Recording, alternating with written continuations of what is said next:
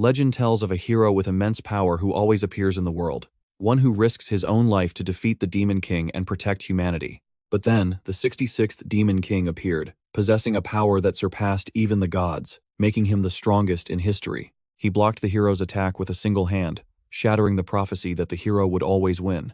Even when a god appeared, he showed not the slightest hint of fear. Perhaps all stories in the world usually begin like this. Long ago, on a peaceful day, the Demon King suddenly led his army to attack. The entire world seemed to freeze for several breaths. And then, an unknown hero suddenly appeared, his body radiating a brilliant aura.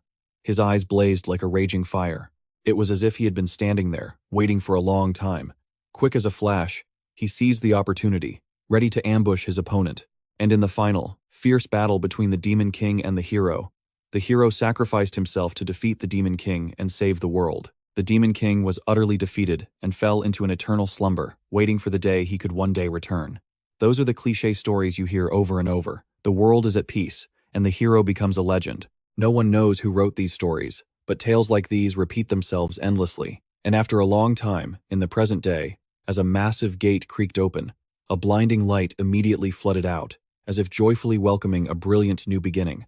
A subordinate rushed in, looking like he'd just seen a ghost. "Your Majesty, something terrible has happened." The Demon King, on the other hand, calmly inquired, "What is it?" The subordinate's voice trembled more and more.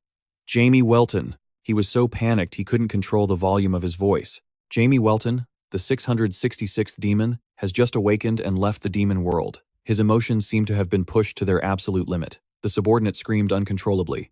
"He said he doesn't want to be the Demon King anymore." The Demon King, annoyed, gave a quiet warning. "What the hell are you talking about?" The subordinate stammered, trying to suppress his fear as his king's anger grew, who then yelled directly in his face, "Speak up." Pushed to his breaking point, he unconsciously screamed. "He ran away!" The contents of the letter were immediately made public. "I'm sick of being the Demon King. Don't come looking for me. Farewell, you idiots." The Demon King looked as if he'd been struck by lightning. What the hell? The scene changes to early morning sunbeams slanting across the brick pavement, accompanied by the rhythmic tapping of leather shoes. Jamie walked along, humming a tune that expressed his pure joy. Suddenly, his steps paused as he took in the magnificent sight before him. This was the Akoma Palace of the Vo Kingdom. He was thrilled, admiring it in his mind. This is exactly the human world I was hoping for. Happiness filled the air, causing Jamie Welton to spin around cheerfully. It's so cozy. Abruptly, the gentle look in his eyes from a moment ago turned ice cold, brimming with killing intent. He couldn't help but complain with disgust, except for this cursed cross. Just then, an aggressive voice shattered the silence. "Hey, you country bumpkin, where do you think you're going?" An arrogant gatekeeper strode forward, intending to teach the stranger a lesson he wouldn't forget. "What do you think this place is? You can't just wander around here as you please." Jamie Welton was a bit skeptical. "A country bumpkin? Are they talking about me?" He quickly checked his attire. "Is it because of my clothes? My face is handsome enough," he thought, while the guard continued to interrogate him. "How dare you shamelessly wander in front of Akoma Palace? Do you have a death wish?" Noticing that the man wasn't paying attention to him, the guard grew furious and pointed his spear right at Jamie's face. "What are you looking at? I'm talking to you. State your name. Now." Jamie Welton put on a look of utter bewilderment. "Me?" Luckily, he still had a sliver of reason left. "I can't let him know I'm Jamie Welton, the 666th demon." A unique idea suddenly popped into his head. "That's right. I just need to drop a few letters." Jamie Welton forced the most friendly smile he could muster. "Hello, human." He introduced himself gently. "I am Jamie." At that exact moment, a commanding voice suddenly cut in to question him. "How dare you take the name of an ancient god as your own? Do you not know this is the capital of the Voter Kingdom?" The subordinates quickly bowed, respectfully, to welcome Count Belial. He threatened coldly, "If you didn't know, then I'll let it slide this time. Now, get lost." Despite the extremely tense atmosphere, Jamie still wore an innocent smile and asked, "Is the Voter Kingdom strong?" The Count's eyes immediately widened in horror. "What?" Jamie smiled faintly and uttered a few provocative words. "Is it strong enough for me to become its king?" Realizing he was being insulted, Belial flew into a rage and screamed, "How dare you mock the royal family? You'll pay for that with your life." Unable to listen to another word of his rambling, Jamie Welton directly used his power, his eyes filled with murderous intent. A world-shaking explosion erupted, blowing the Count's body into 100 pieces. The subordinate standing beside him was so shocked, his jaw hung open. "Lord Belial." Suddenly, the subordinate's face began to contort, as if an invisible object was forcibly invading his body. In just a few short seconds, he was given a one-way ticket to the afterlife by Jamie Welton. The surrounding crowd immediately fell into a state of absolute panic. What? They just exploded! As if he had achieved exactly what he wanted, he excitedly waved his hand to finish off the remaining men. In the blink of an eye, the entire squad of guards had been decapitated. Suddenly, several soldiers appeared on top of the city gate to apprehend him. In complete contrast to the chaos, Jamie calmly watched as the sharp weapons drew closer to him. His blazing eyes immediately met the gazes of those who had no idea what was happening. With just a slight movement from him, they were all immediately sent to their graves. As if they'd witnessed a horrific scene, the faces of the entire army went deathly pale. True to Jamie Welton's brutal nature, he unleashed hundreds of skulls radiating immense power to overwhelm his prey. Chaos erupted instantly. The clang of weapons and piercing screams echoed across the battlefield. "Help me! Mom! Please just kill me!" Amidst the turmoil, the figure of Jamie Welton silently watched the fun unfold. He watched in amusement, a mischievous smile playing on his lips. Jamie Welton beamed, so excited that his cheeks flushed a faint pink. Suddenly, a low, solemn voice rang out. "Almighty One, the Creator, the Virtuous, our Father in Heaven." A helpless blood soldier knelt, collapsing amidst the brutal battlefield. "Your name shines brightly. In the name of the Almighty, the beginning and the end." He prayed endlessly for a miracle to occur in the darkness. "Guide us with the light of truth, and bless us with victory, so that we may push back death and let truth conquer falsehood." It was as if the divine had heard his desperate plea.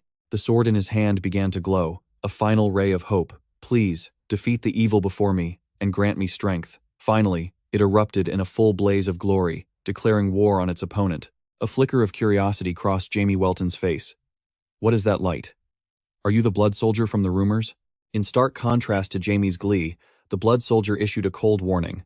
"I don't know who you are, but you use dark magic. It's unbelievable that you managed to charge into the demon palace like this. Prepare yourself," he declared with conviction. "You cannot defeat me, for I am blessed by the gods." The moment he finished speaking, he shot forward as if propelled by rockets. The blood soldier declared forcefully, "I may not be a pure blood, but I can still defeat you," and true to his word, he attacked. The space, which had just quieted, was once again thrown into chaos by his assault. The air suddenly settled after the tremor. The only sound was his heavy, pent-up breathing. Suddenly, the blood soldier's eyes widened at the taunt. "What was that?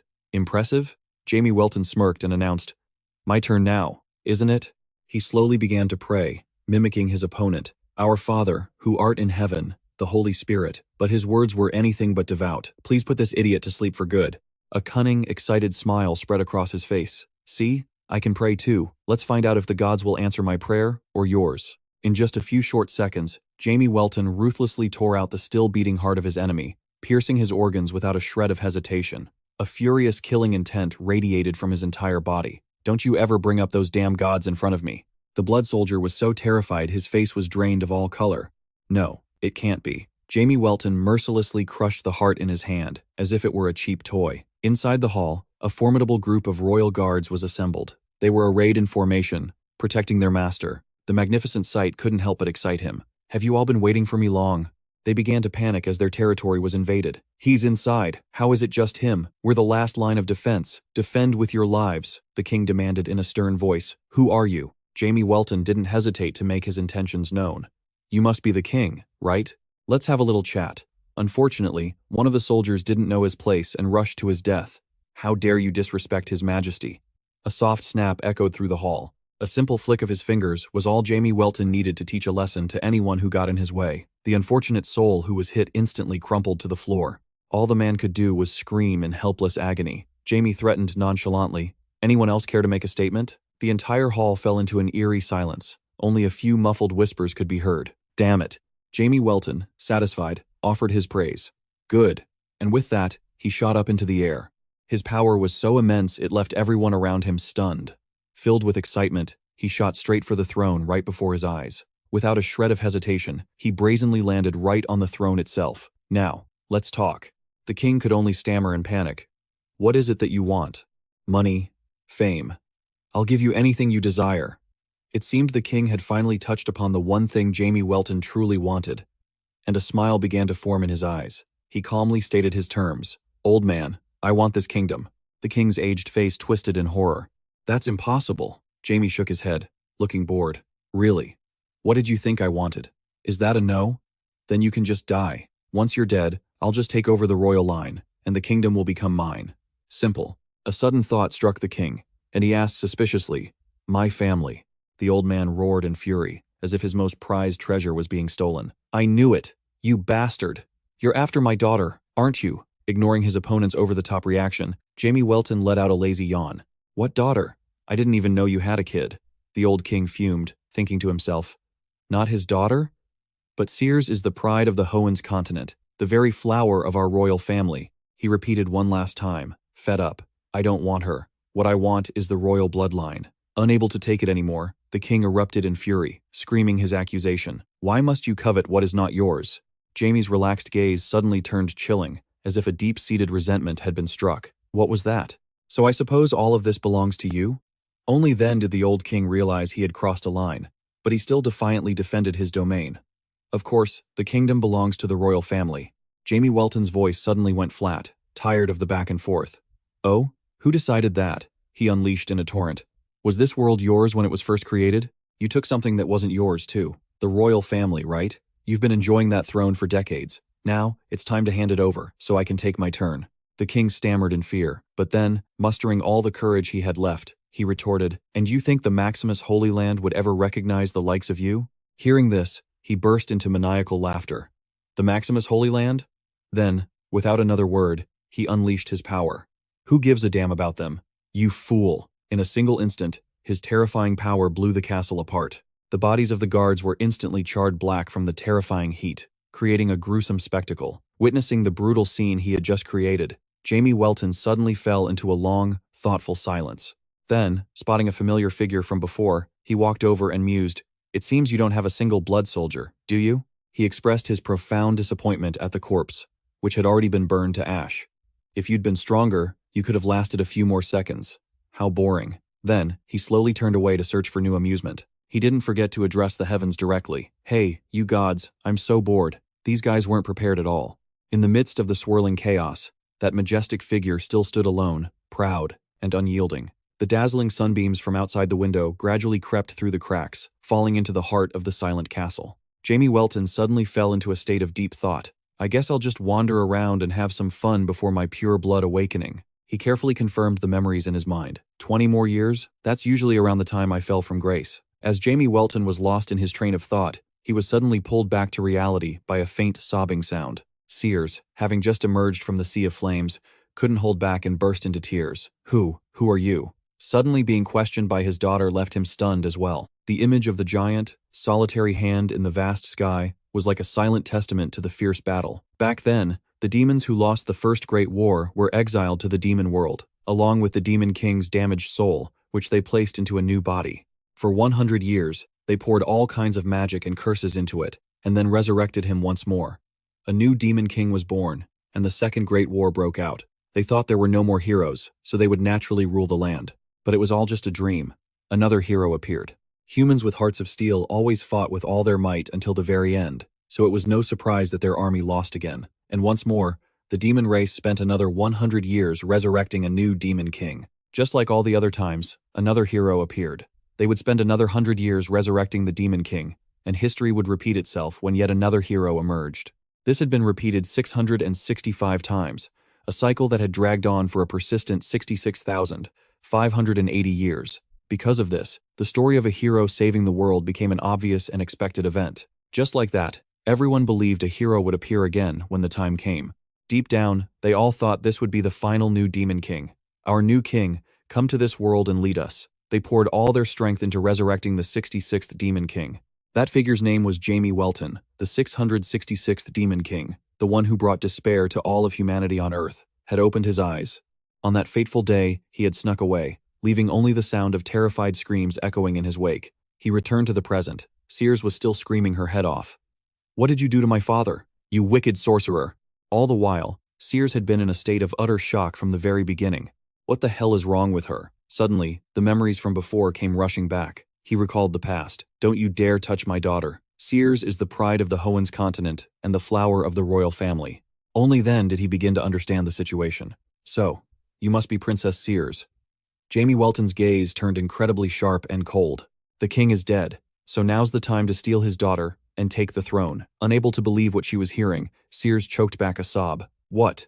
What did you say? Ignoring her panicked state, he casually snapped his fingers, casting a familiar spell. Her sparkling eyes immediately turned a dull gray, soulless, as if she had just met the Grim Reaper waiting with his scythe. Without a second's hesitation, her small figure immediately dropped to her knees on the barren ground to show her sincerity. Sears bowed respectfully. This lowly body belongs entirely to you. Please, take me with you, master. Jamie Welton quickly teleported through the desolate landscape. He slowly approached the small creature weakly begging to be taken in. After thinking for a long moment, he decided to gently lift her beautiful face, finally offering a faint smile and a declaration. Good. From now on, you are my first human. Sears responded immediately, like a machine. Thank you, master. Something seemed to compel Sears to explore the man before her, causing the distance between them to close until there was no gap left. Suddenly, his eyes turned cold and threatening. Stop peeking and get out here before I gouge your eyes out. Alex couldn't help but chuckle in admiration. Just as I thought. My lord. You knew? From the silent void, a figure faintly shimmered into existence like the morning mist. He walked silently, his calm demeanor chilling to the bone, followed by an aura of bloodlust that filled the space. But just a few seconds later, a smile appeared on his face when he saw the familiar figure. Alex bowed respectfully. Your loyal servant, Alex, is at your service, my lord. His voice gradually softened. Have you been following me this whole time? Hearing this, he let out a soft sigh. You're making me sad, my lord. Wherever you go, I am always by your side. My lord. Not letting him continue his act, Jamie directly exposed his true colors. Nonsense. You serve me, not the other way around. He maintained his bowing posture, trying to be persuasive. Your body was inherited from your ancestors. You are now, my lord. Annoyed, Jamie waved his hand dismissively. Whatever. Go play somewhere else. I'm not going back to the demon world. Suddenly, Jamie received the exact answer he wanted. Very well, my lord. Alex flashed a mischievous smile. I will obey only your commands. My lord, don't worry about me, and please continue what you were doing. His mind was a bit jumbled by the unexpected situation. What was I doing just now? Without a hint of hesitation, he bluntly shared his thoughts. Weren't you about to bestow your great seed upon that woman? He started to ramble. I, Alex, the one who never left your side, during the 80 years you were a demonic soul. Alex quickly switched into a masterclass acting mode. Will you hear of the sacrifices I made for you? The tears I've shed could fill a wine glass. He didn't hesitate to share a childhood memory. Throughout your childhood, I breastfed you myself after transforming my own body. Meanwhile, Jamie Welton was getting goosebumps all over. How disgusting. A sense of pride gradually filled his entire mind. Through my dedicated instruction, I became the perfect educator. In contrast, Jamie retorted decisively, I still remember you beating me half to death. Seemingly ignoring the scolding, Alex continued his comedic performance. I was the only demon who sent you off with compassion when you entered the Egg of Awakening. Enraged, Jamie yelled and questioned him. You tied me up and threw me in there, you bastard. His body unconsciously contorted strangely. It feels like only yesterday you were wiggling your tiny hands and feet. I can't believe you've grown up so much and started noticing women. I get emotional so easily. You have no idea, Jamie Welton cried out without making a sound. Shut up, he said, cutting him off sharply. Stop this little charade you've put on. Enough of this nonsense. Let me make myself clear. I'm not playing that Demon King game, and from this day forward, I have been reborn as a normal human. Alex once again revealed a knowing smile. Very well, my lord, as you wish. Realizing the man's thoughts were getting twisted again, he angrily issued a warning. What was that? Alex stubbornly pretended not to understand what had just happened. You mean, when Day flew into a rage and started screaming?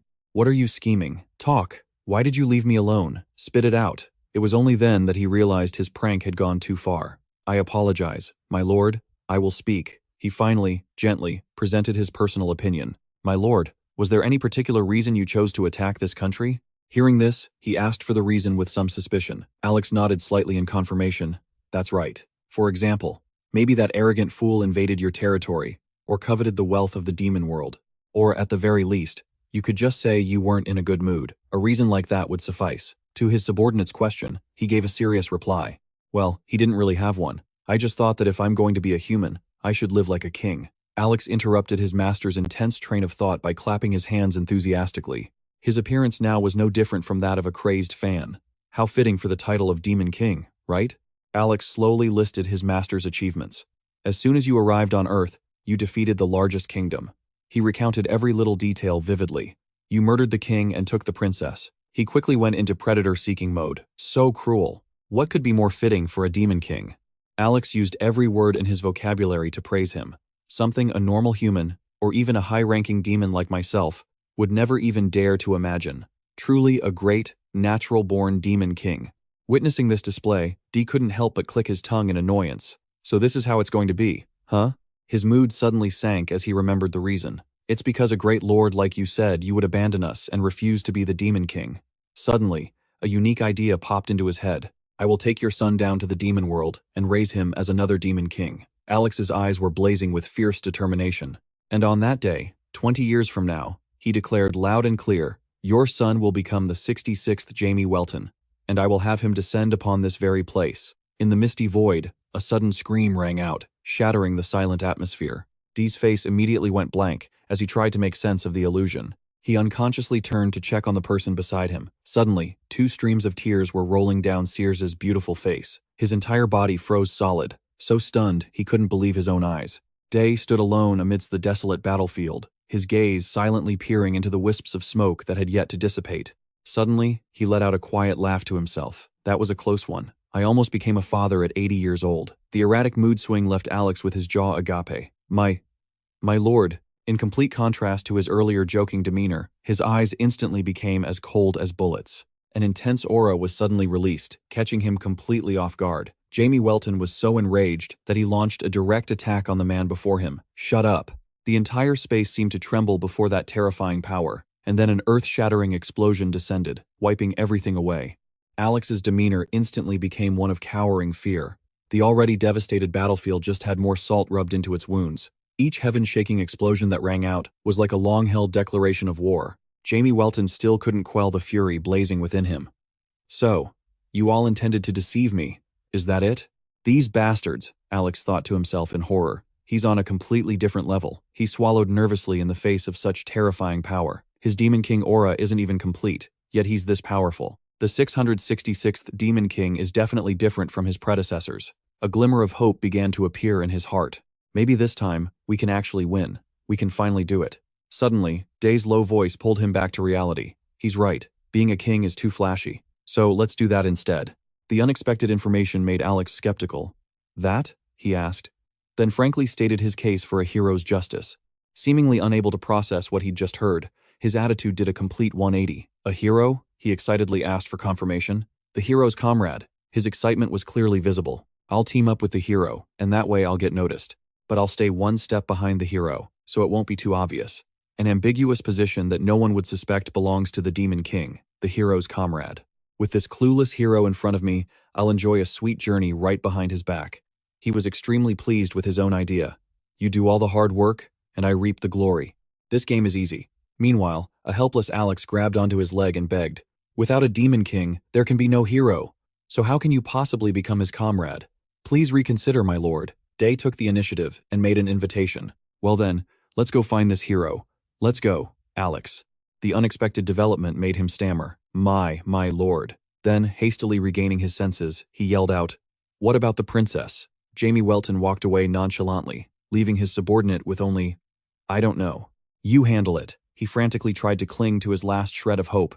Isn't she the heroine? Day retorted, without a shred of hesitation. That's bull. Alex's heart was now filled with sobbing cries. My lord. Suddenly, a clear voice rang out amidst the commotion. It seems the 66th Demon King is a defective product. Not only are his origins from the very bottom, but so is his intellect. Good for me. After all I need is his power. Kim Long let out a satisfied smile. Thanks for showing up right on time, she said, not forgetting to leave a gentle message. Sorry, but I'll have to borrow your power for a bit. I'm sure he'll forgive me, right? After all, everything exists solely for the sake of the scenario. A lone horse could be seen trotting across the land, as a singing voice hummed a tune. Oh hero, our gullible hero, where could you possibly be? Show yourself if you don't want to die. Oh, foolish hero, I'll push you to the front, let you do all the heavy lifting, and let me enjoy the glory. Our gullible hero. You really shouldn't be fighting the Demon King. As Jamie Welton was singing, he suddenly exclaimed in shock. The Demon King is gone.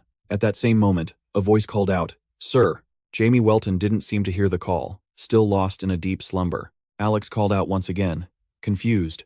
Sir, why do we have to take a carriage when we can fly? This is such a hassle. Hearing this, he snapped irritably. What? Then, Jamie Welton frowned and questioned him with annoyance. Hey, you idiot. Are you trying to let the whole world know you're a demon? He found this reasoning to be sound, so he fell silent. Next, Alex pointed at the castle behind them and yelled, "You were that worried, and you still turned the castle into this?" He didn't seem to care, walking on and speaking nonchalantly. "Whatever, it's on fire." Suddenly, he glanced back. He then asked seriously, "By the way, are you planning to become a hero? A hero's companion?" Hearing this, Jamie Welton declared with excitement, "Yes, they say you don't need the right blood to become a companion. I just want to live the life of the top 2% of the world, the life of the rich, by going to the front lines to destroy monsters." Alex broke into a sweat and said in a low voice, "Even if you become a hero's companion, it's still very difficult to be in the top 2%. Then, Jamie Welton spoke confidently. "The former Demon King and one of the 7 strongest demons in the demon world are here, so what's there to worry about? A hero could kill a dragon as easily as a chicken, if we give him a little help." Hearing this, he asked in bewilderment, "I thought you wanted to become a human. Are you planning on using magic?" Annoyed, he immediately yelled, "Why wouldn't I use what I have, you idiot? That's why you lost 665 times. Seeing his anger, Alex didn't dare say anything else. Suddenly, Jamie Welton lowered his voice and asked, "Those heroes, do they have some kind of ranking system?" Alex answered honestly, "Yes, sir, they have a ranking system." He continued to probe. "A ranking system like A rank, B rank?" He squinted slightly and replied, "Something like that, sir." And so, Alex began to explain. "First is D rank, Dragon Slayer." Hearing this, Jamie Welton asked, "D rank?" He continued, "It means they are people who can slay a dragon." Hearing this, he frowned and wondered, "Is it like a title you get after killing a dragon?" Alex put on a cold expression and said in a low voice, "No, sir. Currently, dragons are neutral, between humans and demons. Dragons only attack villages in old fairy tales, which means those people have enough power to kill one. Next is G rank, Giant Slayer. Those are people who can fight against a giant." Jamie Welton interrupted once again. "What comes after G rank?" He continued to list them. L rank, Lich Slayer.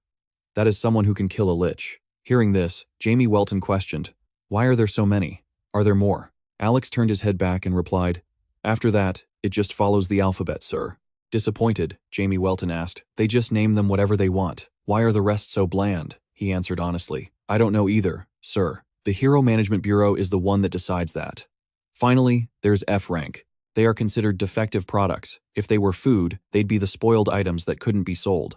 They're just left to lie on the ground and rot. Seeing their tragic fate, he narrowed his eyes and remarked, "Defective products, huh? That's pretty sad." Alex then said softly, "You can receive more help from higher-ranking nobles or gain status in the country. The failures not only don't receive funding, but people also wish for them to just disappear. The human world is quite cruel, isn't it? However, there is something even more important than a hero's rank, and that is their bloodline." Hearing this, Jamie Welton frowned and asserted, "The closer to a pureblood, the stronger they are." Alex then explained, seriously, "Yes, the first people to save the world 66,580 years ago were 2 saviors, a hero and a saintess, their children, and their children's children. It continued like that, with their descendants carrying on the lineage, the holy blood. They measure how much of it remains in their family lines. The purer the blood, the stronger the aura they can use. The person with the purest blood becomes the hero who fights against the generals and has won 665 times." Hearing this, Jamie Welton asked doubtfully, "So they use the purity of a person's blood as a measure or something? Whoever has purer blood gets a higher rank?" Alex replied with a slight hesitation, "There are some exceptions, but generally, the purer the blood, the stronger they are." He just put his hand behind his head and smiled faintly. "What does any of this pure blood or not pure blood stuff have to do with anything? Sounds like discrimination, doesn't it? I was stuck in an egg for 80 years because of that war." Alex, sitting in the front, said in a serious tone, "Everyone takes it very seriously. They put their lives and their pride on the line for it." Jamie Welton didn't seem very interested in this topic, clicking his tongue with a bored expression. "Whatever." Seeing this, he just glanced back slightly, and then he closed his eyes and said with a small smile, "In the end, the hero and the demon king will fight each other. People have been fighting for 60,000 years over that one single sentence." Hearing this, Alex continued, "Because it's a promise." Jamie Welton showed a look of agreement and hummed softly before speaking gently. "Can't they just live a normal life? Like this carriage? Slow and comfortable." Suddenly, Jamie Welton glanced up at the sky as if he had just discovered something interesting. Then he jumped up, pointed at a butterfly, and asked excitedly, "Alex, what is that? There's a colorful thing fluttering around. Curious about the insect, Alex glanced back. Then he replied, "That's a butterfly, sir." Looking at the beautiful thing fluttering before him, Jamie Welton exclaimed in amazement, "A butterfly?" At the same time, a breeze happened to drift across the flower field, and the gust of wind made him lose his balance and lean to one side. The butterfly then flew higher. Seeing this, Jamie Welton looked up and reached out for it. After steadying himself, he asked curiously, "What was that? That thing that just blew by and messed up my hair?" Alex answered him calmly, "The wind, sir." Hearing that, he mumbled quietly, "The wind." Next, he looked up and continued to ask, "Then what's that thing up there? The thing that's been hovering over our heads this whole time?" His hand, at this moment, also reached up as if he wanted to grasp the sunlight before him. Jamie Welton's eyes stared directly at the sunlight, and another question was asked. "The round thing that hurts my eyes when I look straight at it?" He also looked up slightly and answered, "That's the sun, sir." And then he leaned forward, smiling as he marveled, "What is this sweet scent? It makes my heart flutter." Hearing this, Alex said calmly, "That's the scent of spring, sir." Jamie Welton hesitated for a moment. The scent of spring. And then, as he gazed at the scenery before him, he remarked, "Alex, you've really been alive for a long time, haven't you? Model." With a cold expression, he narrowed his eyes and replied, "Yes, I was born after the First Great War. All 7 of us dukes were born in the demon realm." Jamie Welton kept his gaze on the beautiful scenery before him and said, "So, you've been coming here once every 100 years since the First War, haven't you? It must be amazing, this place they call the surface." His expression as he looked up at the sky was one of pure enjoyment. Suddenly, Alex flinched and quickly turned around. Meanwhile, Jamie Welton smiled gently and guessed, "The former Demon King probably never got to experience things like this. If things had gone according to plan, I would have been stuck for over 2 centuries before setting foot on the surface. My destiny was to die at the hands of a hero I'd never even met. It's a good thing I ran away."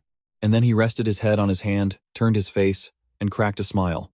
"The Demon King is a job that should just disappear, don't you agree?" Hearing these words, the other man simply remained silent. Then, Jamie Welton lay back, clicked his tongue, and said, "Whatever, I'm going to sleep. Wake me up when we get there.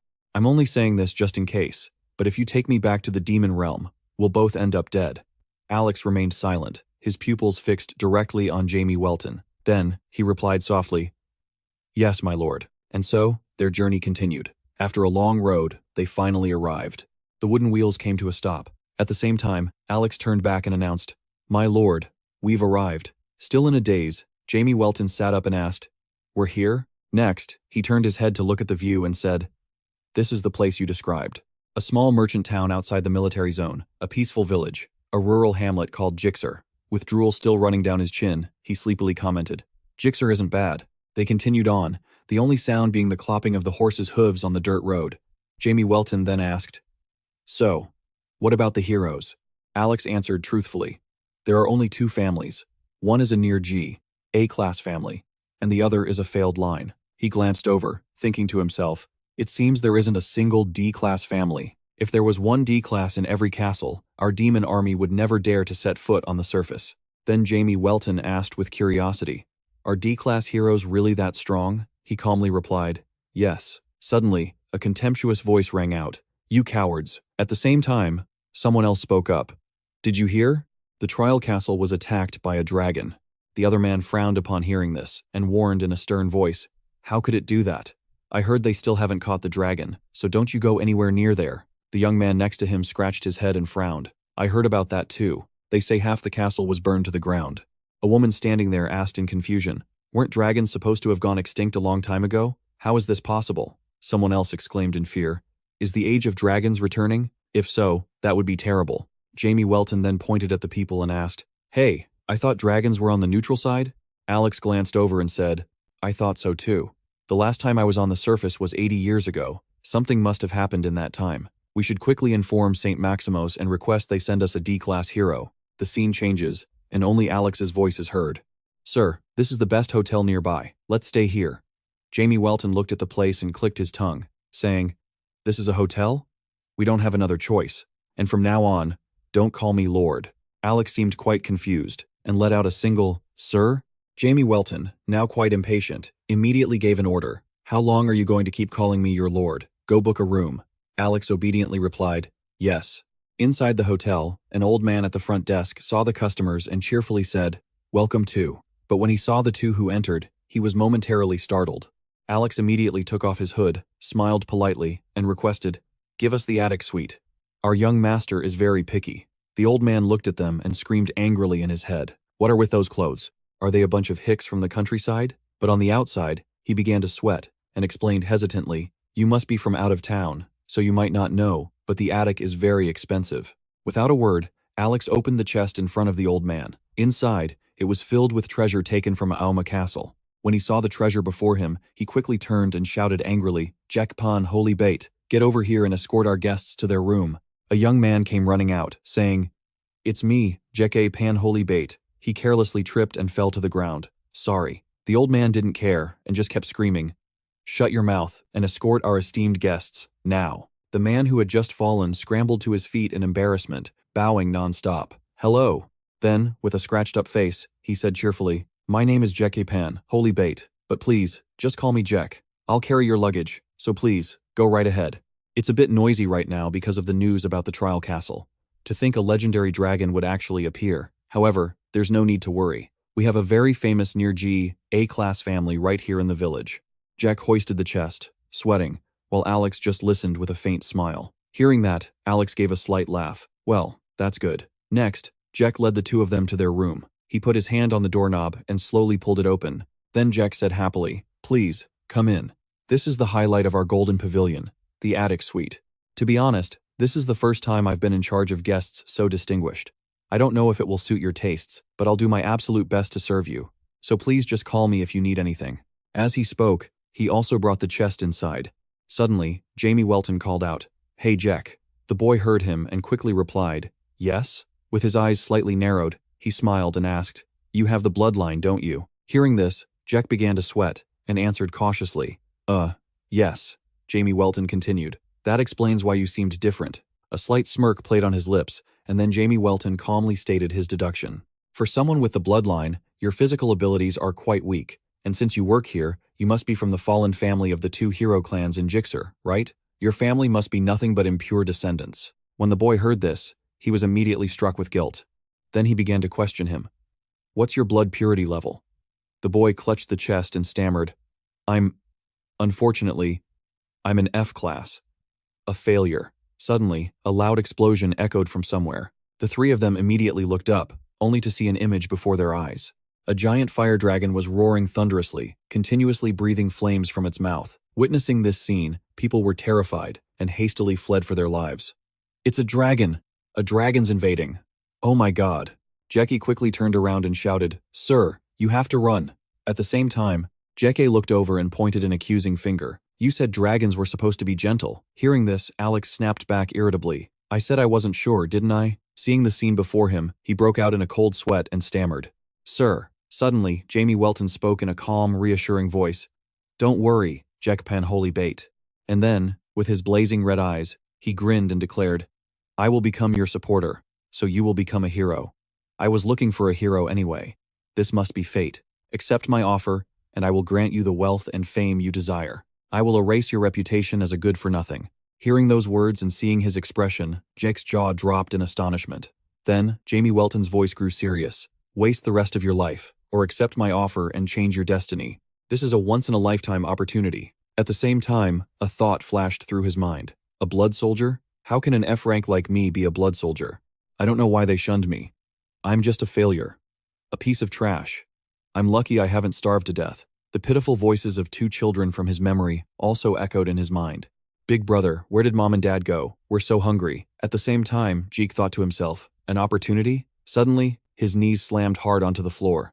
Jeke then knelt before the two of them and proclaimed loudly, "Please, take me in. Sir, I'm just an ordinary person, but I will give it my all. I swear I won't let you down. If you wish, I will offer you my very soul." Hearing this, Jamie Welton smirked and chuckled. "I was just about to ask you for that." And then he commanded in a loud voice, "Then today will be your first battle. Go hunt that dragon." Seeing this, Jeke cried out in alarm, "Shouldn't we start with something like a goblin?" Jamie simply held out his hand and requested, "Then, let's make a contract." Jek was completely stunned by the power he witnessed. At his command, countless lines of text appeared. A contract between Party A and Party B, Jeki. 1. Party B shall choose Party A as a heroic partner. 2. Party B shall unconditionally obey all commands from Party A. 3. The relationship may be extended indefinitely at Party A's discretion, and only Party A has the right to terminate the contract. 4. Fame and fortune acquired during the journey will be shared with Party B in any amount Party A desires, whenever Party A desires. 5. Party B shall raise no objections to the above conditions. After reading it, Jack thought to himself, this feels like a ridiculously unfair contract. Jamie Welton just narrowed his eyes, looked down at him, and said with a grin, sign it. If you accept the contract, it will be complete. Seeing his expression, Jeke gritted his teeth, his face a mask of indecision. But when he looked at the contract, Jeke thought to himself, fame and fortune. With that, Jeke Pan Holy Bait made his decision and shouted, Jeke Pan Holy Bait. That was the sign that Jeke had accepted all the terms of the contract. Seeing this, Jamie Welton's lips curled into a smile, revealing 2 sharp fangs. He then pointed at the giant dragon and commanded with a smirk, then it's time for your debut. Kill that dragon. Hearing this, Jeke Pan Holy Bait exclaimed in shock, what? At the same time, Alex spoke up to remind him, Master, humans normally can't kill a dragon. Hearing this, both of them looked utterly confused. With a cheerful and casual expression, Jamie said, I know that. He just needs to pretend he's killing it, and I'll be the one to actually do it. Both of them were completely baffled by this. Jamie Welton then laid out his plan. First, Alex would go and greet the dragon, then drop it in front of the defective product. At that moment, the defective product will swing his sword at the falling dragon. At that moment, a defective product will swing his sword at the falling dragon. Others will see it and think, he saved us, he's a hero, so cool. That guy, that defective product, came and killed the attacking dragon. Jamie Welton spoke calmly, while Jack's jaw hung open after hearing this. Alex, still seeming skeptical of the plan, asked, but people will be suspicious if an F-rank like Jeke kills a dragon. Besides, won't having a D-rank heroic partner make you stand out too much to live a peaceful life? Jamie just turned to look at him with a thrilled expression. Seeing this, Jeke broke out in a cold sweat and stammered, why are you suddenly looking at me like that? Suddenly, Jamie Welton lunged forward and ripped Jeke's shirt open, to his utter astonishment. Then, he decisively grabbed a nearby pot. At the same time, Jamie Welton used his laser eyes and shot them straight at the pot in his hand. He then forcefully shoved the pot, now with 2 round holes in it, onto Jek's head, causing Jek to yelp in surprise. Next, Jamie Welton enthusiastically declared, the masked hero appears. Jek was now covered in discarded items like a punctured pot and a cape made from a waiter's uniform. Seeing his own embarrassing appearance, he blushed and screamed internally, what is this? Just then, Jamie narrowed his eyes and spoke with a grin. A hero has to wear a cape and hide his face, right? Now, no one will notice the appearance of a mysterious hero.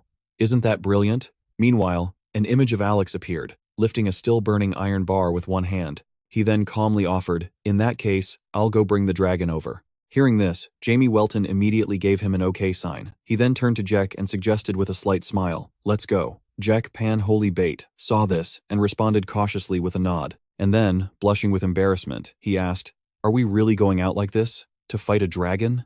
Jamie Welton, thinking Jeke was worried about a weapon, glanced around. Just then, his eyes landed on something nearby. He then kicked it straight toward Jek and said with a small laugh, here, a holy sword. Jeke caught it, and it turned out the weapon Jamie Welton called a sword was just a worn-out broom. The broom trembled non-stop in Jeke's hands. Next, with his pupils glowing red, Jamie grinned and demanded, just stand still and hold that broom, even when the dragon is right in front of you. After that, I will give you more fame and money than you could ever use. Upon hearing this, sweat poured down Jeke Pan Holy Bait like a waterfall, and he had a feeling that he couldn't comprehend what was happening. Suddenly, he clenched his fists, as if he could destroy anything in his path, an ultimate desire. Jeke's entire body felt like it was about to ignite. Perhaps it came from something deep within his blood, a hero's instinct that had always lain dormant within his very cells. The hero's blood yearned to tear the Demon King before him to shreds. But, not knowing what was happening, Jeke could only think this as he watched Jamie Welton stand there, a smirk of pure delight on his face. And then, as if hypnotized, he thought to himself, seeing Lord Goat's eyes, I'm starting to feel courageous, as if I can do anything. Fame and money. At the same time, he excitedly exclaimed, yes, master. Then, the man pointed straight ahead and commanded, go, my servant. Like a trained dog, Jeke Pan Holy Bait immediately dashed forward. Yes. In the sky, a fire dragon was soaring. Wherever it went, fire followed, causing the people below to scream in terror. Help me! The fire dragon was still opening its enormous, fiery maw, and then it let out a mighty roar, as if to prove its own power. Sparks flew out in all directions. The sky was now stained red with smoke and fire, while the fire dragon continued its flight, leaving a raging inferno in its wake. The debris it left behind kept falling. At the same time, a spatial gate appeared in midair. From it, Alex gently descended, landing on the cross of a nearby church. And then, with a razor-sharp gaze, he glanced over at the flying dragon. The fire dragon, with flames blazing in its mouth, roared once more. Alex simply reached over and grabbed the cloak on his shoulder. Suddenly, countless thorny arms appeared behind his back. The sight of Alex standing amidst the burning flames was incredibly majestic. He then raised a hand to pull down the hood on his head. Next, Alex immediately leaped high into the air to dodge an attack from the fire dragon's wing. And then, he landed forcefully right on its back, much to its surprise. Alex and his remaining arms then swung back powerfully before he decisively plunged his hands into the tough hide on the fire dragon's back. Those arms relentlessly clawed away until its back was torn open, revealing a yellow heart. Immediately, Alex's arms simultaneously wrapped tightly around the giant, beating heart. Then, with a look of triumph, he began his interrogation in a low voice. I have your heart. You will not defy me or my command.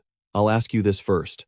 Why have you appeared in this place? Didn't dragons and humans have a pact? Suddenly, Alex's pupils contracted.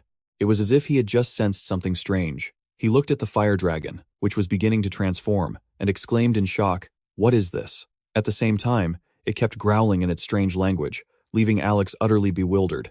Next, his eyes filled with a murderous aura as he snarled angrily. How does a dragon like you know that filthy language? What are you? Something's not right. The fire dragon's entire body was now burning as it charged straight ahead. On the ground below was a scene of desolate ruins. At the same time, a very powerful footstep echoed. The boy, despite his embarrassing appearance, tried to act calm as he looked towards the fire dragon. Suddenly, a voice came from behind. What's that? Hearing it, Jekka immediately glanced over. Inside a house, children were hiding. When they saw him, they asked in amazement, "Who is that? Why isn't he hiding? Is he going to fight the dragon alone? Is he a hero? But isn't his outfit a little perverted? Or is he just a pervert?" Hearing these comments, Jekka's face turned red as he covered his ears, gritting his teeth and thinking, this is so humiliating. Fear and shame were mixing together. At the same time, a person sitting nearby rested his chin on his hand and encouraged, "Go, masked hero, save our Richard." Seeing him, the boy turned and hesitated. "Lord Goat?" The others were surprised to hear this and exclaimed, "The masked hero. A hero has come." "Really? He's a hero?" "Sir Hero." Jekki, with a forced smile, spoke hesitantly. "Thank you, everyone." Then he embarrassedly tightened his grip on the broom in his hand, determinedly psyching himself up in his head. "That's right. This is a once-in-a-lifetime opportunity. I can't let it slip by. Jekki, think of the fame and the money." Jekki's eyes seemed to become more resolute. The fire dragon was still out of control, endlessly spewing fire everywhere. It opened its massive mouth and let out a huge roar. Then the fire dragon continued to shoot forward, its body engulfed in flames. On the dragon's back, Alex broke out in a sweat, thinking to himself, "It seems controlling it will be difficult. Since it's like this, there's no other way." Next, he began to use all his strength to summon countless more arms. 100 demon hands, prison. The arms spread out, wrapping tightly around the fire dragon's entire body. With an expression of discomfort, it could only let out an ear-piercing screech. Then Alex, his arm surrounded by dark power, declared in a low voice, "This is the final blow. Heart-piercer." Immediately, the countless arms powerfully stabbed straight into the fire dragon's body. Attacked in this way, it let out a great roar of pain. At the same time, Alex was startled, as if he sensed something, and immediately looked down. His entire arm was being tightly bound by mysterious creatures from inside the fire dragon. The fire dragon's halting voice then rang out, "Prepare. Surely. You see him now. The one you thought was dead. Has he returned?" After saying this, it suddenly fell silent, but the fire in its mouth continued to burn brightly. Immediately, the purple creature suddenly lunged straight at Alex's face. Seeing this, he frowned and muttered, "So that's how it is." At the same time, Goat, sitting below, looked up and urged loudly, "What are you doing? Alex, hurry up and get down here. The audience is waiting." He was seen picking his nose and then asking in confusion, "Are you trying to sculpt a dragon? Why is killing one taking you so long?" The fire dragon, its body charred to the color of coal, whimpered ceaselessly, and then the light in its eyes began to fade, and the sound immediately stopped. The fire dragon's entire body was now tightly bound by Alex's countless arms. Then both he and the fire dragon plummeted straight down. Goat sat there, chin in hand, commenting with disappointment, "Useless." Hearing that, Jekka Pan Holy Bait immediately turned around in surprise.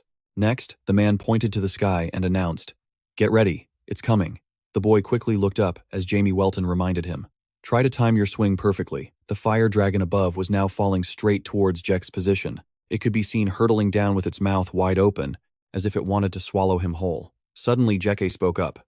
"Mr. Jamie Welton?" Hearing his name, the man was a bit startled, and then the boy, sweating and frowning, suggested, "I don't want to die." Hearing this, the man couldn't help but burst out laughing. Next, he narrowed his eyes slightly and declared with a grin, "Jamie Welton, I swear on my honor to you, no matter what happens, I will not let you die."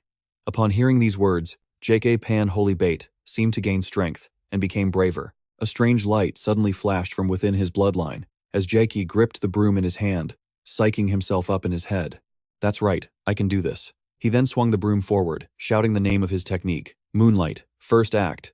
The fire dragon was still plummeting headfirst toward the ground, while Alex, on its back, was still being restrained by those purple creatures.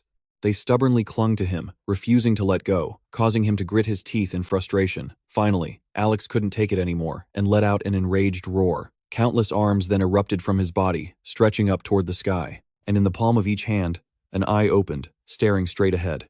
Next, they took control of those arms and tried to grab Alex. But Alex wasn't one to give up easily, and quickly raised his own hands to block them. The scene before him was one of him fighting alone against those replicating creatures. Alex looked at them and muttered grimly, "This is getting a little annoying." He then glanced down below. At this point, Alex and the fire dragon's body were about to crash straight into the ground. Then, he used his technique, 100 Demon Hand, Radiant Flash. Instantly, almost all of the strange purple creatures were obliterated by Alex's hands. After taking the full brunt of the attack, they immediately broke apart. He was seen raising a hand to grab the thing, still clinging to the side of his face. Then, gritting his teeth, Alex ripped it off with a loud grunt. Meanwhile, Jamie Welton looked up from below and calmly commented, "It's getting closer. You should take it easy, or our hero will get crushed." On the fire dragon's back, he was still using all his strength to tear the purple creature off of him. One of Alex's eyes began to glow. Alex, however, just kept screaming as the fire dragon continued to fall at a breakneck speed. The people inside the house saw this and screamed in terror. "Dragon attack! Everyone, get to the hallway! Hurry!" Jekke's worn-out broom was trembling uncontrollably in his hands out of fear. Their panicked voices echoed, "It's coming!" At the same time, Jamie Welton jumped down from the roof of a carriage and spoke. "Hey, Alex, what are you doing? Slow down." Suddenly, he seemed to notice something and jerked his head up in alarm. Before Jamie Welton's eyes was the sight of Alex single-handedly fighting off that strange creature. The dragon was now very close to where Jekke was standing. Although terrified, he tried to calm himself. "No matter what, I'll stand my ground and take it down in one hit." Just then, a voice echoed in his mind. Jekke looked closely as the image of a sword slashing down appeared. A younger Jekke from the past saw this and looked over. A man with a child on his back spoke cheerfully. "This sword art is our clan's secret heirloom. You must learn it, son, just in case the Demon King's army invades our world." The village children said, "You can't go fight demons. Our family can't either. Not you? It doesn't matter what people say. Our Jekpan Holy Bait clan carries the sacred blood of heroes. You will definitely become a demon-slaying hero, so just keep practicing hard." Hearing these words, the boy stood stunned for a moment, and then he smiled brightly, obediently replying, "Yes, father."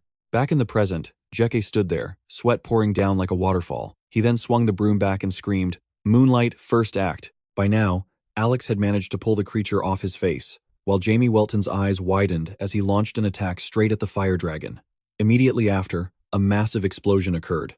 Jekke slammed his broom down forcefully, roaring with determination, "Demon King slash!" The fire dragon before him instantly exploded the moment Jekke shouted the name of his technique. A thick, green liquid splattered everywhere, accompanied by loud crashes, as its corpse slammed into the rubble. The nearby houses didn't escape being smashed to pieces by the fire dragon's body. The green liquid had also splattered all over the pot Jekke was wearing on his head, while Jekke himself just stood there with his eyes squeezed shut. He then slowly opened his eyes to take in the scene before him. Jekke's entire body was now covered in the fire dragon's fluid.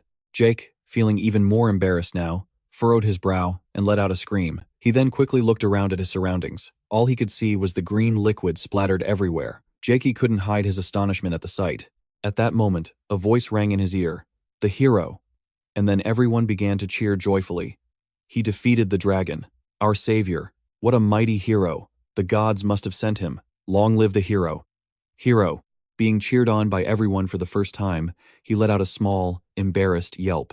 Suddenly, Jamie Welton coughed a few times in the distance, catching Jekke's attention, who turned to look in surprise. Jamie Welton then narrowed his eyes and reminded him, "You haven't changed back yet. Planning to run away? Huh?" The hidden hero. Hearing this, he was startled and quickly cried out, "Jamie Welton!" And then, embarrassed, Jekke quickly dashed away from the spot. At that moment, the scene cut to Alex standing on the steeple of a church, looking straight down. His face was now covered in countless strange symbols. Alex's other eye also began to glow, and the spot he was observing was precisely where the fire dragon's corpse had fallen. At the same time, a deep voice was heard. "The one who was thought to be dead has returned." Jamie Welton was seen stretching his arms and remarking with a light laugh, "That was a good sleep." At the same time, Alex placed a teacup on the table and gently offered, "You're awake, sir? Please have some coffee. They say humans start their mornings with a cup of coffee." Hearing this, he gasped in surprise. Suddenly, a flustered Jake ran in and announced, "Sir Jamie Welton, something's happened." Jamie Welton turned to look at him. With a face that couldn't hide his excitement, he said with a wide grin, "The whole village is looking for the hidden hero. They say they have to make that person the village hero." Noticing the stains on Jake's clothes, he asked in confusion, "What happened to your clothes?" Jake just scratched the back of his head and answered with an awkward laugh. "The village was devastated after yesterday's disaster, so I was helping the villagers clean up. Besides, the pay for manual labor is pretty good." Jamie Welton then brought the coffee cup to his lips. He took a sip and murmured, "It's fine. Everything is still going according to my plan." Then, he glanced to the side, looking at the sunbeams streaming in. "Model next," Jamie Welton thought to himself, waking up to the sun and a fragrant cup of coffee. "Mornings in the mortal world are pretty great, aren't they?" Alex then spoke up. "That coffee is made from a dragon's tongue and its left eyeball. I'm so glad it suits your tastes, my lord." At the same time, the voices of the villagers below rang out, filled with a myriad of different emotions. "Hurry up! Can someone come help over here? No, my house. Mom, where are you? Why is this so heavy? Stop complaining and move faster. If you don't want to be here all night, just push a little harder. Let's eat first. Then we'll get back to it. Thanks. Make way." Just then, a man placed a large stone on Decay's back. Then, he urged in a loud voice, "Decay, hurry up. There's a whole pile left." Although exhausted, the young man replied cheerfully, "Yes, sir."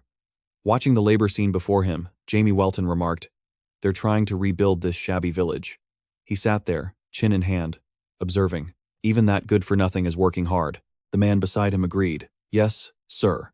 Alex then recounted everything. "I spoke with him yesterday. Deus said that ever since he was a child, he's done all sorts of odd jobs. His family was poor, and raising a hero is expensive. Hauling, cleaning, plumbing, grave digging. There are few jobs he hasn't done. He even worked in a tavern once." Jamie Welton listened in silence with a thoughtful expression, and then made his decision.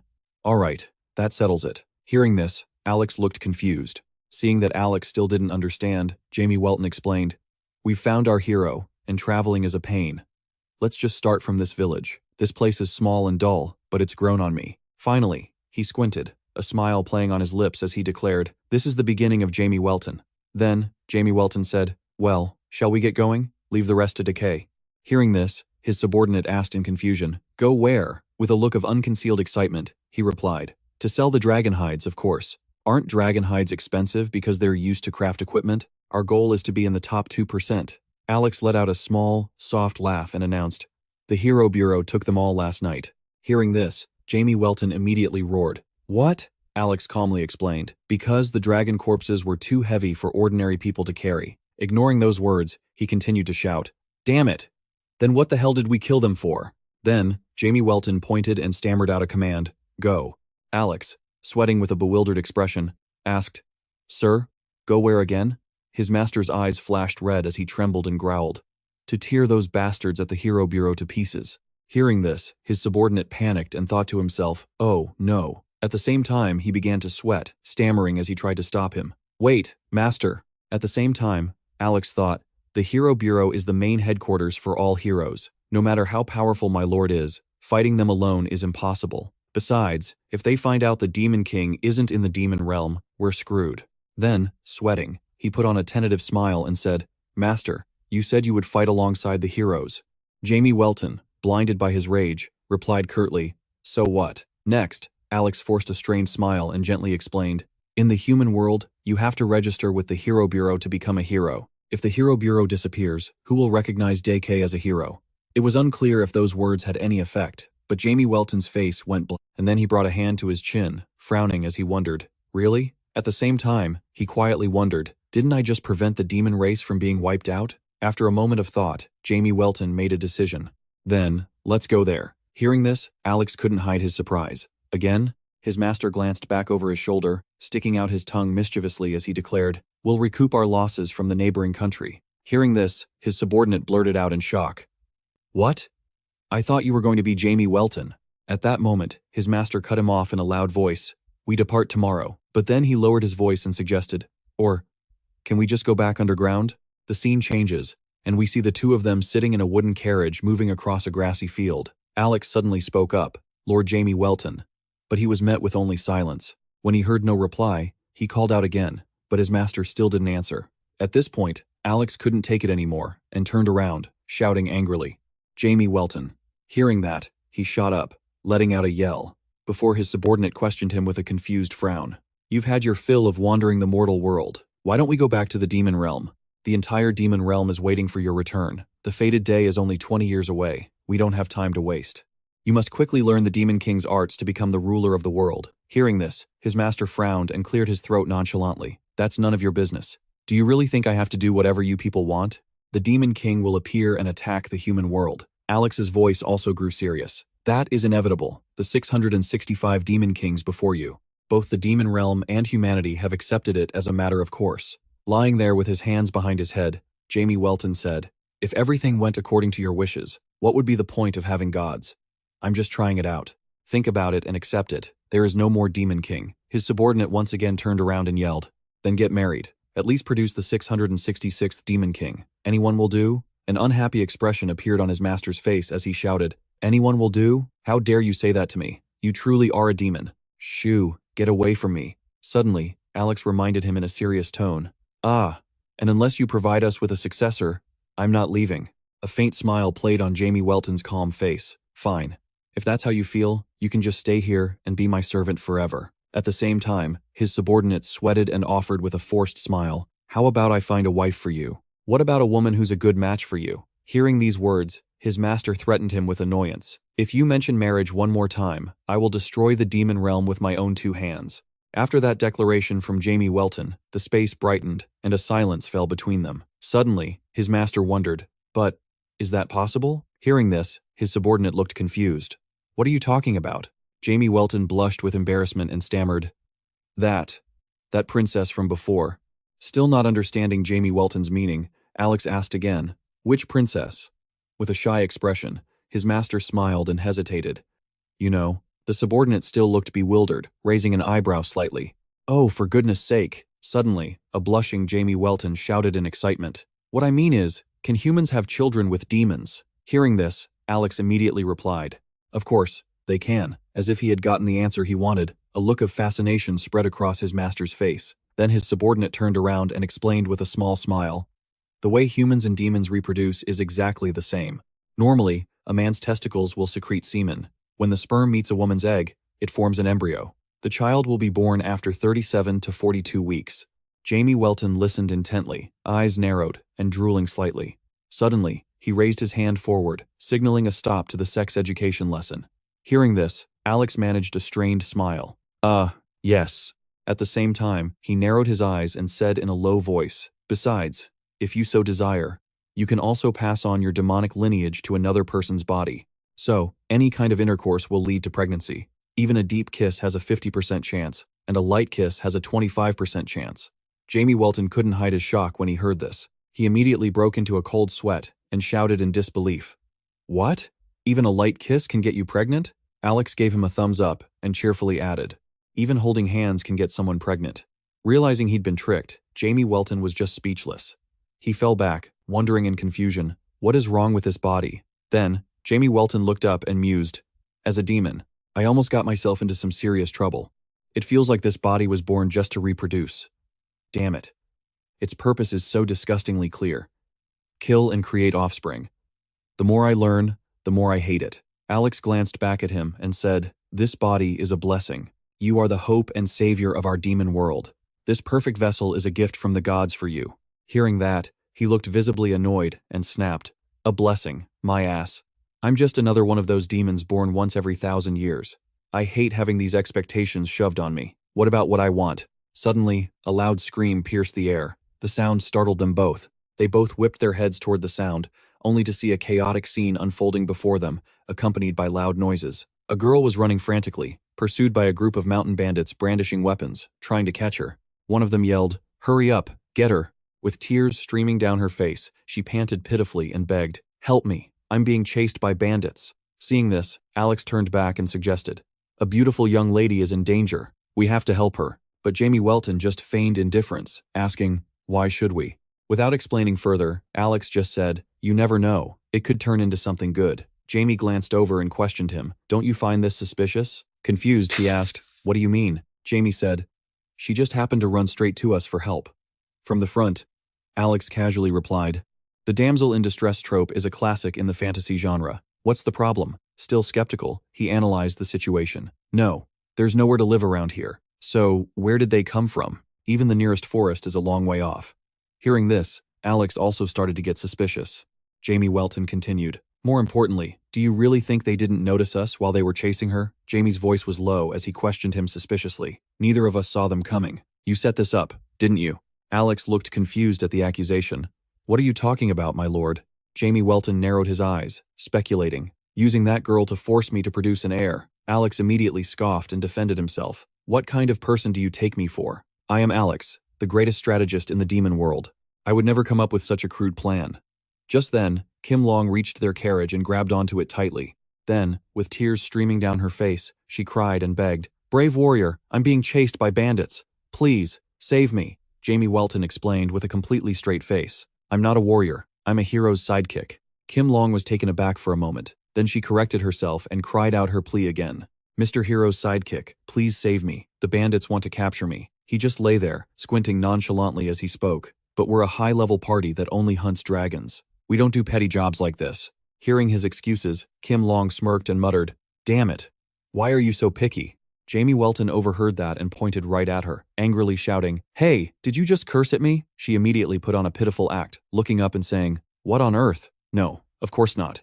I was just begging for your help." Right at that moment, a large axe, thrown by who knows who, slammed right into the carriage. Jamie Welton was stunned, speechless by the sight. At the same time, an arrogant voice rang out, catching his attention. "Hey kid," they sneered, bursting into delighted laughter as they mocked him. "Look at his pale face. If you don't want to die, take your trashy luggage and get lost. And what's with that outfit? You from the future or something?" Jamie Welton ignored their words, raised an eyebrow, and growled, "My precious luggage is damaged. You will burn for eternity." Suddenly, a purple flame erupted from nowhere, in the middle of the bandits. Startling Kim Long, the large man from before was engulfed in the flames, rolling on the ground and screaming in agony. "It's so hot, put it out." At the same time, Jamie Welton stated in a low voice, "It can't be put out." The remaining bandits heard his words, and froze in place. With a flicker of ember still on his fingertip, he said coldly, "No matter what magic or divine power is used, this flame will never stop burning. You won't be able to die, either. You'll just keep burning like this, forever. Until the end of days." "Who's next? Who wants to be cremated with him?" The other bandits, unable to hide their terror, immediately jumped on their horses to flee, but not before screaming, "I'm sorry. Please forgive me. It's a demon. Run." Seeing this, Kim Long broke into a sweat and gave a slightly helpless smile. After dealing with them, Jamie Welton looked down at her and said, "All right, you can go now." But she didn't leave so easily, stammering, "Wait, Mr. Sidekick. The bandits have also taken over our temple." Then, sweating, Kim Long forced a smile and proposed, "All the priestesses have been enslaved, and the holy relic is gone. Please, exterminate the bandits and save our holy temple." He just picked his nose and bluntly declared, "I don't do menial tasks." Kim Long couldn't contain her anger and gripped the carriage rail so hard it splintered. Then Jamie Welton signaled, "Let's go, Alex."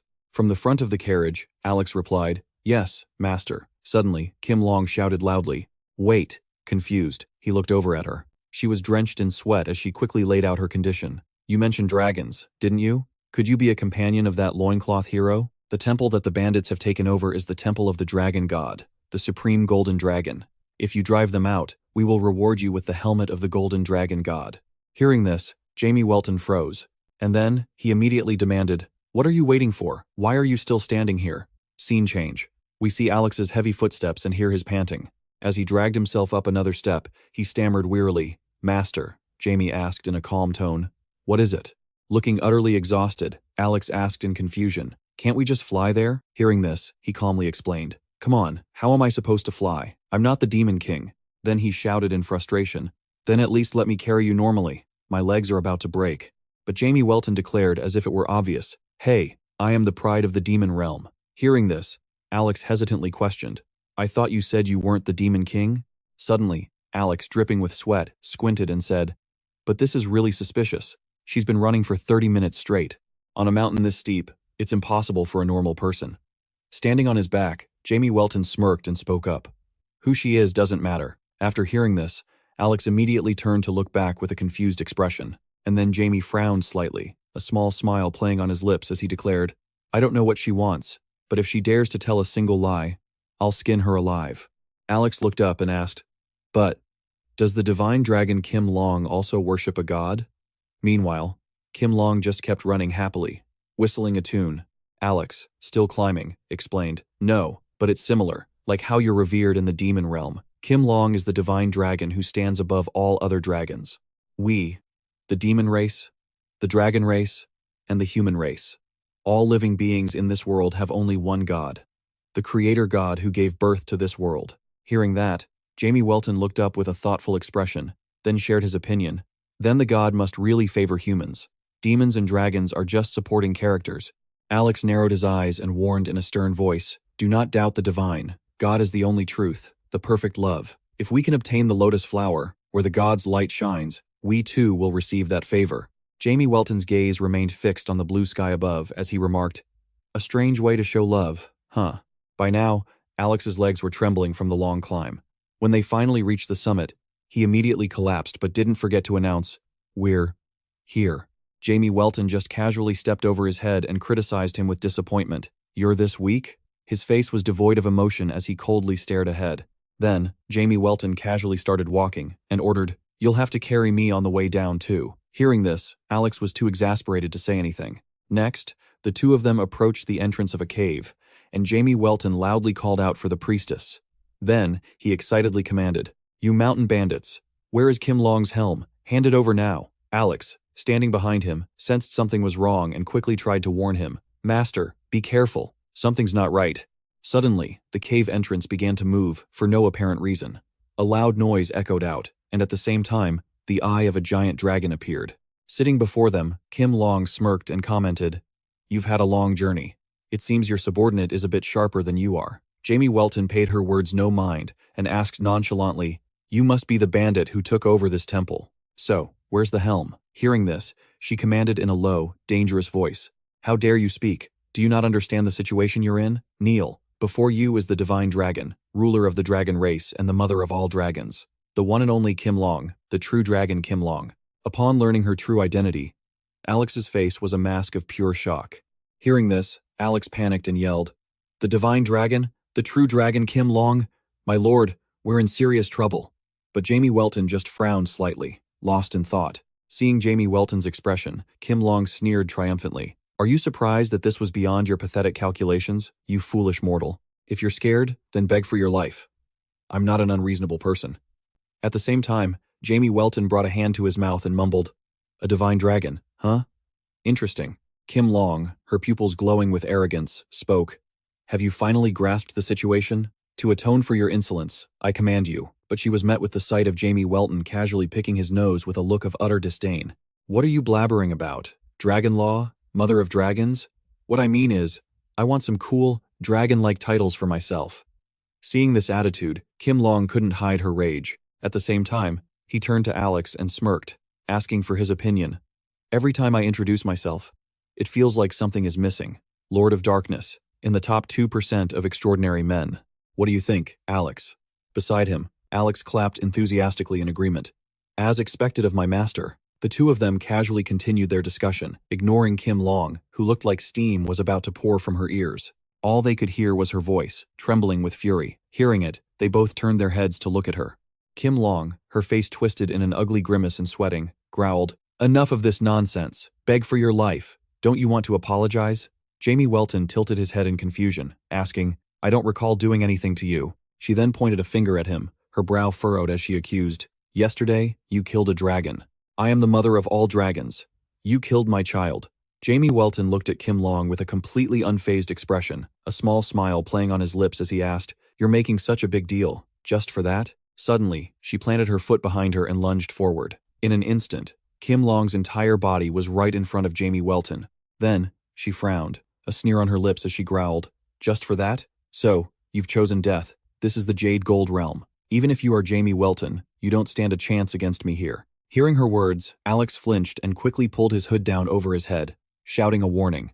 "The Jade Gold Realm? Oh god, this is the true dragon Kim Long's territory. We're on her home turf. Fighting her here is too dangerous." Kim Long once again burst into gleeful laughter and commanded with a smirk, "Your subordinate is quite knowledgeable. Now, kneel." At this, Jamie Welton looked at her and questioned in a serious tone, "You know who I am, and you still intend to do this?" His eyes flashed red as he threatened her with a smug look. "If you're the true dragon Kim Long, I suppose I could just peel off your face and wear it myself, couldn't I? Get ready. I'm about to skin you alive."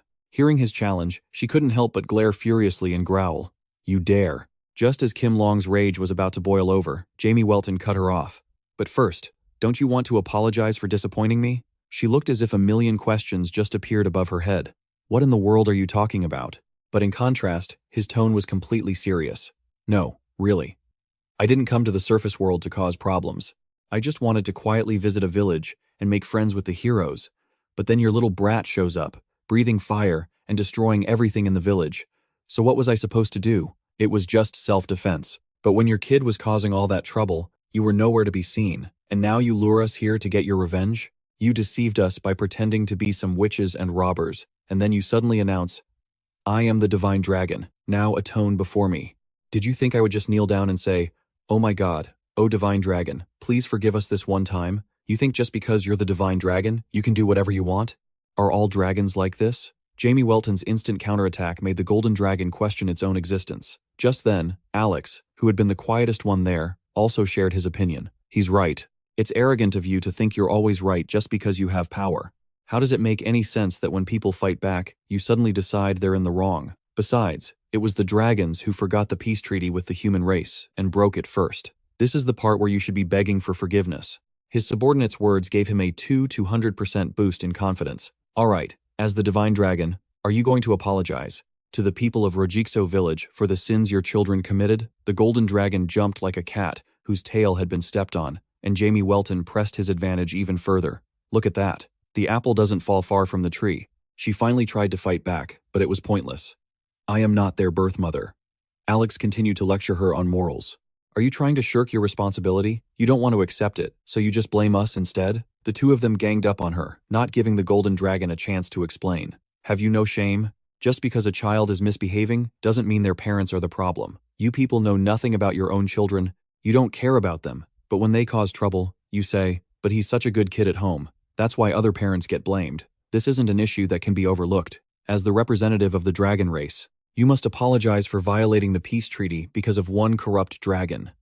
You have to take responsibility and step down, don't you?" She never thought that their long, sermon-like speeches could make her ears bleed. After listening to their lecture, the golden dragon was being led by the nose more easily than a cow. "It can't be that bad, can it? Why do I feel like I did something wrong?" Jamie Welton helped her out without a moment's hesitation. "To be precise, you did do something wrong. So, are you going to let us out of here now?" She quickly spoke up to stop him. "Wait, you've come all this way. Could you listen to one request of mine?" But he stood his ground firmly. "You apologize first. If you don't want to, then don't.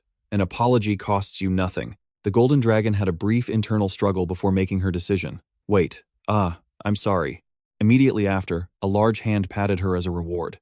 However, the words that came out of Jamie Welton's mouth were still incredibly arrogant and just begging for a punch. "I don't really like it. But since you apologized, I'll accept it." The golden dragon had to use every ounce of her willpower to suppress her rage. "It's a little weird, but I'll let it slide, because I'm a generous person." After he had his fun teasing her, he finally got to the main point. "So, what do you want?" The divine dragon immediately returned to her serious demeanor. To put it simply, dragon hunting. He hesitated for a moment, as if preparing his argument. "So, the golden dragon really is the divine dragon. The law, the mother, is asking me, the demon king, to hunt her own children, the dragons?" She could only answer cautiously with a soft, "Yes." She never expected that all her patience would be rewarded with a verbal beatdown from Jamie Welton. Do you think I'm an idiot? This is obviously a trap. You want me to believe that nonsense? You've lost your mind, you stupid dragon. In her anguish, she repeatedly denied it. That's not it. It wasn't until later that Alex helped clear her name. Is it because of those purple parasites? They cling to the dragon's bodies, something like a parasite. Perhaps that's what's making the dragons go berserk. The golden dragon immediately regained her confidence to reinforce her argument. That's right. Something isn't right here. The Hinner, who refuse peace, have signed a pact with humans. Jamie Welton was genuinely clueless about the current trend. Hinner? She explained patiently. That's right. The dragon from yesterday was also one of the Hinner's victims. She was momentarily stunned that he was so slow to catch on. But in the end, she swallowed her pride to fill him in. The Hinner are a group that has been harmed by humans, like losing their wives or children at the hands of humans. Although it was unavoidable, they've been blinded by their rage. They attack villages by infecting the young ones living in peace with a strange and powerful magic I've never seen before. In her heart, she understood their intentions clearly, to start another war between humans and dragons. The golden dragon became even more resolute. So you must capture them first, so that innocent children no longer have to die miserably as tools of war. Jamie Welton suddenly gave a sly, meaningful smile. I understand what you're saying. You call it a hunt. But the problem is that the Hinner are manipulating the peace-loving dragons, causing them to go berserk and recklessly attack humans. And you want me to capture them before they're killed by humans, right? The golden dragon slowly confirmed it. Yes. However, he didn't play his cards as expected. So what are you going to give me in return? There has to be a fee for my services, right? She immediately put her guard up completely. What do you want? Jamie Welton quickly stated a demand he had prepared beforehand. 5 dragon scales. Since ancient times, there have been weapons made from dragons. Every time I catch one of them, I'll take 5 dragon scales from them. Sound good? Also, some weapons and armor worth over 1,000 gold, refined by dragon's breath. How about it? The golden dragon broke out in a cold sweat, trying to turn the situation around. What? You're a con artist, aren't you? However, he quickly made a conclusion without beating around the bush, not caring what she thought. A contract with all the details, written by Jamie Welton, appeared instantly with a snap of his fingers. The price for breaking the contract would be to become Jamie Welton's slave. You just have to say your name, and the contract will be formed. This is a deal with a demon. You'd best not take it lightly, because you're betting your very soul on it.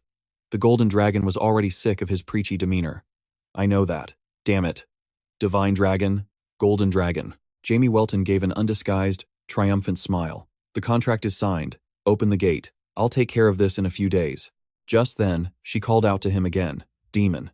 He turned his head, curious and confused, and saw her hesitating, wanting to say something.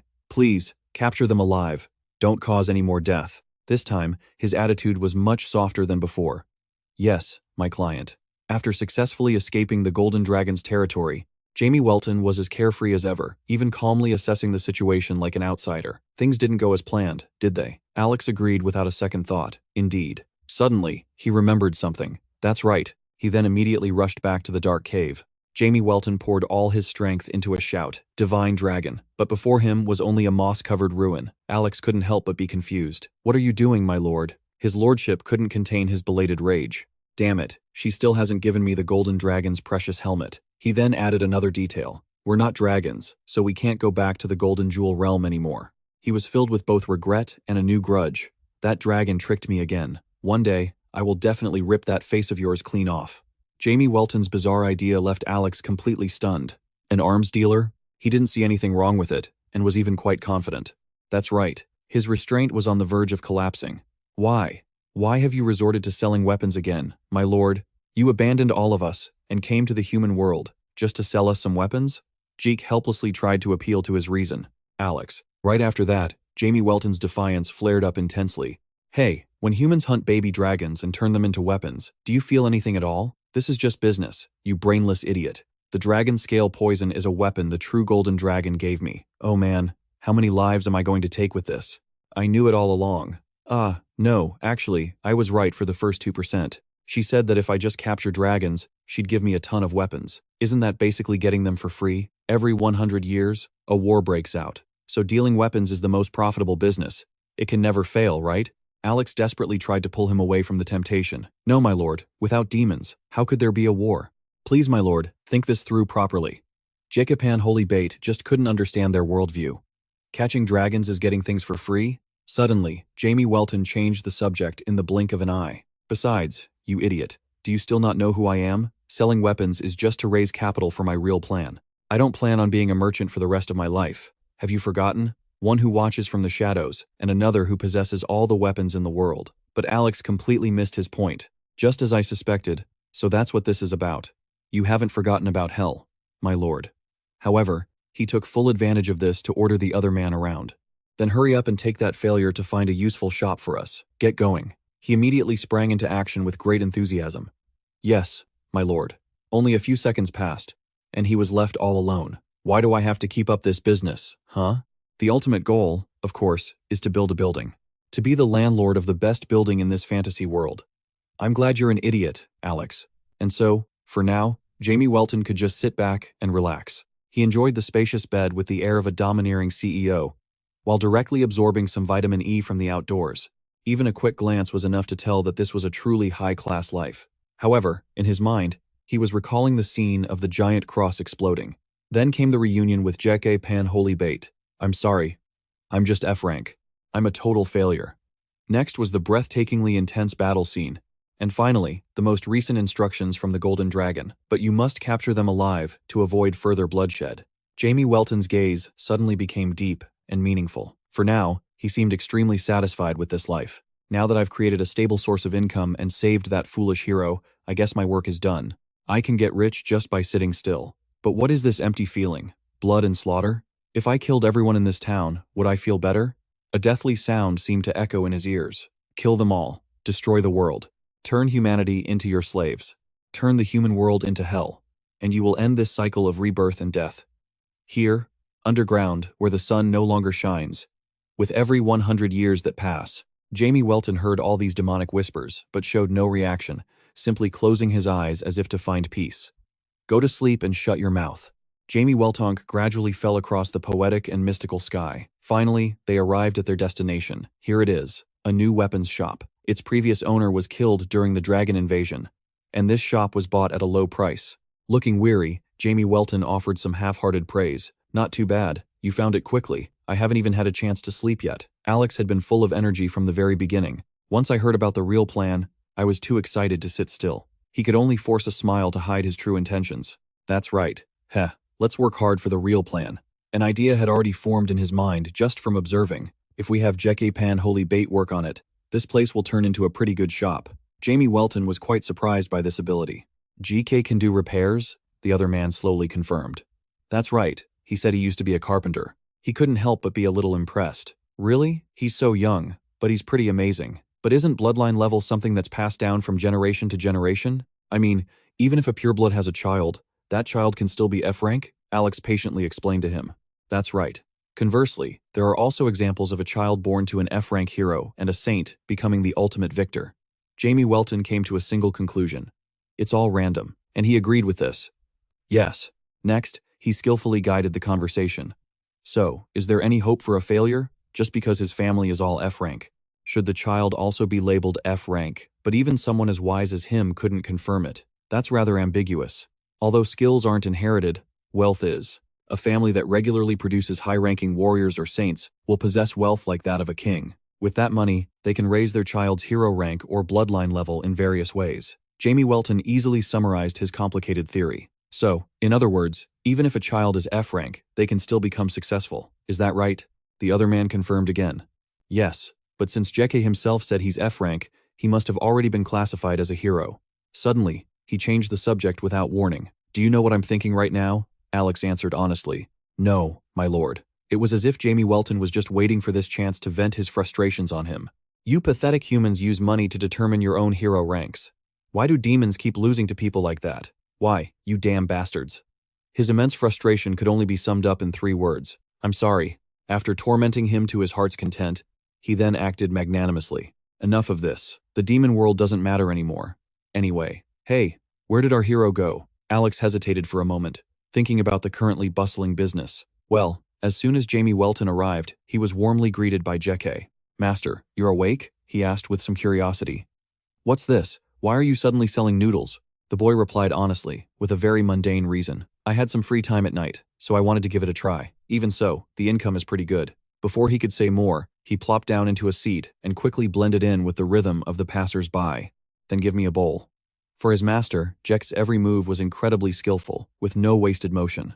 In just a few minutes, he produced a stunningly attractive final product. Here you are, sir. Deus had been drooling in anticipation for a while. Are those noodles? He carefully picked up the soft noodles and slurped them down deliciously in one go. The moment the food slid down his esophagus and settled in his stomach, he instinctively blurted out a sincere, thoughtless compliment. So good.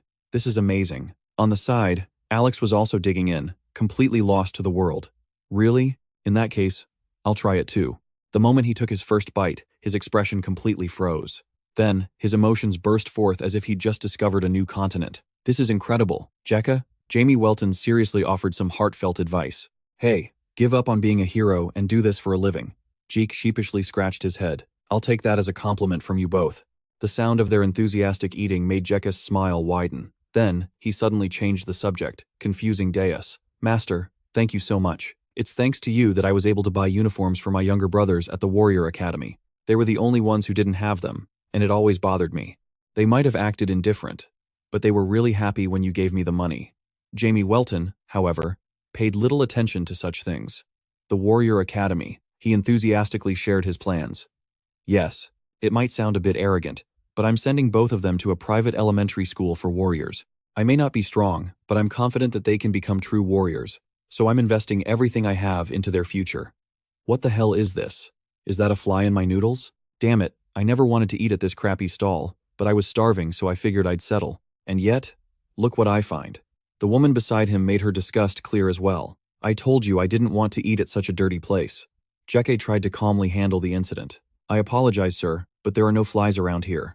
But in return, he was met with a harsh and unreasonable response. Even Deus had to pause his delicious meal to listen to the drama. The guy was acting so arrogant, with no regard for anyone. Are you calling me a liar? You bastard, do you know who my father is? I just have to say one word, and this stall of yours will be closed for good. Suddenly, the berating tone stopped. Then, the man intentionally pushed the situation to a climax. Wait a second. Isn't this guy from the Jeki Pan Holy Bait family? It was a brilliantly coordinated performance. Do you mean that powerful family? The woman chimed in.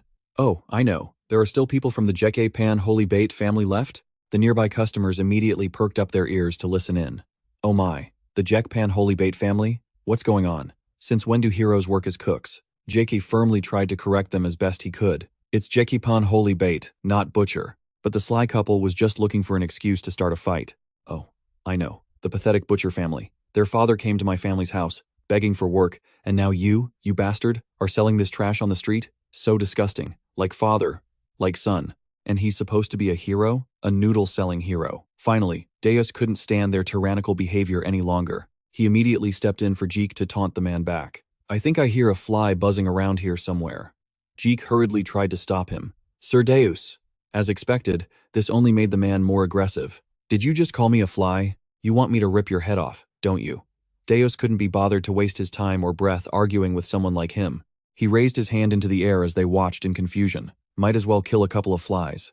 The moment Deus clenched his fist, their fate was sealed. Immediately, the man's body twisted into a deformed shape, so grotesque it was an insult to the eyes. The woman was utterly terrified, her face ashen. She immediately gathered her skirts and fled the scene. Help me. However, her speed was no match for the black hole slowly opening in his hand, a fly trying to escape, and the fate that awaited her was even more mangled than the man's. He didn't hesitate for a second to crush the tiny, struggling life. Her flesh and blood body disintegrated into particles that scattered in the wind. People who don't respect the heroes that risk their very lives to protect them have no right to live in this world. From a corner, Alex quietly sized up. Deus. After dropping a bombshell that shattered everyone's worldview, he calmly went back to his normal routine. Time to eat. Jeke, stunned, replied instinctively, yes. At that moment, a piece of paper floated down from the air and landed silently in Deus's bowl. The message on it was clear. A dragon has appeared at Leah Castle. You must depart immediately. Deus instantly put down his chopsticks, his satisfying meal coming to a halt, and quickly deployed their next plan. Hey, useless, close up the shop. Your first mission from your VIP customer is here. Time to make some cash. Jek moved quickly. Oh, yes sir. High above, the moon was out, while down below, their horse and carriage hurried onward.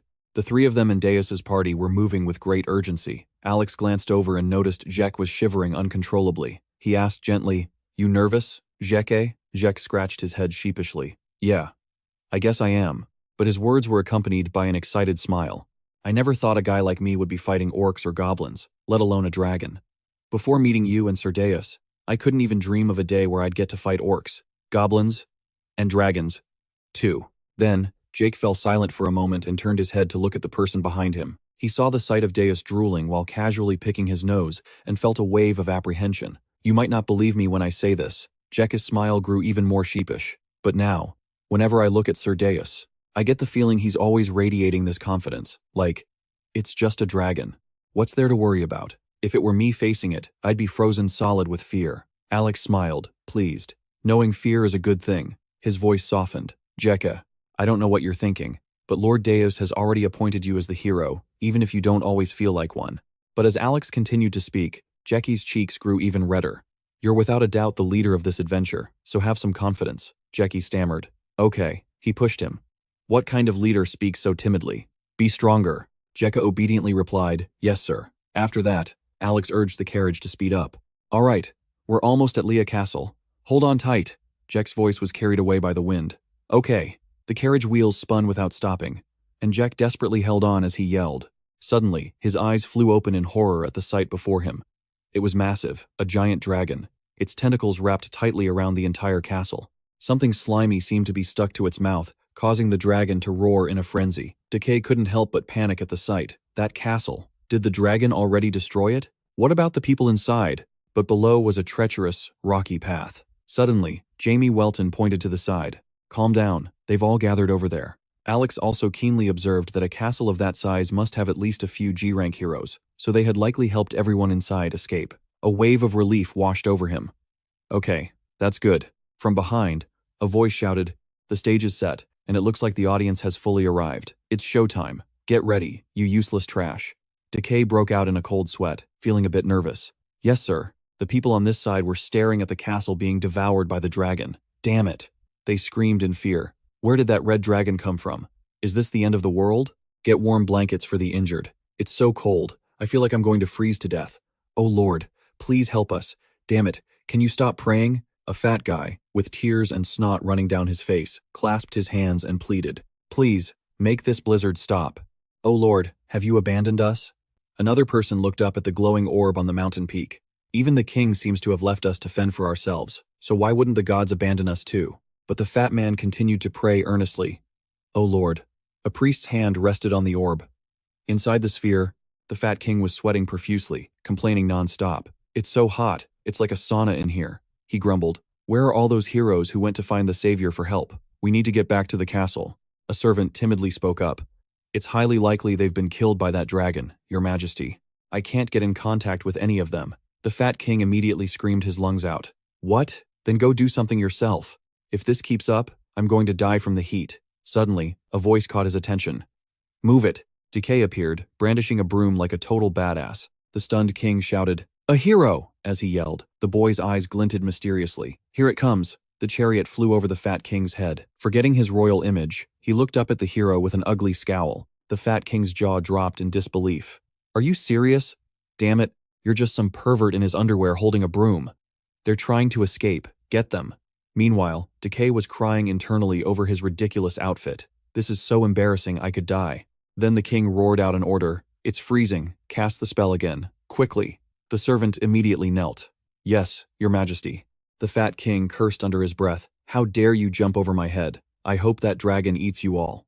In contrast, the people outside were so cold they had to huddle together for warmth. Suddenly, a little boy pointed at the sky. Mommy, look. She followed his gaze. What is it, sweetie? The boy stared at the speeding chariot, full of wonder. Is that man really going to fight a dragon in just his underwear, Mom? Everyone was stunned into silence. Seeing Decay's appearance, someone spoke up doubtfully. You've got to be kidding me. Don't tell me he's the hero who's going to defeat the dragon and save us all. He'd barely had his cool moment before he crouched down, shivering. So cold, so embarrassing. It's already embarrassing, and now I'm freezing too. Alex encouraged him from the side. You did well. As they moved, Decay saw countless people frozen solid. The chariot just kept racing along the road. So many people couldn't escape in time. They all froze to death. Suddenly, he looked up toward a light. It was the dragon up ahead, getting bigger and bigger, which startled Decay. We're almost there. Now, Jamie Welton finally spoke up. Alex, worthless trash, get ready. He was still lying there leisurely as he gave the order. The plan is the same as before. You, useless trash, will stand where everyone can see you. Alex, you will grab that lizard and drop it right in front of the trash. Jamie Welton looked at Decay's snot-covered face. And then, worthless trash, you'll finish it off with one sweep of your broom.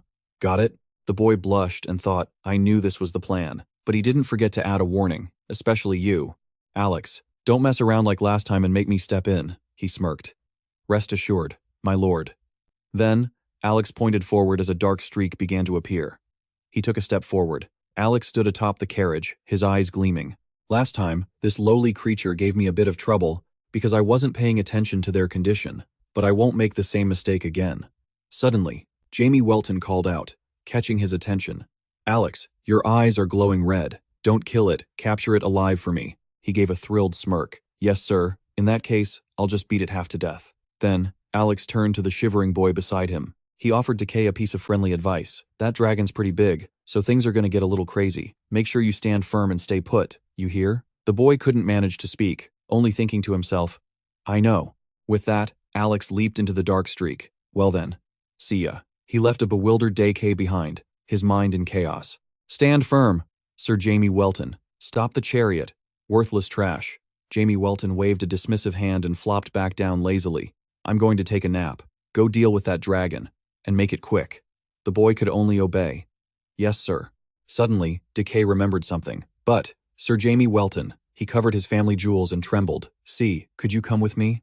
I feel like I'm about to piss my pants. Deep down, Decay was still completely terrified. I knew it. I'm going to be scared to death when I have to face it. The dragon's gruesome eyes were darting around, until a voice drew all their attention.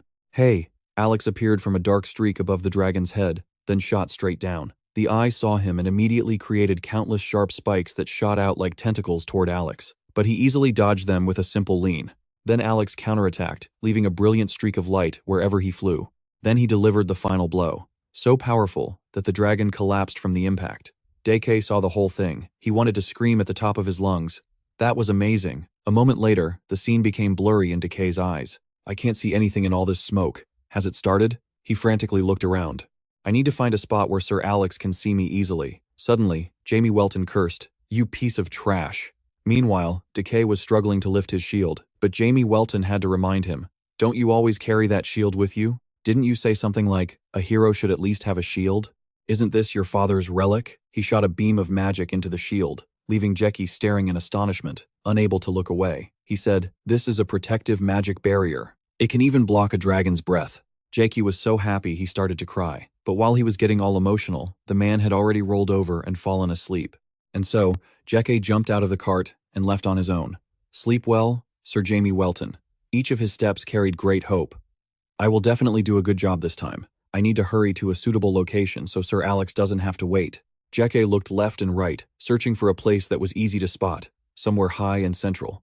Suddenly, his eyes landed on a massive iceberg nearby. There, Jacopan Holy Bait quickly made his way over. I'll get there soon. I won't disappoint him. After just 3 steps, he fell flat on his face. At the same time, Alex was still locked in a fierce battle with the dragon. The injured eyes on its body hissed, endlessly spewing a purple ooze, when suddenly his foot landed right on one of the wounds. Then, Alex stomped down hard, causing the ooze to spray out like rain. His face was a mask of cold indifference. Suddenly, the largest eye flew open and flashed with light. The dragon's mouth gaped wide and chomped down on Alex's arm, tearing it clean off. And then, it raised the 2 claws on its wings. The dragon soared into the sky, leaving a cloud of dust in its wake. All of a sudden, an arm covered in sharp claws shot out from the dust cloud. It stretched out and slammed its fist into the dragon's beak. Mysterious runes had appeared all over Alex's face. He continued to charge at it on one leg. Then, Alex landed a solid kick on the dragon. He followed up by raising his sharp-clawed hand and slashing down with immense force. What followed was a relentless barrage of attacks that brought the dragon crashing down. He landed on the ground next to the beast as it let out a low growl. Alex coolly walked closer. You recover quickly, don't you? Is it because of your size? It seemed the dragon knew its fate, as it began to wail ceaselessly. Alex raised his hand high. Let's end this here. Down below, Jiki watched in constant awe. Incredible. His legs struggled as he took one difficult step after another up the iceberg. It's a little scary just staying here. Sir Alex is handling it all by himself. At that moment, snot started running uncontrollably from Jeek's nose. Is that really a D-rank hunter? The villagers behind him began to clamor. They shouted with joy. It's a hero! A hero has saved us! What? Is he winning? What's with that perverted outfit? We're saved! We're saved! Move! I can't see. Go, hero! The heavens have answered our prayers. The villagers cheered relentlessly. Sir Hero. In contrast, the king was biting his nails in fear. Is that a hero? Jake turned to look, astonished. Everyone is cheering for me. The sound of their cheers steadied his resolve. I can do this. I just have to keep moving forward. Jeke trembled as he watched the ongoing battle. Unlike me, who can only stand here shaking. That's a real hero. I'm so jealous. Then he stood up straight, his resolve hardening. I want to be a hero like him too, saving people and giving them hope. A true hero. Suddenly, a faint voice caught Jack's attention. Please, save me. He immediately looked towards the side of the iceberg. Looking closer, he saw someone still alive, crying and begging for help. Please save me, Sir Hero. Meanwhile, up above, the dragon swung its tentacles, fighting back fiercely. It swatted Alex, sending him flying. Hearing the loud crash, Jeke turned back with a worried look. Alex, however, was already using his bare hands to break through the ice. Unfortunately, that disgusting purple gunk got all over his hand. The dragon slammed one of its feet down hard on the iceberg. Its roar echoed through the area. Suddenly, the dragon began to make some kind of speech-like sound. Hearing it, Alex began to understand the situation. So, you can regenerate infinitely as long as the host isn't dead? Is it a parasite? He paused for a moment. You're more like a zombie dragon. The dragon placed a foot on the rock. It had discovered Jeke's group. It seemed to lose control, letting out a wild roar. It opened its mouth wide, revealing rows of sharp teeth.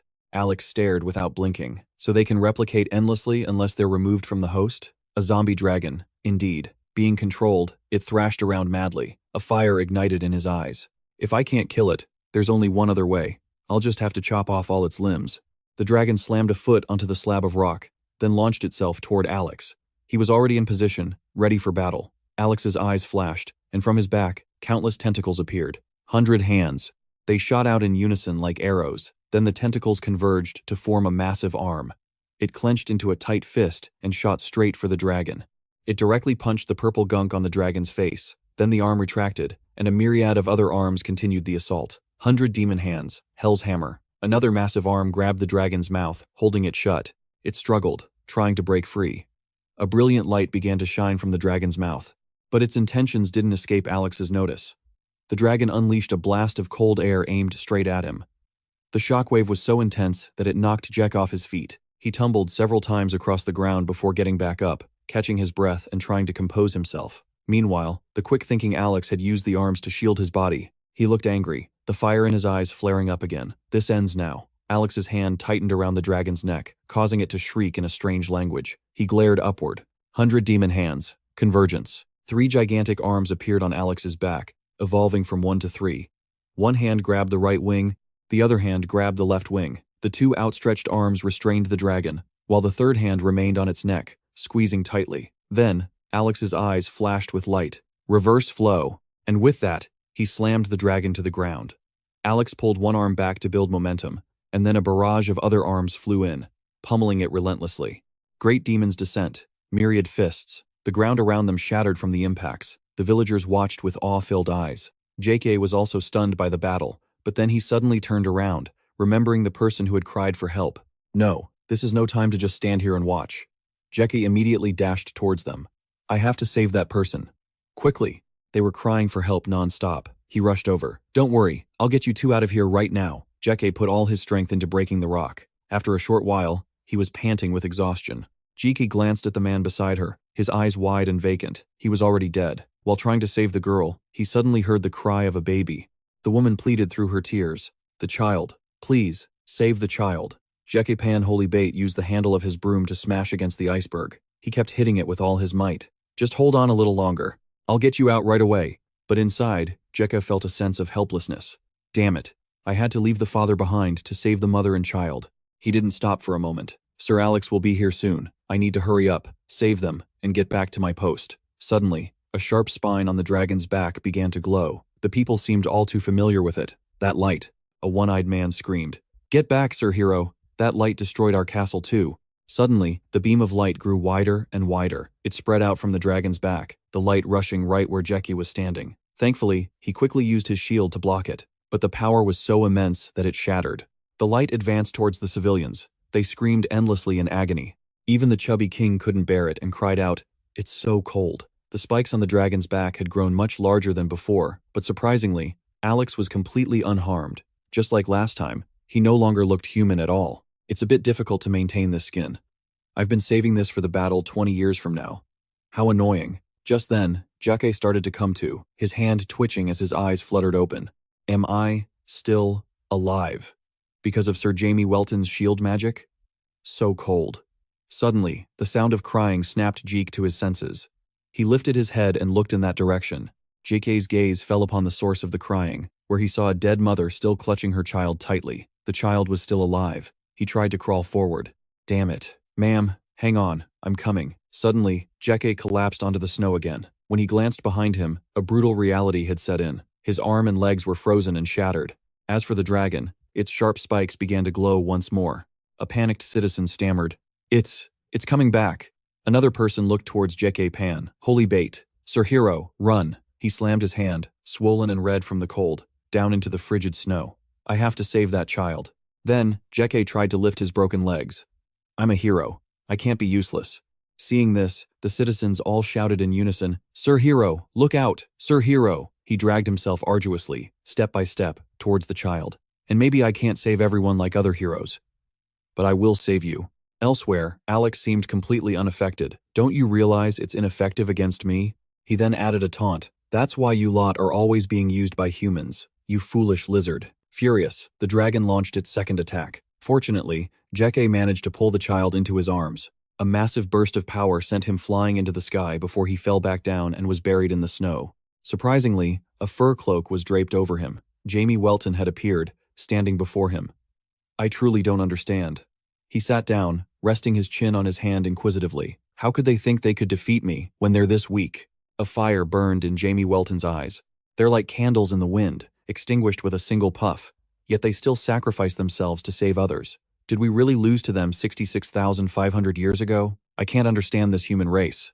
But Jeke didn't forget to soothe him. Lord Jamie Welton, I apologize for not arriving in time. I will do better next time. He could only bow his head deeply and then passed out. A while later, the dazzling light of a sword shone on Jake, forcing his eyes open. But because he was so exhausted, Jake was about to close his eyes and go back to sleep. Suddenly, he remembered something unfinished and shot up. That dragon. What happened to that dragon? Jeke Pan Holy Bait stared blankly at the room with its roof torn off. Is this Lord Jamie Welton's room?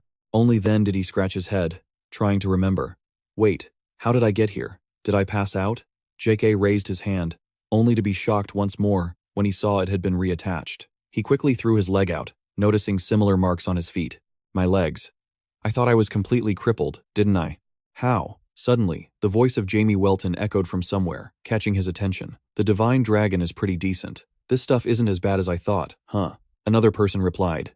Yes, I suppose so. Jake then walked over to a hole in the wall and looked down. Sir Jamie Welton was standing next to a pile of spoils, looking up cheerfully. You're awake, are you? He stammered, pointing here and there. Yes, but how is my body? Before we talk about that, what happened to the dragon and the child? Jake felt helpless with himself. I have so many things I'm curious about. Jamie Welton maintained the smile on his face as he gave an order. Both the dragon and the child have been taken care of, so you don't need to worry. If you've rested enough, get down here and clean this mess up. We still have to open the shop, don't we? Useless thing. For a moment, Jeke was stunned, but seeing his lord's face, he felt somewhat reassured. It's like all the worries in my heart just melted away.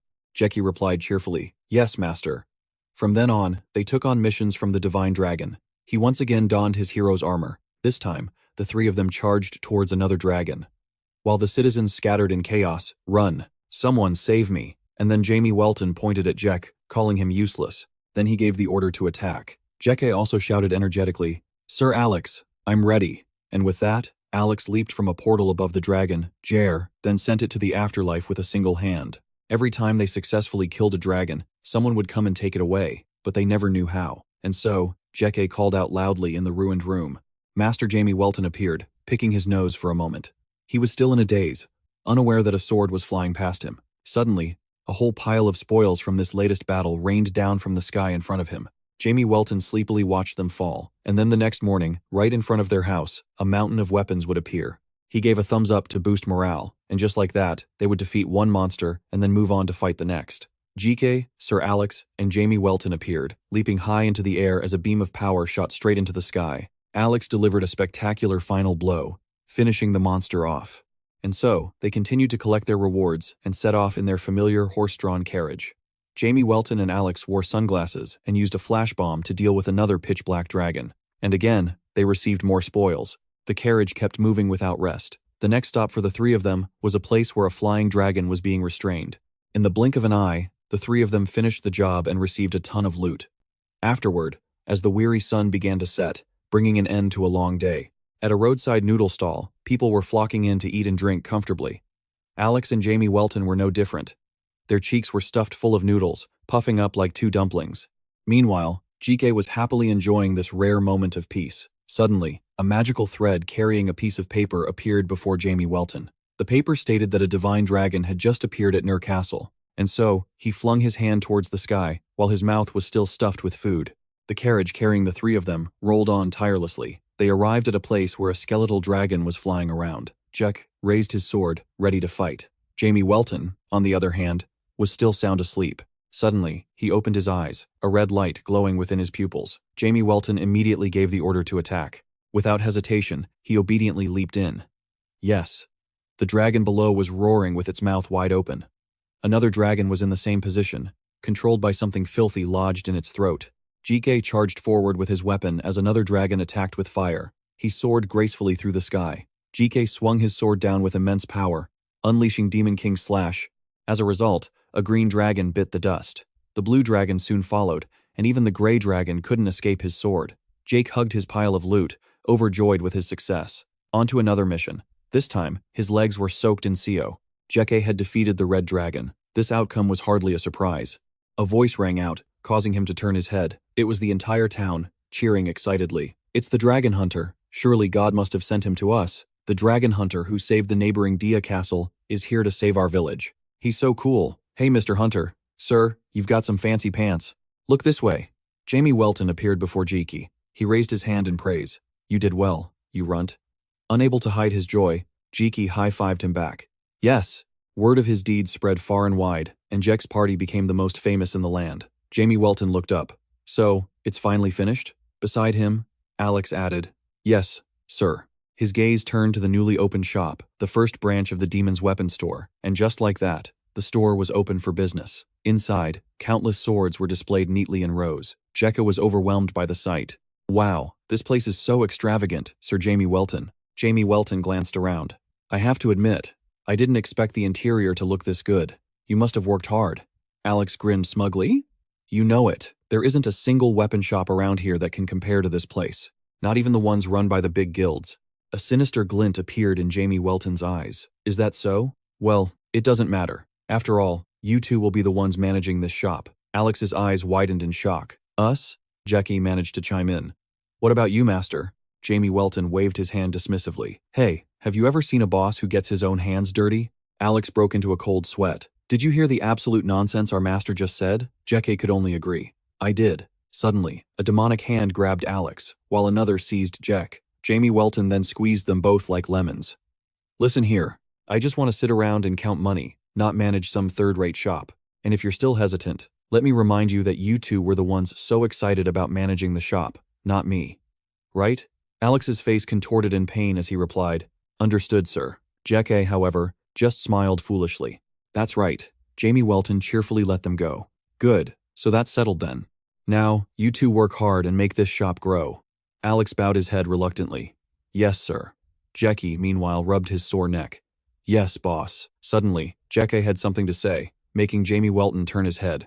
"Sir Jamie Welton," he began, scratching his head nervously. Can I still work at the counter after I'm done here?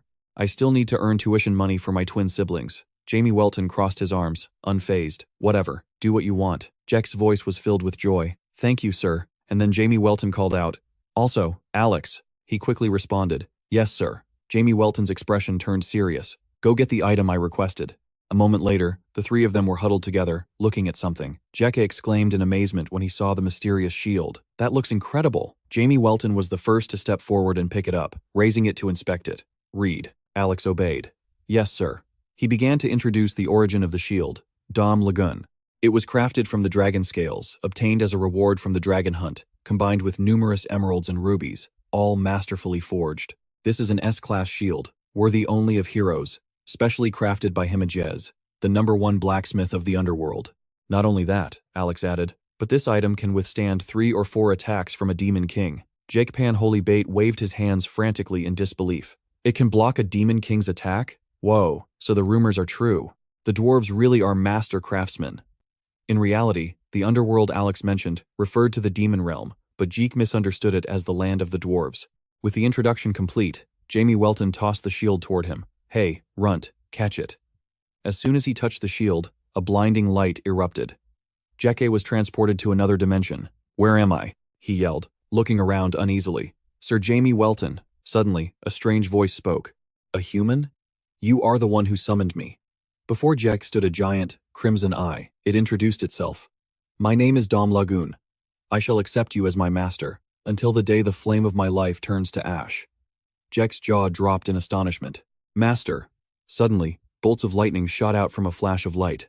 Jeke looked around curiously. Where did Sir Dom Lagoon go? Suddenly, he heard Jamie Welton's voice. "It's coming. You'd better block it." And then, a terrifying blast of power shot straight at Jekka. At the same time, the eye on Dom Lagoon flashed.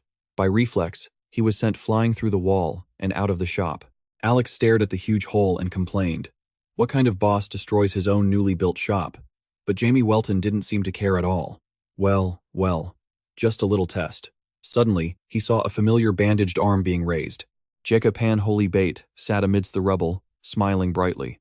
"Sir Jamie Welton, this shield is really amazing. It's so incredible that an A-class, no, even an S-class hero would want it." Jamie Welton looked surprised. "Even though it's only at 1/100th of its full power, I guess it can still easily block my Spear of Annihilation." Then he looked down and called out his name, Runt. As if by habit, Jeke happily replied.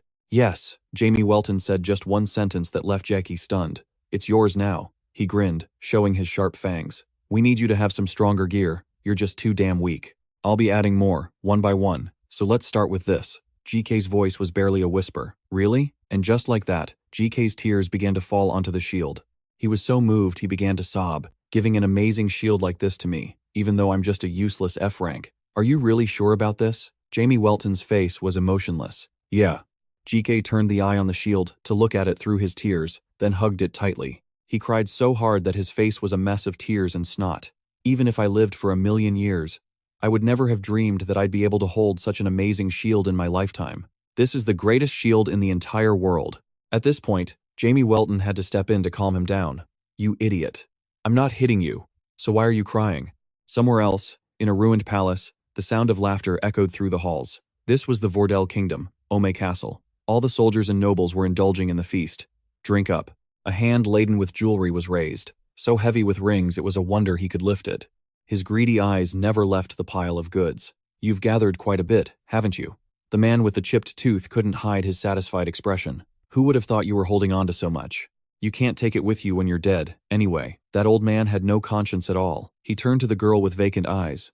"Am I right, Princess Sears?" The chipped tooth man burst out laughing with glee. Suddenly, the feet of a stranger appeared, catching everyone's attention. He was completely covered as he slowly opened the door and stepped inside. The stranger kept his face down, not showing a single patch of skin. Ignoring everyone's scrutinizing gazes, he tiptoed in. The stranger went to every corner, examining it.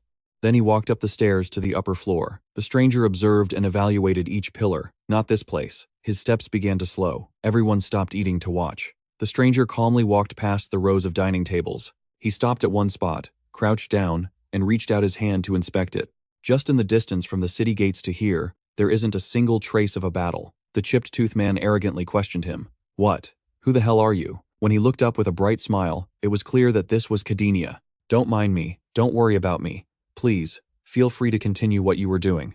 With that, he stomped his foot and stood up. Kadinia decisively leaped upward, just like this. Then, he landed in front of the chipped tooth man, and after landing, Kadinia's hand touched the ground beneath his feet to examine it. His eyes glowed a bright green. "All of this." from a single explosion. Suddenly, Kadinia shot up, causing the man to look up at the mountain pass under the moonlight. The mountain ranges look like this from just one blow. Kadinia was stunned for a moment. Could a human possibly do something like this? The green light in his eyes intensified. Watching this series of strange actions, the chipped-toothed man grew irritated and gritted his teeth. He angrily shouted an order, "Get this bastard out of here." Immediately, a soldier with a sword charged forward frantically. "Sir." And then Kadinia turned back, holding up a hand to stop them. "Don't move, it's very dangerous. Even though you're all just cockroaches swarming this place, your lives are still precious, aren't they?" That statement only made them more furious. "This guy has a death wish. Kill him." He wearily raised his hand. "As creations of God, you shouldn't act like this." All the soldiers were caught by invisible threads and fell. Kadinia's hand pointed at the remaining nobles. "The rest of you better stay still if you don't want to end up like him." The chip-toothed man stared at his finger, yelling, "Magic, what's happening? Who are you?" Kadinia flashed an exceptionally friendly smile. "The higher-ups are very concerned about what's happening here, like the emergence of something terrible, so I was sent to investigate. I hope you'll cooperate." The man's face twisted in disbelief. "Higher-ups?" Kadinia's eyes crinkled as he smiled. "Yes," Kadinia grandly declared, "representing God, the Savior." The man growled in fury. "The most holy Savior." Kadinia's eyes lit up as he challenged his opponent. "If you already know, then there's no need for me to say more. Why don't you just confess? What happened here on that day?" he demanded in a deep, loud voice. "Who, what, and why?" Kadinia chuckled softly, his voice dripping with sarcasm. "Destroying Aoma Castle, one of the largest holy sites, in an instant, and vanishing without a trace. Truly brilliant." The man shook his head, his tone resolute. "I don't know anything." Afterwards, he began to quietly recount. "I only overheard from the merchants in town that he had white hair." At that, Kadinia glared and asked coldly, "White hair?" The man nodded without hesitation. "That's right. That morning, they said they saw a suspicious kid with white hair entering and leaving the city gate. Right after that, they heard screams. And then the castle suddenly exploded."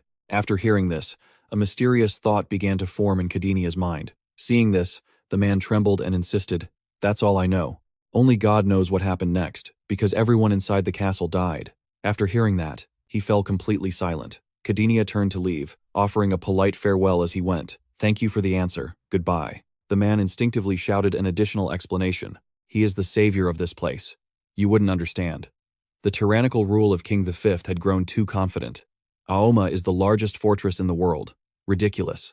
It was built on the blood and flesh of the common people in this city. That white-haired boy is the savior sent by God to kill that tyrant and help us reclaim what is rightfully ours. The man furiously jumped to his feet and insisted that the boy was the true savior, far more capable than that bastard, who uses divinity to live a life of luxury. Kadinia instinctively glanced back, a murderous glint in his eyes as he spoke coldly. "Well said. However, we will determine whether he was truly sent by God or is part of some evil force." He raised his hand to warn the man. "And another thing." Kadinia hesitated for a moment, then spoke. His voice was firm. "How dare you insult him? Die!" The scene changes. Over here, someone is repeatedly stomping on a monster's body. "There you are, you damn germ. It's a parasite, not a germ." The two mysterious men stood there watching the monster take its last breath. Same difference. "Anyway, report the location and let Kim Long handle the rest." "Fine." After finishing their business, the two of them left together. It was Jamie Welton, walking beside Alex. "You know, at first, I enjoyed working like this.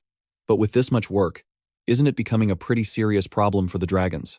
Things have gotten to this point. Kim Long should have taken her own stance and put an end to all this. She calls herself a divine dragon, after all." Hearing that, he calmly explained, "The reason she can't take care of herself is probably because she's existing in the body of a mortal." Jamie Welton furrowed his brow, audibly confused.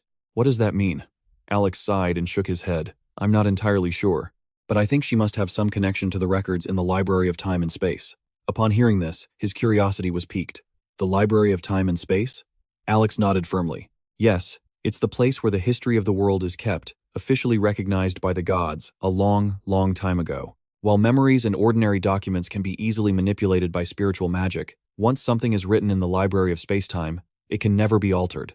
It is undeniable, irrefutable proof." Hearing this, Jamie Welton felt a flicker of doubt. So that was the reason the Golden Dragon acted that way.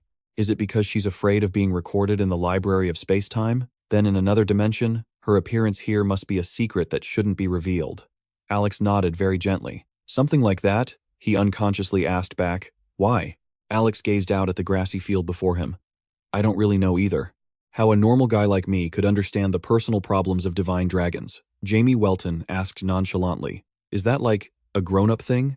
So Alex doesn't get it either, huh? Jamie Welton glanced over at Kay, who was lying nearby.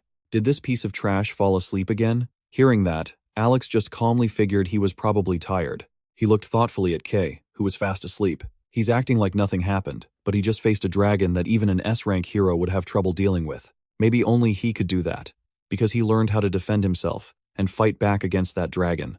After hearing that, Jamie Welton was still a bit confused, unable to fully grasp it. Huh? Alex observed Key closely.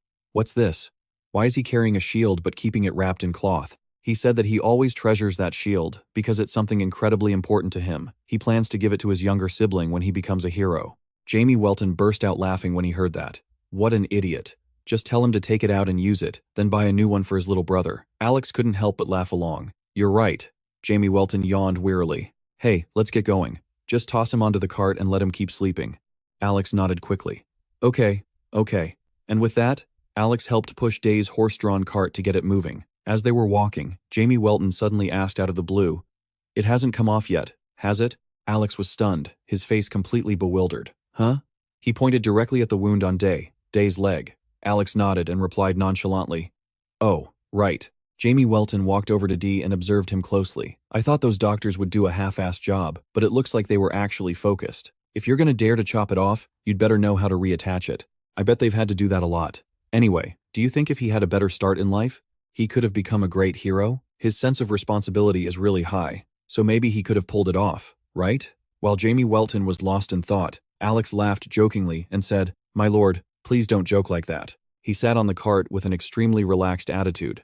If that were true, the two of you would become enemies within 20 years. Jamie Welton asked in confusion.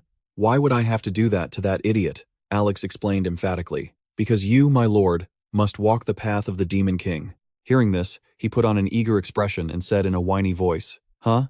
What are you talking about? Isn't it obvious at a glance that I look more like a hero's trusty sidekick than a Demon King's? That one-of-a-kind answer left Alex completely exasperated. I can't even argue with you, my lord. Jamie Welton sat on the cart, muttering to himself.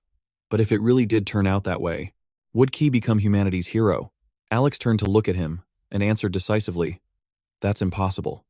Because he's not from Generation O.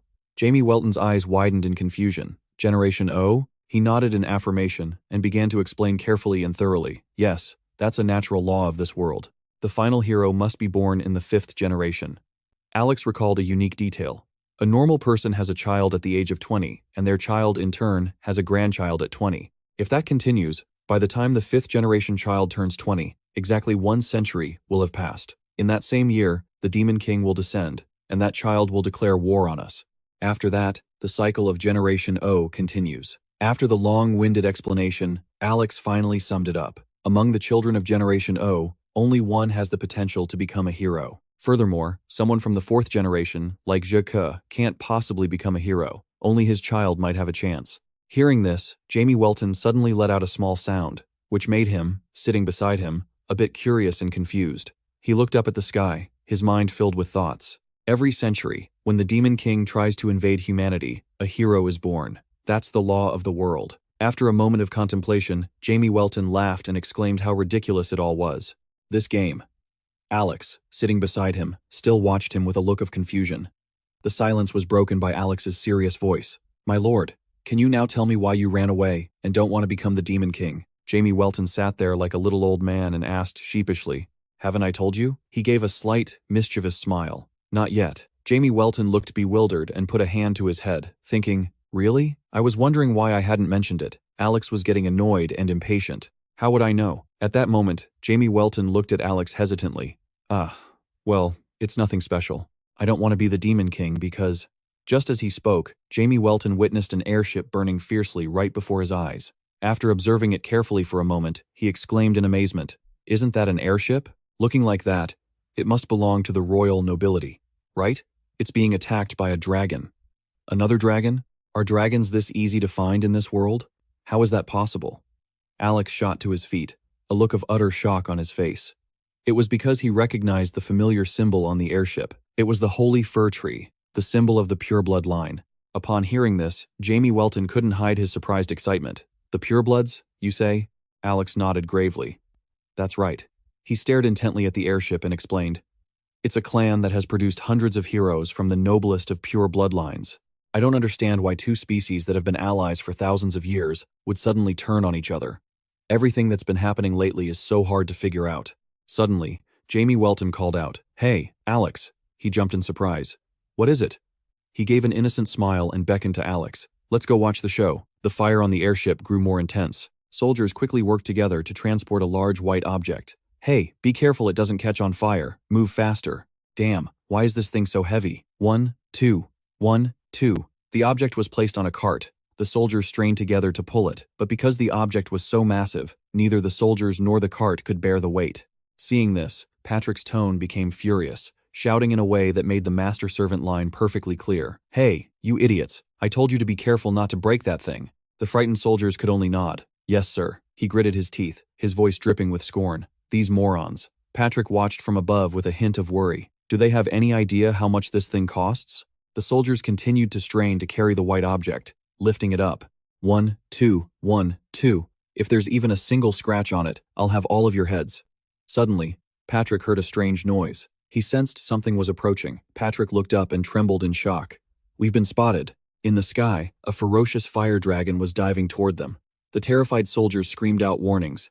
"It's coming." The dragon flew in with a mouthful of fire. Its bright eyes glared forward. Patrick gritted his teeth, shouting in frustrated anger. "That thing is chasing this object. We have to stop it at all costs." "Magic archers, prepare to fire." The soldiers acknowledged the order loud and clear. "Yes, sir." The soldiers and mages held their bows and arrows at the ready, getting into position. The fire dragon continued its approach at rocket speed. Seeing the golden opportunity had arrived, Patrick loudly commanded them to fire. The soldiers drew their bows and aimed straight at the fire dragon.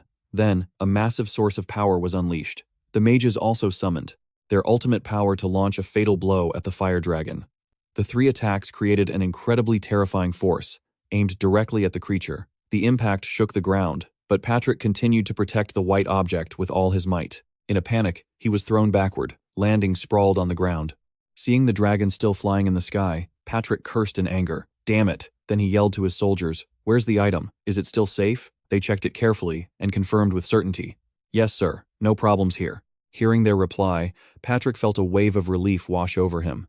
Thank heavens. He looked up at the sky angrily, watching to see if the dragon would circle back. The fire dragon stubbornly turned around again, and Patrick shouted a warning. "It's coming back!" He roared furiously, ordering his soldiers, "That thing is still a juvenile. Make sure you hit it this time. Everyone take aim!" The men held their weapons tightly and got into a ready stance. "Yes, sir." The fire dragon picked up speed, approaching with a burning rage. Patrick carefully watched every single second. This is the final blow. In the middle of the fiery, tense moment, someone appeared behind Patrick and gave a firm command.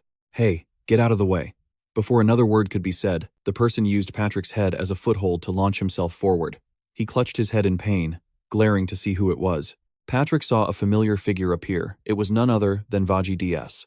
Immediately, he gathered all his strength, focusing his power into a single attack, using the Camellia Cleave. Seeing this, a stunned Patrick exclaimed in astonishment, "Sir Deus, with just one attack, you killed the dragon instantly." Just as he finished speaking, Deus glared and yelled at Patrick, "Are you trying to get yourself killed? You would have died if you hadn't dodged that." "You idiot." Patrick was terrified, his voice frantic. "Sir Deus, we were handling it. There was no problem. Even though that dragon was just a juvenile, you still split it in two. You're truly amazing, sir." The man tossed an object to Patrick and ordered, "A dragon is a dragon. Why add that it was a juvenile? Forget it. Hurry up and wipe my sword." The man happily nodded in agreement. "Yes, sir." Deus added another considerate reminder. "Clean this place up and call for reinforcements." "Yes, sir." The man's face hardened as he gave a stern warning. "If that object is revealed for any reason, your head will no longer be on your neck." Patrick trembled and obediently nodded. "Yes, sir." He then let out a laugh, his face full of confidence. "You can rest assured." Deus stepped forward, his voice deep and serious. "Is this the thing you were talking about?" At that moment, Jamie Welton and Alex arrived on the scene, observing from above as the soldiers carefully transported the white block. Patrick quickly noticed the two newcomers and growled angrily, "Who are you?" Jamie Welton bluntly stepped forward and stomped on the rope, shattering it. The object inside the white cloth was slowly revealed. Inside was another dragon. Seeing this, Jamie Welton couldn't help but be amazed. "What is this? You said it was an item?" But it turns out it's another dragon? He was utterly stunned, his eyes wide with shock. Seeing that the dragon's eyes were still and unmoving, Jamie Welton's curiosity was piqued. Its eyes look normal, so there are still normal dragons, not infected by parasites? After piecing things together, Jamie Welton had a shocking realization. So that's why that little dragon was chasing them to save its mother. Alex nodded in agreement. I believe so. At that moment, a cunning glint flashed in Jamie Welton's eyes. His tone seemed to cut right through Vaji Dias's scheme. Aren't you supposed to be in a truce with the dragons? And you're part of the hero clan? I smell a conspiracy here. Vaji Dias gritted his teeth in fury. Looks like we'll have to clean up a few more bodies. Beside him, Alex felt a bad premonition and whispered a warning in Jamie Welton's ear. My lord, why are you provoking him? Unconcerned, he just flashed a provocative smile. Aren't you curious about the skills of someone from the direct lineage? Vaji Dias couldn't hold back any longer and ordered his men to deal with them. Without hesitation, Patrick accepted the order. Yes, sir. He gripped his sword, a sly, smug look on his face. I don't know who you are, but you've seen something you shouldn't have. Men, take them down. The soldiers didn't hesitate, drawing their swords and surrounding Jamie, Welton, and Alex. Yes, sir. Jamie Welton noticed Vaji Dias turning to leave and couldn't help but wonder, he's just leaving like that? His face flushed red with angry disappointment. I had such high hopes for a hero from the direct lineage like him. How boring. Alex, kill them all. Beside him, Alex not only didn't follow Jamie Welton's order, but also spoke gently to advise him. But, Sir Jamie Welton, he gently reminded him, aren't we supposed to be playing the part of the hero's comrades? He nonchalantly dismissed the point. What does that have to do with anything? Alex patiently explained further. Wouldn't it be bad to fight a member of the direct lineage, while we're supposed to be allies of the hero? Upon hearing this, Jamie Welton's eyes went wide as he exclaimed. Now that you mention it, that's right. Thinking back, is he a holy, just like Kay? Alex nodded in confirmation and continued to explain. Yes, the hero clan always has the name holy plus a type of tree. It signifies that they are blessed. A question still lingered in Jamie Welton's mind. Was the first hero a tree or something? Why are they so obsessed with using tree names? Alex calmly explained that they use the name of the most commonly grown tree in their territory. Jamie Welton was still curious. What kind of gimmick is that? It's not like it's Arbor Day or something. Jeez. Down below, Patrick's blood boiled as he watched the two of them chatting. Those bastards are looking down on us. What are you doing? Kill them quickly. The mages began to cast their first spells. Next, the soldiers drew their bows, preparing to aim directly at Jamie Welton and Alex. In the next moment, both sources of power combined and shot straight ahead. But Jamie Welton, who appeared out of nowhere, was already standing right behind the enemy with a smug, arrogant tone. They're attacking us, aren't they? Let's finish them off quickly. They might wake up Key. Patrick was stunned when he saw them both teleport instantly. What? When did they get there? Alex started to act, but he still insisted on asking Jamie Welton to be sure. Killing them isn't hard, but are you sure about this? Jamie Welton complained irritably. Why do you keep asking? He turned to Jamie Welton, dissatisfied, and scolded him. Didn't I already tell you? Aren't you supposed to be a hero's comrade? He was so furious, steam was practically coming out of his head. So you want to beg them for forgiveness and ask them to let us go? Alex pointed upward, his tone perfectly calm. It's probably too late to ask for forgiveness. We've already seen a secret this big. Jamie Welton, his face red with anger, kept shouting. So what do you want me to do? This is so annoying. Alex sighed in frustration and asked again, can't we just run away? Hearing this, Jamie Welton was bluntly sarcastic. Are you scared of them? He immediately refuted it. I'm Alex. Jamie Welton taunted him further. Yeah, right.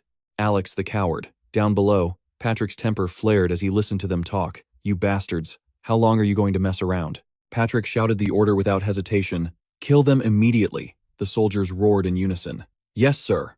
Seeing the situation, Alex's eyes narrowed and he growled. I don't want to get involved with the hero's clan. He glared, pouted, and then concluded.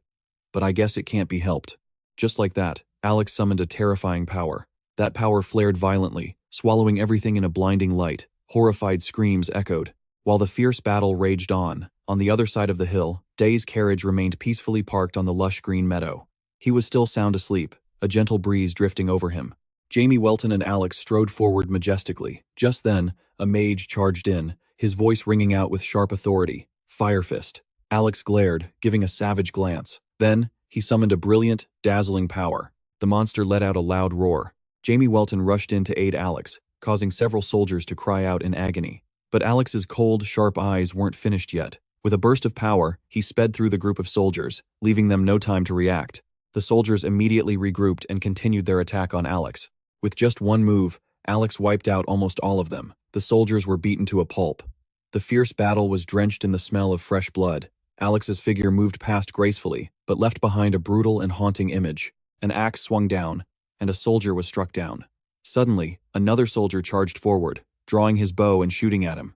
Alex caught the arrow decisively, with no wasted motion. Fierce tiger shot. He gently raised his hand, and then immediately threw the arrow right back at the soldier. Seeing the situation growing more dire, the mage stepped in to provide support. The mage waved his hands and feet, then loudly summoned, "Lightning Strike." Facing the new technique, Alex calmly gave a command. "Open." The two powers collided, creating a brilliant explosion that seemed to tear space itself apart. However, the mage's power began to overwhelm Alex's attack. Thousands of lightning bolts rained down relentlessly. At that moment, a trickle of thick, dark blood flowed from the corner of Alex's mouth. Seeing this from behind, Jamie Welton couldn't help but worry about Alex's condition. Alex glared and growled, his words sharp and cold. "Killing you really is the most interesting thing to do." Patrick, seeing this, broke out in a cold sweat. "Who are they?" His legs were trembling so badly from fear that he couldn't stand and collapsed to the ground. Just at that critical moment, Vaji Diaz charged in majestically, sword in hand, summoning his power. Ringshot. He didn't hesitate to aim straight down at Alex and shouted, "Shadowless Split Strike." As soon as he finished speaking, a terrifying earthquake erupted. The ground cracked and rocks flew everywhere. Vaji Diaz's feet then landed gently on the ground. He held his sword, staring intently at where Alex was. Vaji Diaz glared back with a mocking tone. "That was gentle, wasn't it?" But he was mistaken. Alex and Jamie Welton were still safe, standing majestically on a boulder, looking down. Vaji Diaz couldn't help but be surprised. "Who are you people, to so easily kill my clan's soldiers, and even dodge my sword? Are you from the bloodline of the Black Kill clan?" Jamie Welton clicked his tongue and shook his head in response. "Wrong. Is everyone who's strong from some special bloodline? Use your brain a little." Vaji Diaz's eyes turned cold again. Then, "Are you dragons?" He gripped his sword tightly and declared with certainty, "Well, whatever. I just need to eliminate the witnesses." Hearing those sharp words, Jamie Welton couldn't help but let out a small smile. His eyes narrowed and he smirked, letting out a sarcastic remark. "You kill me? That's absolutely never going to happen."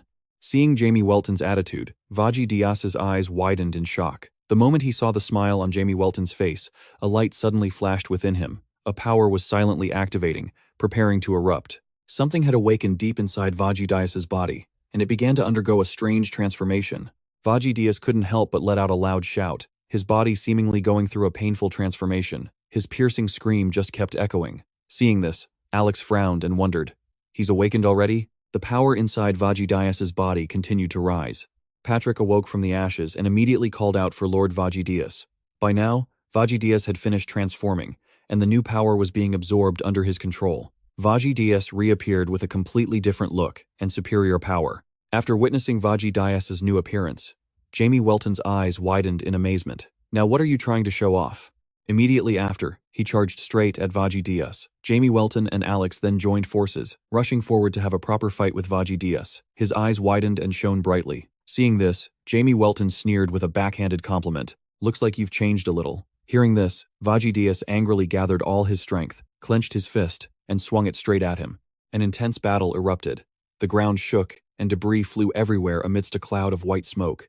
Jamie Welton then landed on the soft, lush green meadow. He stood with his hands on his hips, looking majestic, and spoke in a mocking tone. "Hey, you idiot, you're still too slow. Hurry it up. The witness is about to fall asleep."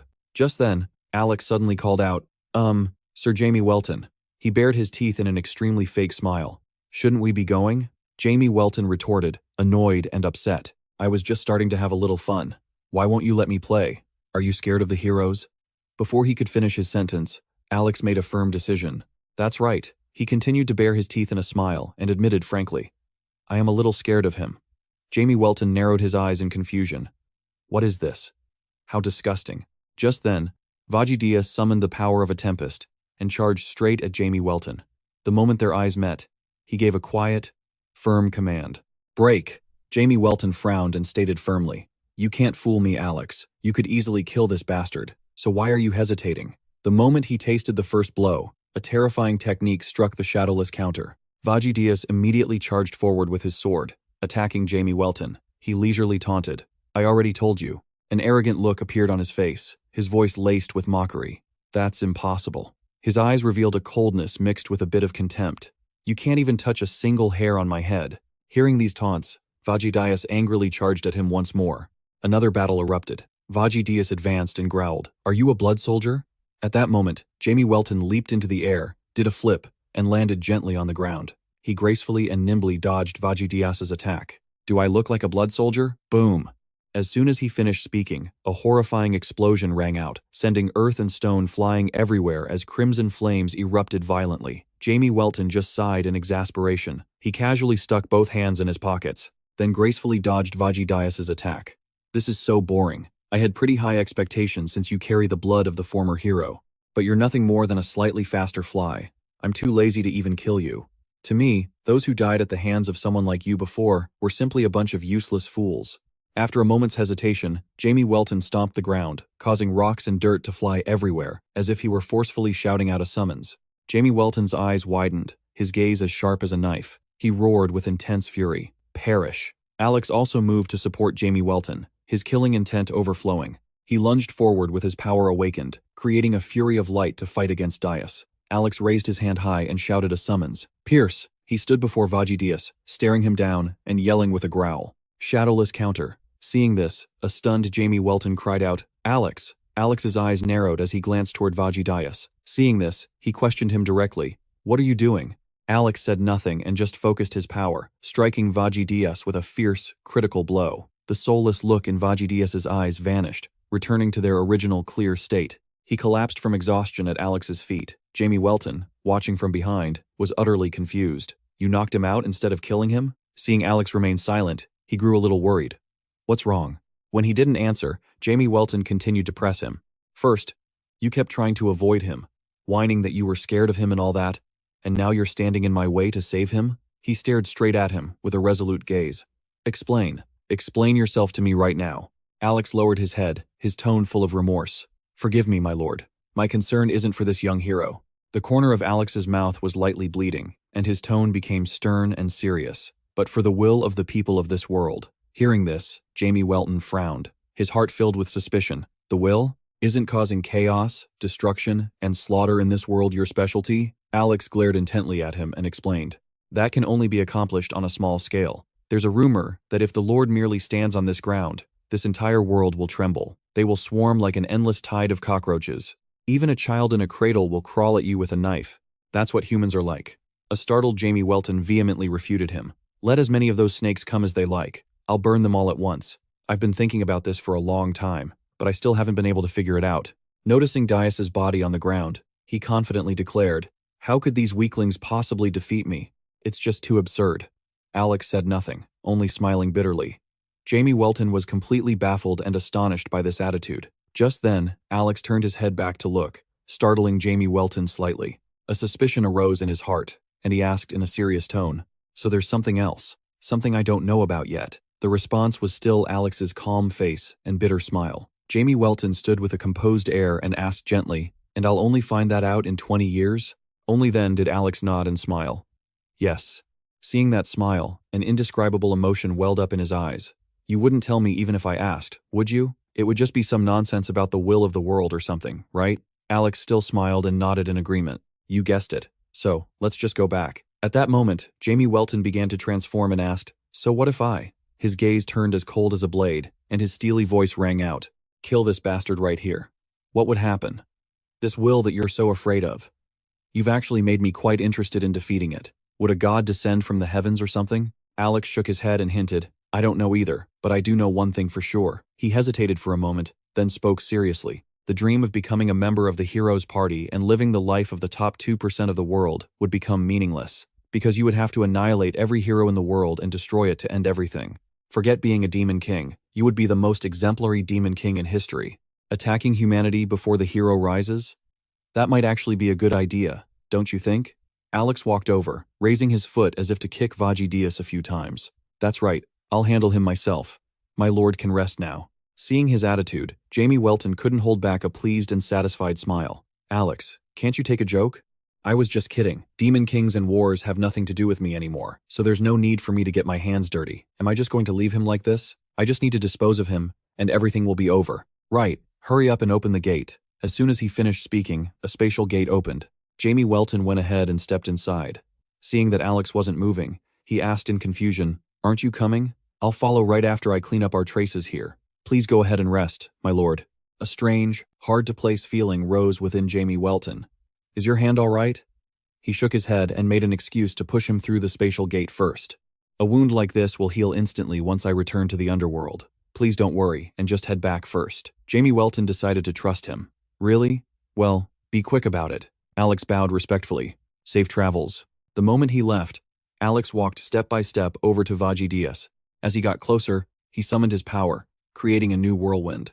Alex glared, moving his face close to the boys, and warned him, "You damn brat. You dare to cut me? One of the 7 counts of the demon world? With that filthy light? I, with my own hands.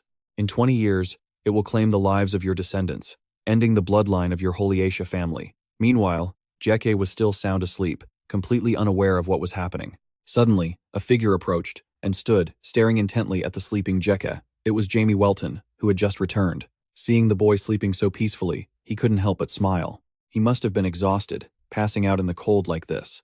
Time drifted by silently on the lush, green hill as a gentle breeze blew. A hint of idle curiosity flickered in his eyes. Just what is supposed to happen in 20 years, anyway? These rules are such a pain. Just you wait. That day 20 years from now will never come.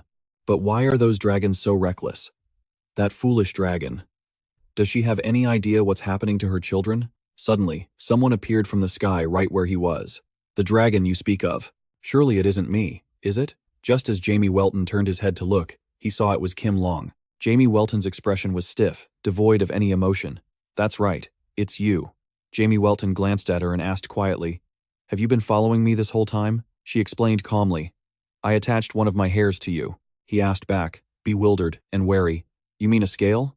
Then, Jamie Welton took the opportunity to probe further. "If you want to report this, I can be your witness." Hearing this, Kim Long was stunned. "You?" she scoffed. "You must be joking. A demon king like you as a witness? Hello, I'm a demon king, and I stopped a hero who was trying to break the peace treaty by attacking dragons.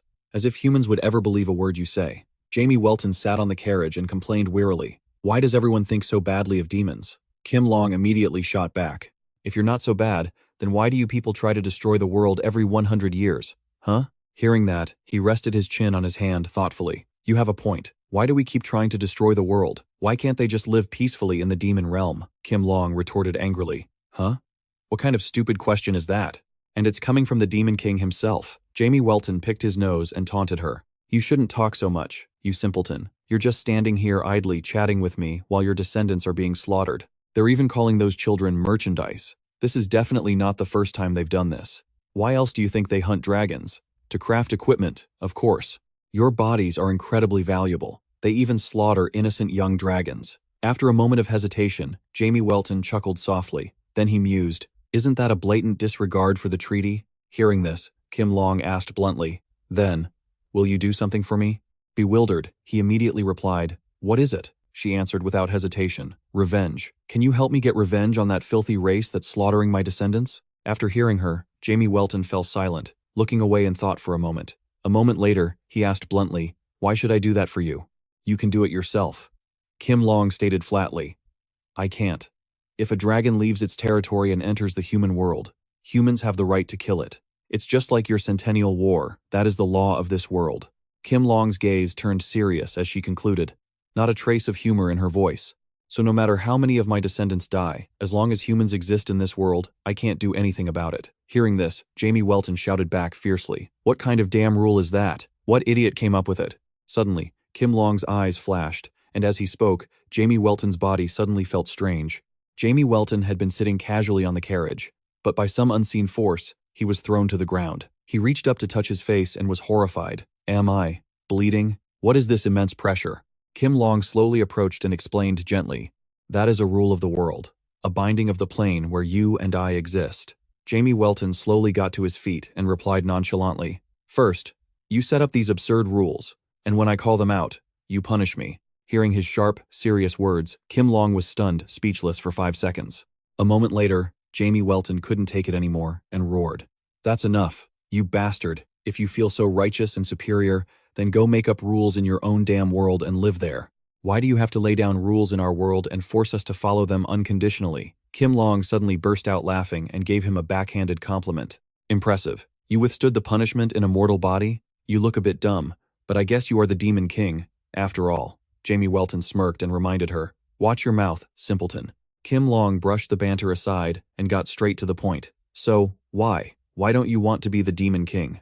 You know, I'm actually quite excited. You're the first one to refuse to be the Demon King in the last 666 centuries. I bet Providence is having a major headache over this. All because you're defying the laws. Seeing her fake, cunning smile, Jamie Welton wondered, why do you look so happy? Deep down, you've wanted to get rid of these laws for a long time too, haven't you? He had clearly hit a nerve. She stammered in a panic, trying to deny it.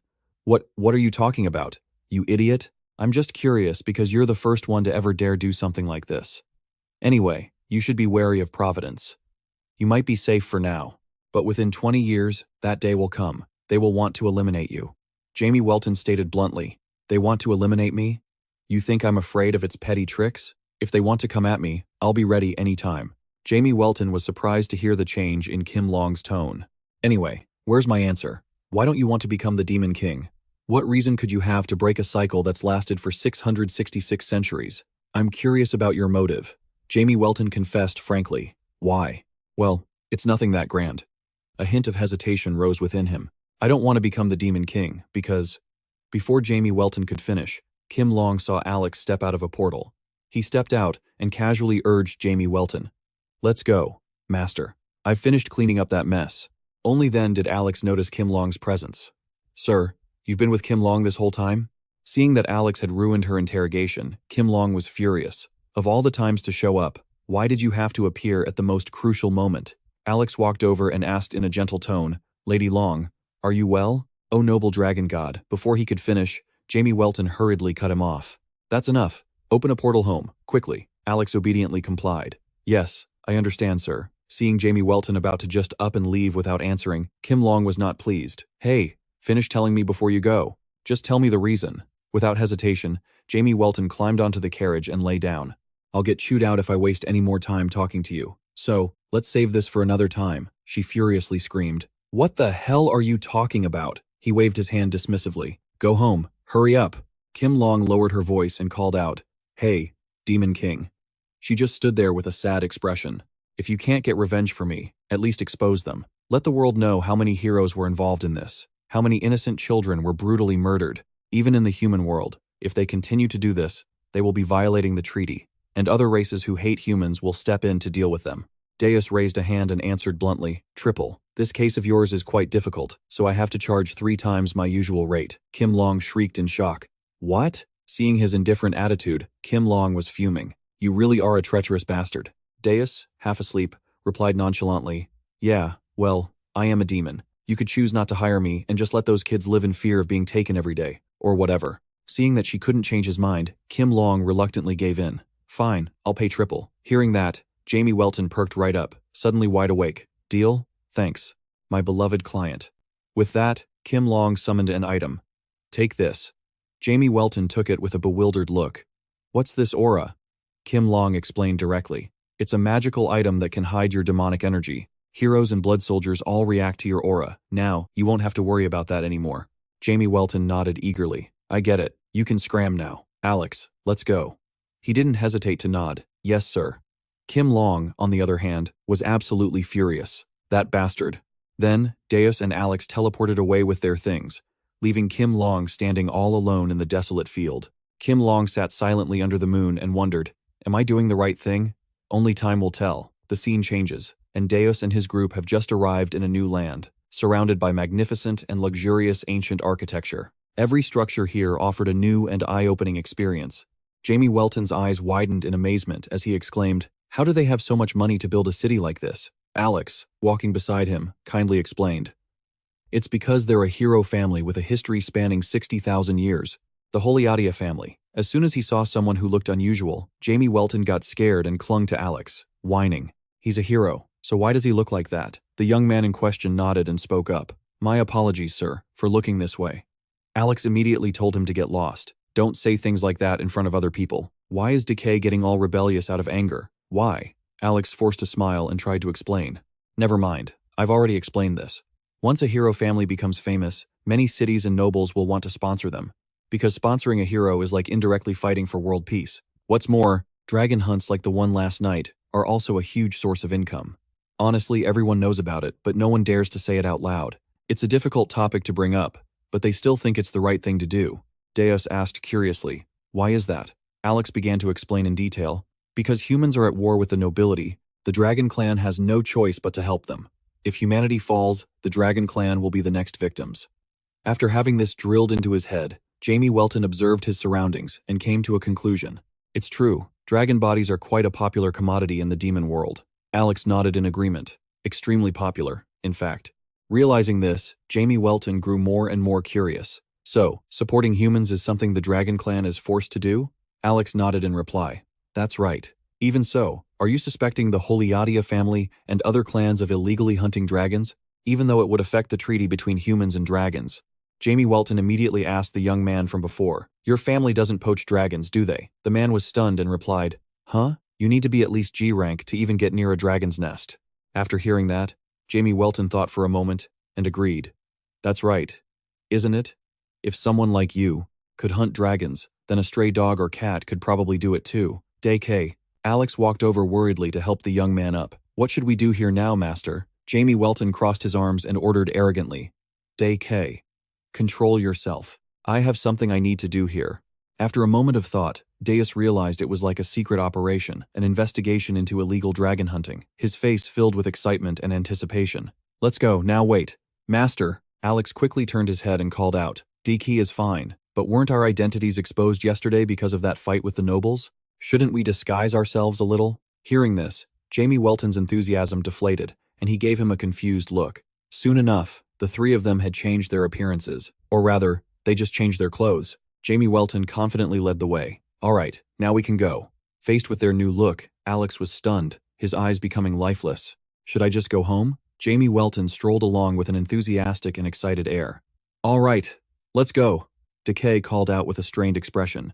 Sir Jamie Welton, he was so nervous he was breaking out in a cold sweat, but he still forced a smile, and said, just a friendly reminder, but it would be better to act normally and appropriately.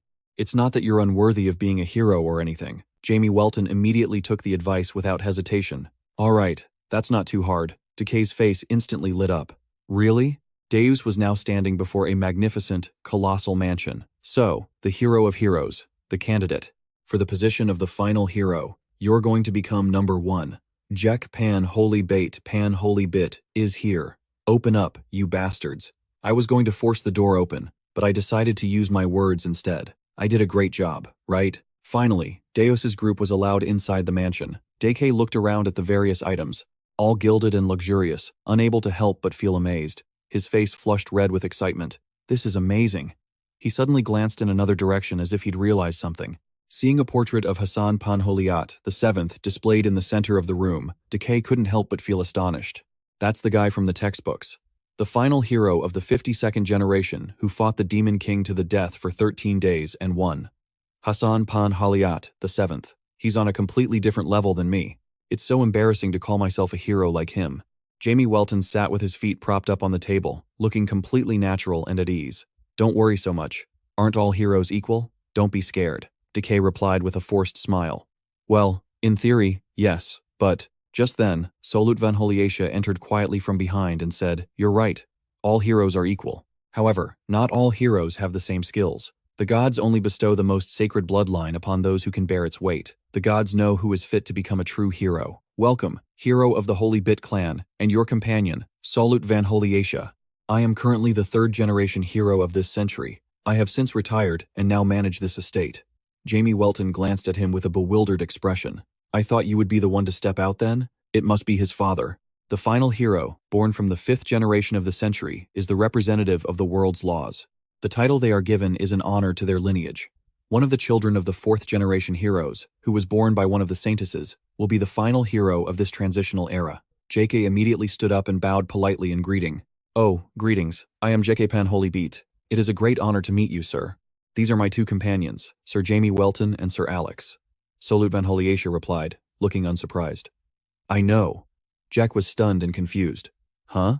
Solute Van Holiatia continued to speak. I know of you and your party. I was a bit late because I had to confirm with the Hero Management Department. It seems you've somehow managed to gather your companions already. I heard before that you had given up the race to become a true hero. Jeke scratched his head and gave an embarrassed, awkward smile in reply. It's not surprising that you'd think so, but I haven't given up yet. Solute Van Holiatia narrowed his eyes, cautiously observing Jamie Welton's group with a very stern expression. He looked at Jamie Welton's nonchalant demeanor and thought to himself, a wealthy merchant who paid his way into becoming a companion for a hero from a fallen heroic clan. A shallow and common story for the fame-seekers of this era. Solute Van Holiatia then spoke up. So, what brings you to the Holiatia clan? Jamie Welton answered bluntly, his face full of indifference. Nothing much. There's just a strange rumor going around, and we wanted to confirm it. Jeke, sitting next to him, quickly whispered a reminder. Sir Jamie Welton, your manners, your manners. Solute's eyes widened in anger as he said, your tone is hardly appropriate for your station. Jamie Welton's voice rang out stubbornly. I thought we were going to speak as fellow heroes, no? Or do you wish to be treated like a high noble? Even though you no longer hold any official position. Hearing this, Jeke's face turned pale with fear. Sir Jamie Welton, please stop. Solute suddenly chuckled, causing everyone's expressions to turn to shock for a moment. He then shared his story, and with it, he warned Jamie Welton in a serious tone. You're quite blunt. I was once like you, unaware of my place, acting on my own whims as if I was above everyone else. As if I could defeat the Demon King all by myself, but you should be careful. No matter the era, there's always a bigger fish. Jeke tried to defuse the tense situation. Of course, sir. Everyone knows of Sir Solute Van Holiatia's reputation. A D-rank hero. Solute Van Holiatia then sat down in the opposite chair and started the conversation. So, companion of this young hero, what is this rumor you spoke of? Jamie Welton immediately got straight to the point. Well, the rumor I heard is that you people have high-quality materials here. A few of them are things we're looking for. Hearing this, Solute chuckled softly before uttering a threat. You may have money, but I'm not sure if you have enough for what you're looking for. We, the Holiatia clan, only deal in the highest quality, top-tier materials, such as blackstone, the hide of a red salamander, or a Lich King's monocore from the Void War, or even things like the heart of a white-headed giant from the Hogan Mountains. He was secretly pleased with himself after trying so hard to appear intimidating. How about it? Scared yet, little friend? However, Jamie Welton's reply was completely outside of Solute Van Holiatia's expectations. I don't need such trivial things. His eyes couldn't help but widen in stunned silence. Huh? Jamie Welton's eyes suddenly lit up, and he smirked with a look of amusement. I heard you have something even more valuable than a giant's heart. Solute Van Holiatia said in a hesitant, flustered tone. There is only one thing more valuable than a giant's heart, and that's a dragon. Jamie Welton decisively placed a sack on the table with a thud. Exactly. Our hero is still a novice, so he needs an item to bolster his strength. We're looking to create a set of armor made from dragon parts. Solute Van Holiatia couldn't help but be astonished when he saw the sack was filled to the brim with glowing red stones. These are blood-colored magma stones from the demon realm. How did he get his hands on such a rare item? Blood-colored magma stones are a common type of rock found in the volcanic regions of the demon realm. Solute Van Holiatia quickly spoke up. Don't you know? Dragons and humans currently have a peace treaty. Hunting dragons for their parts is a violation of both the law and that treaty. We, the Holiatia clan, do not engage in such illegal activities. Instead, I have other items that are just as rare. How about it? Why don't you make a set of armor from those items? Jamie Welton immediately turned to Alex and said, Let's go, Alex. It seems this place doesn't have what we need. But I wonder whose soldiers were transporting a dragon via airship. I'm certain I saw the Holiatia clan's crest on that airship. Solute's voice suddenly became extremely tense. You saw something, didn't you? Jamie Welton didn't hesitate to spill it, a look of amusement on his face. It's just that we're in a rush to join the hero's race, being rookies who got a late start. You hear unexpected things when you're running all over the place, looking for items to try and catch up to everyone else. And in the end, you see things you weren't supposed to see out there. Solute glared, his tone turning grave. Is that so? How unfortunate. You should have been more careful, shouldn't you? Jamie Welton bared his teeth in a wide grin, giving a long-winded explanation that was full of hidden meaning. It can take a long time to build a tower, but it only takes a single moment of error for it to collapse. We're newcomers, so we don't yet know how things work in this kingdom. Isn't it understandable that we might make a few mistakes? Who knows, maybe when I'm in a bad mood. I might spread a rumor that the long-established hero clans are monopolizing all the good stuff, regardless of the law. At the very least, you should have something to shut this mouth of mine, right? And with that, their eyes met, practically sparking with lightning. Jeke's face turned ashen as he quickly interjected, "Excuse me." Solut van Holiatia suddenly burst out laughing. Then this time, "I'll be the one asking the questions. Have you ever heard of a masked hero who suddenly appeared and defeated countless dragons?" Jamie Welton answered nonchalantly, while Jeke was sweating bullets in fear. "What about it?" Solut van Holiatia smirked, as if he had just gained the upper hand. He then looked up. He glanced down at the Lagun shield and said with a provocative tone, "I don't know if it's a coincidence or not, but that Lagun shield you're carrying is made from the blue and black dragons that the masked hero defeated." Jamie Welton glared at him and asked, puzzled, "How did you recognize the Lagoon shield?" Solut's face darkened, and his voice was firm and certain. "I can identify any item of rare grade or higher by its color and shape. That is definitely a special S-rank Lagoon, made with scales from a blue and a black dragon. I have never seen a Lagoon like that on the list of treasures on this continent, so that means it must have been secretly crafted recently." Jamie Welton exclaimed inwardly in surprise. "Oh ho, not bad, you're quite observant." Solut van Holiatia said with utmost seriousness, "Your name is Jamie Welton, right? It seems you're the one leading this group, not that young hero, so I'll tell you. I don't know what your connection to the masked hero is, but if you happen to run into him, please tell him this for me. Because he's killed so many dragons, the main source of income and materials for certain powerful people is being threatened." However, Jamie Welton's expression remained perfectly calm as he listened intently to his words. Solut then warned of the potential consequences. Because of this, some high-ranking members of major guilds who are deeply involved in this business will soon make their move to deal with the masked hero and everyone associated with him. Jeke sat huddled in his chair, his face pale. So scary. Solut van Holiatia then bluntly stated his opinion. A treasure like the Lagoon shouldn't fall into the hands of a declining F-rank family. The number of legendary items must be tightly controlled. It's the same for both equipment and people. Rarity is what creates value and makes a name for itself. Also, I don't know where you heard those ridiculous rumors, but a prestigious family like ours would never engage in illegal transactions, such as dragon parts. If you need low-grade materials for some minor items for your hero, you can come back anytime. Now then, rookie, I have some business to attend to. Goodbye." He then turned and left coldly, his expression grim. In stark contrast to Jeke's anxious fear, Jamie Welton's face remained perfectly calm, showing no reaction at all. After leaving the mansion, however, Jamie Welton spoke up, exasperated. "Are all heroes like that? I know it sounds weird coming from me, but is that guy an idiot?" Jeke hesitated before answering. "Well," Jamie Welton glanced at the extravagant mansion before them and immediately came to a conclusion. "So, in short, the nobles are working together so they can hunt dragons and monopolize all the dragon materials. They crush all the other merchants who aren't in their alliance to monopolize the trade," Alex also affirmed. "That's exactly right. The most important thing for a hero is their equipment. It seems they've controlled the supply of crafting materials, which means they can also control other heroes. That must be why." Jeke's face suddenly fell as he said sadly, "Sir Solut van Holiatia, I really thought he was an upright and fair person. It can't be that all the heroes I admire are like that. Can it?" Jamie Welton turned to glance at Alex and said with a smug smile, "Humans are so rotten. Looking back, we seem pretty decent compared to them, don't you think?" Alex just closed his eyes and smiled faintly without saying a word. Jamie Welton continued with great amusement. "It's no wonder we won 665 times when we fought them, eh?" Alex's smile now became forced and tense. Jamie Welton immediately walked over, slung an arm around Jake's shoulders, and said cheerfully, "Anyway, congratulations. You reached your goal. Didn't you hear? The higher-ups of that organization are looking to hunt down the masked hero." Jake Pan Holy Bait screamed, his face pale and streaked with tears. "That's right. They're probably all from D-rank families. What do I do now, Sir Jamie Welton? If I get caught, I'm done for." Jamie Welton put a hand to his chin and thought, then offered some encouragement. "Even if they come at us in a swarm, it's not a big deal for me, but it will be annoying. Just focus on the business for now. Our shop is about to be flooded with weapons. We'll just have the masked hero lie low for a while so they can't find him." Jakey Pan Holy Bait cried out in alarm. "What?" Jamie Welton raised a finger and said, "Let's take care of one last thing tonight." Jakey Pan Holy Bait replied, bewildered, "Tonight?" Jamie Welton's eyes suddenly flashed crimson as he raised his fingers and said in a low, chilling tone, "There are some things we need to put an end to.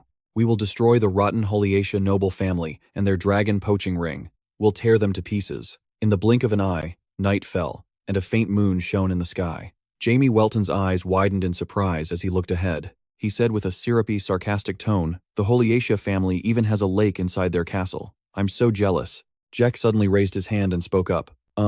Sir Jamie Welton, I have a small question. Jamie Welton quickly turned and asked, What is it? Jack asked, looking anxious.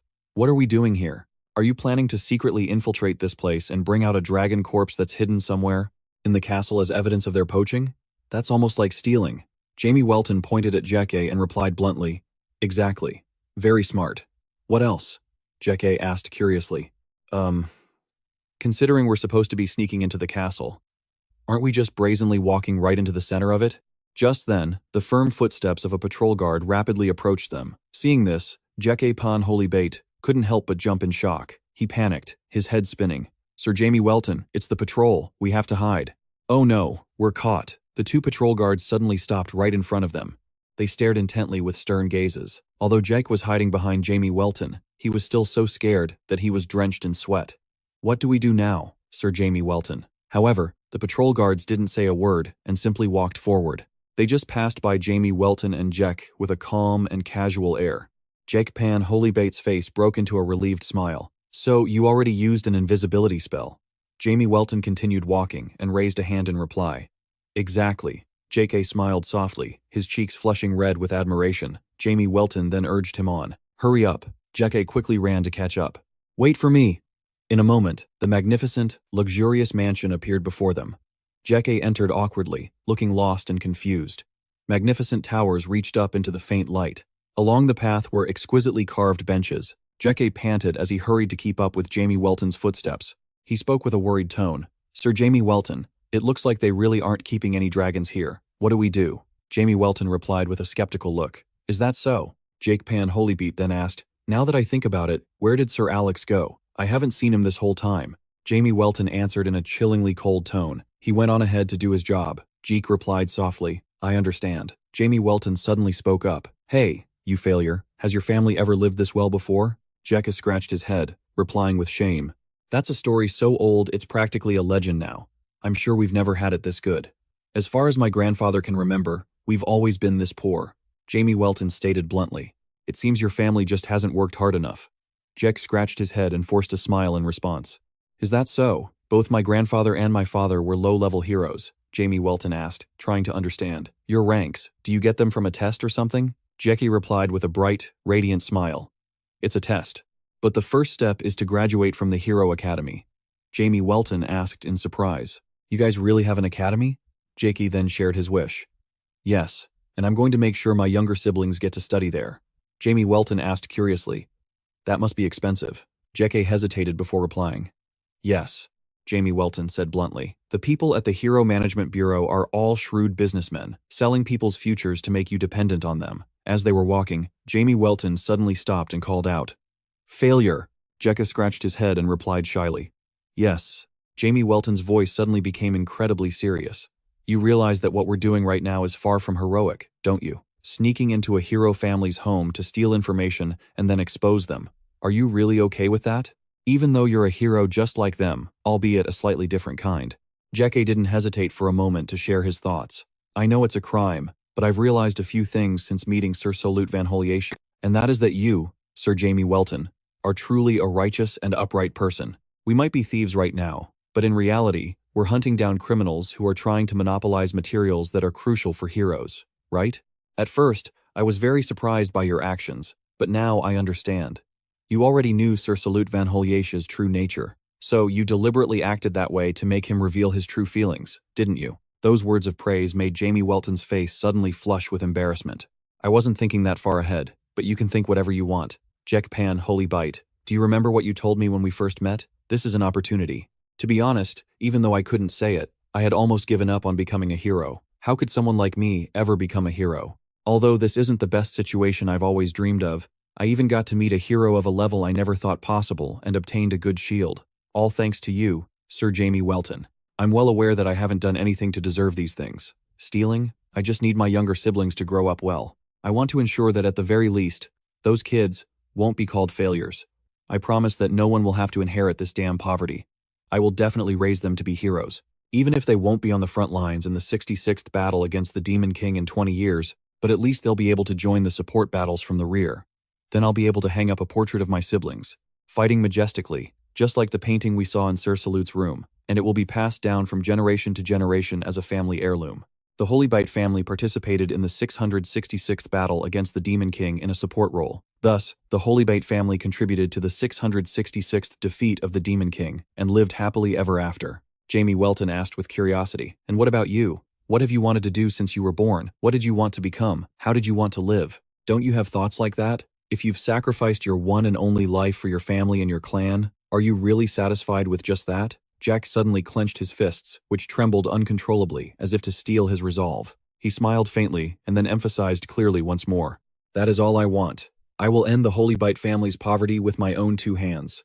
To do that, I would even make a deal with the devil." The corner of Jamie Welton's mouth suddenly curled into a deeply satisfied smirk. He grinned with excitement and looked straight at Jack, saying, "It seems I chose the right person. All right, let's just see what kind of end awaits us at the very bottom of hell." Alex immediately appeared, landing on a street lamp and bowing his head slightly as he said, "Yes, master." Jeke jumped in surprise, calling out in alarm, "Sir Alex." Alex reported the situation. "I've found it. Let's go. To these bastards' secret room." Jamie Welton smirked with great satisfaction. "Did you find it?" Alex smiled faintly and replied, "I did. I also found a list of their member families. Polonia, Hatus. Holy shit. It lists 76 families in here. They're all families with long and prestigious histories." Hearing this, Jack's expression turned gloomy and sad. Most of them were families that had appeared in textbooks. "How could this be?" Jamie Welton then asked. "And what about the dragon's location?" Alex answered clearly, "Young master, your guess was correct. They're underwater." Jeke was startled to hear that. Underwater? Without a moment's hesitation, Jamie Welton immediately gave the order. "All right, let's get to it." Alex raised his hand and deployed his magic. "Yes, sir." Instantly, transparent water bubbles enveloped the heads of Jamie Welton and Jackie to allow them to breathe underwater. Both Jamie Welton and Alex quickly ran and leaped into the lake, leaving Jacob bewildered and shocked. He called out to Sir Jamie Welton in a fluster. His face was scrunched up with worry and hesitation. Then, Jeke rushed straight into the lake with a resounding shout. "Wait for me."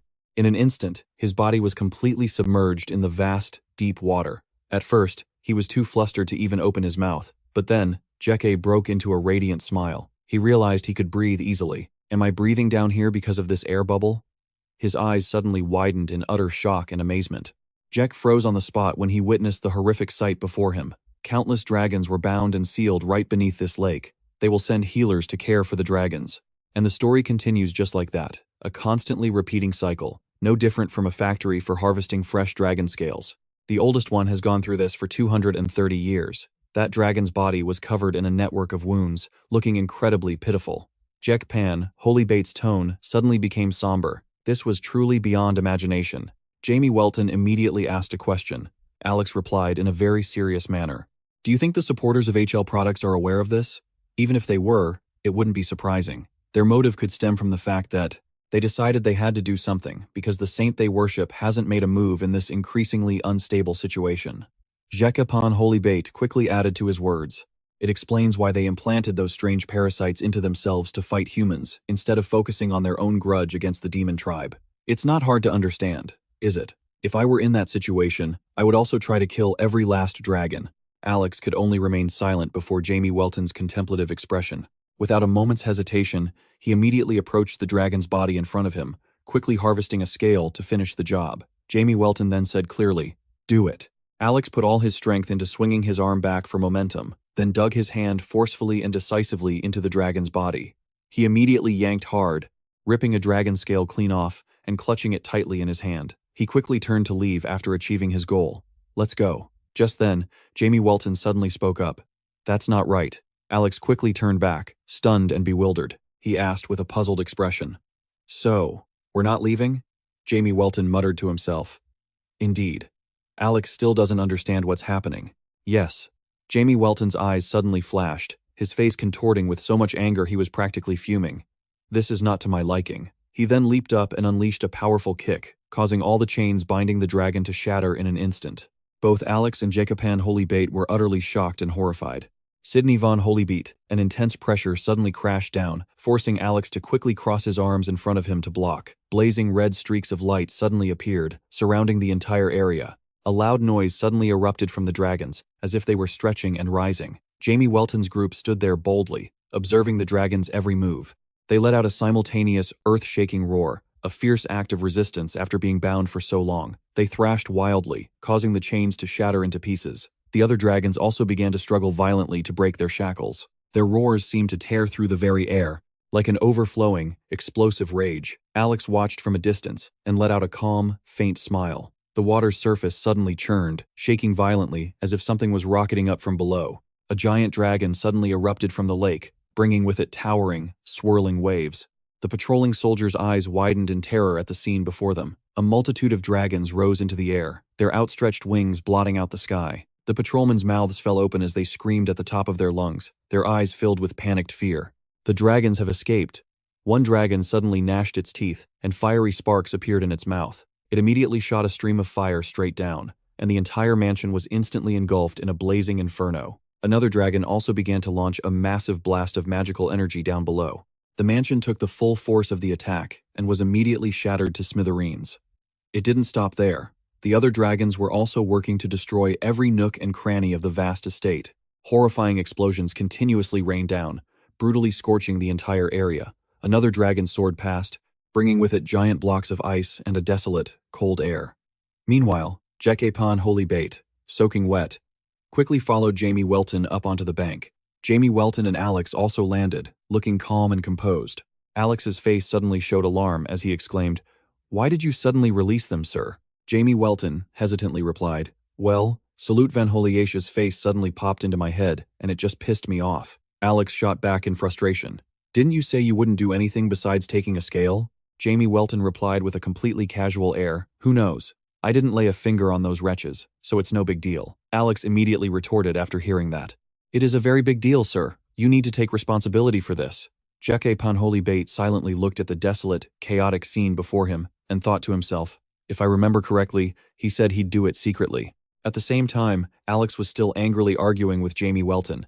"What do you plan to do now? People are going to be talking about this non-stop." Jamie Welton indifferently replied, "Then I'll just kill them all and be done with it." Jekepan Holy Bite quickly spoke up as the situation grew more tense. "Sir Jamie Welton." But Alex was still scowling and shouting, "Then what was the point of disguising ourselves in the first place?" Vajidias gritted his teeth, his eyes flashing with rage. "These animals." He stared at Jamie Welton and thought in confusion. White hair. The anger inside him seemed to be reaching its peak. He's here too.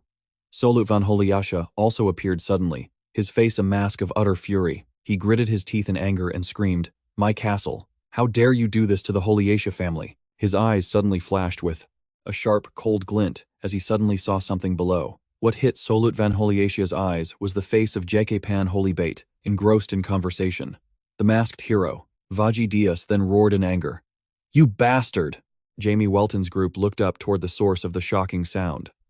Then, Jamie Welton smiled faintly, looking extremely pleased with himself. He glanced at Vajidias and cheerfully warned, "Hello, don't touch me. I'll kill you this time." Vajidias's eyes flashed as he opened his mouth wide and screamed, "You damn bastard!" Solut Van Holiasha also couldn't contain his anger and yelled, "Masked hero, I've been waiting for you." Jekepan Holy Bait raised his hands to his face and pleaded desperately with a terrified look, "Spare me." Vajidias and Solut Van Holiasha shot up, launching themselves forward without a second's hesitation. The two of them leaped into the air with their swords drawn, their blades gleaming under the late-night moon. Vajidias and Solut Van Holiasha immediately charged forward with terrifying speed. Roaring with hatred and madness, a dragon suddenly thrashed, bit through its chains, roared, and shot towards the two of them with its sharp teeth bared. In a flash, it charged, like a bolt, tearing and crushing the bodies of both Vajidias and Solut. Immediately after, it flew away, carrying a swirling, storm-like rage. Jamie Welton quickly raised his hands and said, "I didn't lay a single finger on them." Alex spoke up immediately, "Yes, sir." Decay, on the other hand, was completely stunned, bewildered by what he had just witnessed. "He's gone," Alex said, offering an idea. "So, while things are chaotic, let's make a run for it." Jamie Welton and Decay raised their hands in unison, agreeing, "Sounds good." Meanwhile, at the dilapidated, crumbling mansion, the agonizing screams of people echoed endlessly. "Run! Help me!" In the end, the only two witnesses who saw Jamie Welton's group were also dead. Afterward, the history books would simply state that the reason for the Holyat family's downfall was unknown. The sun had just risen, its rays gently creeping through the window frame. Jekepan Holy Bait woke up with a bit of drool still on his mouth. "It's morning already. I said I'd focus on the shop starting today, so I have to get it open quickly before Lord Jamie Welton arrives." He hurried over and reached for the doorknob. He was startled when he saw a bustling line of people and heard the loud, excited chatter. Is this the weapon shop with weapons forged by a dragon's breath? I told you the best places are always in the countryside. Someone go wake up the owner. When are they going to open? Hey, no pushing. Don't cut in line. What's your hero rank? It's open. What took so long? It's open. Let's go in. I've been waiting since dawn. Jake Pan Bates' face lit up with an excited smile. Hello, and welcome to Jamie Welton's weapon shop. Customers then flooded into the shop to buy weapons. How much for these 2 swords? J.K. Pan Bate eagerly replied. That'll be a total of 7 gold and 87 silver. A series of weapons sold out one after another. I'll take this umbrella. Jake Pan Bate calmly replied. This one is 2 gold and 13 silver. The shop was so packed with customers there wasn't even an inch of space. Look at this. The color is a little different, isn't it? I've never seen a dagger in this style before. Where are the shields? Hey kid, how much is this? J.K. Pan Bate was constantly attending to customers with no time to rest. That one is 8 gold and 7 silver. Thank you, sir. Alex also pitched in to help J.K. Pan Bate with sales. That divine belt really matches the color of your cloak, milady. We're currently having a buy 2 get 1 free promotion. Would you like me to wrap that up for you? The girls, mesmerized by Alex's radiant charm, immediately sealed the deal. Yes. Jamie Welton sat upstairs, observing the store's smooth business operations. His face was dazed as he muttered, "Business seems to be going well." Then, he suddenly sighed with a look of complete boredom and weariness. Jamie Welton watched the people bustling about the shop and thought to himself, I thought I'd be thrilled that humanity loves making money, but it turns out to be even less interesting than I expected. He suddenly called out, J.K. Pan Bate, I'm going upstairs to sleep. J.K. Pan Bate replied, all right. Then, Jamie Welton walked into his room, completely disinterested. Jamie Welton's room on the 2nd floor of the shop was extremely luxurious. Jamie Welton slowly walked into the room, then immediately flopped onto the bed with a satisfied smile. So soft. Getting rich isn't all that special. Sleeping is still the best. A soft golden light spread through the room as the golden dragon's voice echoed gently. Jamie? Jamie Welton thought in surprise. The mother of dragons. He then asked aloud, Are you here? The golden dragon replied softly, You're always sleeping, aren't you? It must be nice to be so carefree. Jamie Welton smiled and said, You saw everything that happened with the Holiots yesterday, didn't you? The list of the families involved is on the table. Take it. The golden dragon's eyes suddenly lit up with a sinister glint. I saw it all, from beginning to end. They clearly violated the peace treaty between our two races. Flashes of red light also sparked in Jamie Welton's eyes. So, are we going to war with humanity now? The golden dragon calmly replied. For whose benefit? Jamie Welton quickly closed his eyes, rolled over to his side, and replied flippantly, I don't care, as long as I get paid. The golden dragon quickly offered, I'll pay you. Jamie Welton suddenly glared at her and said, This isn't something that can be finished in a year or two, you know? Hearing this, the golden dragon fell silent. Jamie Welton then asked, Maintaining a peace treaty is hard. You know that, right? So, when you were in the Holiot household, you found out the truth. You must have been furious, right? You're the god of the dragon race, but you didn't intervene. That's why you came to us, to solve the problem, isn't it? The golden dragon replied with a decisive tone. Not exactly. The hero families have been spreading a poisonous mycelium to make the dragons attack humans. That's their excuse to attack. That's the reason dragons are attacking humans and are being hunted to extinction. Jamie Welton asked doubtfully, and how does the dragon race plan to fight back? The golden dragon's tone became extremely serious. We have our pride. Instead of stooping to their level, we will fight them until the very last one of us falls. To avenge the loss of a friend, a lover, or a family member. Would we use other friends, lovers, or family members for that revenge? Come to think of it, their actions don't make sense. Jamie Welton's eyes widened, his expression suddenly tense. The golden dragon's face also filled with indignation. Just as I thought, that mycelium is very strange. There's no way humans could have created something like that terrifying and bizarre curse. Who put such a filthy weapon into the hands of the hero families? Someone is exploiting the anger of my children and the hero families for their own gain. Jamie Welton grabbed the golden dragon's face and said in a menacing tone, Hey, everyone knows the little dragon whelps in your clan love to go out and cause trouble. Besides their parents, who do you think is going to believe they were framed? You guys are only good at causing trouble for this continent. You should just call them back here and give each of them a good spanking. That would solve everything. Why bother other people with your problems? She blurted out. But Jamie Welton immediately replied, exhausted, Oh, forget it. I'm crawling back into my egg. Laws and commandments. Why do you guys always have to complicate things? Do you have some kind of complexity disease? Don't you get a headache from living under a system all the time? Just break the rules and live in peace. Model. No matter how much you suppress them, they first fall with smiles on their faces, only to rise again and again. Just when you think you've succeeded, a new bloodline awakens, and the counterattack begins. Just like that, they are moths drawn to the flame known as the Demon King. The real problem is that there are just so many of those moths. The gold dragon raised its head to the sky. You'll even grow to fear them, to fear their courage. Humanity's belief in the final hero will be the great enemy you face in another 20 years. The gold dragon's voice suddenly grew solemn. At that time, you won't be fighting against people. You'll be fighting against the endless courage that has helped humanity triumph for over 66,580 years. Hearing this, Jamie Welton turned and chuckled, which greatly surprised the gold dragon. The thought of me fighting that is just hilarious. But wait a second. Why don't I just kill the third and fourth generations now? The final hero is supposed to be born in the 100th year, right? If we attack and kill off the third generation now, the final hero can't appear, and we'll win. Jamie Welton's expression became urgent. Or we could just wait 30 years for the final hero to die of old age. Why does it have to be exactly 100 years? You idiot. The gold dragon snarled in frustration. Why are you asking me? You're the Demon King, aren't you? You should be the one to decide.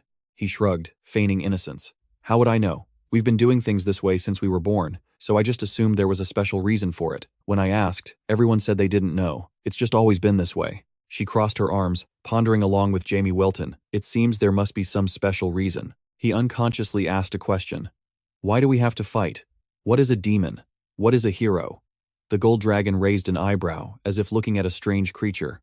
What a meaningless question. Don't you find this world strange? The demon race has been living in the demon world for nearly 70 years just fine. We could just continue living there. Why bother wasting energy invading the human world?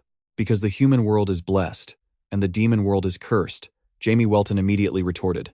If God only blessed the human world, then why create the demon world in the first place? If he hadn't done that, we wouldn't have to be fighting and killing you people. The gold dragon froze for a few seconds, now that you mention it, but I'm sure he had his reasons. He shrugged again. What reason? And what even is a god? Her eyes widened with excitement. What do you mean? God is the absolute, powerful entity who created everything. Jamie Welton raised his voice, his curiosity growing. Then why does he let us slaughter each other? The gold dragon lunged forward, getting in his face with an annoyed tone. I don't know the reason. Maybe he's having a midlife crisis at age 80, or maybe he's just insane. He fell back onto the bed, mouth agape. My head hurts.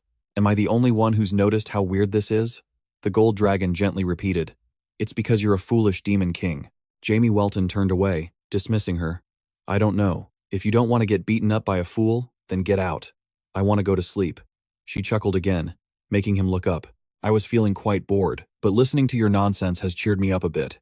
Just looking at you makes me wonder what the meaning of all this is. Jamie Welton gave a cold farewell. Visiting hours are over. Please leave. The gold dragon quietly bowed its head, looking at him. I have one last request before I go. Please, find the one who gave the humans the drugs to poison my children. Jamie Welton let out a huge, sleepy yawn. Hey, that's a top-level secret among the human higher-ups. If a divine dragon like you can't find them, how am I supposed to? She suggested gently. Perhaps that demon duke who's with you knows. During the 540th Great War more than 10 years ago, one of the demon dukes captured hundreds of dragons, causing a genocide that nearly drove the dragons in this world to extinction. A legendary strategist, Duke Alex. Hearing this name, Jamie Welton glanced back in surprise. He quickly recalled everything. What do you take me for? I'm the best strategist in the demon world. Jamie Welton was skeptical. So, he was telling the truth? The gold dragon continued with its final words. Besides, he can easily infiltrate the minds of others. I'm leaving now. Just as she took a step, she stopped. The gold dragon quickly added, perhaps you're right. This world truly is strange. Then, the gold dragon descended into a deep pit and vanished. Alex suddenly burst out and announced, Master, we're in big trouble. Jamie Welton roared in anger. Damn it, I was just about to go to sleep. He held out a strange object. Look at this, sire. This is called the Hell Scarecrow mushroom. I found it after studying the mycelium in the dragon's bodies. Its mind control effects have been amplified 1,000 times. Jamie Welton gritted his teeth as if he wanted to throttle his subordinate. Yeah, so what? Alex reminded him innocently. It's a type of mushroom that only grows in our demon world, and there's only one person who can freely manipulate it. This person is one of the 7 dukes, the incarnation of plague and poison, the Plague King, Dagoth. At that moment, Alex's eyes lit up as he asked in a low voice, should I cover this up? Jamie Welton impatiently lunged at him, his face flushed with anger. Do you think you can handle that? That's a 1,000-year-old dragon that caused all that chaos. Alex calmly corrected him. To be precise, it's a dragon that's over 66,580 years old. Jamie Welton couldn't help but curse in frustration. Damn it. So in the end, we were the culprits after all? There's no evidence proving we're the perpetrators, Alex explained nervously. You need to understand. The mycelium that's driving the dragons insane belongs to Dagoth, but he wasn't the one who spread it. He nodded dismissively. Of course it was the demons. Who else benefits from war besides us? Not to mention a civil war between humans and dragons? Hearing this, Alex's eyes suddenly widened in shock. Civil war? Jamie Welton was annoyed by his nonchalant attitude. He pointed a finger and yelled frantically, "Don't you realize you're the one who started the civil war? I heard you're an expert at inciting internal conflict." Alex let out a confused, "Huh? How absurd." Then he gave a weak laugh and continued his inquiry. "I have a high-class, elegant style. I use psychology, not some sticky, wet mushroom or this mycelium type thing. Besides, if it were me, wouldn't I have told you already?" Hearing this, Jamie Welton suddenly calmed down. "That's true." He tilted his head and continued to question him. "But, why did you do it?" Alex's face immediately became flustered. He stammered, letting out a confused, "Huh?" Jamie Welton patiently repeated himself, using the mycelium to make the humans attack. "Why?" Alex was so tense he was breaking out in a cold sweat. He shot back a questioning glance. "Didn't you already say why? To make the humans and dragons fight each other." At this, he tilted his head, raised an eyebrow at him, and retorted in a low voice. "Sir, if you want to make them attack each other, you should use poison or curses like humans do. A little investigation is all it takes to know this was definitely the work of demons. You know of Dagoth the Golden Dragon, whom you recognized immediately the first time we met, right?" Alex's eyes began to turn ice cold as he nodded in agreement.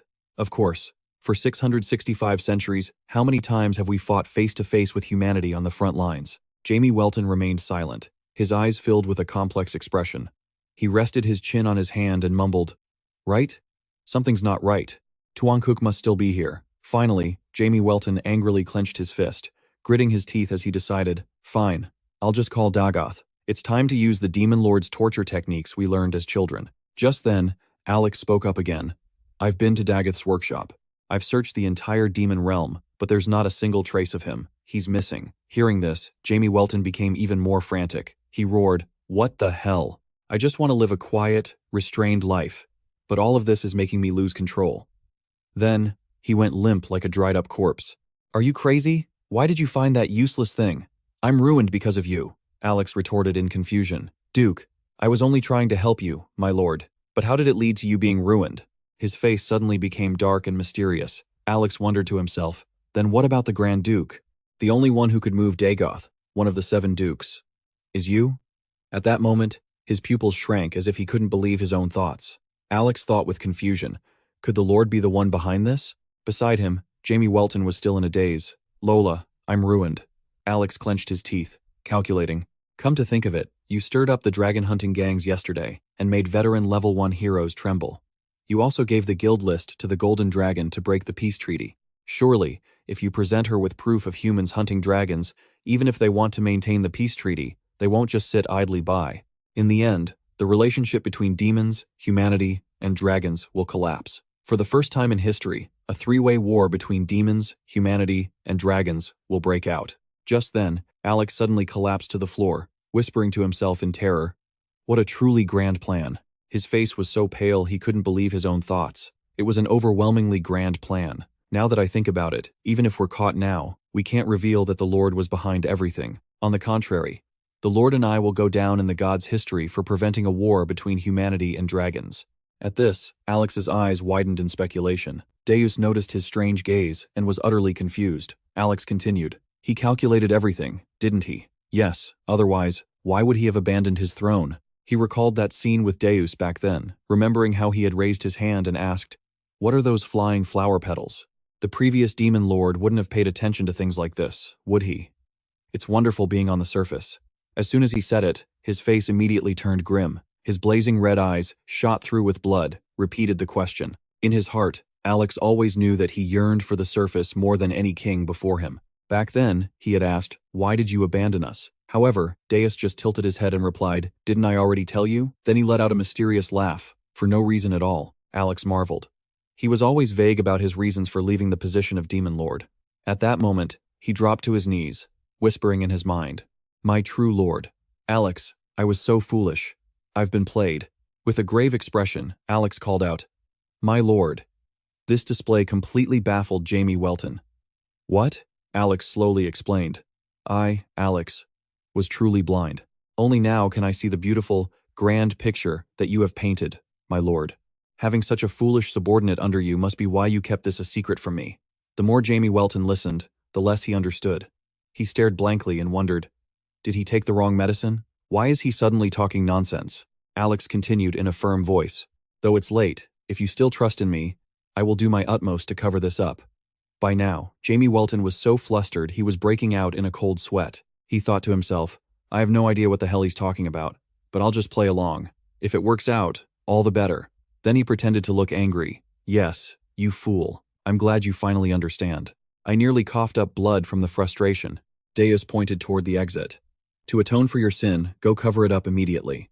The gullible Alex heard this and immediately took off running. "Yes, my lord, do not worry. Finally," he thought to himself, "I'll just go to sleep." But in that very moment, Deus suddenly called out to Alex. He hesitated, his expression unreadable. "By the way, do gods really exist?" After a long, cautious pause, Alex replied, "Of course. Why do you suddenly ask?" Jamie Welton glanced away and hesitated. "It's just, they're always talking about rules and laws, but they don't seem to care whether a demon lord wants to be the demon lord or not." At this, Alex let out a cheerful laugh. "I'm sure they're watching everything. The gods truly exist." Just then, he dropped a final sentence that stunned Jamie Welton. "I've seen them before." After he spoke, the air fell silent. Jamie Welton let out a soft, "Oh." What did they look like? The question made Alex pause for a moment. Then, he rested his chin on his hand, his eyes glancing aside as he recalled, "I'm not sure. I only caught a glimpse of them from a distance." With that, Jamie Welton immediately clenched his fist and yelled right in his face, "You idiot! You made me worry over nothing? Go to sleep! Go to sleep!" A frightened Alex backed away. "Yes, sir." He then rushed into the dimensional gate. "Well then, I wish you a good night's sleep." A few minutes after Alex had left, Deus wearily dropped his head onto his pillow. His face was deeply troubled, his mind a storm of stray thoughts. Deus's eyes were also filled with an unclear complexity. He pondered silently to himself.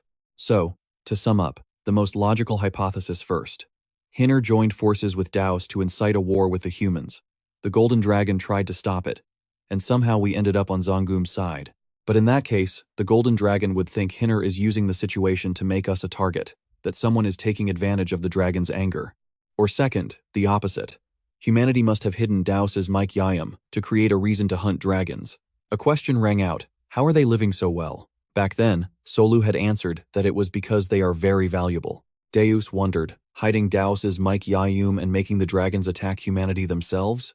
If so, the dragons are 100% the victims, and the peace treaty will be broken by Hinner's rage.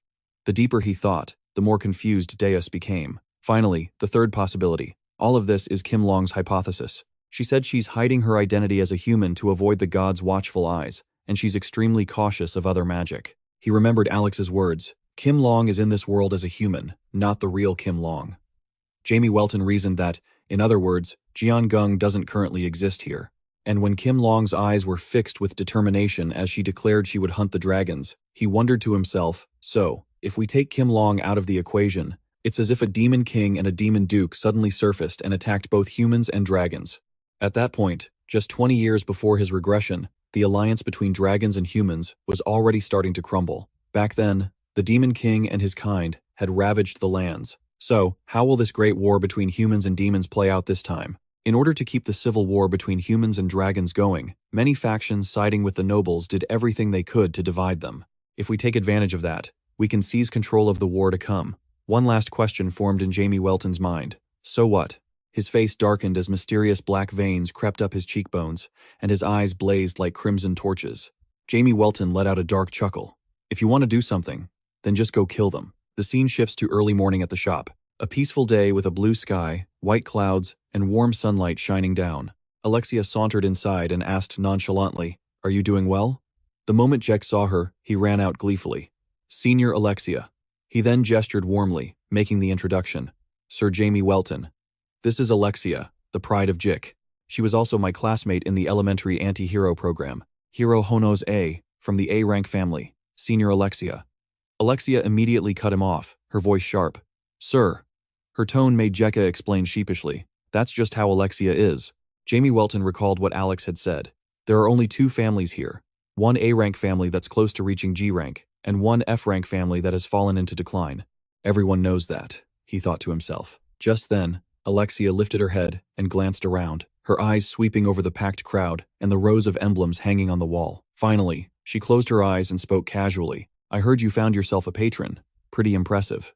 Flushed by the praise, Jackie scratched his head. Thank you, Senior. Then, Alexia's gaze shifted to Jamie Welton. They looked at each other, but neither spoke a word. She then cleared her throat, a teasing tone in her voice. What are you staring at? First time seeing an A-rank hero? However, Jamie Welton's next words instantly enraged her. If you're really an A-rank hero, then why were you nowhere to be found when the dragons attacked? Infuriated, Alexia retorted with a sharp jab. How impudent. My family fought as G-rank heroes in the 665th Great War. You must not be familiar with this world. Dragons are a matter for D-rank heroes. Everyone has their own role to play. Seeing things were getting heated, Jack quickly jumped in to mediate. Of course. If just anyone could capture a dragon, then everyone would be a D-rank hero. So, what brings you here, anyway? At this, Alexia crossed her arms forcefully, the metal of her armor clanging loudly. She raised an eyebrow and looked straight at Jamie Welton, replying haughtily, I heard one could find an incredible sacred artifact in the magnificent castles around here. Turns out it was you, Jeke.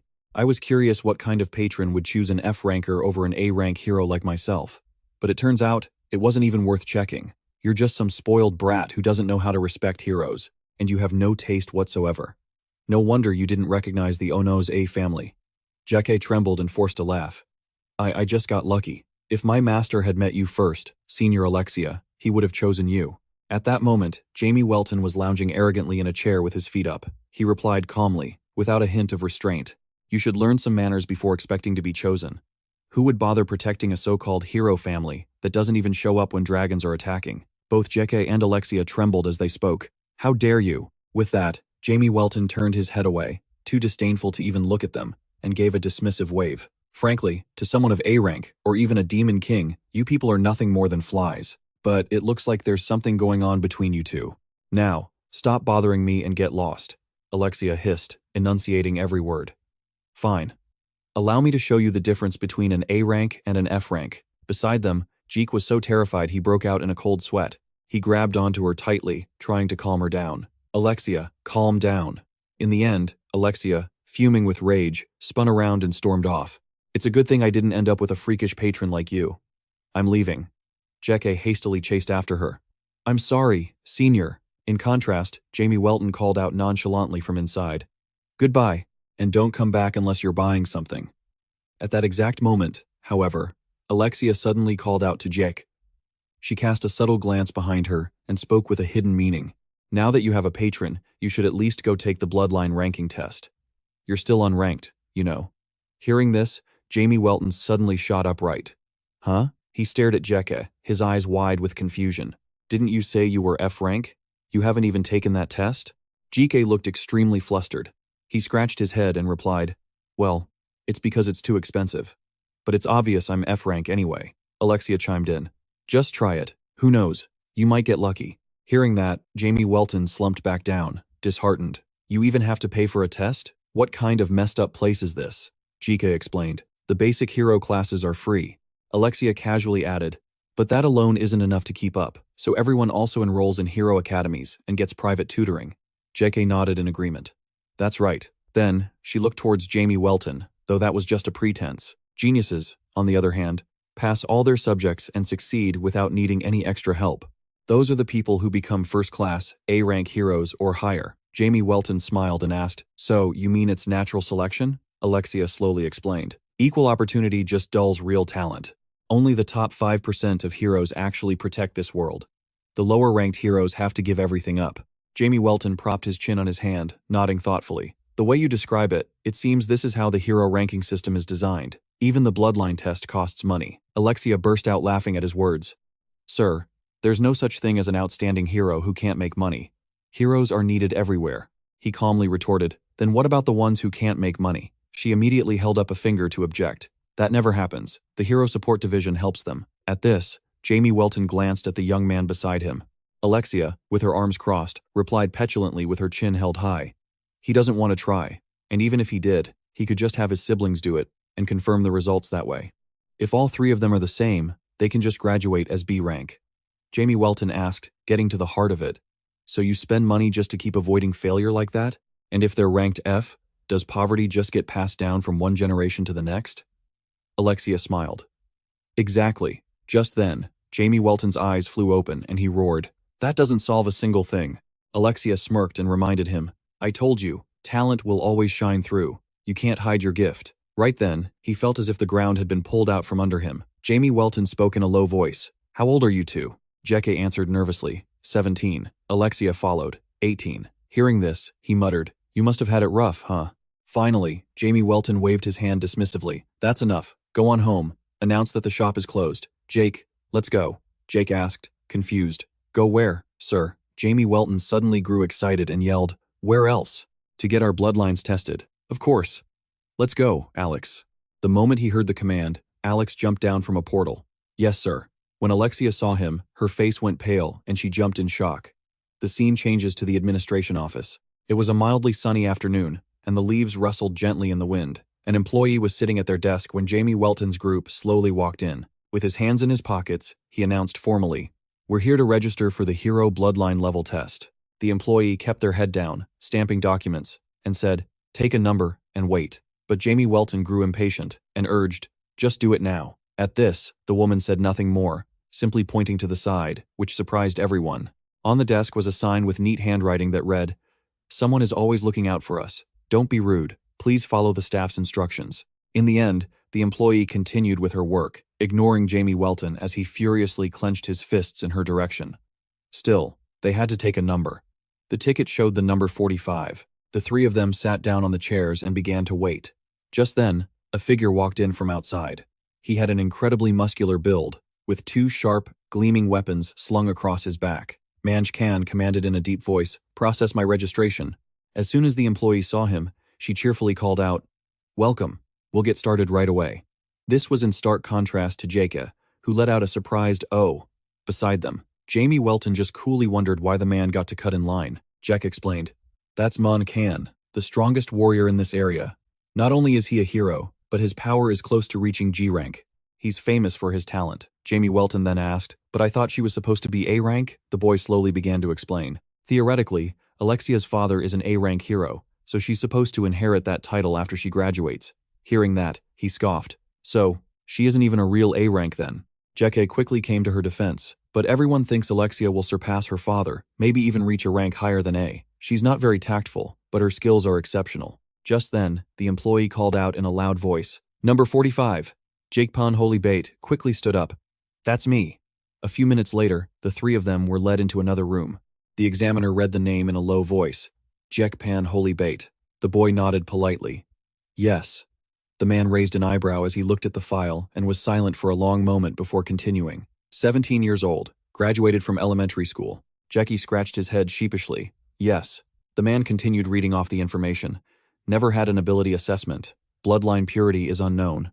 And from the Jek Pan Holy Bait family." Jek was so nervous his cheeks flushed. He gave a strained laugh. "That's right." Finally, the examiner said nothing more and just concluded, "Well, that's F rank. Stamp it." Jeke nodded obediently. "Yes, sir." However, at that moment, Jamie Welton, who was standing behind him, suddenly shouted, "Hey, stop." He gave the examiner a bewildered look. "Don't you determine the ranking with a blood sample and an ability assessment? This ranking decides the kid's entire life. What's the rush?" Faced with Jamie Welton's harsh tone, the examiner simply replied flatly, "His family has always been F rank, and they seem to be struggling financially.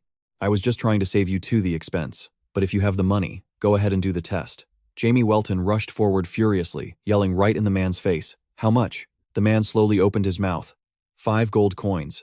As soon as the words were out, Jamie Welton roughly slammed exactly 5 gold coins onto his desk. Then, with a cold expression, he demanded, "Fine. Run the test." The examiner remained silent, his face showing no emotion. Finally, he stood up from his chair. "Very well, I'll bring the equipment." Jeke then looked at him apologetically. "You didn't have to do that, master." This meek attitude of his frustrated Jamie Welton. Are you really going to throw away your only chance to change your life over 5 gold coins? The more I learn about this world, the more it pisses me off. At that moment, the examiner brought out a large and incredibly strange object, surprising them all. What is this? The man placed it on the table with a mysterious expression. This is a device for testing blood purity. It might not look like much, but it's the pinnacle of magical science. Before their surprised eyes, the examiner began to give instructions. It's quite simple. You just need to place your hand on this orb. He lowered his head slightly, his deep voice laced with mystery. Are you ready? You, Jack. Place your hand on it. Jeke practically held his breath, cold sweat soaking his face. He pressed his lips together, trying to swallow down his nervousness, then slowly reached for the glowing red crystal orb in front of him. The moment his finger touched its pointed tip, a brilliant light suddenly exploded from the orb, illuminating the entire room like a blinding flash of lightning. Then, the machine's internal gears made a soft, whirring sound. Just a few moments later, the device spat out the result. It read, blood purity, 10.825%. The moment he saw this result, the examiner's face was filled with shock. Jamie Welton leaned in to look and couldn't help but let out a gasp. What the? 10.825. That's pretty low. He then turned his gaze to the examiner and asked directly, it's only 10%, so what's his rank? F rank, right? Huh? Just tell us the result. Hurry up. The examiner suddenly hesitated. Well, about that. He frowned and said in a low voice, it appears there's been a slight malfunction, because this device seems to be malfunctioning somehow. So if you'd like to run the test again, you'll have to pay me another 5 gold coins. Hearing this, Jeke Pan Holy Bait immediately grew flustered. We should just stop here, sir. I don't think spending 10 gold coins on this is worth it. The examiner's behavior grew increasingly strange, sweat pouring down his forehead. I think he's F rank. By now, Jamie Welton had completely lost his patience. He snapped, hey, old man, I paid you, so do your job right. Why do you keep avoiding it? The result was 10.825. Just give me a rank already. 5 gold coins isn't cheap, and we paid exactly what you asked for. So give us a proper evaluation. If he's just F rank, then what malfunction are you talking about? His words made the examiner pause and think for a long time. Finally, in a deep, slow voice, the man asked, let me ask you something. Jeke is from the 4th generation of heroes, correct? Jamie Welton calmly confirmed it. So what? At this, the examiner began to explain. Even a 5th generation hero has only ever reached 9% purity. A 10% purity has never been recorded in history. It's a number that was thought to be impossible. The highest D rank is often compared to a dragon, and its index is at 6%. This tool must be broken. It happens sometimes. So, either you guys pay an extra 5 gold coins, or that's it. We're finalizing the result as F rank. At that exact moment, Jamie Welton abruptly cut him off. His face was resolute as he stared the man down. Register him as B rank, or D rank. The examiner mumbled in response. B rank is pretty high, you know. It's not something you guys can just ask for. This thing is definitely broken. A reading of 10% is absurd. Just then, Jamie Welton forcefully slapped more gold on the table, his voice firm. Is that so? Then let's test him one more time. But if the result is still 10%, you have to pay us 5 gold coins. What do you say? Jeke Pan Holy Bait gave a timid, apologetic smile. But the examiner suddenly cleared his throat. Mr. Jamie Welton, I'm well aware of the relationship between you two. You seem to be the type who likes to go looking for heroes in some backwater village who don't know their rank and treat them like lottery tickets. Then, if you don't get the results you hoped for, you'll just kick them to the curb and find someone new. And if the next one is the same, you'll just toss them aside too. Sure, you're helping poor heroes, but imposing your desires and forcing me to assign an inappropriate rank to someone else is fraud. After all, that rank will determine their missions. As soon as he finished speaking, the entire room quickly fell into an indescribable silence. A moment later, Jamie Welton finally spoke up with a mocking tone. Are you done talking? To put it bluntly, you're scared. What's with all the yapping? So, do you want to try again and bet 5 gold coins with me? Or will you accept B rank for him? Honestly, I'd rather not have to give him a D rank. So think carefully. The examiner was so tense he was covered in sweat. His eyes were glued to the machine, but his mind was spinning in a tangled mess. The idea that these testing machines often malfunction already smells like a scam. What if he hits 10% again? No, that can't happen. 10% is just too rare.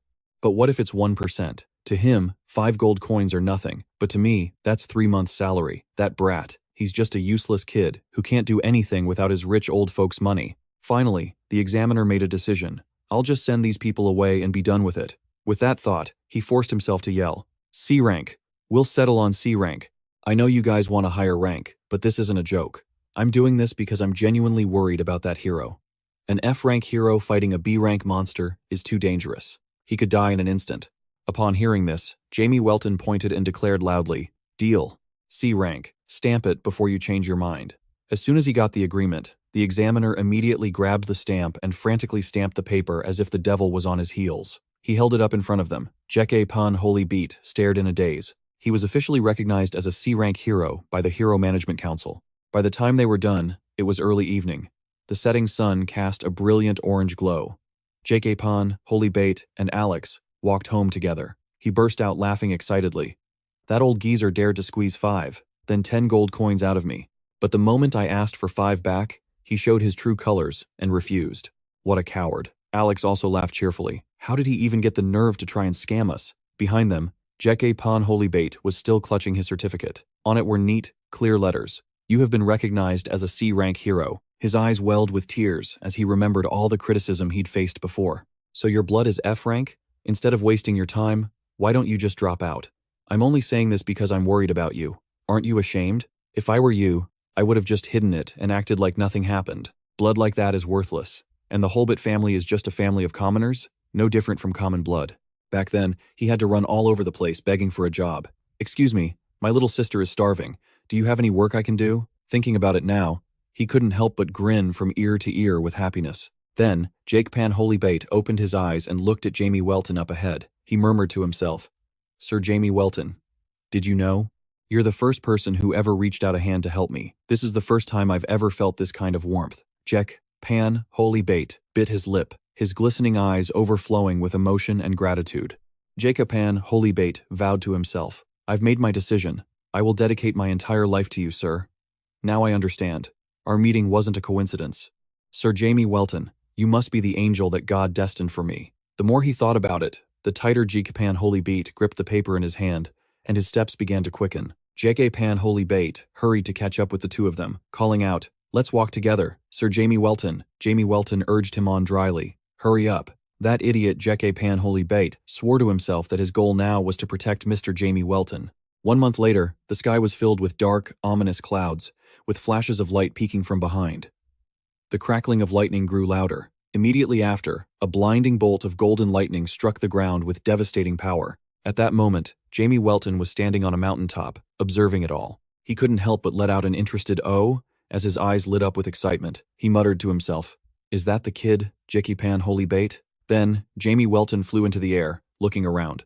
"So, what should we do?" A scorching hot landscape came into view, with winding skull-like formations covering the entire area. Jamie Welton silently lamented, "My attack didn't even scratch it. One of the 4 guardian gods that destroyed the old world, the Red Phoenix. Did you come here to burn this world to ash instead of the Demon King?" The scene cuts back to the present, where the 3 of them, Jamie Welton and his companions, were looking up, reading something intently. In front of them was a quest board, plastered with countless slips of paper. Jeke Pan Holy Bait asked, "Why are we looking at the quest board, sir?" Jamie Welton turned his head and, in a rare moment of gentleness, replied, "Because you're an official hero now, so you have to take on official missions." Now understanding, Jeke Pan Holy Bait immediately nodded. "Yes, sir." Just then, a man beside them shouted loudly, "Exterminate the Lich and his cultists, who are trying to awaken him in the JN Cemetery to the southeast. Now this is a real A-rank mission. Aladdin will take this quest." Jake Pan Holy Bait watched in awe. Jamie Welton glanced over, unimpressed. "Honestly, what's there to brag about? We should just choose a C-rank mission." Jeke Pan Holy Bait agreed.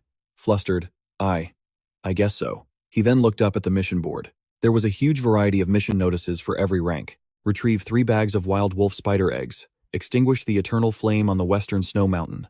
Exorcise the 7 child spirits that appear every night behind the mountain. Just then, Jamie Welton suddenly noticed a mission on the board. Defeat the merman that has been haunting and harming the villagers. He muttered in surprise, "A merman?"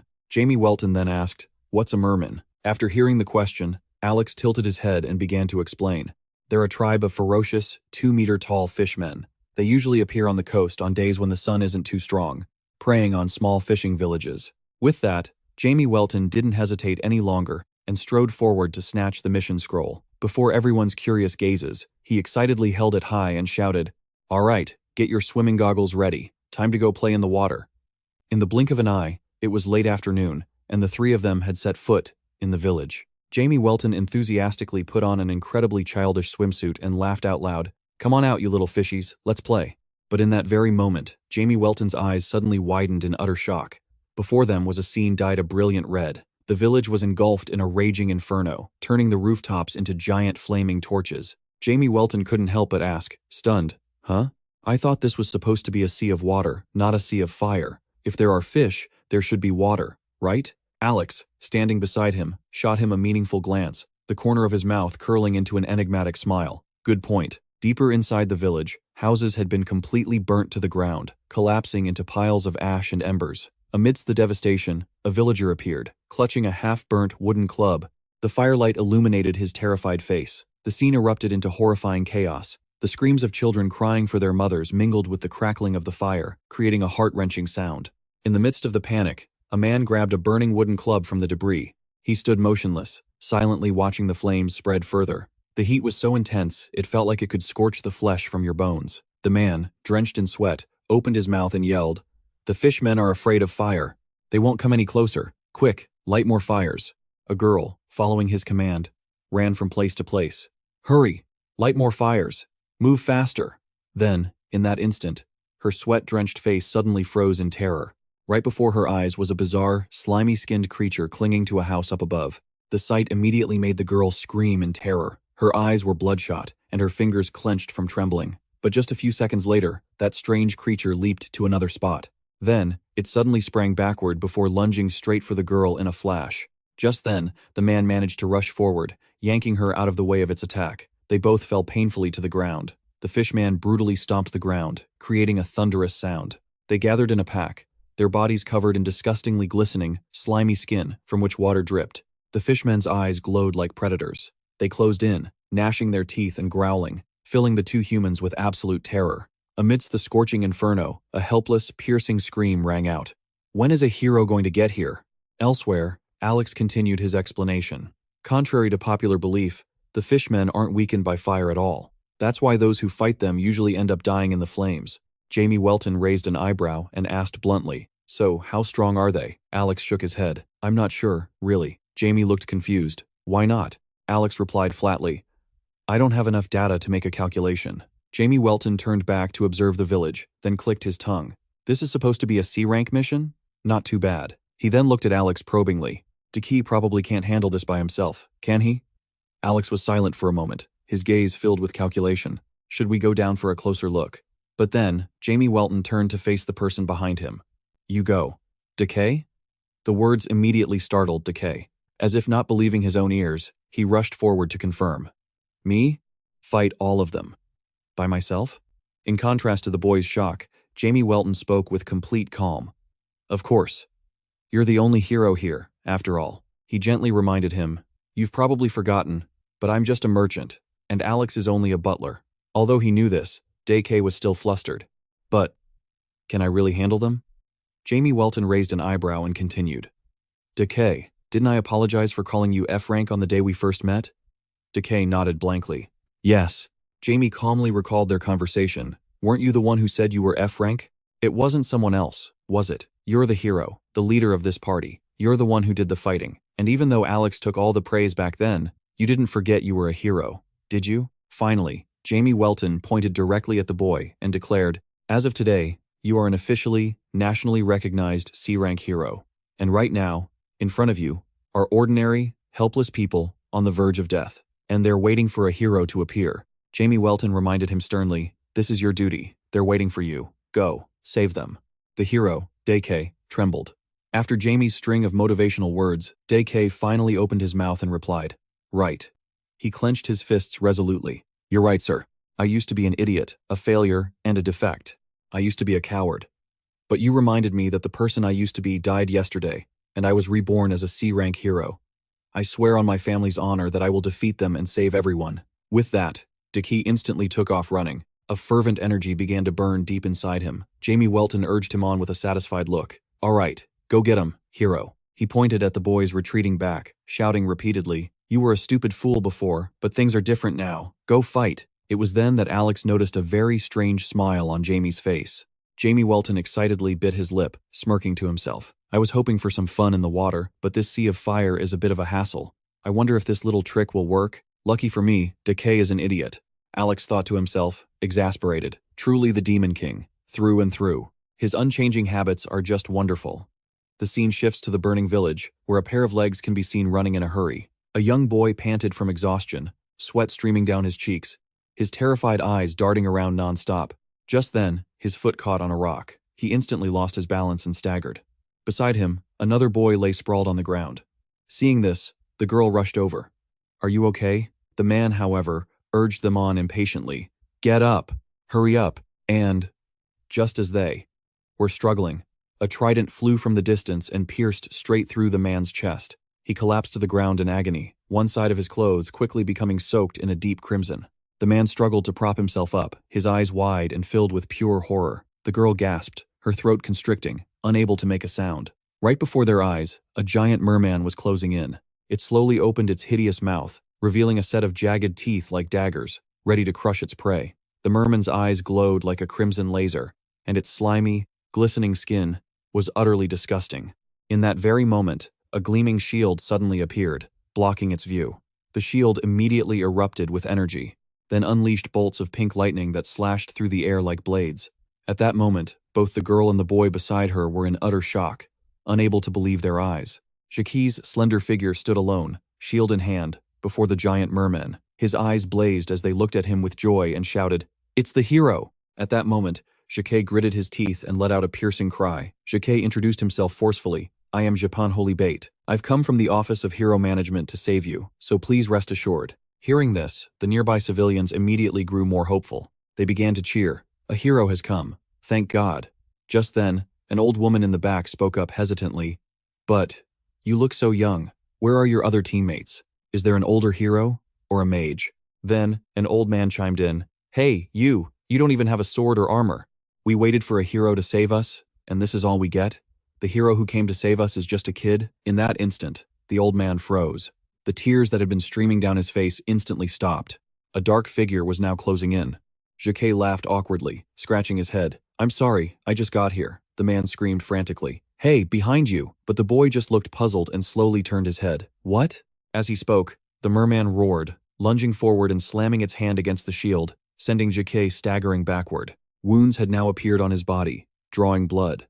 Jackie gritted his teeth in panic as the powerful attack finally sent him flying. His body was flung into the sky like a puppet before everyone's horrified eyes. Jackie slammed his back onto the ground in excruciating pain. Now, the mermen leaped forward, lunging with their sharp claws. The man on the ground tried to scream, urging him on, run. In utter desperation, he gathered all his strength and screamed until his throat was raw. Everyone, run. At his words, the crowd began to shove and push, scrambling to get away. The screams of adults mixed with the cries of children, creating a tragic scene behind him. Mom!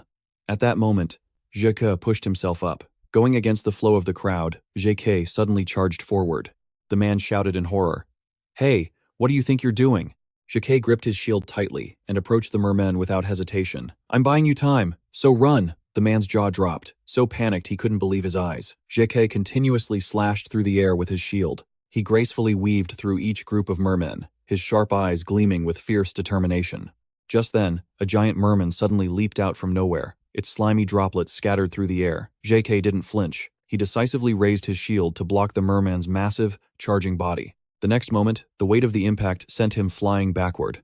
The pain was so intense that Jacques started coughing up blood, his eyes slowly turning crimson with panic. However, just a second later, he was startled by the scene before him. The merman above was tightly gripping a sharp trident, aiming it down at him. It plunged downward, the powerful thrust tearing through the air. However, Jacques managed to jump out of the way just in time, leaving only shattered debris flying through the air. Jacques' lean body felt stiff and hot. He quickly got up, dropping to one knee, while tightening his grip on the shield. The giant merman wasn't giving up. It furiously gripped its trident and charged at Jacques again at the speed of light. Just as the trident was thrown, he pushed off the ground and successfully leaped out of the way. Then, gritting his teeth, Jacques seized the opportunity and rushed forward with his shield. Bolts of pink lightning shot out ceaselessly into the air. The surrounding mermen had him completely encircled, blocking all his escape routes. Just then, a brilliant flash of lightning shot from Jacques' eyes. He gritted his teeth, letting out a pained hiss. In that instant, a merman leaped high into the air. It reached out its slimy hand and grabbed Japan Holy Bait's ankle. This move instantly paralyzed JK with fear. He gasped, screaming uncontrollably. The merman tightened its grip on JK's body and slammed him into the ground, sending shards of rock flying everywhere. His face was quickly covered in bleeding wounds. Then, JK was once again dragged high into the air. He screamed his lungs out, leaving a deep, shattered crater in the ground below. The merman continued to swing him, slamming JK's body to the other side. In that moment, JK gripped his shield and scraped it hard against the merman's massive body, causing its arm to crack open. Streams of water began to pour out from within. The merman staggered in pain. Just then, JK charged forward. Deep within the village lay the smoldering ruins. JK clenched his fists and let out a furious roar from deep in his throat, then powerfully swung his shield to build momentum. A crazed look, never before seen, filled JK's eyes. He once again charged forward to confront the merman. From behind his shield, JK's eyes burned with the flame of determination. A bolt of lightning from the shield shot towards a nearby roof, causing it to explode with a deafening bang. At that exact moment, another merman appeared from behind JK. It clenched its fist and swung at him with terrifying speed. A thunderous blow came crashing down, making JK let out a horrific scream. Blood immediately burst from JK's mouth, staining the air red. The merman then continued to press JK's head down with its massive hand. It mercilessly threw his body into the burning rubble behind them. The villagers stared in shock at the house with a gaping hole in it. White smoke billowed into the sky. The air seemed to freeze, and everything became eerily silent. The scene shifts to a nearby mountain, where Alex and Jamie Welton were relaxing. Alex hummed softly for a few moments, as if he wanted to say something. Finally, he spoke up. About JK. Do you think he's not so bad after all? I mean, he seems to have matured a little, right? Jamie Welton looked at him in silence for a moment before replying, "Is that so?" Just then, a deep cave appeared along with JK's voice growing louder. "Ah, you who wields the lagoon and rushes into battle is a true warrior." Deki faced off against the merman in a fierce and evenly matched battle. He raised Lagoon to block a downward attack from the creature. Deke's feet dug into the ground as he tried to withstand the blow, but he was still pushed back. He gritted his teeth, straining to push back against the merman's strike. The creature quickly raised its hand high, preparing for a second attack. The merman then slammed it down with immense force. The lagoon shield was in front, protecting Deke. He clenched his teeth, struggling to block the blow, and growled out each word, "I am a hero." Just as he finished speaking, Deke sent the merman flying far behind him. Before he could even celebrate, the other merman attacked from behind. Unyielding, Deke quickly leaped forward, charging in to finish them off. He jumped to dodge a blow, then launched a swift kick, catching them completely off guard. He spun around and landed nimbly. No matter what attack the merman threw at him, Deke managed to dodge every single one. He gritted his teeth, panting as his energy was completely drained. Deke then set Dom Lagoon down before equipping it to his arm. He quickly gathered all his strength and swung the shield toward the merman. However, another one leaped from behind, soaring high towards Jekipan Holy Bait.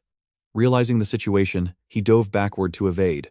Confused and panting, Deke looked at the group of mermen, but he was suddenly grabbed and held in place by one of them. The merman's eyes were bloodshot as it stared at Deke, its body trembling slightly. It tried to crush him and Lagoon. Deke struggled to breathe but endured with grim determination, preparing to counterattack. He then managed to activate Lagoon. The shield then powerfully and decisively shattered the arm that was wrapped around them both. Deke landed on the ground, warily watching the remaining mermen. One of them roared from above, but he quickly jumped over its head. Deke landed behind it, digging his heels in to stop his momentum. Seizing the opportunity, he launched a surprise attack from the rear. The merman was instantly torn to 1,000 pieces by Lagoon and Jekepan Holy Bait. Exhausted, he dropped to one knee, letting out a ragged breath. Deke propped himself up on the ground, but his smile grew wider and wider. The surrounding villagers stared with their mouths agape, witnessing the battle that had just unfolded. "I did it!"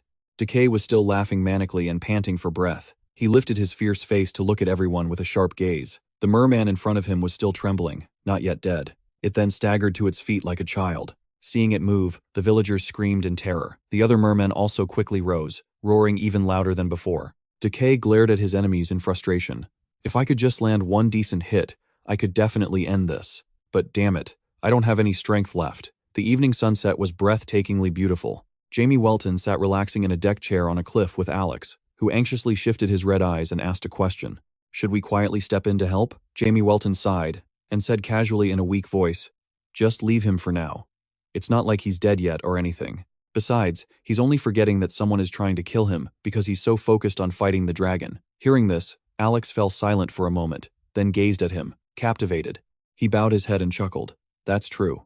Where did that arrow come from? Decay collapsed to the ground with Lagoon in his hand, gritting his teeth in frustration as he forced himself back up. The mermen weren't affected at all. On the contrary, they became even more aggressive and powerful. Decay raised his shield high and slammed it down before the creature could launch its next attack. He unleashed a quick strike that whipped past the merman's face. Refusing to lose, he attacked with all his might. Jakepan Holy Bait pulled Lagoon behind him and shouted, "Just die already." As he finished his sentence, he slammed the shield down in front of the merman, but things never go as planned. Another one attacked from behind, making him scream in pain. Decay immediately fell face first to the ground. He clutched his bleeding back and cried out in agony, but suddenly, Decay forgot the pain. The mermen were swarming him, ganging up on him. Thinking fast, Decay used his shield to block their attacks, otherwise he would have been a goner. Lagoon was proving more useful than ever. He stammered amidst the fight, "Please, someone save me." Decay's echoing scream caught the attention of the watching villagers. Although everyone wanted to help, they were terrified and hesitated before the mermen. Noah's mother held her child tightly, frozen as she witnessed the brutal scene. Suddenly, the boy darted forward, surprising her. "Noah, where are you going? It's dangerous. Stop." He stopped in his tracks, turned around, and shouted through his tears, "The hero is in danger too. He helped us when we were in trouble, so now we have to help him in return." And with that, Noah continued running towards the hero. Decay. The terrified villagers stood frozen, not knowing what to do. But then, they quickly started running after Noah, boldly declaring, "Everyone, let's help the hero. Our hero. We're coming. Just hold on a little longer." Suddenly, Jamie Welton's gaze focused on the battlefield, observing in silence. The villagers quickly grabbed onto the merman, each person holding a different part of its body. They struggled to hold it back, shouting to the hero Decay, "Get up, quickly, get off of him. Hold it tight. Don't you dare let it go." A man, though terrified, yelled out again for emphasis, "Hero, we've got it. Now hurry up and finish them." Jekipan Holy Bait was stunned for a few seconds by the scene. He squeezed his eyes shut, suppressing the pain, and yelled, "All right, I'm counting on all of you." Decay stomped his foot and stood up majestically before the merman. With the villagers' help, he swung Dom Lagoon, striking the creature with a swift, decisive blow. The merman was sent tumbling backward from the hit. Decay clenched his eyes shut and, seizing the momentum, moved forward to eliminate the rest. Suddenly, a strange cry from behind him caught his attention. It was a merman, attacking the villagers. It grabbed one of them by the neck and squeezed hard. Filled with anguish and regret, Decay reached out a hand as if to stop it. "No, I'm too far." Suddenly, Lagoon began to glow brightly in his hand. Decay immediately stretched the arm, holding the shield out to his side. A beam of power instantly shot out towards the merman, holding the villager captive. The beam of light quickly flew straight up into the sky. Decay was stunned, not understanding what just happened, but then he began to laugh with excitement and joy. Now, Decay confronted the merman head-on. As he launched a continuous barrage of attacks, he shouted a warning, "Everyone, stay back 10 meters." But another merman launched a surprise attack from behind. Decay threw up a hand to defend himself in fear, and the shield, Lagoon, instantly flew back from afar to find its master. The shield swiftly blocked the merman's attack. The enemy became even more enraged and attacked with greater force, but wherever it struck, Lagoon was there to block it. The shield shot straight up, knocking the merman far away. It soared high into the sky before quickly circling back to its spot. Just like that, Lagoon landed neatly on Kay's arm. He slowly opened his eyes and looked around. Kay stammered at the strange sight. I did it." Lagoon, on his arm, began to glow again, its eye blinking as if communicating with its master. Jakepan Holy Bait immediately hugged Lagoon tightly and praised him endlessly. "Dom Lagoon, you're so cool. I knew it from the first time I met you. Lagoon truly is the world's #1 shield." The excited townspeople ran over to congratulate him. "You did it, hero. You really are the best in the world. I thought I was dead. Thank you so much." The hero didn't get to celebrate for long before a scream from the back of the town caught their attention. A villager shouted a warning.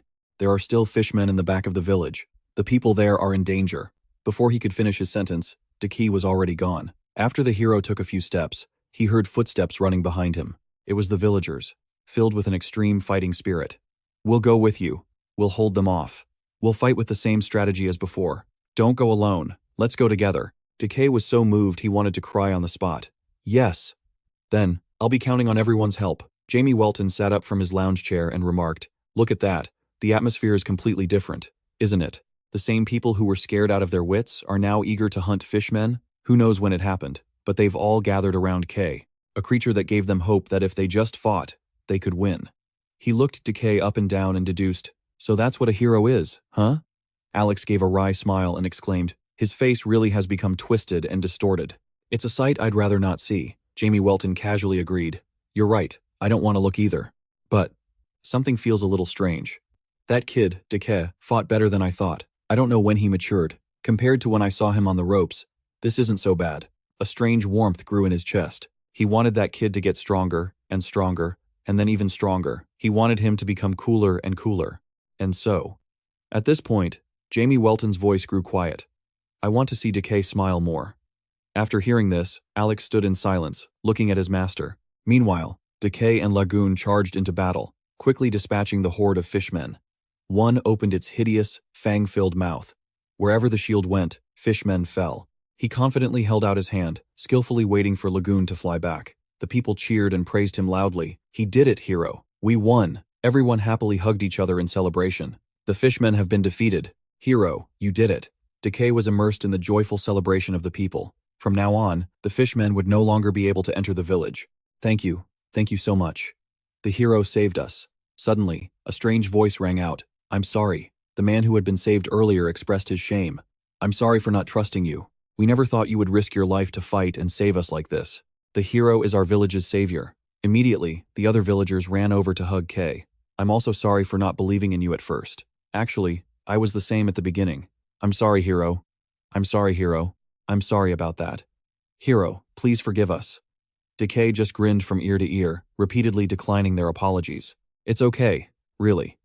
The sunset sky was beautiful and peaceful. Decay walked over to where Jamie Welton and his subordinate were resting, crossed his arms, leaned back in a lounge chair, and greeted them. "Did things end well?" He gripped the shield in his hand and reported, "I have returned." Jamie Welton smiled, looking at the warrior from head to toe. "So, you're back? Good. How did it feel, fighting with your own strength from start to finish?"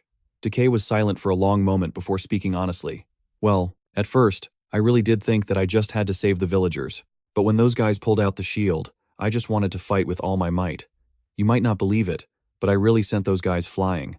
You'll probably think I was an easier target than you imagined, but they got up again. They were completely unharmed. Meanwhile, I was completely drained of energy." Decay's eyes became more determined.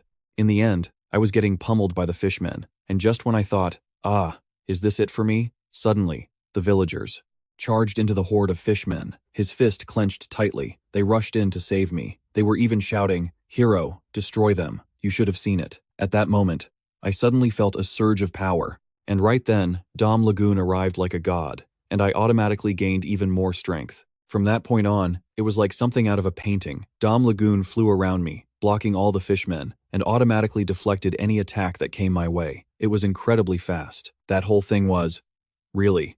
Decay took a deep breath, looked up at the sky, and exclaimed, "So damn cool." Hearing this, Jamie Welton gave a small smile and praised him. "All right, you had a lot of fun, didn't you?" A dragonfly lazily flew back and forth. Decay stood at attention, smiling with his eyes closed. "Yes, sir." Immediately, Jamie Welton got up, acting indifferent and cold. "Good. Then it all ended well. I'm hungry. Go make some noodles." "Yes, sir." He then called out after him, "Ah, yes, Master Jamie Welton. Please wait a moment." He then pulled something out of his pocket. "This is the quest certificate. The hero has successfully completed the entrusted task." To what degree did the hero complete the task? A. Very satisfied. B. Satisfied. C. Dissatisfied. D. Very dissatisfied. "They said if I submit this to the management office, I'll receive a commission fee of 3 silver coins, Decay said, smiling brightly. Jamie Welton stared blankly at the paper without saying a word. "So why are you giving it to me?" Jeke Pan Holy Bait explained in a loud voice. "Because you're my master, Jamie Welton. Of course." Jamie Welton turned his head forward and replied, "I didn't lift a finger. You completed this on your own, so of course, you should be the one to receive the commission fee. You idiot, stop messing around and hurry up and cook me some noodles." Alex instinctively put a hand on his comrade's shoulder to encourage him. "Let's go." Jeke Pan, Holy Bait. "Do you remember what you told our master yesterday on the way to scout out the hero?" Deke was surprised, not understanding what was happening. "What happened yesterday?" Alex glanced over, annoyed, and recounted the story. "Yesterday, you said your younger siblings were preparing for a school trip. but you didn't have money for them and were struggling with how to tell them. 3 silver coins is nothing to Master Jamie Welton, but he wants you to use the money you earned yourself to send your siblings on that trip. He wants to help you build your self-respect, because you're our hero, after all. Now understanding everything, Decay watched Jamie Welton's retreating figure, his eyes glistening with emotion. My angel, my master. Evening came, and a full moon hung in the middle of the sky. Everyone was enjoying a delicious bowl of noodles. Jamie Welton slurped his noodles continuously, without even wiping his mouth. He ate enthusiastically for a moment, then offered praise. This is the stuff. Kid, you should really stick to this. Quit being a hero and become a cook instead. Decay scratched his head in embarrassment. Are you actually complimenting me? Kim Long appeared out of nowhere and made an absurd proposal. Let me have a bowl. The other villagers began to whisper curiously. What's going on? Look at that person. Kim Long ignored them and continued her request. Let's see how delicious it is to make such a fuss. Jamie Welton continued to eat but glanced over suspiciously. What are you doing here? She sat down beside him casually. Party A always has a responsibility to monitor whether Party B is performing their duties correctly, you know. But where's that long-haired dude who's always stuck to you? Don't see him today. Jamie Welton's voice boomed with irritation. Are you insane? He has a life of his own, you know. He recalled their earlier conversation when Alex had politely asked to leave. Master, if you'll excuse me, I need to go finish something I started. Jamie Welton was incredibly surprised and curious. Something you started? He turned, his red eyes flashing. Tell me the truth. I have to find Dagoth and look into this before General. For all I know, it could affect the 66th Great War. No way. In that case, I'm already swamped. And you're still bringing back these ridiculous hero quests for me?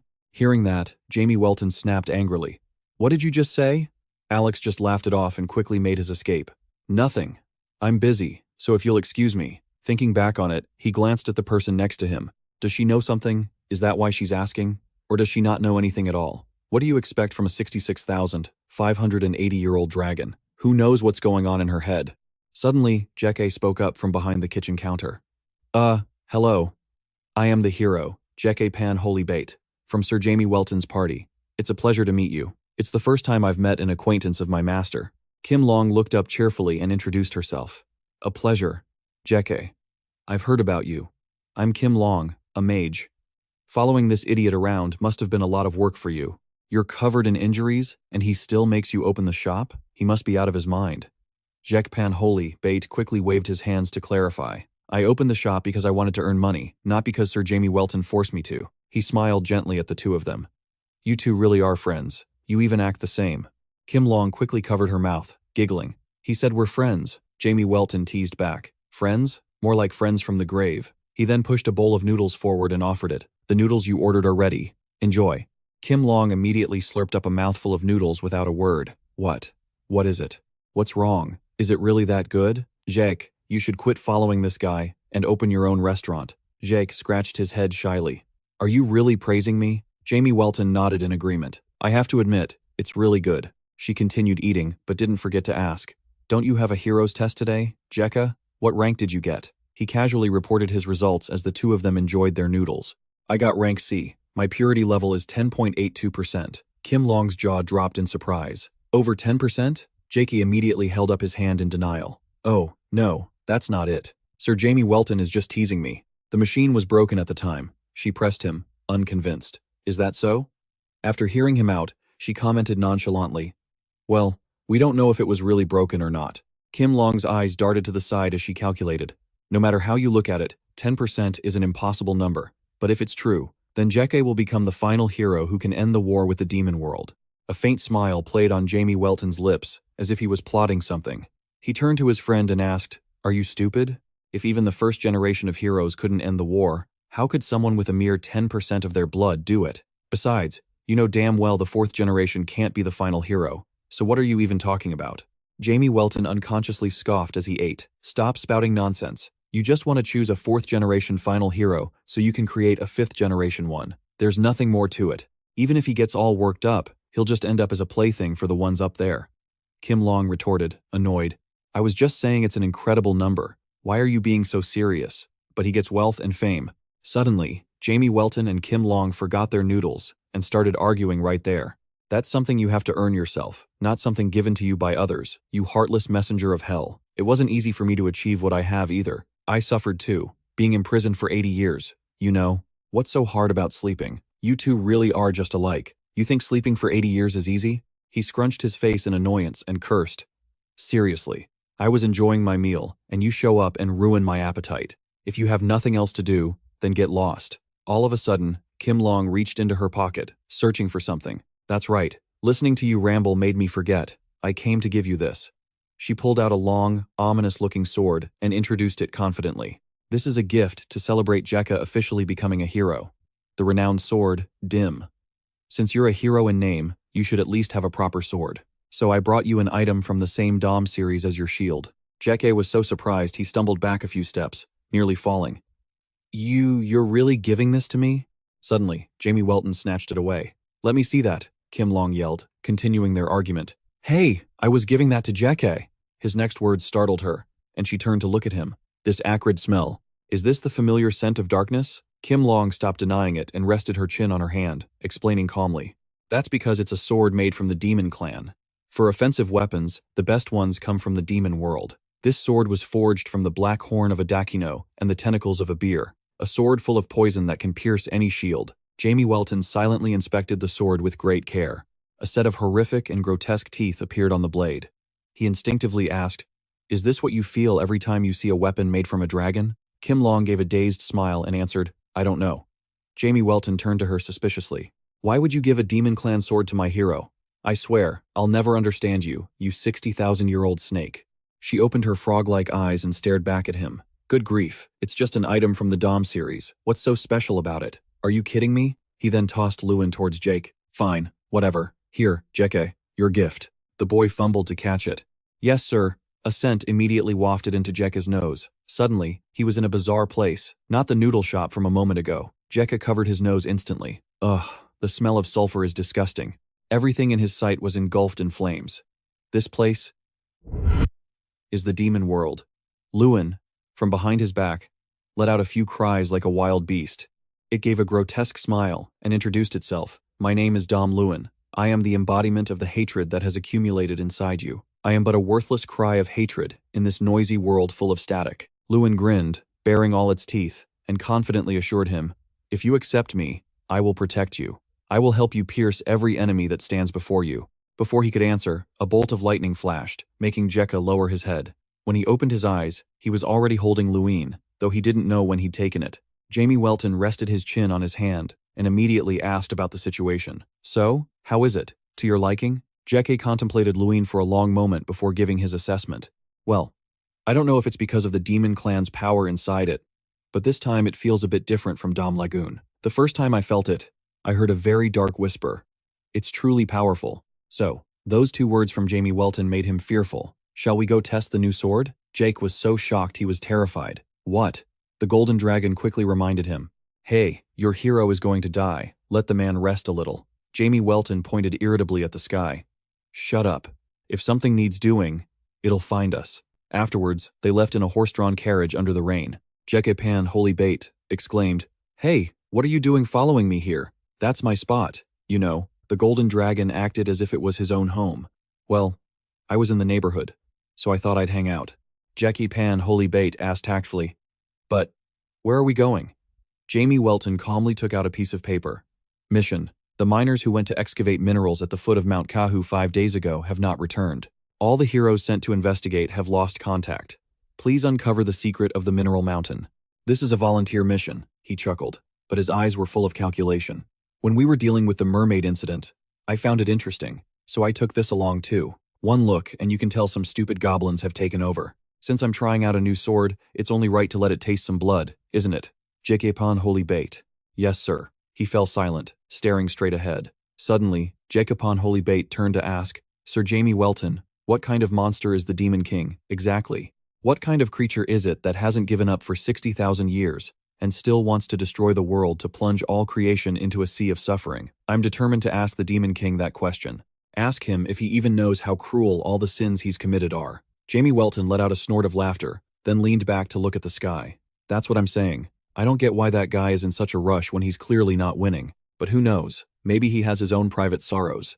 It's possible the Demon King doesn't even like to fight. This statement made the Golden Dragon look up at Jamie Welton in surprise, while Jekka Pan Holy Bite just smiled carefree, looking ahead. How could the Demon King not like war? He's the ringleader of this whole mess. Jamie Welton's chuckle made him incredibly confused. That's what I think too. Jamie Welton's crimson eyes gazed at the full moon high above. There was truly nothing left to say. The carriage continued to roll down the road. After a while, the horse-drawn carriage came to a stop. Jamie Welton turned to his right and announced, "Over there, Mount Kahu. So, you get it, right? I'm going to sleep here, so you go take care of it and come back." Jeke Pan Holy Bait obeyed without a second thought. "Yes, sir. I'll be right back." The Golden Dragon hurriedly tried to stop him. "Hey, wait! Oh, geez. You idiots." Jeke Pan Holy Bait felt a strange sensation in his body with astonishment. "I'm overflowing with power." The Golden Dragon sighed in annoyance and explained, "You're a real idiot. Even with a slave contract. But sending you into battle twice in one day is too much, you know? I've given you a little buff, so as a hero, you'd better protect yourself at all costs." He paid her no mind, and nodded politely. "Thank you, miss." Then, Jekpan Holy Bait enthusiastically stepped into the deep forest, charging forward full of confidence and courage. Suddenly, he stopped in his tracks. Before him was a long-abandoned mine. This is it. But where are the goblins? Why is there nothing here? It's too quiet. Jekpan Holy Bait noticed a suit of armor on the ground that quickly caught his attention. Is that armor and a sword? It looks like the gear of the heroes who came here before. There are no signs of it being used at all. He noticed a strange object hidden inside the suit of armor. Jekpan Holy Bait approached and picked it up. A feather. His face was filled with innocent confusion as he examined it for a long time. A voice rang out from behind Jekpan Holy Bait. A song from deep within the forest. A song leading down a deep, dark path. Jekpan Holy Bait followed the sound of the song, quickening his pace. It's a girl's voice, not too far. It's close. This song might attract the goblins. It's dangerous. I have to hurry. He ran, his thoughts strangely contemplative. But why would a woman be this deep in the forest in the middle of the night? After running for a while, Jekpan Holy Bait stopped, staring blankly at the source of the light. A group of people were gathered around, worshipping the source of the beautiful sound. Jekpan Holy Bait wanted to get closer. The harpy opened its mouth, singing its song in the pure white light. Its song grew louder and clearer. The harpy gestured as it sang so professionally that Jekpan Holy Bait watched, mesmerized. It stretched its body, flying higher and higher. Surrounding the harpy were people who had been hypnotized and brainwashed by its voice. Jekpan Holy Bait stared at it, horrified. His mind was immediately muddled by the hypnosis. So beautiful. The Golden Dragon turned to look at Jekpan Holy Bait's companion. "It's a harpy." Jamie Welton popped his head out in surprise. "Huh?" She let out a long sigh and explained. "I said, it's a harpy. They're birds. They wear human masks and use their songs to enchant humanity. That's your kind." "Demons?" he asked coldly. The Golden Dragon gave a wry smile. "What do they do after enchanting them? They play with them until they're bored, and then they eat them. Are you okay with not helping him? It looks like he can't do anything." Jamie Welton rested his chin on his hand and watched thoughtfully for a moment. "Let's just watch for a bit." The people mesmerized by the harpy turned their heads to look at Jekpan Holy Bait. "You, come over here too. Come and stay with us forever. That's right, come here. It's so warm here. So warm, so happy." Jekpan Holy Bait immediately dropped his weapon. He opened his arms and ran towards the source of the clear sound. "Sir Jamie Welton, don't you worry either. You two, hurry over and see this." Hearing his voice, the harpy slowly flew down onto a branch and opened its mouth wide. "You foolish Jekpan Holy Bait. There's something amazing here. Everyone, hurry and see," he shouted louder and louder. "Sir Jamie Welton, get over here, quick." A loud shout echoed from behind. "You idiot." The harpy's head was severed right in front of Jekpan Holy Bait, spraying black blood everywhere. Jekpan Holy Bait immediately returned to his normal state. He stared in frightened confusion. Lewin had just swept past, destroying that bewitching harpy. Jekpan Holy Bait looked at it and recognized Lewin. Hearing the call, it quickly flew back to its master's position. Lewin landed neatly in Jekpan Holy Bait's arm. It grumbled and cursed loudly. "Someone who wishes to wield me dares to be inferior to me? Don't let that low-class demon trash mesmerize you. Kill them. Kill them all. Chop off their heads." The remaining harpies became agitated and opened their mouths to let out monstrous screeches. They sang louder and louder as they swooped towards Jekpan Holy Bait. Lewin opened its mouth wider and let out a terrifying scream. Jekpan Holy Bait. Jekpan Holy Bait strained, gritting his teeth to hold onto it. The harpies heard the sound and recoiled in fear. Lewin warned him with annoyance. "Did you really think a sword like me, made from Yahino and Behur, could be controlled by such petty tricks? Let me show you the difference between a high-class demon and a low-class one." As soon as it finished speaking, it emitted demonic and incredibly gloomy sounds in all directions. The sound waves pierced through the harpies' heads like a force of power, along with a blinding flash of light. They were annihilated on the spot in a flash, causing Lewin to also glow, in preparation for battle. J.K. Pan Holy Bait used it to block Lewin's attack, and so, Lewin's power grew ever more fierce, shaking the very heavens. A moment later, it gradually retracted its ultimate move, returning the sky to its original quiet state. J.K. Pan Holy Bait was astonished, and opened his eyes slightly. A portion of the forest had been leveled by Lewin's power. He stared blankly at it in his hand. Incredible. The hypnotized people were bowing their heads in confusion. They quickly came to their senses and looked at each other, bewildered. What was that? I'm back. My body can move again. The villagers looked towards Jay, with Lu In his arms, and shouted, "He's the hero." The moment they finished, they rushed over to embrace him. DeQi smiled and said, "Thank you." Kim Long watched blankly from a distance. "I really thought I was going to die," he said, happily congratulating them. "That was so close. Thank you so much." She leaned her arm on the carriage frame and remarked, "Hey, these demon swords aren't half bad, are they? Maybe I should just swap out all the weapons for my people with demon-made ones." Kim Long unconsciously glanced at DeQi, who gave a slight smile towards his comrade. Kim Long gently raised her voice in warning. "Be careful. I'm talking to you, DeQi. You don't want any regrets." Jamie Welton sighed and turned his head. "Look, you're underestimating the Demon King way too much.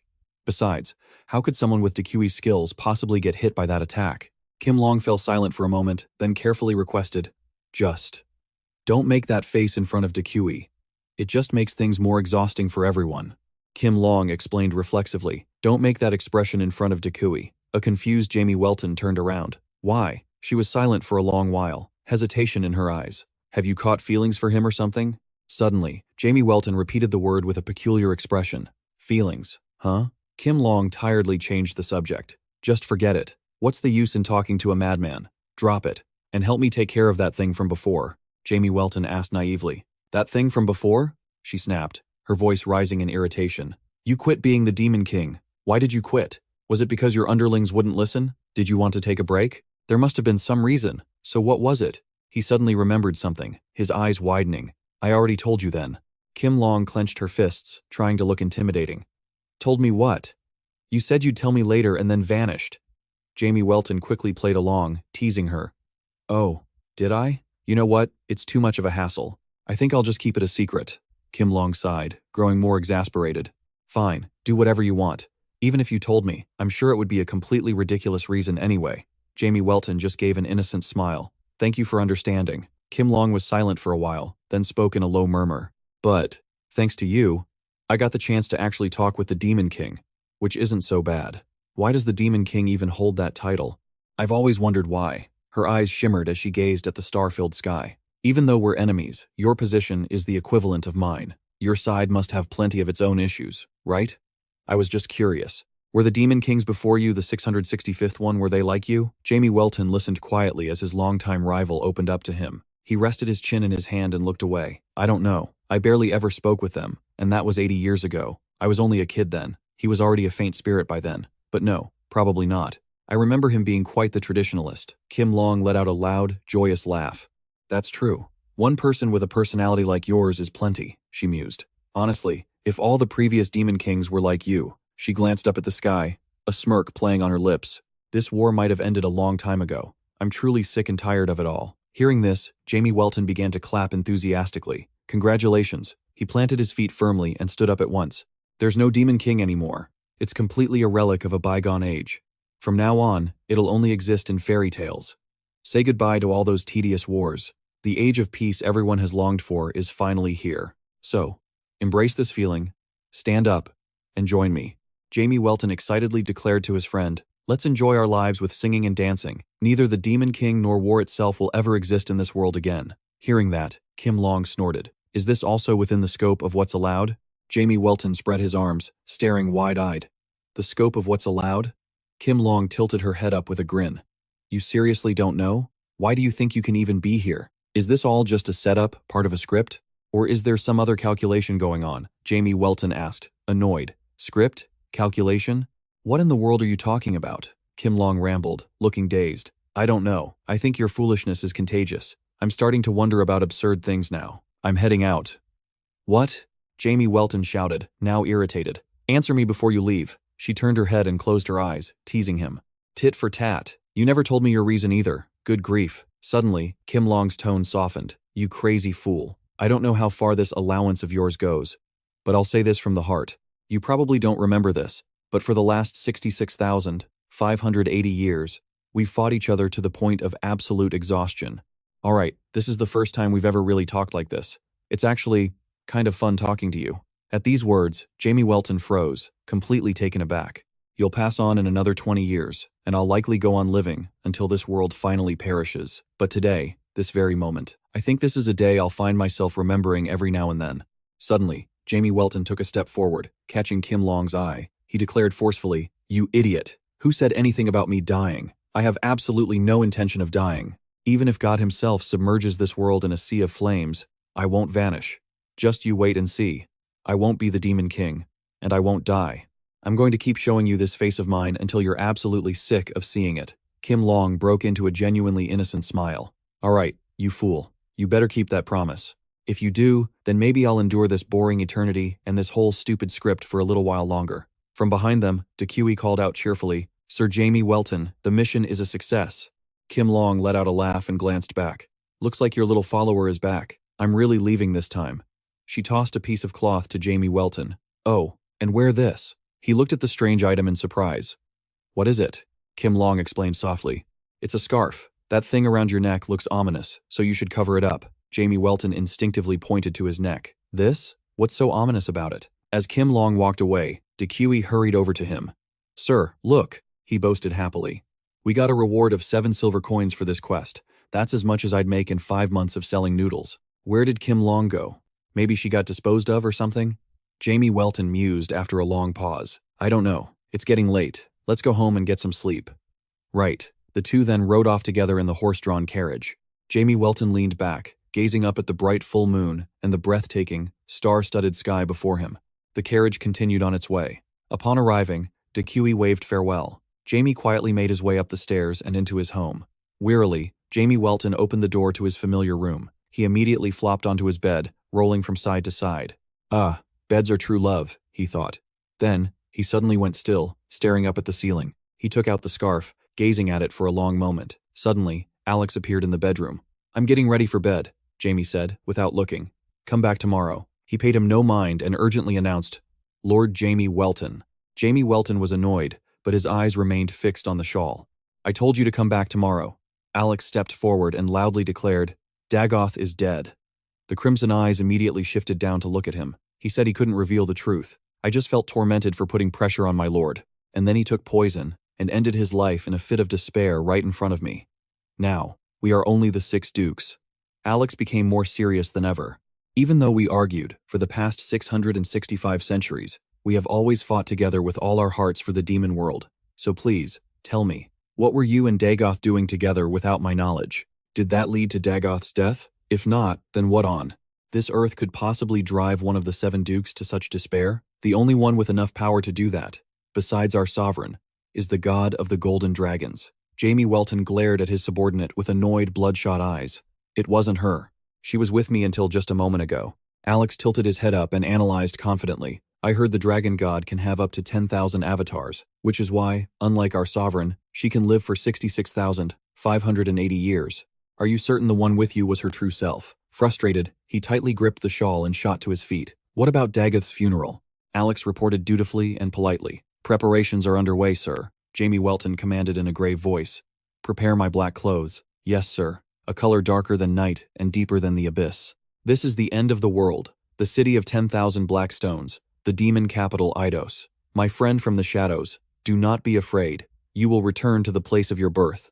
Death is our home, our friend, our very selves. A bony hand took hold of a lantern swaying in the wind. It was Jamie Welton, leading the funeral procession with everyone behind him. Overcoming your loss, we will conquer the Holy Land, Earth. Watch us claim victory from the shadows. His crimson face hardened with determination. Amidst a hellish, lava-filled landscape under a blazing red sky, Jamie Welton's group solemnly held the funeral for their friend. When the sorrow passes and we too must embrace the hand of death, we will seize a sliver of light as a medal. I will take you home. Then, Dagoth's coffin fell, touching the lava. The lava relentlessly consumed the coffin, and it slowly sank deeper and deeper. Then, the coffin was completely swallowed by the lava. At that moment, the darkness underground will fade away, and we will all become immortal in the light of day. A streak of light suddenly shot past the fiery red mountain ranges. Sitan placed his hand on the glass, observing them.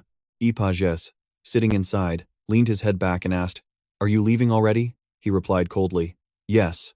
He turned his head to look, clicked his tongue softly, and left without another word. How rude. The Duke of the Demon World. What did that Alex fellow do to make him go out and investigate himself? There's a limit to hiding things from your subordinates. What am I supposed to do? Fire demon, Yifzi. Sitan heard him and adjusted his glasses. It seems Vu Can isn't pleased with the 666th generation, is he? Soul demon Sitan. Ipazi let out a long, weary sigh. Is that even a question? The young demon king goes to the surface every day, and who knows what he's up to? One of the dukes is too busy chasing that blue demon to even contact us, and with only 20 years until the Great War with the human race, this situation is a complete mess. At this rate, we're not just facing defeat, the entire demon world will be in danger. Faye and Tina giggled in unison, surprising him. The twins seized the opportunity to tease and provoke him. So, should Vu Can just usurp the Demon King's throne and lead the Great War himself? Seems like that's what you want, doesn't it? How insolent. Nightmare King, the color of desire fed by human lust. Ipaze angrily slammed his fist on the table. Don't think you can run your mouth just because it's big. You're just a useless thing who relies on filthy nightmares. Faye and Tina retorted with a sanctimonious tone. You really can't take a joke, can you? So boring. I heard a small flame is kindling in that desire-filled soul of yours, right? How about I blow it out for you? Ipazi was so angry that flames erupted from his head as he threatened them. It's so annoying seeing two of you in one body, just blabbering on. Choose. I'll take this chance to kill one of you and set you free. The twins' eyes widened as they challenged him. Do we look like two people to you? We're one and the same, you know? Ipozi glared at her. This is your last warning. Shut your mouth. Sitan turned his head to warn him.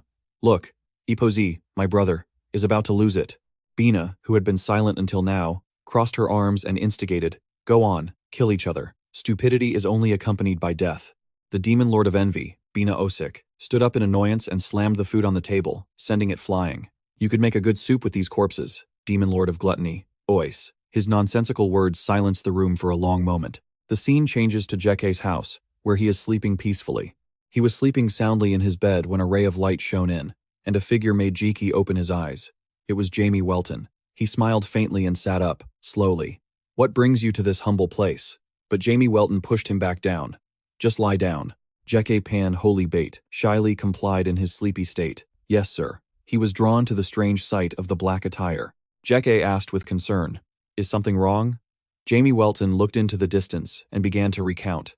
He was always in a corner, playing with plants, talking to them. It was strange. He didn't talk much, so it was hard for us to have a conversation, but he was still reliable. Millions of people wanted to kill him, but no one could. He wasn't an easy one to defeat. But today, he died so easily. A sleepy Jeki stammered. I'm sorry. Jamie Welton silently glared away. Brimming with rage, he recalled, someone might have been able to kill him, but to drive him into a corner and make him take his own life. No matter how I think about it, I only know of one person. All the evidence points to that bastard. I should have realized it when she suddenly appeared and handed me that nonsense. Jeka offered sincere advice, talk instead of suspecting. My father always said that. Suddenly, a faint smile appeared on Jamie Welton's lips as he turned to leave. But we're past that stage. There will be no more deaths. I didn't realize it, but it seems I do have a bit of love for my family. His crimson eyes took on a demonic glow with a magic circle, a reptilian head. Daring to touch my family, he suddenly spoke to his comrade. Jack looked at his master in surprise. Yes? Jamie Welton calmly informed him of the situation. I'll be gone for a few days, so you'll look after the shop during that time. Jack was flustered but could only obey. Yes, sir, he continued hesitantly. And if I don't come back, the shop is yours. Then he walked away, leaving Jack to hurry after him. What do you mean by that? He exclaimed in despair. Jamie Welton. But what surprised him was Death's waving hand, bidding him farewell. He calmly walked to the door, still waving. Death roared in fury. Jamie Welton shot off like an arrow, his face filled with murderous intent. A sinister smirk crept across his lips. The memory of the Golden Dragon's words replayed in his mind. Innocent children must not be used as tools of war only to die tragically. That is the rule. The rule of the world we live in.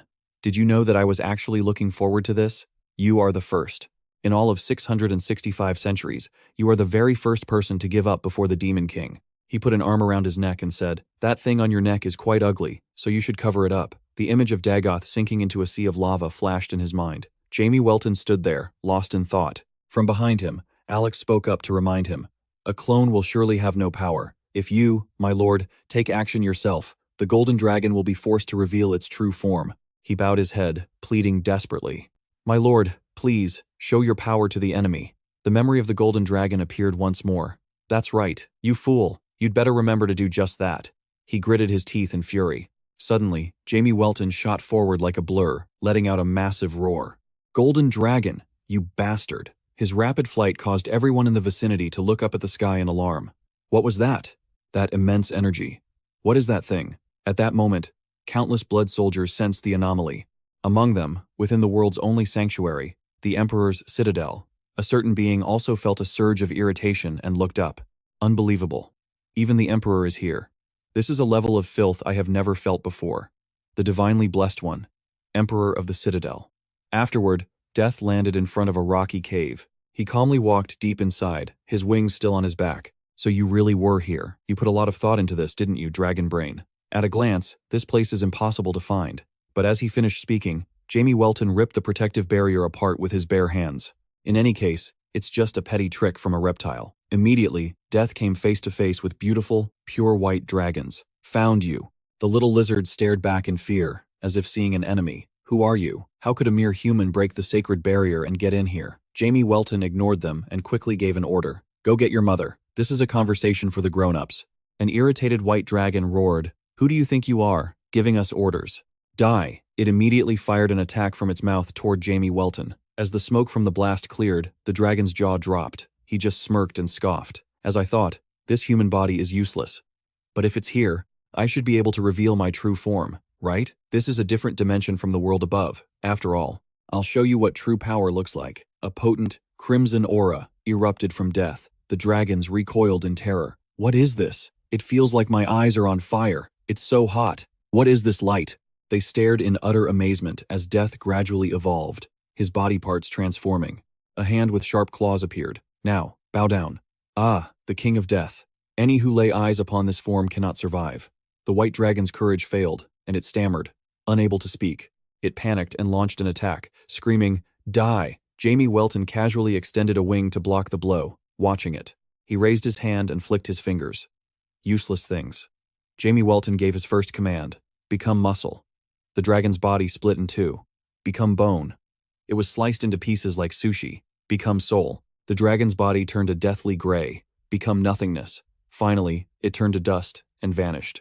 A red dragon suddenly flew by, laughing boisterously. He spread his wings and flew off, laughing loudly. Other dragons rushed in from a distance. "Quick, stop the intruder!" They screamed frantically. "He's an intruder! Stop the intruder! That's the one who killed our kin. Destroy him. We must protect the border. Attack the one who has invaded our territory and avenge our kin." Jamie Welton sneered. "What's this? Where were all of you hiding? Fine. It's better that you all crawl out like this. No matter who you are, you won't leave this place alive. I will slaughter every last one of you." He leaned back and took a deep breath. Then, Jamie Welton unleashed a beam of red light toward the dragons, wiping them out. Jamie Welton glared to his left, and the dragons there were annihilated. He glared in another direction, and they too were beheaded, their lives extinguished. Jamie Welton held out his hand with a cheerful smile.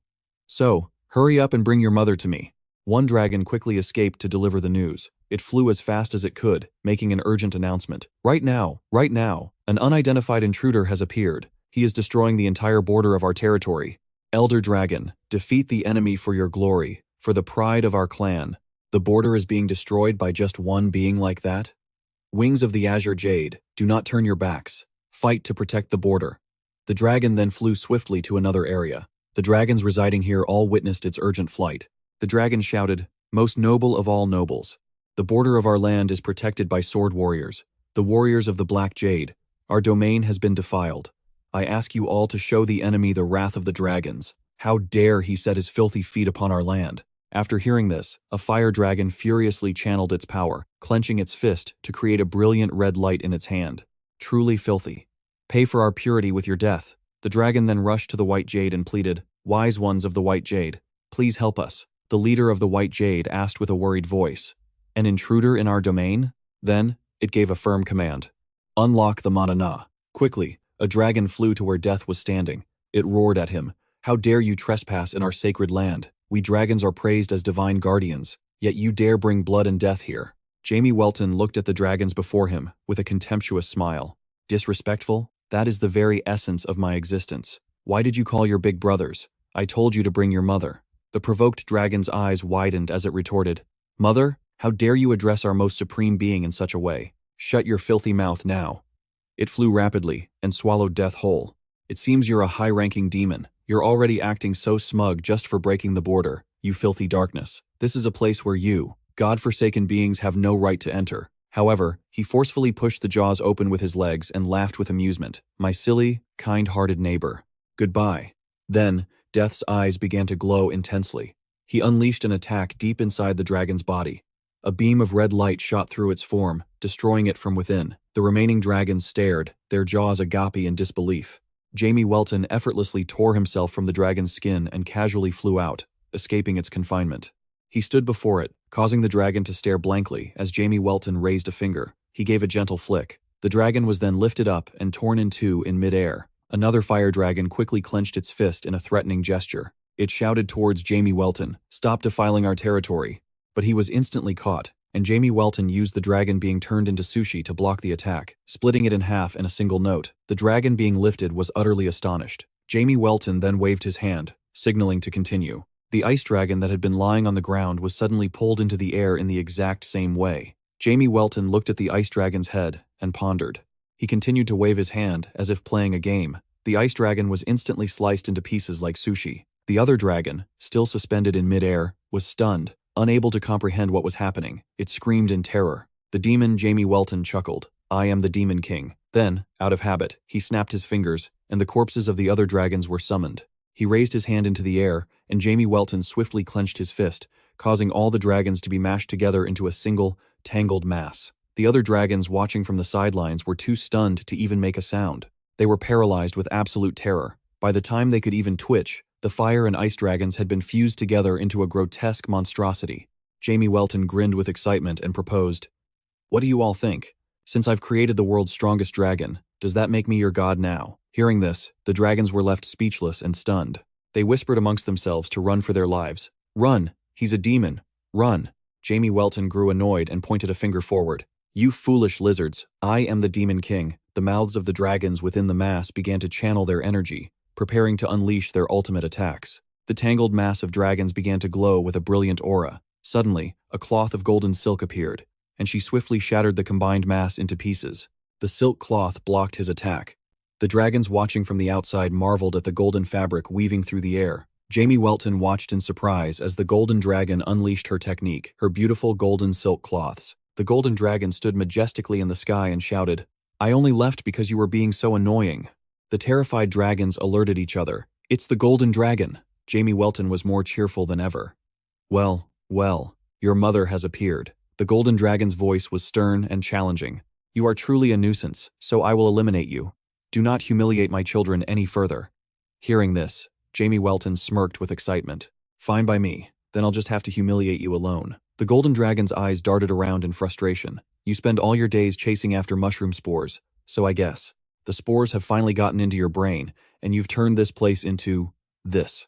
The dragons were sliced into bizarre pieces and stuck together. Jamie Welton raised his hand high and clenched his fist.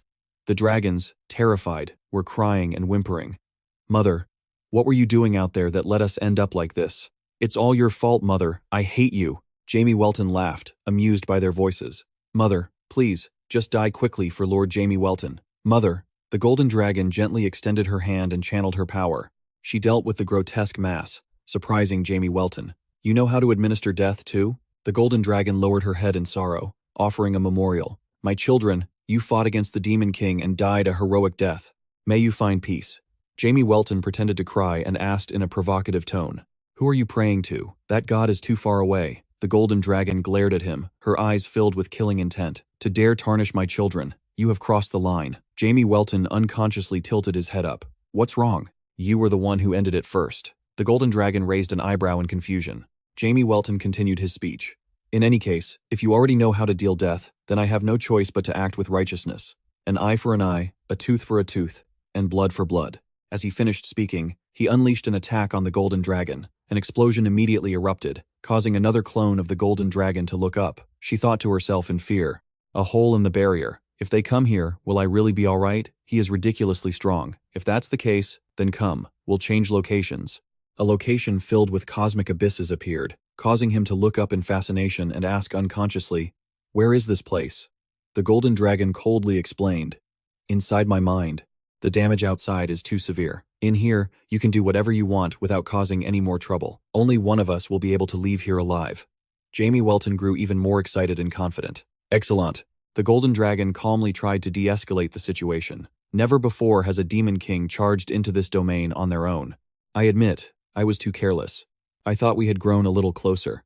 I thought I had lived long enough, but perhaps I am still too childish. I'm not qualified to be a god. Jamie Welton smirked and let out a heavy sigh. Nonsense. Don't play the victim with such a deceitful look on your face. Who's next? Alex? The golden dragon asked in surprise. What are you even talking about? All this time, the overbearing Jamie Welton had been trying to force her hand. I knew you wouldn't admit it. You can't fool me with that old trick anymore. He quickly launched an attack and yelled decisively, Die, vortex of darkness. The golden dragon sadly dodged the attack and spoke unconsciously. That's right. The demon and dragon clans have been enemies for a long time, after all. She then danced gracefully in the air and initiated with a challenge. Let's see just how powerful this 666th generation is. The golden dragon shot straight towards Jamie Welton. He held out his hand, preparing to unleash his ultimate skill. Jamie Welton fell back, dodging quickly. But wherever he retreated, the golden dragon closed the distance. And so, she wrapped Jamie Welton tightly in her beautiful golden silk cloth. The golden dragon pointed her finger and gently chanted, Golden shattering gem. A flash of golden light appeared while he was tightly bound. But it didn't last long. Jamie Welton channeled his power and immediately countered. He broke free from the wrap and yelled, Damn it, this is so annoying. The golden dragon raised her guard and noted, He's insane. He was able to break that technique of mine. Jamie Welton spoke nonchalantly, as if to himself. This is getting tiresome. I'll end this all with a single blow. My ultimate technique, soul-stealing shadow form. Rays of light shot towards the golden dragon. Without hesitation, she rushed forward to counter. The golden dragon's golden eyes shone as she unleashed her ultimate skill, Golden Dance. A vortex formed, weaving her golden cloth within it. The vortex grew more and more intense, swirling with black and gold. The golden dragon watched from a distance, thinking to herself, what a terrifying storm of dark energy. Even the Jade Realm is shaking. The 666th generation is truly powerful. She looked up at her opponent. But we are slowly growing closer. Kim Long confidently rushed forward. Remember this well. Light is always stronger than darkness. She gently held out a single finger. Jamie Welton laughed internally, coughing and sputtering. Try to dodge every single one of the hundreds of millions of blades hidden deep within the darkness, because even the slightest touch can rot your soul and take your life.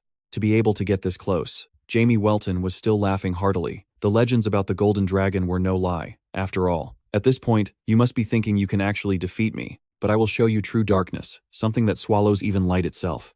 With that, Jamie Welton immediately unleashed his ultimate move, the soul-crushing dark vortex. Kim Long was caught off guard and took the full force of the attack. Outside, the sky was a stunning, beautiful shade of purple. A resounding explosion sent the dragons scattering in fear and panic. Their jaws dropped as they stared at the horrifying sight. Jamie Welton slowly emerged from the explosion. The dragon narrowed its eyes, observing intently. He looked up, and then down, at the mortal world, along with Kim Long's arm. Jamie Welton grabbed her arm and a piece of golden silk, causing the dragons to roar in protest. Kim Long! The dragons bellowed with piercing screams. Kim Long! His crimson eyes blazed as a smirk spread across his face. No one is allowed to touch my family. Then, he simply let Kim Long's arm fall, and a dragon dove to catch it. Jamie Welton raised his hand to cast a spell. With a single flick of his wrist, he could end it all. That dragon spoke in a gruff voice. Demon King. This isn't just some curse. We of the Dragon Clan will never forget this day. Not in 10,000 years, not in a billion years, not until the day the Creator reclaims this world. Through words, texts, and spells. With all these things, we will pass down today's humiliation to our descendants. We will curse you for all eternity. Jamie glanced at them with contempt. Go right ahead. Then the entire flock tore open space and departed, as the moon hung high overhead. Jamie Welton landed coolly. Alex was already waiting and bowed his head slightly. You have returned. My lord, he began, but Jamie announced without turning to look at him, I have completed my revenge for Dagoth. Hearing this, Alex's eyes flickered. I thought you had given up on the demon world. The man's next words startled him. I have. I have given up the demon world, and I have cast aside the destiny this world gave me. I just wanted to live a simple, free life, like I do now. Suddenly, Jamie Welton looked up, took a deep breath, and declared loudly, I am Jamie Welton. Alex gritted his teeth in protest and shouted, My lord. Jamie immediately shot him a look, cutting him off. Dagoth was my family, and I was just avenging my family. That's all there is to it. Let's go back. At the Dark Castle, Alex still couldn't accept it. My lord, please. That's not a place you can return to. Now that you've become an enemy of the dragons, this war will become incredibly fierce in 20 years. To destroy you, to wipe out our demon race, the Dragon Clan will do everything in their power. Despite all this, Jamie Welton just waved a hand dismissively. What's that got to do with me? I'm not the Demon King anymore. Whether it's the 666th generation or the 66,666th, you all can deal with it yourselves. He whipped around and stammered, Family. Didn't you say you wouldn't let those who harm your family get away with it? Those words made Jamie Welton turn back. He angrily pointed right at Alex's face and scolded him. You idiot. My family was living in peace when someone just came and killed them. You're comparing that to starting a fight yourself? Comparing finding out why my family was killed to rushing headfirst into a war you know you can't win. Do you really think those two things are the same? Are any of you going to stop me from risking my own life? Alex shot back, not backing down. Isn't calling it risking your life a bit of an exaggeration? After all, it's a war that's like a long-held dream for the demon world. Jamie Welton continued to share his thoughts. It's a sickness. That's exactly what it is. It's like you're all possessed, coming to the surface once every 100 years, causing millions of meaningless deaths. Alex still couldn't sit still. You can't live on that deceptive land forever. You have achieved the greatest feat in the history of all the Demon Kings. You invaded the dragon's territory and brutally killed the Golden Dragon. You are the savior the demon world has longed for. Jamie turned away, avoiding the subject. I don't know about that. Even my VIP customer is dead now. So where are we supposed to make money? Alex stuck to his point. My lord, do you care more about that than the entire demon world? Jamie Welton answered distractedly. Of course I do. Who wants to give handouts for free? His words made a strange glint appear in Alex's eyes. He questioned, Then what about Dagoth's successor? The position of the Duke of Plague can't be left empty. Jamie Welton replied without turning his head. The 6 dukes, you all can sort it out among yourselves. Alex frowned in disagreement. It's not that simple. They're all arrogant men who think they're the best. Jamie Welton couldn't listen anymore. He sighed. What a pain. Fine, then just leave the position to Dagoth's child. Are we done? I'm leaving. Alex tried to persuade him. My lord. He lazily retorted. What now? He bowed his head to him and said quietly, Thank you. After hearing that, Jamie Welton quickly took off into the air. All right then, get lost. All that was left behind was a gust of wind and dust. The night of the full moon was still long. The mountains and forests were shrouded in silence. At the demon's gun shop, someone folded their wings and landed. Jamie Welton flopped onto the bed, his face dark and heavy with thought. A light glinted in his pupils, but there was no reaction. Suddenly, a small light appeared behind him. Couldn't you have just taken it easy? A laugh came from within the light. So, you found me out? Slender feet stepped out from the doorway, as Kim Long teased him. I thought it was a perfect plan, as expected of the Demon King. Jamie Welton became a flash of red light, coldly dashing forward to grab her hand. Kim Long wasn't scared at all, even joking. Don't try anything rough in here. If you do, every hero and executioner on this planet will immediately know the Demon King is here. Hearing that, he became furious. Stop pretending. Tell me exactly why you suddenly did that. At first, it was clearly your real body, but why did you switch to a clone at the very end? You were deliberately creating a situation where I would kill you, weren't you? Kim Long's pupils reflected his image as she answered, You're a pretty good actor yourself. Thanks for putting on a show in front of my children.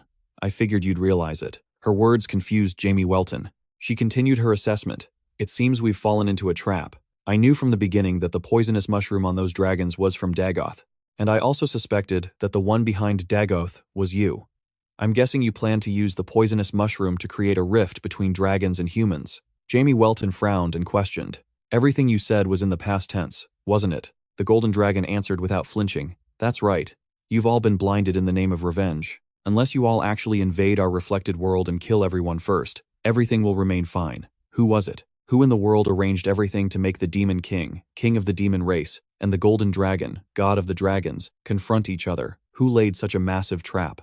Who would dare to turn us into enemies at the same time? He then changed the subject. All right, then why exactly did you have to fake your death? The Golden Dragon summed up the answer in a few sentences. Because of a variable. Although I don't know who set all this up, they certainly didn't want a situation where the Demon King killed the Golden Dragon. The incident became too big. By now, they must be very confused. Because a variable has appeared, everything will surely be revealed soon. That person's flaw. The more he listened, the more doubtful Jamie Welton became. If that person has already set their sights. The corners of the Golden Dragon's lips curled into a smile. She swept a sharp gaze over him. The result won't change. If their goal from the very beginning was my death, then they will now start to act in earnest. Because it must be a plan that can only be executed once I'm gone. We'll wait and see who benefits the most from my death. Although she had said a lot, Jamie Welton still couldn't trust her. Are you still suspicious of the warmongering dragon faction? Could it be that they've joined hands with the demon world without letting you or I know? The Golden Dragon's pupils flashed as she spoke, including that. Everything. Then she looked at him and resentfully pulled her hand away. Jamie Welton put his hands in his pockets. He looked at the Golden Dragon and cursed inwardly. Damn it, my head really feels like it's going to explode. To be honest, I don't want to get involved. But if I back out alone, it looks like you'll have to shoulder all this responsibility. Seizing the opportunity, the Golden Dragon sealed the deal on their partnership. Of course, we're in the same boat, after all. The ruler of the demon world's axis shattered the other axis by killing me, the dragon god. The two of us don't get along, forced into the same boat. Let's catch the bastard who did this and deal with him. Jamie Welton's mood suddenly became more agitated. What about Kyungul? What about the children? Was it completely destroyed? The Golden Dragon remained as calm as still water. Right now, I don't know either. At this moment, I just want to tear you to pieces to avenge my children. But in any case, you've also lost one of the 7 dukes. The ones who accompanied the Demon King for 665 centuries. We must pay it back. To the one who made things this way. The muscles in his face gradually relaxed. Even if it was 665 centuries, I don't have any memories of it. In my situation, they're just foolish losers. She replied with a cunning smile. But I remember everything. It was you all who created that hellscape. Anyway, starting tomorrow, I'll be joining your party as a mage. Hearing this, Jamie Welton flinched. What? Before he could refuse, the Golden Dragon forced the issue. For the time being, I will live completely as a human. If we want to investigate, isn't it more convenient to go together? It's also convenient for keeping an eye on you, suspect number 1. Jamie was fuming and about to throw a punch at her. You idiot! Alex knows you. Do you think you won't be found out for faking your death after just 1 day? The Golden Dragon feigned ignorance at his attitude. Oh please, who do you take me for? That guy's magic is nothing compared to my power. No one will realize it. No one in this world can possibly realize it. Although he was furious, Jamie Welton thought to himself, so she wants to watch me 24 hours a day. You treacherous snake. Fine. After all, you and I are both suspect number 1. At that moment, the Golden Dragon glanced at him seriously.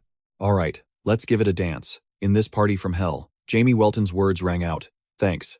Tonight is another full moon. The woman in the room was crying sorrowfully. Suddenly, someone called from inside, Duchess, please don't be sad. You must be strong. Duchess Emily. Her eyes were brimming with tears. Emily looked at the 2 broken swords before her, feeling endless grief. I've lost my husband and my son on the same day. The servants in the house whispered to each other, move faster. These bastards. Someone shouted, we need more people here. Over here too. Stop resting and hurry up. She spoke between sobs. Even the castle is in this state. How am I supposed to live now? This beautiful woman was the wife of Solut van Holiatia, Lady Emily van Holiatia. The man placed his hand on Emily's. My lady, since things have come to this, I, Patrick, will do everything in my power to rebuild the Holiatia family. Please, leave all the work to me and go somewhere with fresh air to rest. In the meantime, I, Patrick, will handle all the troublesome affairs. Hearing this, Emily couldn't hide her delight. She showered him with praise. As expected, only you, Sir Patrick, worry about me. Thank you so very much, he replied with a sly smile. I understand. Suddenly, a groan echoed in front of them, and Patrick broke out in a sweat and snapped. Who's there? A person slowly appeared. So, I've been discovered. I must have disturbed your pleasant conversation. It's a pleasure to meet you. I am Kadinia, an investigator from the Holy Court. The man's jaw dropped, and his voice trembled. An investigator from the Holy Court. Could you be one of the so-called 12 holy weapons of the Holy Emperor, the D-Class Blood Soldier Organization, the Zodiac Knights? It is an honor. Weapon of Light, why are you here?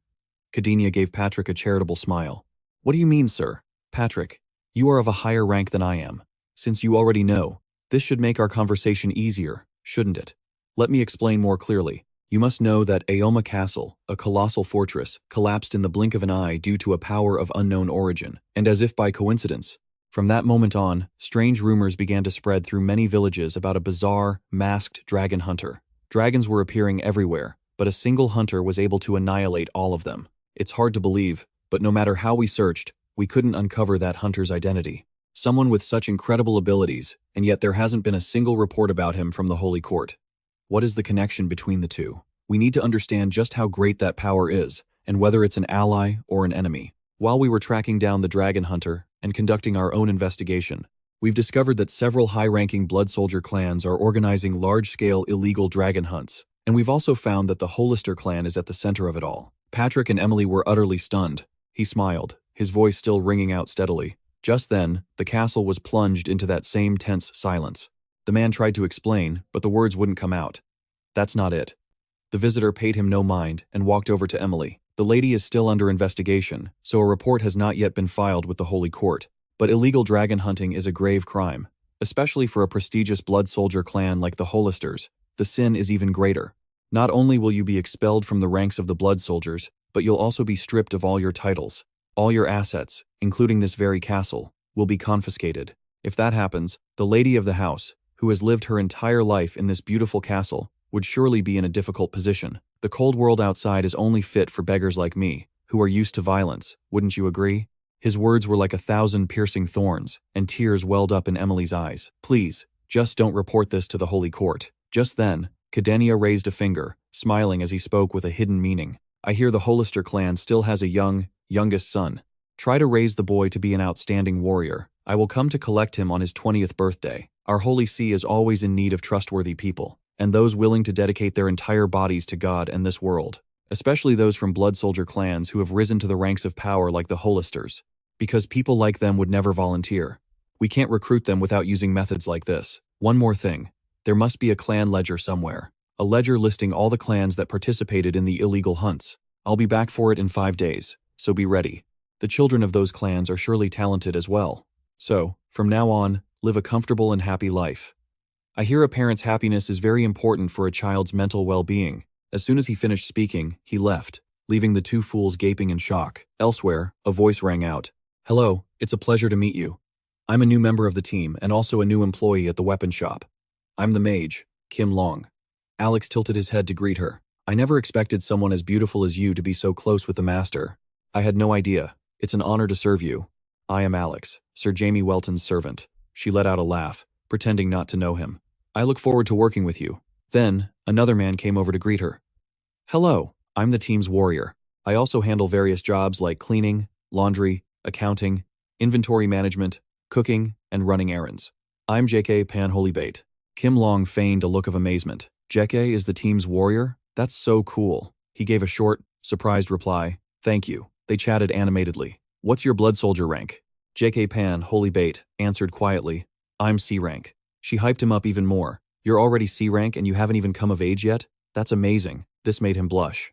Jamie Welton glanced at them and thought to himself, does she really not recognize him? That detestable dragon. Well, this is good.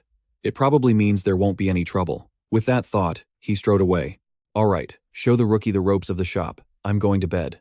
Alex nodded while the others looked confused. Yes, sir. Sleep well. Suddenly, Kim Long pulled Jamie Welton back. Hey, teammate, could you show me around the village so we can get to know each other a little better? JK Panholybait's eyes lit up like stars. Get to know each other. Enter. Like a date? Alex was no exception. 667. In a desolate forest surrounded by mountains and greenery, Jamie Welton stood silently, staring at something. Kim Long tilted her head and asked him, what do you think? It's your first time seeing this, isn't it? This is a baby dragon. He put his hands in his pockets and asked nonchalantly, so what? Why did you bring me here just because a baby dragon is being born? Without looking at him, she asked, aren't you curious? Jamie Welton gave his trademark reply, there's nothing special about it. Kim Long seemed to have expected this, so she wasn't surprised. Is that so? What a shame. Suddenly, he called out softly, hey. She looked down at the baby dragon and asked back, what? He suddenly roared in anger, balling his fists. You crazy woman, are you that bored? Kim Long snapped back at him. What is it now? Her words only made him angrier. All you have to do is use your power to gather all the warriors and extremists, deal with them, and clean up the mess. Why do you keep dragging me to useless places like this? Kim Long's face hardened as she shouted back, have you forgotten? The peace treaty. If a divine dragon were to act personally, wouldn't that be a declaration of war on humanity? You idiot. Jamie Welton was not one to back down. You can just go in your current human form. If even Alex can't recognize you, then no one will. You fool. She glared at him in defiance. I can't. Jamie Welton's lip twitched. Why not? He got his answer very quickly. Because I cannot become a singularity in this world. Kim Long's words were a bit hard to understand. A singularity. The mood between them grew heavy. Yes, just as you said, I'm a human right now. But no matter how strong I am, it's impossible for a lone mage to wipe out D and G rank blood soldier clans. If I did, I would attract the attention of the Transcendents. Jamie Welton's pupils constricted slightly. By Transcendents? You mean angels? Or gods? Kim Long nodded and explained, that's right. Even if there's a sudden downpour or a flood, that isn't a singularity. But if the rain suddenly started to fly upwards and turn back into clouds, that could become a singularity. If I do something like that recklessly, even I will be detected by the Transcendents. He put his hands in his pockets, clarifying the point. So you're saying you can't break the rules of this world, is that it? She nodded in confirmation. That's right, Jamie Welton asked, hesitant and in disbelief. Is it about the rules again? She replied at a steady pace. Of course. What else would it be? After a moment of thought, Jamie Welton spoke up. Then I wonder if I've been noticed already. As a human, I've been destroying castles and killing dragons all over the place. Kim Long looked at him and smiled. I'm dying of curiosity about that myself. Whoa, it's hatching. Quick, hide. What do you think? The magnificence of nature. Despite her words, Jamie Welton stared at the dragon before him and muttered to himself, this is unsettling. If I attacked right now, it would be over in one hit. Kim Long's next words startled him. That's why I came here. A pair of long wings shot past over their heads. Kim Long immediately realized something terrible was happening. They're here. The extremist Black Jade Dragon. Run. The newly arrived dragon instantly transformed into human form. A girl with a graceful appearance slowly stood up. Jamie Welton, terrified, muttered from his corner, she has the classic face of a villain. Kim Long shot him an annoyed look. Who does? A moment later, the two of them, hiding in the bushes, watched as she approached the baby dragon. So, since you're not gods, you have to target the weakest moment right after birth to infect them with poison. Is that it? I heard that people like you, if you're from the combat faction, gather immediately from birth to grow into a large formation, and you choose beings like that to infect with poison? You people are really no different from humans. So cruel, it's unbelievable. This place isn't the underworld. This right here is the real hell, a hell of light. Kim Long stood beside him, her face grim. I used to think so too, until I found out that mycelium belonged to Dagoth. No matter how tough things get, there is no way I could ever join hands with you. Jamie Welton turned to her, slightly surprised, and asked, You used to think so? She frowned, her eyes flashing. There must be someone acting as a bridge, someone behind the curtain. He glanced at her, his voice low. It seems your children have improved. Before he could finish, Kim Long cut him off. Here they come again. 2 dragons appeared in the sky, along with Run in her human form. The green dragon began to transform into a human, landing at the same time as the red dragon. The two touched down lightly. Run spoke a greeting. You're here, Ojin. Julia. The red-haired girl Julia nodded. Sorry we're late, Run. She got straight to the point. What about the tail? Julia's eyes lit up with excitement. It's gone, since Kim Long no longer exists. In this world, the moderate faction is now like a snake without a head. This world is finally ours. Run, run. Hearing this, Run looked away evasively. Ojin, it's the same for us. Until the Lord decides on a new soul, there will only be chaos. If the humans figure it out, it's all over. The one who had been silent now spoke up. How about you try out that position, Run? Her eyes were half closed, her voice cold. Don't talk about that anymore, Ojin. Everything will be as the Lord wills. We are merely creations. We have no right to question his work. Jamie Welton stood to the side, watching the three of them converse. Just then, the baby dragon let out a piercing cry. Run walked over to it. That's right. We have to do what we can. Behind them, Ogun smirked and took something out. Even if you're so pitiful, it's maddening. Take comfort in the fact that no other family will have to suffer. Everything is for the sake of our race. Kim Long's eyes widened in shock. Why would they go this far? A devilish smile spread across Jamie Welton's face as he gave the order. Apprehend them on the spot. Should we kill all 3 of them? Kim Long quickly stopped him. Wait. We have to consider the cause and effect. Why did these children resort to this method? And what consequences will it lead to? And if we end this right now, how will the future revert? All of this must be considered, he replied with the detachment of a bystander. What does any of that have to do with me? You're a real coward. Stop thinking, let's just act. No matter what he said, she wouldn't accept it. We are all part of a great order. Sometimes, sacrifices and losses are part of that flow. But what is this tragedy trying to tell us? Jamie Welton groaned in exasperation. This is such a pain. I won't let you lose out, Kim Long offered. Then let's go with Plan B. Plan B? A fleeting smile reappeared on Jamie Welton's lips. A little bit of violence, kidnapping, imprisonment, torture, and an interrogation with plenty of time to think. That's all it takes, right? Kim Long was silent for a few seconds, then said, Go easy on them. The dragon roared amidst the mountains. Ogun approached and uncorked a small vial. Well then, let's begin. Endure it for just a moment. It'll be over soon. Suddenly, his arm vanished. Ogun cried out in pain. Who are you? Jamie Welton picked up the vial and said, I am Jamie Welton. Run held something in her mouth and yelled, Everyone, run! Instantly, a small hole appeared in Jamie Welton's hand. In a flash, it sucked up all her poison, pulling Run herself into the space. Jamie Welton smirked, clenching his fist arrogantly. You're next. Julia and Ogun were terrified, and both screamed at the same time. Run! He watched their steps, muttering to himself, Trying to save yourself by running in a different direction?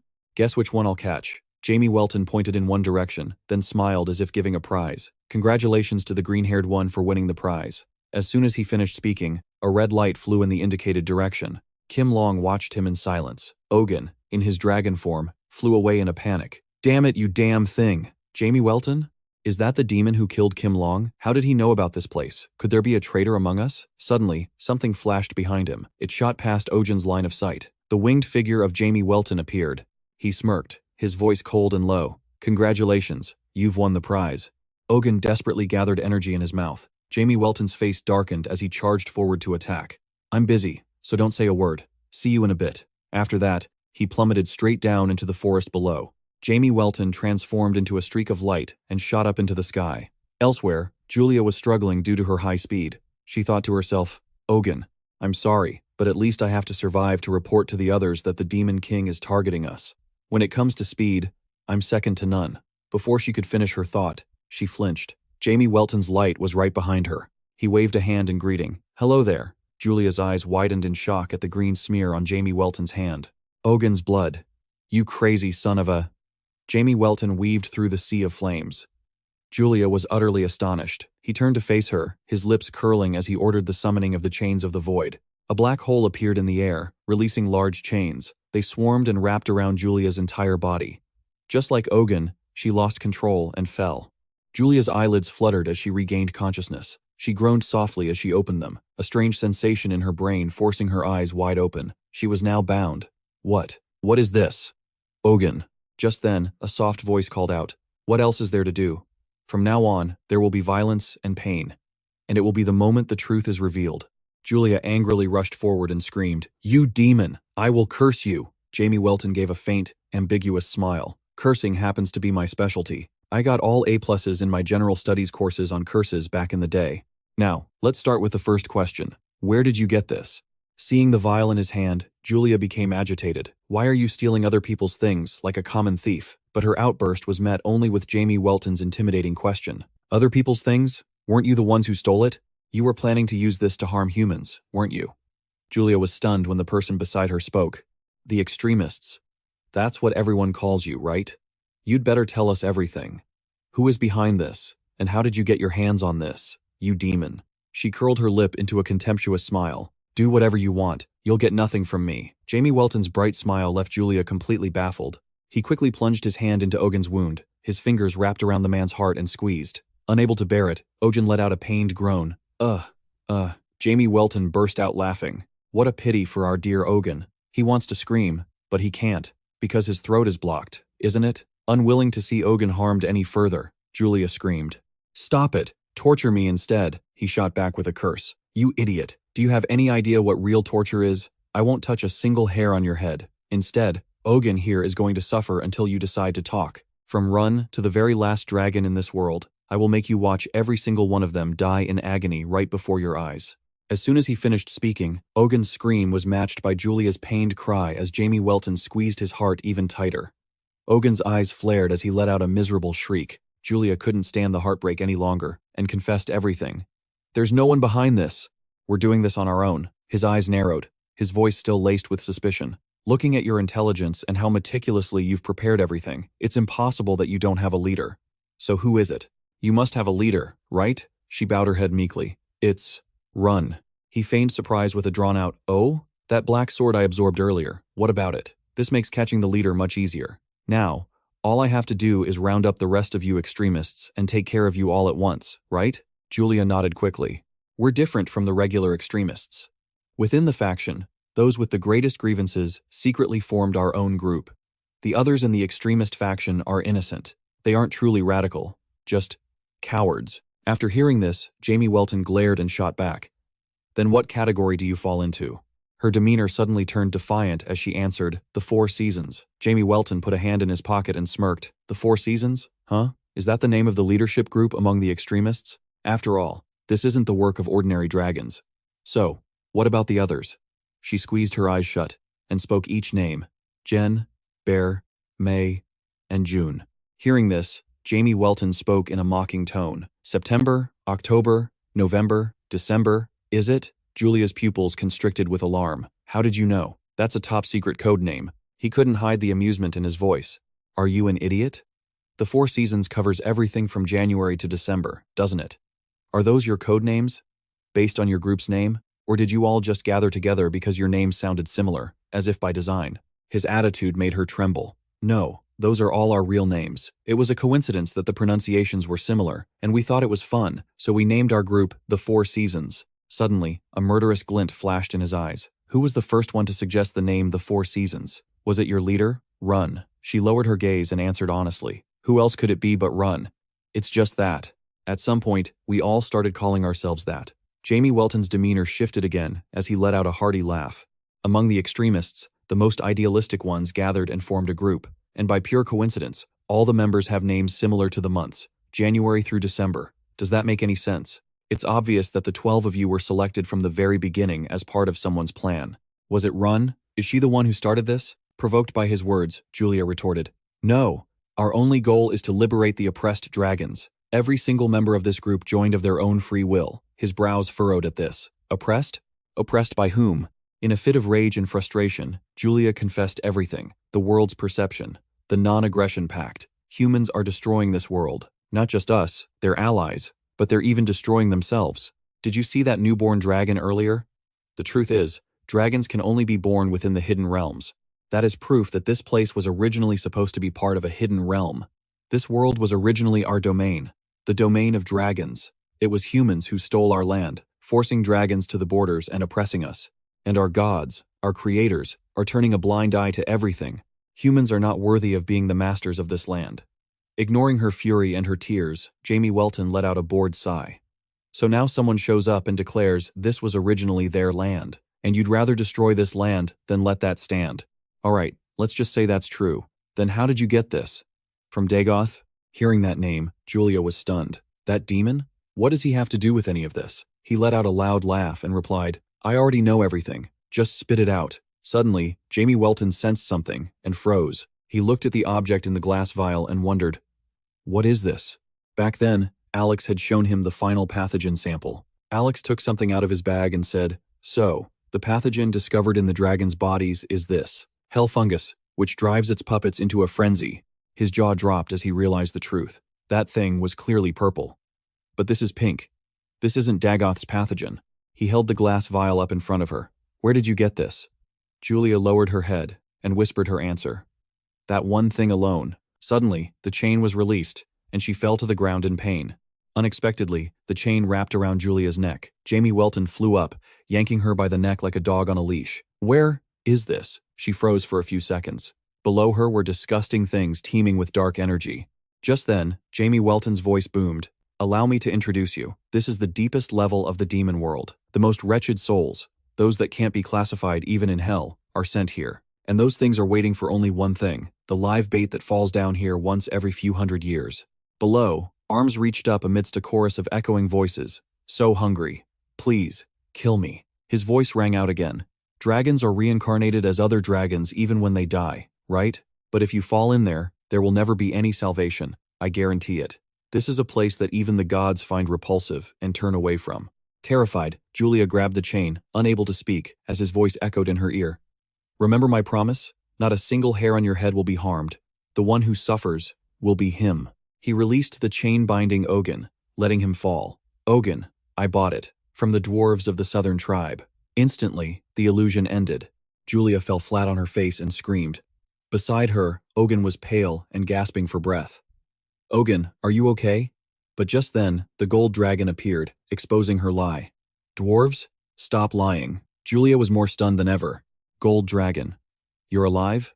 The gold dragon spoke in a powerful voice as he looked at the young dragon before him. I was certain that you innocent children were being used by someone else. In the end, the ones harming dragons are dragons themselves. I never thought you'd join hands with a demon duke to kill your own kind.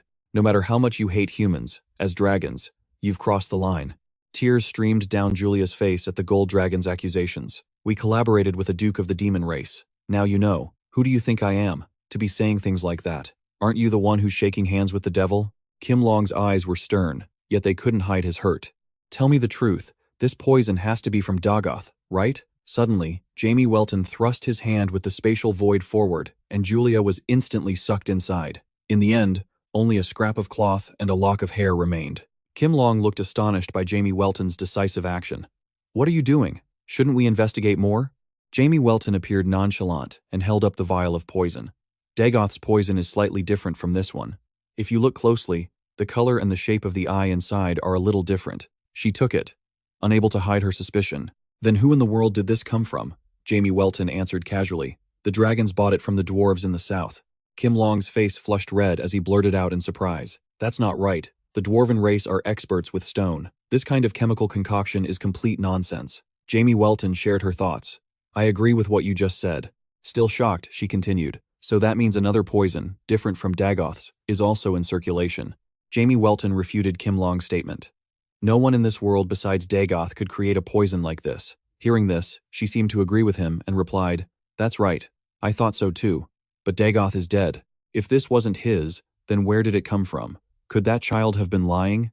Maybe she just said whatever came to mind because of the urgency. Jamie Welton considered the child's own words. Jamie Welton looked at her and continued, You saw it yourself. Those were words spoken when she was pushed to her limit, so they're 100% true. Kim Long's brows furrowed as she stared at the glass vial. Could there be a second Dagoth?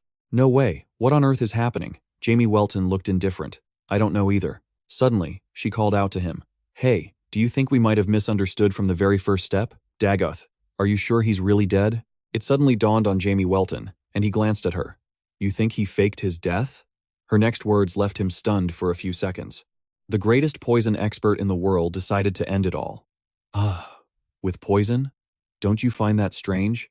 Then she shrugged as if it were nothing serious. Hey, you can write your novel, but don't expect it to move any readers. I personally attended his funeral. Kim Long's eyes were red with anger as she pointed at the vial. Then what is all of this about? He answered very concisely. I don't know either. The air once again fell into a heavy silence. The Four Seasons Society and the demon world.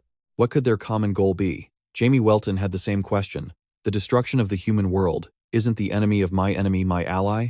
You're right. This case is very strange, he thought to himself. Its rarity is its value, then stated with certainty. The one who benefits and the one who executes. Jamie Welton imagined the words in his head. Just endure a little longer. It will all be over soon.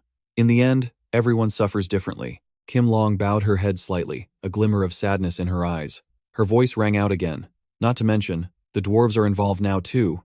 Who benefits from this? The extremists and those who want weapons made from dragons. Jamie Welton replied, putting his hands in his pockets. The demon race as well. It would be great for them if the hatred between humans and dragons grew even deeper.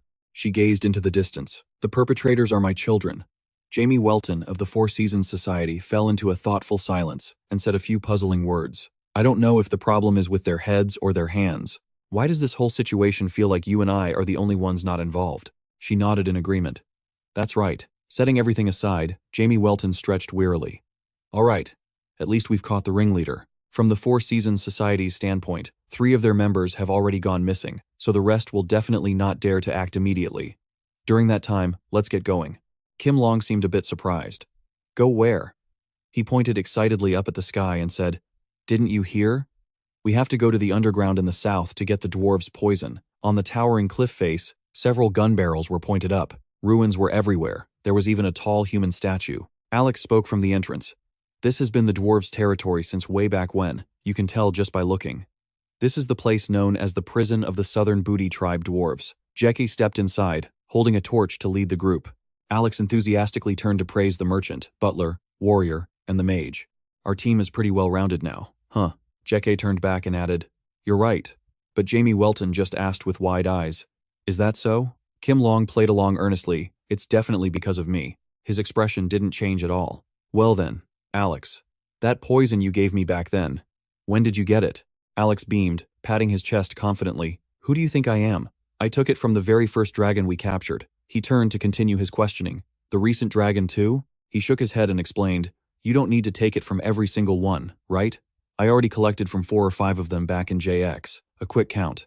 Jamie Welton made a guess. "So, that means you haven't collected any recently?" Alex nodded in confirmation. "Yes. Why do you ask?" Jamie Welton rubbed his chin, his mind full of calculations, but said nothing. He was just asking. Suddenly, Jackie spoke up, interrupting. Sir Jamie Welton, up until now, I've just been quietly following Sir Jamie Welton's orders. If you tell me to do something, I'll do it. It must be about things that someone like me, a low-level soldier, shouldn't know about, right?" But Jackie just kept rambling, because he thought of Alex and Jamie Welton as high-level hunters. Jamie Welton's eyes widened, his face full of confusion. "What is it? If you have something to say, just say it."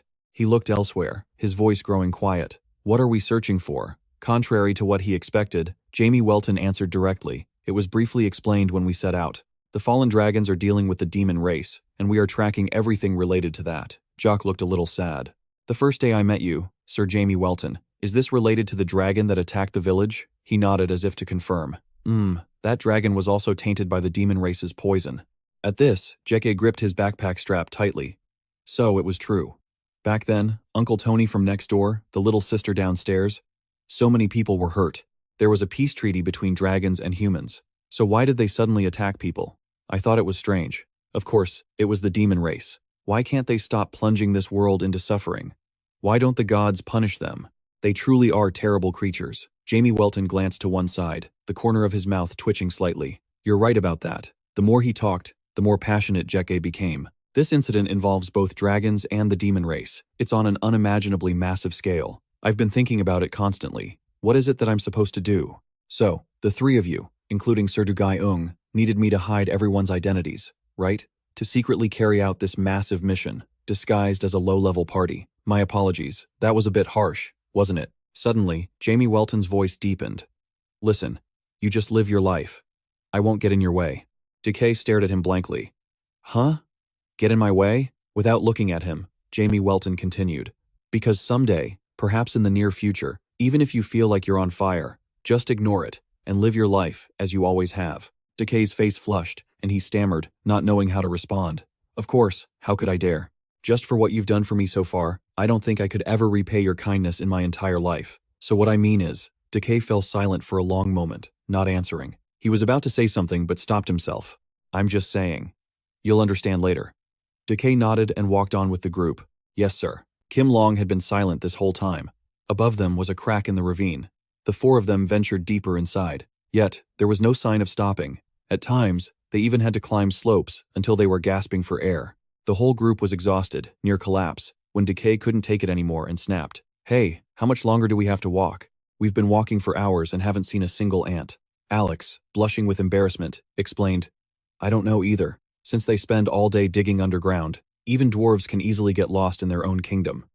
Some even say it's 1,000 times more complex than the Minotaur's labyrinth." He spat out a torrent of words, looking like he was about to get physical. "Why are you only telling me this now?" He jumped back, startled. "If I had told you earlier, you definitely would have gotten angry and just wanted to burn everything down. You're a clever one. I'd burn you down too." While the 2 brats were bickering, Kim Long noticed something was off. "This is strange. Although the dwarven caves are notoriously complex, why isn't there a single dwarf in sight?" Jamie Welton angrily spat fire. "If I see any of those dwarves, I'll pluck out every single hair on their bodies." And Alex ran to support Decay. It seems you've been walking for too long, haven't you?" "Snap out of it, Decay." He looked momentarily stunned. The dwarves in front of them were collapsed on the ground. "This is poison." Jamie Welton ran over to investigate. What? Aren't dwarves immune to poison? Kim Long walked over to Alex, her tone full of meaning. It's a different story if it's Dagoth's poison. Decay's eyebrows furrowed slightly as he observed the chaotic scene before him. What in the world is happening? Kim Long gently reminded them. We have to save Decay first. As she spoke, warm streams of light flowed from her hands, like golden silk ribbons wrapping around Decay's body. He woke up instantly, the feeling of pain completely gone from his body. Kim Long smiled gently and reassuringly. You'll be fine in a moment. Decay quickly sat up, expressing his deep gratitude. Thank you. Seeing this, Alex couldn't help but be impressed. With magic that can grant immunity to toxins like this, even Dagoth would know you're no ordinary mage. Hearing the praise, Kim Long lifted her chin proudly. Oh my, you're exaggerating. Suddenly, a terrifying explosion echoed from behind them, making the whole group jump and turn around. A group of grim-looking dwarves emerged. They wore sealed protective masks, brandished their weapons, and snarled with voices seething with hatred. It's you. Decay went into a defensive stance, carefully asking, Who are you? The dwarven leader roared angrily. You're the demon spreading poison throughout the southern Budi tribe, aren't you? Jamie Welton casually put his hands behind his head. Yeah, that's right. What if I said we are? Hearing the provocative answer, the leader tightened his grip on his weapon, his rage flaring. We'll kill you. Jamie Welton remained calm, continuing to retort playfully. So, what if I said we're not? The leader was so angry a vein popped on his forehead, his every word seeming to spit fire. Then what are you doing here? After hearing the two answers to his two hypotheses, Decay answered honestly. In that case, we didn't do it. Another dwarf gently scolded the leader. See, I told you it wasn't them. It's because of Sector R24. The leader became flustered. Is that so? Then what are you all doing here? Jamie Welton seemed to have caught on to a strange keyword. What is this R24? At the same time, he asked the leader, And you, if I say I didn't do it, are you just going to believe me? The dwarf in the back kept muttering his complaints. I kept insisting the poison was from R24. Meanwhile, the leader was angered by Jamie Welton's words. What? So, you were lying? Jamie Welton seemed to be juggling both conversations at once. What if it was a lie? So what is this R24 thing anyway? The leader ground his teeth. If you're lying, I'll kill you. But the other dwarf tried to interject. There's a divine door in Sector R24. Decay continued to get spun around between the two of them. And what if it's the truth? A door? What does that door have to do with the poison? The leader, bewildered, asked again. Then what are you doing here? And the other dwarf continued to chime in. The people of the southern Budi tribe touched that door. The conversation became utter chaos. Kim Long couldn't take it anymore and blew all three of them away. Let's talk about one thing at a time. You idiotic fools. Only then did the dwarves sit down properly. The leader spoke on their behalf. We are the western Budi tribe. When we heard something had happened to the southern Budi tribe, we rushed our people over to see what was going on. When we arrived, there was poison everywhere. Everyone was dead. While we were investigating the cause, we ran into you. Jamie Welton nodded as if he understood. That makes sense. We also came here to find the source of this poison, but we found everyone was already dead. Damn it. Just when it seemed like we caught the one behind this, he slipped away. He asked a question to no one in particular. Where do we go now? Remembering what the dwarf had said, Decay spoke up and asked, What was that about a door you mentioned? Is it related to the poison? That dwarf recounted the story, his voice filled with fear. In Sector R24 of the Southern Budi tribe's tunnel, an ancient door was discovered 30 centuries ago. This door is made from a strange, never-before-seen mineral, and it's a mysterious door that cannot be opened by any means. No one knows what's inside. It could be a god in there, or it could be a sealed demon. However, I recently heard that the Southerners started recklessly using a lot of explosives to try and break down that door. Even though the other tribes warned them against it, they did it anyway, and so, they were cursed. A curse from the divine door. Actually, the workers in Sector R24 had been dying one after another, but because they wouldn't stop, the divine door grew angry. The divine door wiped out the foolish southern Budi tribe with a poison that can even kill dwarves. The leader immediately scolded him. What are you talking about? You believe that superstitious nonsense? The one who dispelled this poison was the man in the black cloak with the lip ring. We have to catch that guy. But the other dwarf insisted. No human could create a poison like this. This is the curse of the Holy Gate. The words black, cloak, and lip ring stirred something in Kim Long. A man in black with a lip ring? Decay also realized it quickly. It's Run. Kim Long hurriedly spoke up. Tell me everything you know about him. The leader explained honestly. Recently, a rumor started spreading about someone in a black cloak with a lip ring appearing in Area R24. That place is a sacred space. Not just anyone can go in and out. For a human to have snuck into a place like that. He must be the one who spread the poison. Jamie Welton, as if he'd found the key to the whole mystery, spoke with confidence. Let's go. Take me to Area R24. All the clues point there. But the leader shook his head and spread out a map. The poison is strongest there. Even our gas masks can't handle it. I'll give you a map instead. And so, the four of them set off, following the map they'd received. Kim Long used her power to scout the surrounding area. She frowned slightly, her expression turning serious. The closer we get to R24, the stronger the poison becomes. At this level, not even a poison dragon could withstand it. This is truly a terrifying poison, as if it's meant to hide something that must never be revealed. Behind them, Decay suddenly staggered and then collapsed to his knees. He was panting heavily, his body seemingly at its absolute limit. Kim Long walked over and said gently, "Just rest comfortably back here." She thought sorrowfully, "So, this is Dagoth's handiwork. It seems even my magic can't overcome it, let alone a human body." After a moment of thought, Kim Long made a decision. "You've done well, but from here on, we'll handle it. Decay, go back to where the dwarves were. It's too dangerous for you to continue." Decay's voice was filled with self-blame and disappointment. "I'm sorry I couldn't be of more help. Indeed. Even with a group, a Class 2 mission is no easy task." Jamie Welton asked with concern, "Do you know the way back?" Decay replied confidently, "Yes." So, Decay had to stay behind to rest, leaving just the three of them to continue onward. The deeper they went, the more bodies of dwarves they saw scattered across the ground. Kim Long stopped abruptly, her eyes fixed on a space ahead. "We're here, R24. Jamie Welton frowned slightly, as if he couldn't believe his eyes. "What is that?" Before them stood a colossal, towering door, carved with strange, ancient patterns. Kim Long looked up at it and scoffed. "So the dwarves were hiding this thing. Must not have been easy to keep it a secret, huh?" Jamie Welton asked curiously. "What is it?" Kim Long shook her head and replied, "I don't know either." Hearing that, he furrowed his brow in confusion. "But then why did you say they had a hard time?" she replied sarcastically. "Because they don't know." Jamie Welton was startled for a moment as a thought flashed through his mind. Wait, she doesn't know about that door? It was only discovered 30 centuries ago. Yet someone who has lived for over 665 centuries doesn't know about it? A small noise from above drew his attention. Near the door was a crevice, and a figure in black was quickly retreating into it. Jamie Welton shouted, "He's getting away!" This made the dark figure run faster, and he immediately ordered, "Alex, catch him." Without a moment's hesitation, Alex gave a short reply. "Understood." In the blink of an eye, Alex shot forward, as light as a feather. Jamie Welton said excitedly, "Is that the one behind all this?" Finally, the clues were starting to come together, but Kim Long seemed completely uninterested. She was mesmerized by the door, her hand gently resting upon it. She gazed absently at every exquisitely carved detail on the door.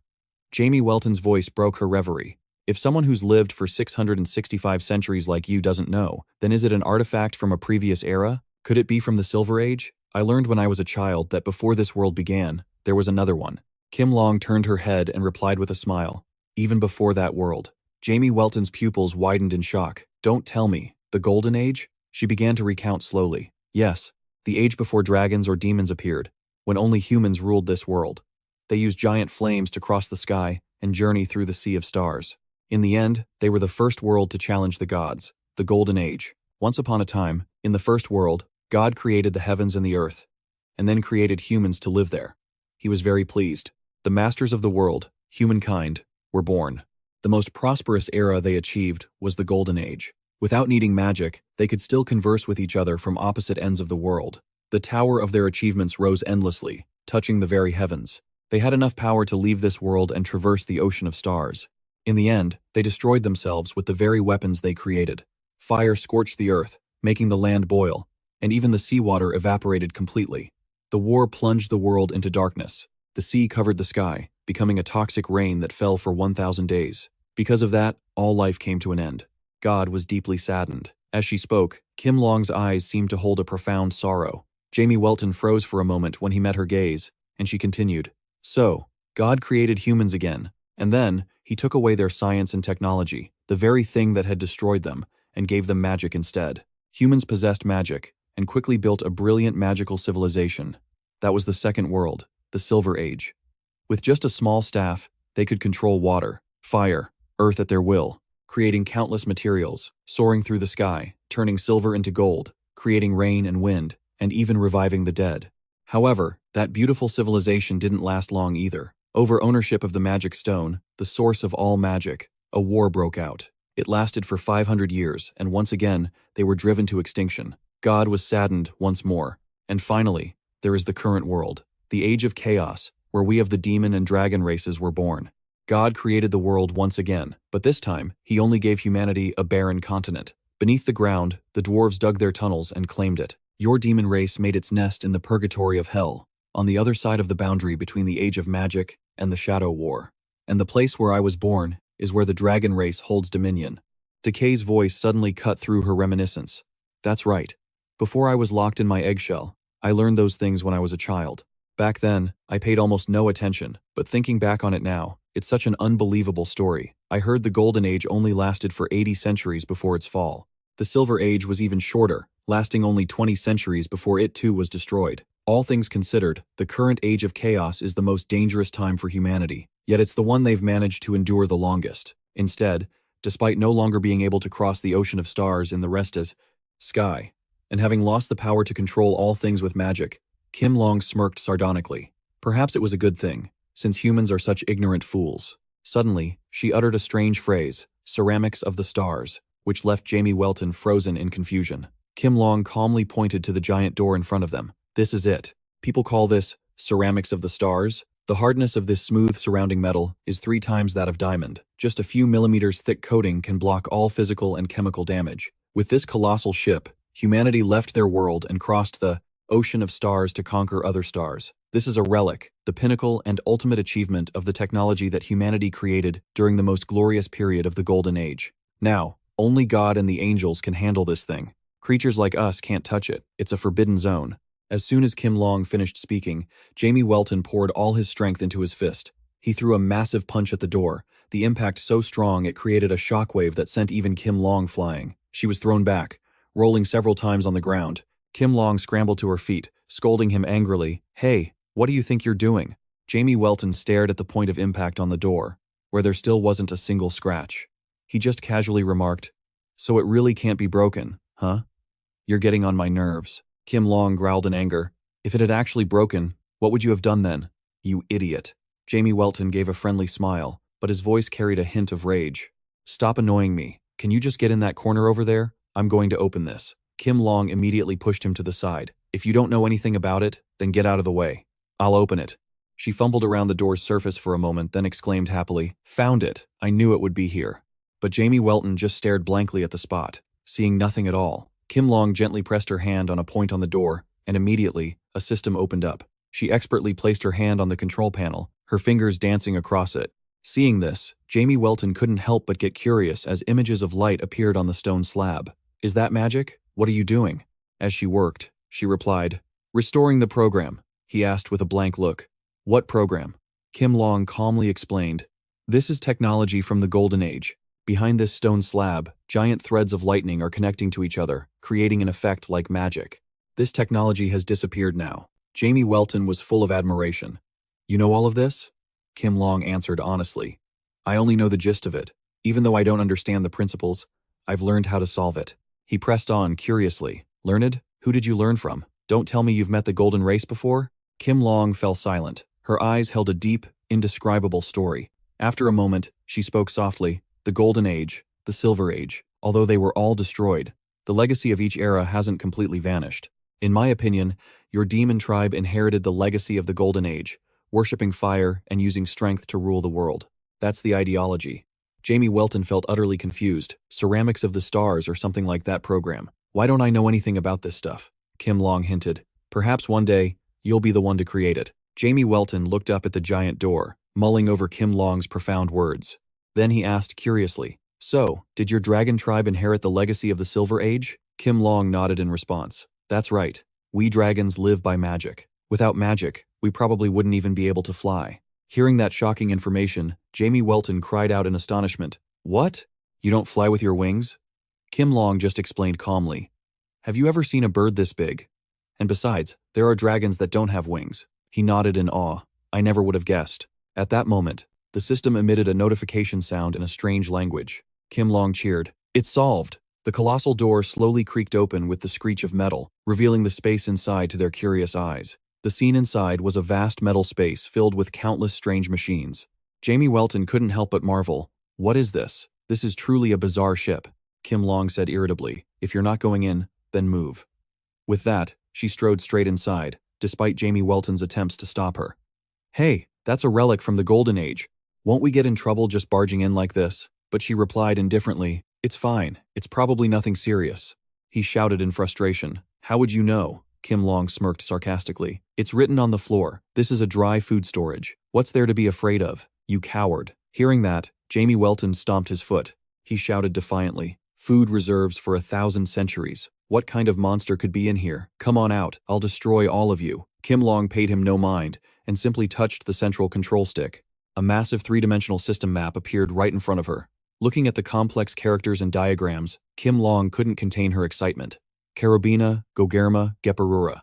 This is Malakut. Jamie Welton asked curiously, What's that now? She explained softly, The last fleet of the Golden Age consisted of 10 ships that a dying humanity created to escape this star.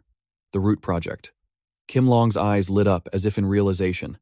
This section seems to be a food storage unit from one of those ships. They were probably in such a hurry that they couldn't take off and were left behind here. This place has nothing to do with the poison. It's probably because this is a place the dwarves valued. So few people came here. They must have thought no one would come here, so they chose this place as the trading point for the mycelium mushrooms. Seeing that Kim Long knew everything, Jamie Welton couldn't help but narrow his eyes in suspicion. Just who are you?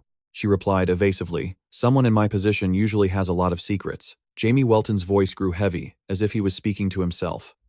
As the Demon King, I thought you were a rather powerful entity, but there are truly so many things I don't know. It seems this body of yours is nothing more than an expendable item in war.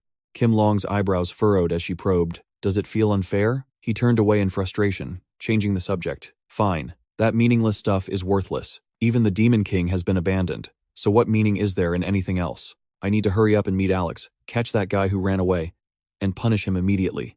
Suddenly, a blazing red spark shot straight down at Jamie Welton. Luckily, he reacted in time and dodged it. However, the beam of light still grazed his hand, even leaving a mark, which shocked him. Did my hand just get pierced? Above Dus hovered a metal robot with a bizarre design. He immediately went on guard. What is this thing? I can't sense any presence from it at all. Kim Long began to explain, her expression grave. It's not a living creature, and it doesn't have any magic. It's a robot, a golem from the Golden Age. Jamie Welton stared blankly, his mind struggling to process the completely alien concept. A robot? Kim Long quickly explained. It's a golem from the Golden Age. It seems to be the guardian of this place. Just as they were talking, the robot fired another blazing red laser at them. Kim Long quickly dashed forward and conjured a magical shield to protect Dus. Watch out. The laser's destructive power was immense, slamming directly into Kim Long's shield and creating a deafening explosion that sent them both flying backward. Enraged, Jamie Welton launched his own attack, growling, You're not the only one who knows how to fire a blast. But the robot quickly activated a translucent energy shield, easily blocking his attack. DUS's power slammed into the shield and was reflected right back. It created a massive explosion, forcing even Kim Long to duck for cover. Seeing his attack rendered useless, Jamie Welton grew even more furious and gathered more power. Oh, you can block that? Then I'll just hit you with something stronger. Kim Long quickly clamped a hand over his mouth to stop him. Don't shoot! Jamie Welton irritably turned back to her. Why not? Kim Long explained hurriedly. Weren't you listening? These are ruins from the Golden Age. Are you trying to blow this entire place up? He angrily swatted her hand away. If you're scared, then hide behind me. I'll make sure you don't die. She shook her head frantically, trying to explain. That's not it. This spaceship flies using nuclear energy. The strange term left him baffled. What in the world is nuclear energy? Kim Long had lost her patience. She snapped, Just listen to me. There's no time to explain. Are you trying to destroy the entire world? While the two were arguing heatedly, the robot used thrusters in its feet to rocket forward, landing right where they stood. It brandished a deep red laser blade and lunged at them like a deadly metal whirlwind. Jamie Welton shouted in alarm as he retreated. Damn it, this thing is actually trying to kill us. He channeled all his power into his fist, determined to land an earth-shattering blow on the robot. Die! The moment his fist connected with the robot, it unleashed an immense pressure wave that sent even Kim Long flying. However, to DUS's astonishment, the robot still managed to activate its shield and was completely unharmed. He couldn't help but marvel. It can even withstand that? And this spaceship too. What are these things? He immediately changed tactics, leaping high into the air out of the robot's sight. Then, from midair, he used his ultimate technique, Chains of the Void. Thousands of dark chains materialized from the void, binding the robot tightly. But it just calmly raised its arm, and a razor-sharp laser blade shot out. It effortlessly sliced through all the chains, making Jamie Welton cry out in disbelief. Even this doesn't work? Immediately after breaking free, the robot fired a barrage of lasers toward Deus. He used his mana to defend himself but was becoming flustered. What am I supposed to do? This is so damn annoying. Deus's anger finally boiled over. He gathered all his strength, preparing to unleash a wave of destructive energy. Damn it. I've had enough. Everyone just die. But in that instant, Kim Long's magical ribbons shot out again, binding his mouth shut once more. She snapped in frustration.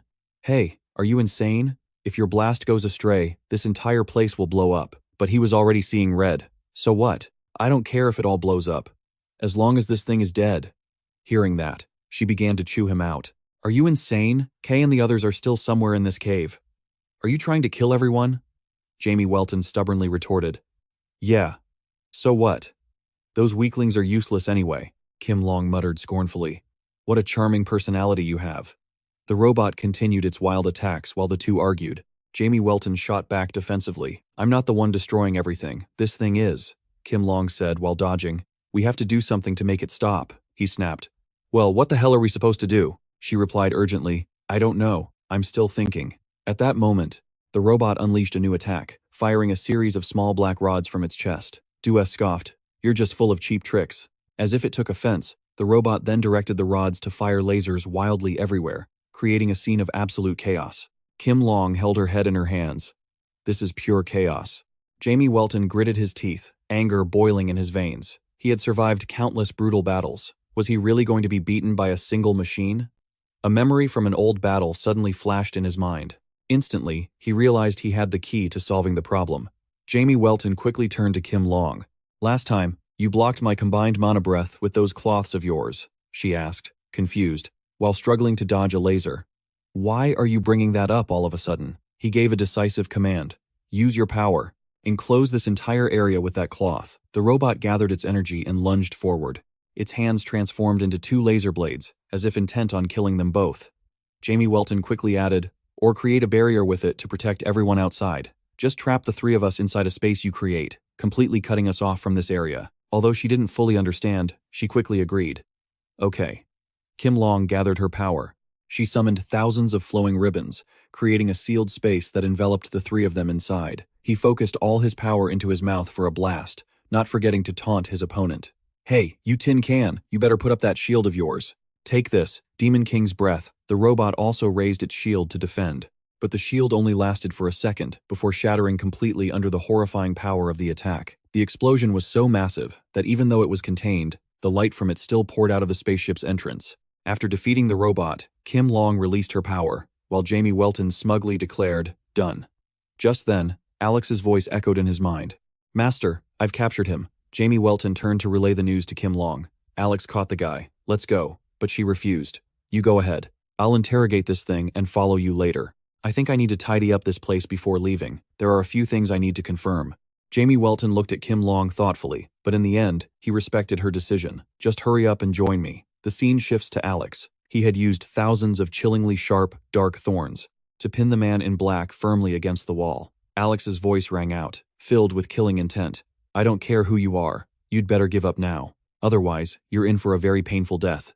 Jamie Welton quickly arrived on the scene. Hello. Hearing his master's voice, Alex turned to greet him. You're here, my lord? Jamie Welton struggled through Alex's thorns. He approached the man in black with an excited look. Finally, I'm about to see the true face of the person behind all this. As soon as he yanked off the mask, a familiar face was revealed. The man spoke in fear. I'm sorry, Your Majesty. The hero's eyes immediately turned blazing red, his voice radiating a murderous aura. Shape-shifting mage, Viscount Kim Hong. What are you doing here instead of in the demon realm? The man, sweating bullets in fear, bowed his head and confessed with a tremble. Sir, I was only following the orders of Duke Thom Tu. The Duke ordered me to keep this a secret from everyone. The hero's gaze grew even colder. Orders? What orders? Tell me everything, or I won't spare you. Kim Hong confessed the truth, to corrupt the heroes and incite the dragons to rebel, and to break the alliance between the two sides in the 66th War. It was a massive plan. So, while I was carrying out my mission there, I transformed into a dwarf to trade Sir Dagoth's mycelium with some extremist dragons. Because the dwarves discovered me, I had to detonate the poison and then go into hiding to await my next orders. Jamie Welton interrogated him harshly. Did I give such an order? Don't tell me Dagoth planned all of this on his own? Kim Hong tremblingly confessed. Because the Demon King had left the demon realm, he said that I must do everything he wanted, but for some reason, no matter how many messages I sent, he never replied. I've been waiting here indefinitely, the hero stated matter-of-factly. Of course he didn't. Dagoth suddenly kicked the bucket.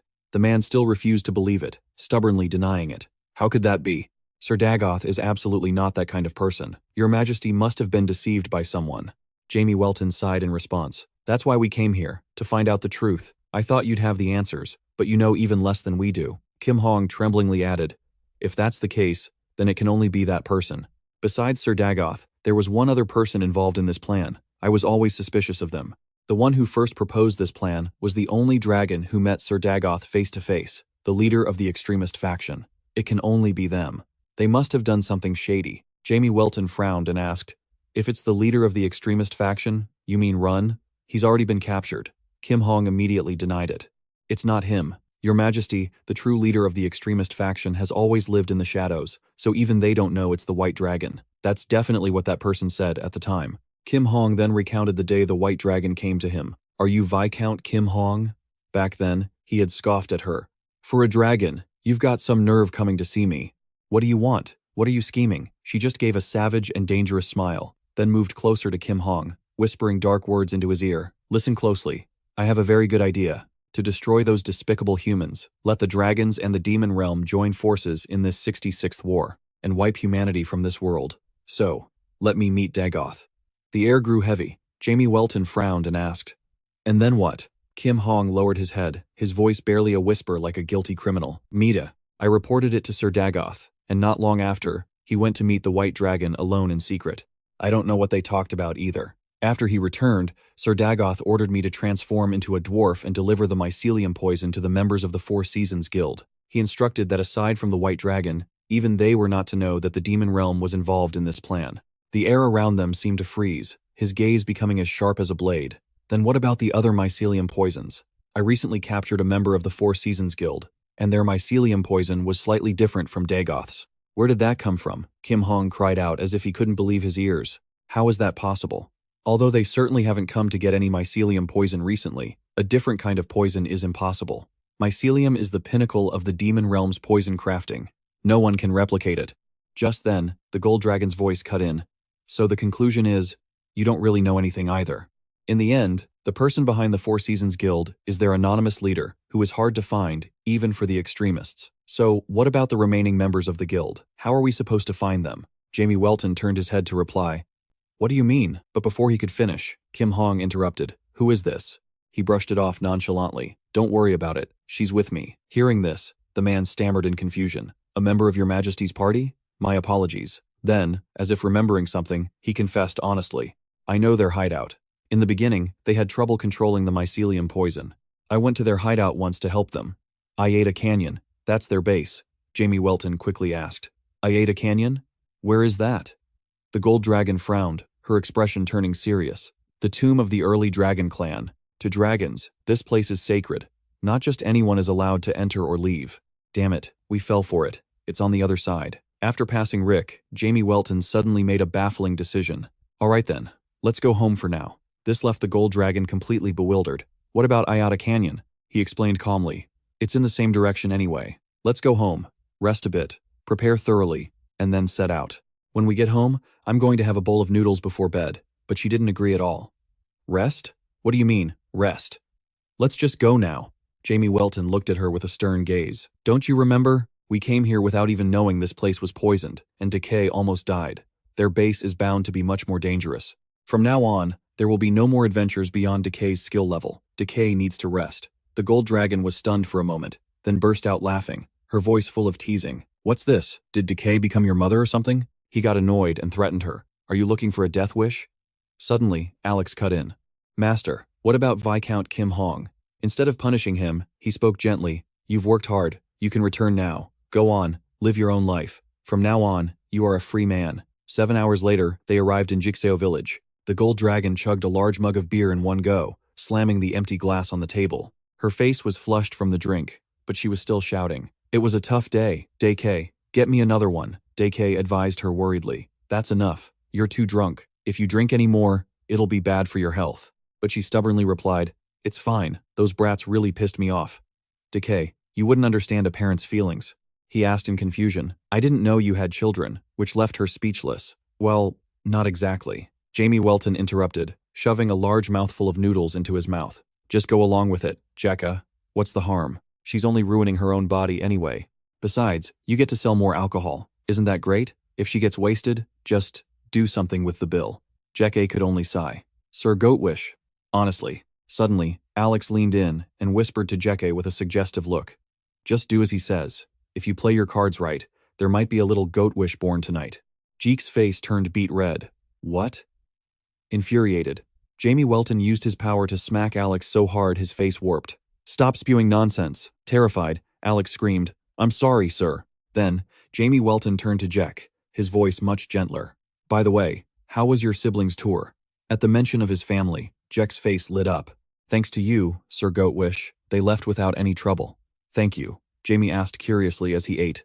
How old are those kids, anyway? GK smiled unconsciously and replied, My sister is 15, and my brother is 9. Jamie was a little taken aback. 9 years old and he's already in a dormitory? Jekka nodded, still smiling brightly. Yes, children from prestigious families live in dorms and receive intensive education starting from elementary school. For a moment, Jamie Welton felt a pang of sympathy. That's tough, huh? Next time something like that happens, just tell me right away. Don't keep it to yourself and suffer. Jekka obediently replied, Yes, sir. Suddenly, the gold dragon cut in, her voice full of self-pity.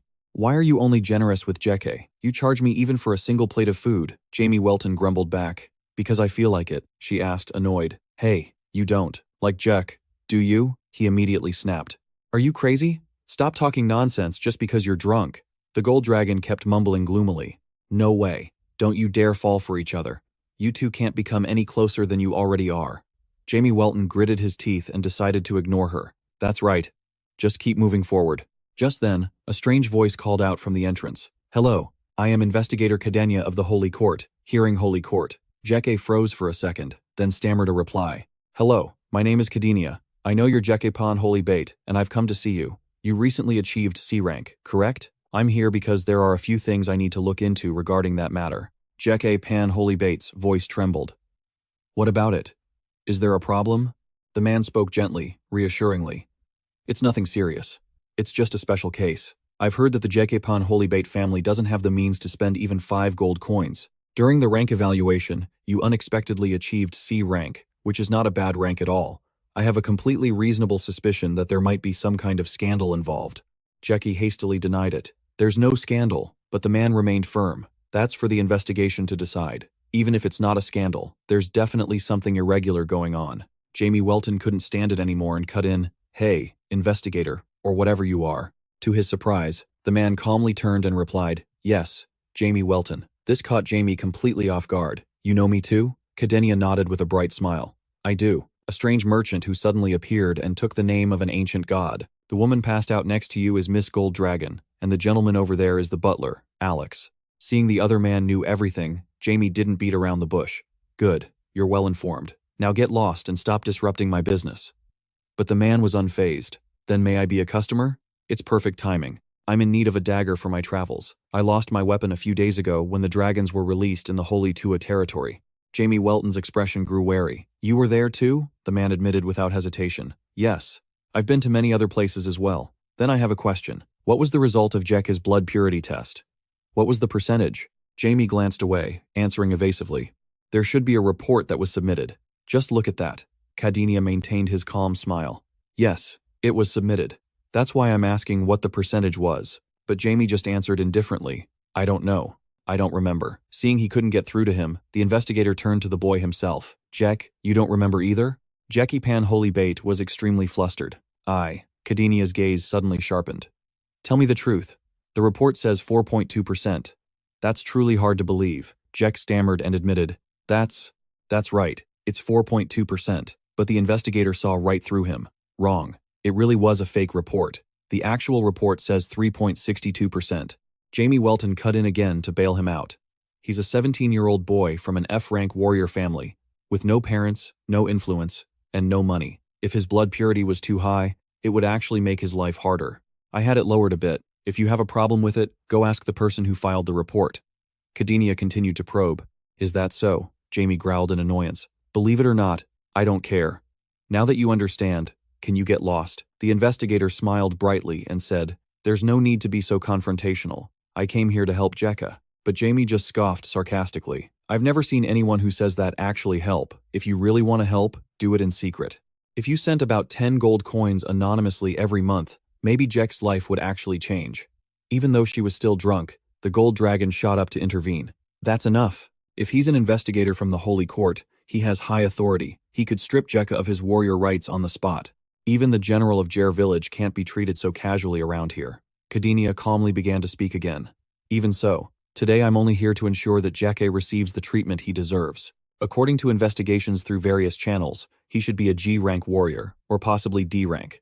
A case like this is quite rare, especially for a 17-year-old who's still in his growth period. It's truly remarkable. But Jamie Welton just frowned, uninterested. This is such a pain.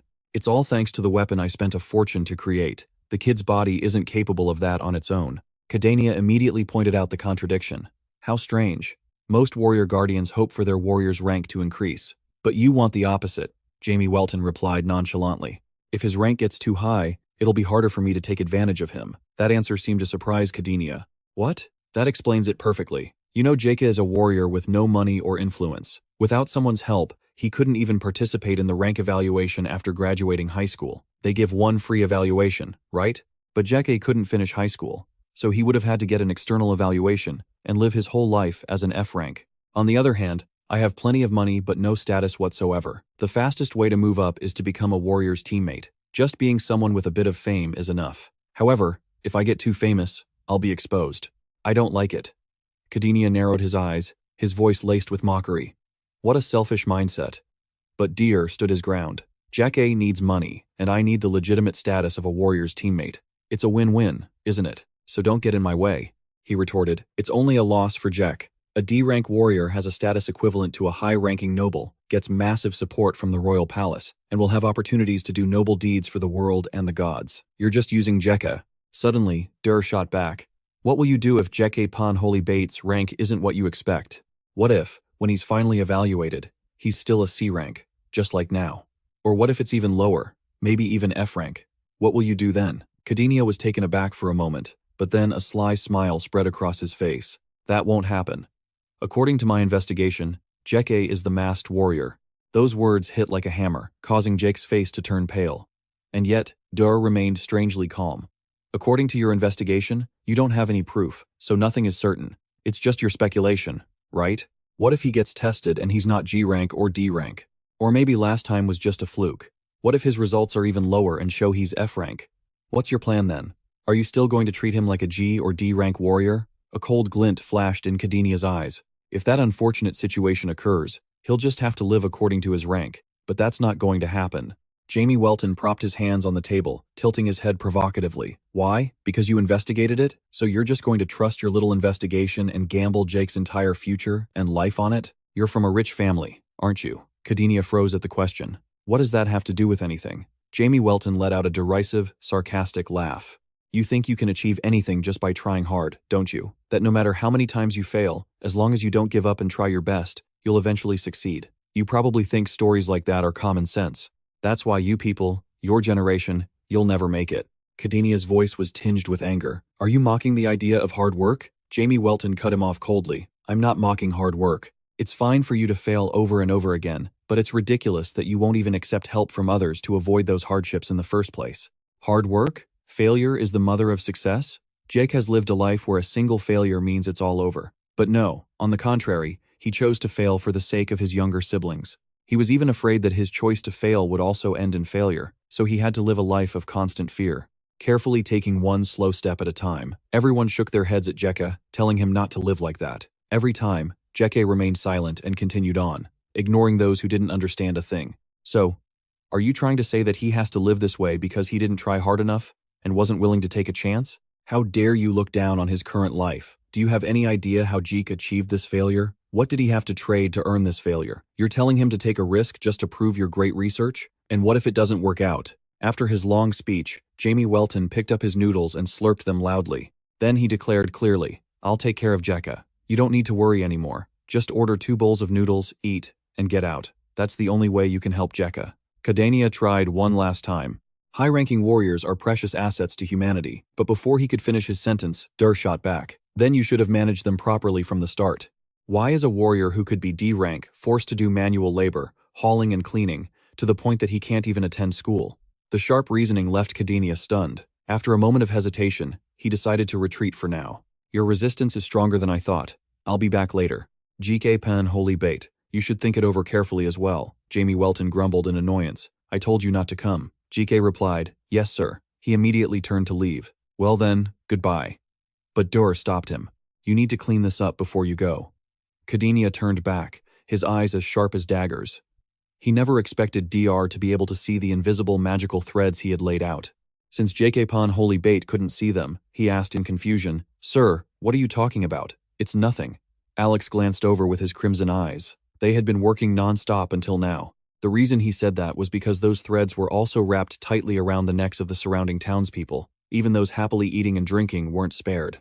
Everyone in the tavern was entangled in Kadenia's invisible threads. The invisible web was controlled by Kadenia's right hand, where his fingers, adorned with gold rings, were moving slightly. He raised his hand to dispel them and replied with a forced smile, My apologies, I forgot.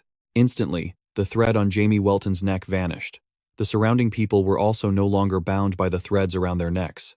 All the threads disappeared one by one at his command. His fingers, covered in gold rings, deftly retracted the thin threads. After everything was settled, Kadenia bowed his head. Well then, I'll be on my way. Jeke replied politely. Thank you for coming. Have a safe trip. Kadenia turned and walked away, a sense of vigilance rising within him. Even an ordinary D-rank hunter couldn't see them, yet that man had noticed his skill. I need to investigate these people thoroughly. After Kadenia had completely left, Jeke spoke up. Sir Jamie Welton. Thank you. Seeing Jekpan Holybait's bright smile, he muttered under his breath, You fool, I'm just using you too. Before long, the night grew late. The moon was high in the sky when DR returned to the Devil 10 Tavern. He struggled to carry Kim Long in his arms, grumbling as he kicked the door open. Oh, for crying out loud, I told you to drink, and you actually drank until you passed out. He remembered how Alex had dodged, helping him. I have something to do, so I'll be leaving first. And even Jiki had made an excuse. I still have to clean up the shop. He couldn't help but curse in frustration. Damn it, I'm gonna kill them all tomorrow. Jamie Welton grumpily carried Kim Long to the bed and threw her onto it like a sack of rice. Damn it, you're heavy. Kim Long remained sound asleep, completely unaware. Jamie Welton looked at the sleeping face on the bed as a flood of memories rushed through his mind. You know what? I was actually looking forward to it. You're the first person to ever give up in front of the Demon King. To be honest, I let my guard down. I thought we had gotten a little closer. Don't waste your energy here. All the hunters in the world, and of course the enforcers, will instantly know that the Demon King is here. You idiot, just stay like that. It'll be a little easier. Jamie Welton stood frozen on the edge of the bed looking at Kim Long. Then suddenly his hand transformed into sharp claws, and he lunged at her in the blink of an eye. Just as his claws were about to touch that beautiful face, he stopped and turned away, not forgetting to toss a scathing remark. You fool. How can you be so careless in front of the Demon King? He walked calmly out to the living room and collapsed onto the sofa. Just for tonight, I'll sleep here. Jamie Welton glanced up at the ceiling, at the sparkling black and blue chandelier, and closed his eyes, muttering softly, Damn it, what the hell are you two trying to do? The voices of Gnuko Phi and Hatina rang out. That's right. What are your true intentions, my lord? You even left the funeral without a word. We were very sad. When you were young, you always came to us. Have you forgotten all of that now? Jamie Welton asked irritably. Why are you here? She didn't answer, instead asking back. How long do you plan on doing this? He asked in a furious, growling voice. Doing what? The two women answered in unison, without a trace of fear. This hero game only has 20 years left. Jamie Welton lost his patience and shouted. Cut the lecture and get to the point. I'm tired. The woman said bluntly. Please, do not interfere with Dagoth's business anymore. His eyes turned ice cold. Not interfere? The two women continued in unison. So, Ka didn't dare say it herself. She just asked me to tell you. He gave a cold, sarcastic laugh. What's this? Try and convince me. Immediately, both Gnuko Phi and Hatina stood up. They placed their hands on the brims of their hats with confident voices. Persuasion is our specialty. With that, they both took off their hats, revealing beautiful platinum blonde hair and voluptuous figures. One wrapped her arms around him, while the other gently placed a hand on his stomach. The two used their seductive curves to entice him. It's been a while since we've had some fun. What do you say, master? He warned them with a growl. What the hell do you think you're doing? The woman teased. We're persuading you. Jamie Welton angrily kicked them both away. I was a fool for trying to have a serious conversation with you two. Why isn't there a single decent one among the 7 dukes? No wonder you always lose to those cheap blood soldiers. Stop beating around the bush and speak clearly. What happened to Dagoth? Gnuko Fi gave a chilling smile. Every word she spoke was like a bolt of lightning. You already know, don't you? Why pretend? Alex is the one who killed Dagoth. Jamie Welton froze as if he couldn't believe his ears. What? At that moment, Gnuko Fi burst out laughing, taunting him. You know it's true, so why act so surprised? The fact that Alex killed Dagoth. Hearing this, Jamie Welton's face went blank for a moment. He asked in confusion, What? Alex killed Dagoth? Is that just your guess? Or do you have proof? Gnuko Fi replied, It's almost entirely a guess, but all the other dukes think so. He furrowed his brow, growling as he asked for the reason. Immediately after, Hatina also spoke up. We really want to ask you, my lord, why did you stop Dagoth? Jamie Welton let out a small laugh, exclaiming, Stop him? Me? Why would I do that? Her calm reply left him so stunned he was at a loss for words. We know everything. The dragons that were driven mad by Dagoth's poison were taken care of by you and Alex. Gnuko Fi couldn't help but ask curiously, why did you stop Dagoth from using dragons to attack humans? Why did you order Alex to kill Dagoth? Wasn't it enough for you to leave the demon world, and now you choose to side with the humans? A sigh escaped Jamie Welton as thoughts raced through his mind. This situation is a real mess. Snapping out of his thoughts, he awkwardly turned his head and quickly replied to them both. First, the matter of me capturing the dragons is too complicated to explain, so let's skip it. But what basis do you have for saying I ordered Alex to kill Dagoth? The moment he finished speaking, Gnuko Fi retorted, based on the fact that the last person to see Dagoth was Alex. To be precise, Dagoth was killed right after he met Alex. Alex's story about Dagoth disappearing is a lie. No one knows how he actually died. Hatina also chimed in. Currently, Alex is the Lord's closest servant. Jamie Welton quickly shouted back, Who's a servant? He just follows me around on his own accord. She asked him doubtfully. So, that means it wasn't an order from the Lord, right? He answered confidently, Of course not. Hearing this, she cried out in worry, This is trouble. Jamie Welton glanced over, questioning them. So, you two have been following me and Alex this whole time? Gnuko Fi replied, Yes, but to be honest, from what I've observed so far, it seems like the Lord is living without any particular plan. He said, embarrassed. Yeah, you're right about that. She continued, I came here to find out whether Alex did all this on his own. He glared and asked, So Alex betrayed the demon race? She revealed a wicked smile. That's right. Jamie Welton calmly crossed his arms and said, The 7 dukes have such a great relationship, don't they? One dies, and the rest just suspect and spy on each other. She interjected, Because this is a rebellion against the Demon King. He ignored her and continued, How about we use this chance to shut down the demon world for good? Just abandon everything. The demon race can adapt and live in the human world. What do you think? She asked in a low voice. Is that what the Lord desires? He didn't look her in the eye and just yelled, I was just talking nonsense. It doesn't mean anything. Seeing this, she made her request. Please come back. Stop resisting your destiny and return to us. You are the master of our tens of billions of demons. He glanced up at the ceiling and replied coldly, I'm sick and tired of hearing that from Alex. If you're done, then get lost. Go investigate or fight or whatever. Do as you please. The moment he finished speaking, the 2 women reached for their hats on the table. Without another word, they silently put them on. And then, they both stepped backward into the walls. They spoke in unison, Then we will return to see you later. Just like that, their faces gradually sank into the wall, little by little, until there was nothing left. Finally, he was alone in the room, illuminated by a sliver of moonlight from outside. He immediately shot up, gritting his teeth and cursing as he rushed out. Damn it. Then he spread his wings and flew into the sky, leaving the village in the middle of the night. A short while later, Jamie Welton flew to Alex's mansion, which was shrouded in a gloomy, deathly aura. He gently pushed the door open and entered. Seeing him arrive, Alex stood up excitedly.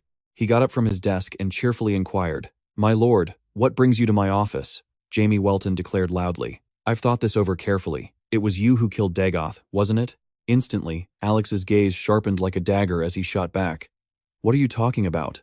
How could I possibly have killed Dagoth? He stated his case. No matter how you look at it, Dagoth had no reason to take his own life. You were the only one with him when he died. If it wasn't suicide, then you're the one who killed him. It's time to tell the truth. Alex, speak. In light of our long relationship, I will grant you a painless death. Suddenly, The very next second, Alex dropped to his knees on the floor. He bowed his head and explained, I was born in the demon world and live only for the demon world. For that, I have always been prepared to die. Although I may not like the other dukes, I would never harm them and weaken the forces of the demon world. If even you, my lord, who has always been by my side, cannot believe me, then as heartbreaking as it is, there is nothing more I can do. But if I also disappear in this 66th battle, with Dagoth already gone, and you, my lord, the demon world's defeat is inevitable. I absolutely cannot die here, no matter what it takes. Jamie Welton glared at him, not responding for a moment, before calmly uttering a single phrase. You failed. Hearing this, Alex couldn't help but let out a shocked, huh? Jamie crossed his arms and replied, that's just the kind of answer I'd expect from you. You've passed the test. As I thought, your head is filled with nothing but war. Feeling betrayed, he shouted in frustration. You came all the way here in the middle of the night just to test me? If you have that much free time, you should go practice your magic, Jamie Welton yelled back. You fool! Goopy and China just came to see me. They told me that you were the one who killed Dagoth. Alex stared at him, stunned, and yelled, what? He told him that, from the other Dukes' perspective, he could understand why they'd think that, given their past actions. In any case, once we capture the mastermind behind the Dugheim Four Seasons Guild tomorrow, everything will be cleared up. Alex furiously questioned him. The mastermind? Didn't you already take care of the Golden Dragon yourself? Aren't you just rounding up the stragglers now? Jamie Welton suddenly remembered something and thought to himself, that's right. To cover up his own mistake, he put on a devious expression and said, perhaps it was just a misunderstanding. Alex immediately shouted, what? He continued, it was just a small slip-up, a minor mistake. Alex replied frantically, you killed a god of this world and you're just going to call it a mistake and let it go? Jamie said wearily, there's nothing else to be done. Anyway, the other Dukes all suspect you, and no one knows what might happen. From now on, hide yourself carefully until I call for you. Alex's expression grew somber. He simply replied, I understand. Jamie Welton then remembered a request he had made of him. And have you re-examined that mycelium poison I gave you before? I gave you a different one, you know. He was quick to report, I'm just studying it now. I'm certain it's different from the one Dagoth had. Hearing this, Jamie's face turned serious as he voiced his suspicion. Then that means someone else was impersonating Dagoth. Or perhaps, while he was alive, Dagoth intentionally created a different version. Alex replied, I choose to believe the first possibility. Based on my observations over the last 665 centuries, he wasn't the type to pursue drastic changes. Jamie nodded in agreement and said, if need be, anything is possible. Even the Demon King, who existed for 665 centuries, disappeared this time, didn't he? Alex cut in, he hasn't disappeared yet, my lord, regardless of who orchestrated this. The mycelium poison belongs to the demon world, so this must be the plan of one of our own comrades. I don't want to investigate any further.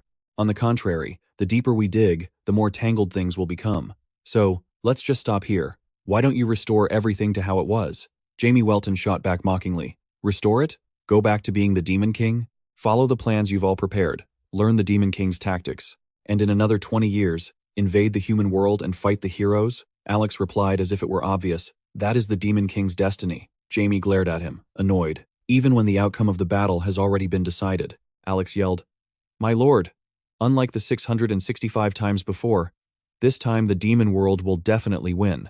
So please, prepare with us for the war 20 years from now. Jamie asked him coldly. In your opinion, is me just wandering around like this a terrible waste of time? Listen here, Alex. He immediately replied obediently, yes, my lord. Jamie continued, I'm not backing down on this. One of you 6 Dukes will become the next Demon King, or all the demons can gather and elect a new one. The choice is yours. Just leave me out of it and handle it yourselves. Alex immediately retorted, that's impossible, because the demonic core of the previous Demon Kings is still inside your body, my lord. Jamie posed a question. Do you want me to give it back? Alex said that without it, his lord would just be an ordinary demon. Jamie Welton said indifferently, if that's the case, I'll give it back. Not believing his ears, he roared in anger. My lord is the most powerful entity in the world, and all fear your authority and strength. You are a being who can possess anything you desire. I truly cannot understand why you would want to cast aside the power you already hold in your hands. Why are you trying so hard to fall from such a great height? Hearing those words, Jamie just let out a long yawn and said, just listening to this is making me bored and sleepy. The Demon King really is a boring existence. Alex immediately yelled out, my lord! Jamie angrily shot back, everything you're saying is meaningless. If you have no intention of receiving the demonic core, then stop your nagging. Compared to the story of a failed demon king that hasn't changed in 100 years, this investigation is at least more interesting. Alex just stared at him without saying another word. Then Jamie turned to leave, not forgetting a final reminder. In any case, when we round up the entire Four Seasons Guild tomorrow, everything will be clear. I'm leaving. In the meantime, hide yourself well. From now on, you're suspect number 1. A moment later, Jamie Welton returned to his room. He slowly propped his feet up on a chair, then leaned back onto the sofa, staring intently at the ceiling. He began to think to himself, the Four Seasons Guild, the heroic demons, the true leader of the Four Seasons Guild, is the one behind all this, and it just ends like this? What is this? Something still isn't over. Suddenly, his eyes flew wide open as if he'd realized something. He shot upright, his face a mask of utter shock and alarm. Jamie Welton grew suspicious. Could it be that they were all culprits? That's right, there's no rule saying they couldn't all be the culprits. Dagoth provided the mycelium poison to sow discord between dragons and humans. The Four Seasons Society spread it among their own kind, following the timeline Dagoth had laid out, which led to the dragons attacking first. Heroes happily hunted them to accumulate wealth and weapons. Could all of this have been arranged by someone? What if it's all just for the benefit of each party, fitting together like gears? If so, then on the contrary, there's no focal point, and not a single clue to be found. What if the strange figure behind it all is just as vague? He then stared blankly at his room's window without another word. He clutched his head, thinking in frustration. Then why did Dagoth have to die? No matter how I look at it, this part makes no sense. Why did that guy have to die and mess with my head like this? Jamie Welton stomped his foot as he walked and swore, "Damn it!" Suddenly, he approached the bedroom, shouting, "Hey!" Kim Long, lying drowsily on the bed, answered, "I was having a good sleep." "What is it?" He raised his hand, creating a deep hole in his palm, and ordered, "Let's go." A few minutes later, pitiful, agonizing screams rang out. "Help me, let me out." Those sounds grew closer with every step Deus and Kim Long took. "It hurts." Kim Long's jaw dropped further and further in disbelief. The sounds echoed relentlessly. "Please let me out. Please just kill me instead." The people behind the iron bars were screaming and wailing. "Let me out. Please save me. Please." They begged nonstop. "Please, give me some food. Please just give me anything." A monster horde is a monster horde. Beside them, Ogun and Julia stared forward like soulless corpses. At that moment, the voices of the prisoners mingled together. "A newcomer, huh? Come over here and see. When the hell are you letting me out?" "I've been in here for too long," Kim Long asked Deus. "Is this a prison inside your body?" "You don't seem to care much about the prisoners' human rights, do you?" he replied nonchalantly. "I'm taking good care of them. They're still alive, aren't they? And besides, even if they wanted to die, they can't without my permission." She saw him walk forward and quickly inquired, "Where are we going?" He replied, "You'll know when we get there. Before we attack the Four Seasons Guild's main base, there's one last thing I want to check." His footsteps moved steadily forward. The moment he reached a door, he pushed it open while saying, "This one. I've specially locked in a private cell." Kim Long was a little curious who it could be. Pushing the door open, Jamie Welton smiled brightly and asked Han, "How are you? Still alive?" In that instant, surprise was clearly written on Kim Long's face. He called out, "Run." She spoke like someone who had lost their soul. "Just get it over with. Kill me." As soon as she recognized the person before her, her eyes widened in shock. Jamie Welton said in a cold voice, "I'd love to kill you right away too, but things aren't over yet. Most importantly, this person next to me is strongly against it." Run said, trembling in shock. "You're not dead, Kim Long?" She immediately screamed in rage. "That's right. The Demon King found out about our actions. Did you really abandon us? How could you make us suffer by joining hands with the demons?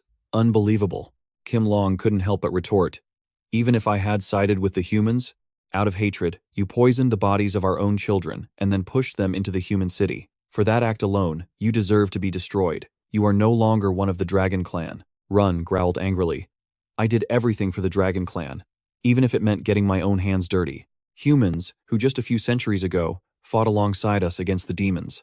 I thought we could become good allies, but what was the result? Every chance they get, they kill our parents, our siblings, our children, then wear them like jewelry. You are our mother and our god. And yet, you only told us to be patient? Just how much have we been rotting from the inside out all this time?" Deus, after witnessing a good show, cut in and asked, "So you took it upon yourselves to sacrifice your own kind to achieve your goal?" Run shouted back, "It wasn't just us. Everyone wanted it. There just hadn't been an event big enough to force a decision. With the first flame incident, we made that a reality for them. I did it. Before long, countless enraged allies will start a war." Kim Long seemed to feel a sense of empathy. She cried out in sorrow, "Run. I understand the sadness deep in your heart. I know you lost both your beloved husband and your child to the humans. Your husband's claws became their spears. Your child's eyes became a nobleman's earrings. I didn't stop you either. When you protested the signing of the peace treaty with the humans, even when you gathered a larger group to plead with me, I just listened in silence. Run seemed to go mad, as she screamed in frustration. Just listening wasn't enough. Oh, mother of us all. Our God, the golden dragon, our noble divine dragon. Why did you sign a treaty with the humans? They are too greedy. Even now, somewhere out there, they are still targeting the bodies of our dragon clan. Today, they will use my flesh to make a shield, and tomorrow, they will use my husband's right arm bone to forge a sword, and the day after, with those weapons, they will again seek to harm our other children, down to the very last dragon. With tears streaming down her face, she screamed in agony, "They are nothing but demons! Why did you sign a treaty with them? Our God!" As soon as she finished speaking, Kim Long quickly turned around. She said to Jamie Welton, "Let's go back." And with that, the two of them left, closing the prison door that held Run. Deus looked at the moaning humans behind the bars, begging, "Help me," and said, "It's just as they say. When you gaze long into an abyss, the abyss also gazes into you. Is that what this is?" He glanced over at her and continued, "Your children, have they become the very embodiment of wrath?" At that moment, tears began to well up in the corners of Kim Long's eyes. Seeing her like this, he changed his tone to comfort her. They probably just wanted revenge on the human race, with no other purpose, right? It's nothing major. The Four Seasons Guild acts in its own way. The demons in theirs, and the heroes in theirs. Maybe everyone is just doing what they want, not following some grand plan by someone else. We just live our lives in our own positions, and gradually, perhaps we've all become monsters. Just then, Kim Long spoke up, capturing his attention. "Humans are detestable. What about you? Do you hate humans?" He remained silent, his eyes filled with contemplation. And then he walked forward, tossing out a single sentence. "Stop talking nonsense, and get some sleep. You idiot. If we want to win, we have to leave early tomorrow morning. Tomorrow, everything will surely come to an end." She nodded in agreement. 1 month later, in different places, everyone was going about their own business. J.K. Pan Holybeat slept peacefully in his soft bed, while Alex stared intently out the window of his office. Meanwhile, at Jamie Welton Kim Long's house, he was slowly drifting off to sleep, still staring thoughtfully at the ceiling. Beneath the starry night sky over the village, a mix of different emotions swirled. The next day, someone was walking silently forward. Another person bowed respectfully and said, "It's been a while, Sir Cadinia. Was your journey a pleasant one?" In the only underground sanctuary, the Holy Emperor's palace, he laughed and replied, "Motion sickness is no joke." That night flight was definitely not easy. The man from the Holy Palace smiled and reminded him, "He is waiting. Please, go inside." Cadinia knelt and spoke, "May the Holy Emperor's palace flourish, and may the 12 archangels bless you." The Holy Emperor spoke, "I've heard the story. Give me the detailed report." Jevon Holybait is at 10,825%.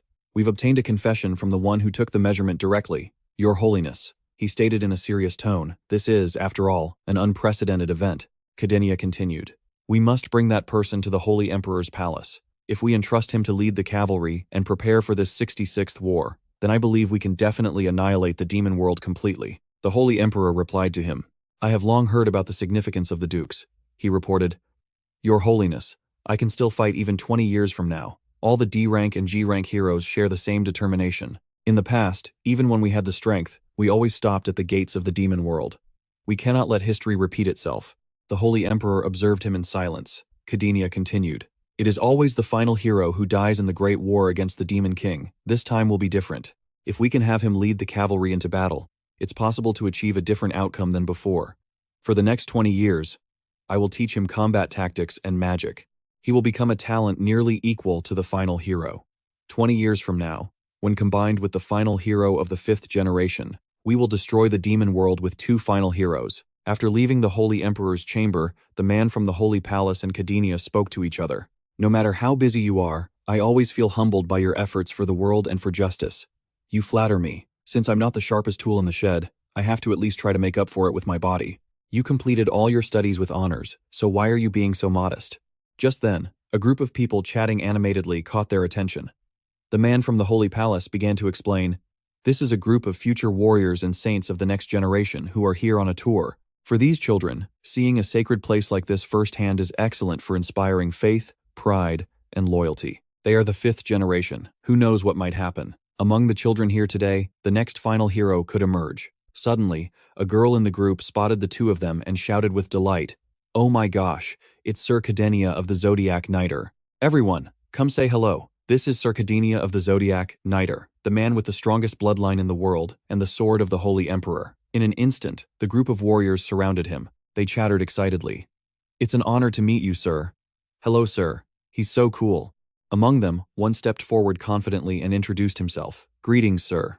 I am Kus von Hollius from the Hollius family. My grandfather is also a member of the Zodiac Niter, so I've heard many stories about you, senior. Seeing this, someone else quickly pushed Kus aside to introduce themselves.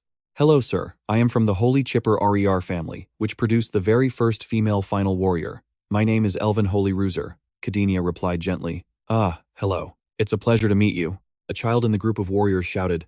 My mom said our family has produced 3 final saints. Hearing this, he responded awkwardly. Ah, is that so? That's really amazing. All the warriors in the group began to argue. The final hero is way more amazing. Without a saint, a hero can't do anything alone. If it weren't for our Black Holly family, the world would have been destroyed by the 320th Great Demon King.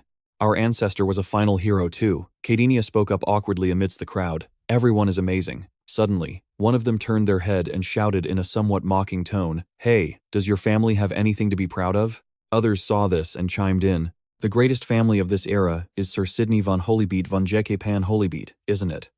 Oh, right. There's a J.K. Pan Holybeat here, too. Hey, you know they have nothing. Why are you asking so cruelly? J.K. Pan Holybeat's sister, 15-year-old Sidney von Holybeat, forced a smile and said, Yeah, our family has neither.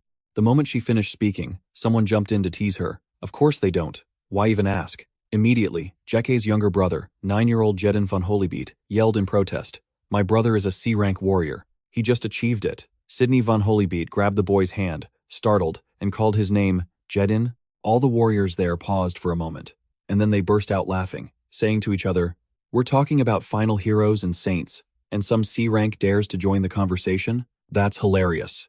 That's right, for an F-rank family, a C-rank warrior is already very impressive. Someone else added, I heard your brother became a nameless servant and bought his title with money, right? How pathetic. People like that should have their warrior title stripped away. It brings shame to prestigious families like ours. Don't worry. It's not like anyone knows who he is anyway.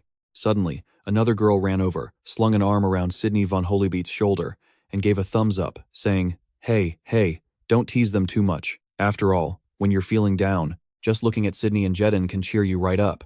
It's really great for a mood change. Everything has its role. Sidney replied, flustered. Is that so? Well, that's good then. The other girl laughed and nodded in agreement. That's right. Suddenly, Cadenia spoke up, asking, Are you two Jeke siblings? Sidney von Holybeat asked, trembling. Sir, you know my brother? He calmly replied, Of course I do. Didn't your brother tell you we're close friends? Sidney von Holybeat and Jedin, right? The girl nodded her head vigorously, replying, Yes, sir. He continued, Jay has bragged about you two to me countless times. I'm a regular at his place. Model, the little girl let out a small "oh" and said, So, that's how you know him. I see. I'm just so surprised that someone as great as you would call my brother a friend. Suddenly, Jedin ran up to Cadenia, getting his attention. The boy shouted loudly, Sir, he's a business genius. He earns a lot of money and uses it to send me and my sister to the dormitory here. My brother isn't just good at carrying heavy things. He's also great at washing dishes and driving carriages. There's nothing he can't do. Seizing the opportunity, he immediately knelt down to be at eye level with the boy. Cadenia smiled and said, You must really admire your brother. Jedin immediately replied, Yes, sir. He's the greatest person in the world. He offered words of praise. Listen, Jedin. Jeke is a very strong warrior, so strong that he'll become a great source of strength for us, the Zodiac Knights. So you two should always be proud of your brother. Who knows? He might even become more famous than any of the noble families here. The saintess hurriedly stepped forward to interrupt. Sir, in that case, could you offer a word of blessing for these children today? Cadenia stood up and declared loudly, Heroes are not the protagonists. The true protagonists are the people who live on in the world after this era. Warriors are merely supporting characters, a stepping stone for them. Then he glanced to the side. But it is the noblest stepping stone in this world. You must remember that. Everyone in the warrior group stared at him, bewildered. He gave a forced smile and explained his words. Did I make things a little too serious? All right, goodbye, everyone.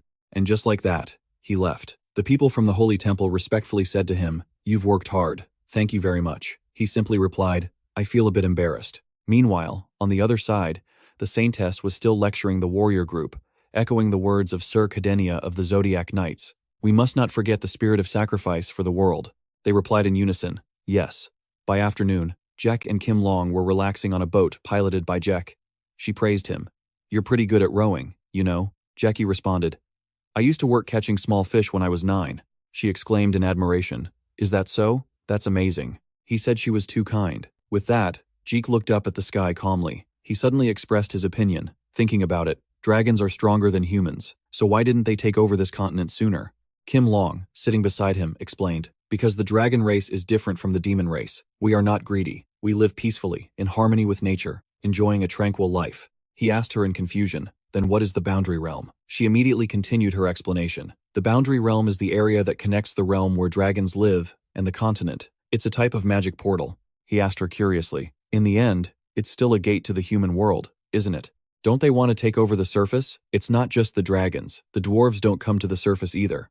"Why is that? Wouldn't conquering the surface be more enriching than painstakingly mining minerals underground?" Kim Long angrily yelled, "Hey, don't you think it's strange to assume that war is better?" He continued to ask her, "What about the demon race? Why are they trying to reach the surface?" She said in frustration, "Hey, only the demons would know that." Jamie Welton calmly said, "There's probably no good reason, is there? Some say they yearn for the sun, but haven't they lived just fine for 666 centuries without it? Underground are the dwarves, in the forests are the elves, in the other realm are the dragons, on the continent are the humans, and in the demon world are the demons. Isn't that normal?" Kim Long shot back, "You should get some exercise. If a blockhead like you just sits around overthinking things, you'll go crazy. What's so strange about it, you lunatic?" But he didn't hesitate and added, 666 centuries. How is it that for over 60,000 years, the territories of each race haven't mixed and have remained the same? No matter what, that's a long enough time for things to have changed. At that moment, Jekka also shared his thoughts. Come to think of it, the human continent is the same way. For 666 centuries, the borders of the nations have remained the same. There have been occasional wars for the throne, but I don't think there have been any significant changes. Kim Long agreed. "You're right. Now that I think about it, the mountains, rivers, and nature haven't changed much either, have they?" Jamie Welton exclaimed in shock. "Seriously?" Jekka said it as if it were obvious. "Aren't those things supposed to change very little anyway?" Kim Long said, "Even so, there should have been some change after 60,000 years, but I don't know." "Well, perhaps that's proof that the balance of the world God created is perfect, right?" Jekka laughed and replied, "That's right. That's probably the most accurate answer." Hearing this, Jamie Welton pondered. "Perfect balance, huh?" Suddenly, Jekka asked Jamie Welton, "But, Sir Jamie Welton, where did Alex go?" Kim Long also asked curiously, "Yeah, where is that servant of yours?" He teased them. "I killed him. Just kidding, he left for personal reasons. I was going to tell you, when we get back, put up a flyer in front of the shop to find a new butler." Kim Long voiced her suspicion. "How could that guy just leave you?" "What are you two plotting now?" Jamie Welton calmly warned. "Mind your own business." Jekka, sitting opposite them, said with a troubled expression, "I really hope he comes back. Maybe because it was my first time forming a team, I just thought we would always be together forever. I guess I was the only one who thought that." However, something was approaching the three of them. Kim Long warned the other two, "Let's stop the idle chatter here and start preparing. We've arrived. This is the safe zone, the tomb of the ancient dragon, Agaratra Canyon." Then she took something out from her dimensional space. "Jekka, take this. I saw there was some titanium left in the star shell last time, so I tried forging it with a little magic. You can't enter a dragon's lair in normal clothes, can you?" Lying beside them, Jekka thought in surprise. "Titanium?" Kim Long subtly hyped up the item. "It's very strong." And then she threw the set of armor to Jekka. Holding the item in his hands, he thought, stunned, "Cosmic technology?" Instantly, his eyes lit up, and strange things appeared before him. There was a flying ship, countless skyscrapers. The scene before him took the form of a modern city. He exclaimed in amazement, "Where on earth is this?" Just then, a red light began to appear in front of him. Strange codes continuously appeared from the armor. 01001001. The light from the armor shot straight at him, returning him to reality. Jeek thought in a daze, this is definitely energy from another world. Unable to wait any longer, Jamie Welton urged him to hurry up and put it on. He obediently replied, "Yes, sir." After putting on the armor, he asked for the other two's opinion. "So? The design's a little weird, but do you two think it suits me?" Kim Long replied, "It looks great." But Jamie Welton just said it was acceptable. Deke said, "Now that I'm wearing this armor, I feel like I wouldn't even be scared if a dragon showed up. However, the peaceful moment on the boat didn't last long. Something flashed beneath the water's surface, then shot up into the sky, causing their boat to rock violently. Before them stood a giant dragon. It growled a warning. This is not a place for you, humans, to set foot. If you don't want to die, turn your boat around immediately. But in that moment, Jamie Welton simply pointed at the dragon. He announced with a bored tone, DK, Geike Pan Holy Bait, launch. Hearing this, DK cried out, huh? Then, Jamie Welton said listlessly, oh, hero, go defeat it. DK forced a laugh and said, you're joking, right? Kim Long, sitting beside him, yelled, hey, are you trying to get him killed? He simply replied, he's seen this enough times, it's time he did it himself. She couldn't hold back and scolded him. Do you think dragons are the same as slimes? Even an entire army of heroes couldn't capture one. Jamie Welton turned away, muttering, an entire army, huh? What a bunch of idiots. Kim Long screamed, you're the idiot, he told her. If you don't want DK to die, then you go catch it. She retorted, don't you think it would be weird for me to be the one catching a dragon? He asked coldly. Then, should I catch it? That dragon is too weak. If I can't control my power properly, it won't be my fault. Kim Long gritted her teeth, looking at him, flustered. The dragon grew impatient and urged them, what are you doing? Get out of here, now. Kim Long immediately raised her hand, gathering her power, and shouted, I can't be held responsible for this. DK, take this. In an instant, an immense surge of power was transferred to DK, causing him to cry out in shock. This incredible power, she informed him. All buffs have been activated at their highest level. In this state, you have enough power to destroy a small castle. But, she pleaded with, Geike Pan Holy Bait, please don't kill that child. Just as DK was stammering a reply, that's a child? I'm more likely to die than it is. A hand silently grabbed him by the collar. Before DK could understand what was happening, he was thrown straight at the dragon by Jamie Welton, who yelled, buffed DK, launch. DK shot through the air like an arrow. As he screamed non-stop, the dragon immediately gathered energy in front of its mouth and roared, die, Tempest Breath. However, the lagoon that DK was carrying suddenly glowed. It not only pierced straight through the dragon's attack, but also sliced a clean line across its body. The dragon's jaw dropped in stunned silence. As it glanced to the side, DK saw his chance and immediately used Moonlight Javelin, third form. Sensing the danger from Demon King Piercer, the dragon swung its tail, knocking him far away and roaring angrily, you think a direct attack like that can hit me? Lagoon was thrown aside into the forest, while Luin fell into the water. However, just then, grappling hooks appeared from nowhere. The hooks latched onto one of the dragon's horns, much to its surprise. DK, suspended in midair, used the hooks as an anchor, grabbing onto them to keep from being thrown further away. The dragon let out a low growl of fury and immediately whipped its head around. This sent DK flying backward, and he was repeatedly slammed into the surrounding mountains. His hands started to bleed. My hands, he thought in pain. But with intense determination, he tightened his grip on the hook's chain once more. He gritted his teeth, thinking to himself, both Sir Jamie Welton and Sir Alex fought with all their might for everyone. I absolutely can't give up either. I dropped Lewin. I need something I can use as a weapon. Anything. After fumbling through his inventory bag for a few seconds, he pulled out a frying pan. He glanced up and thought, a frying pan?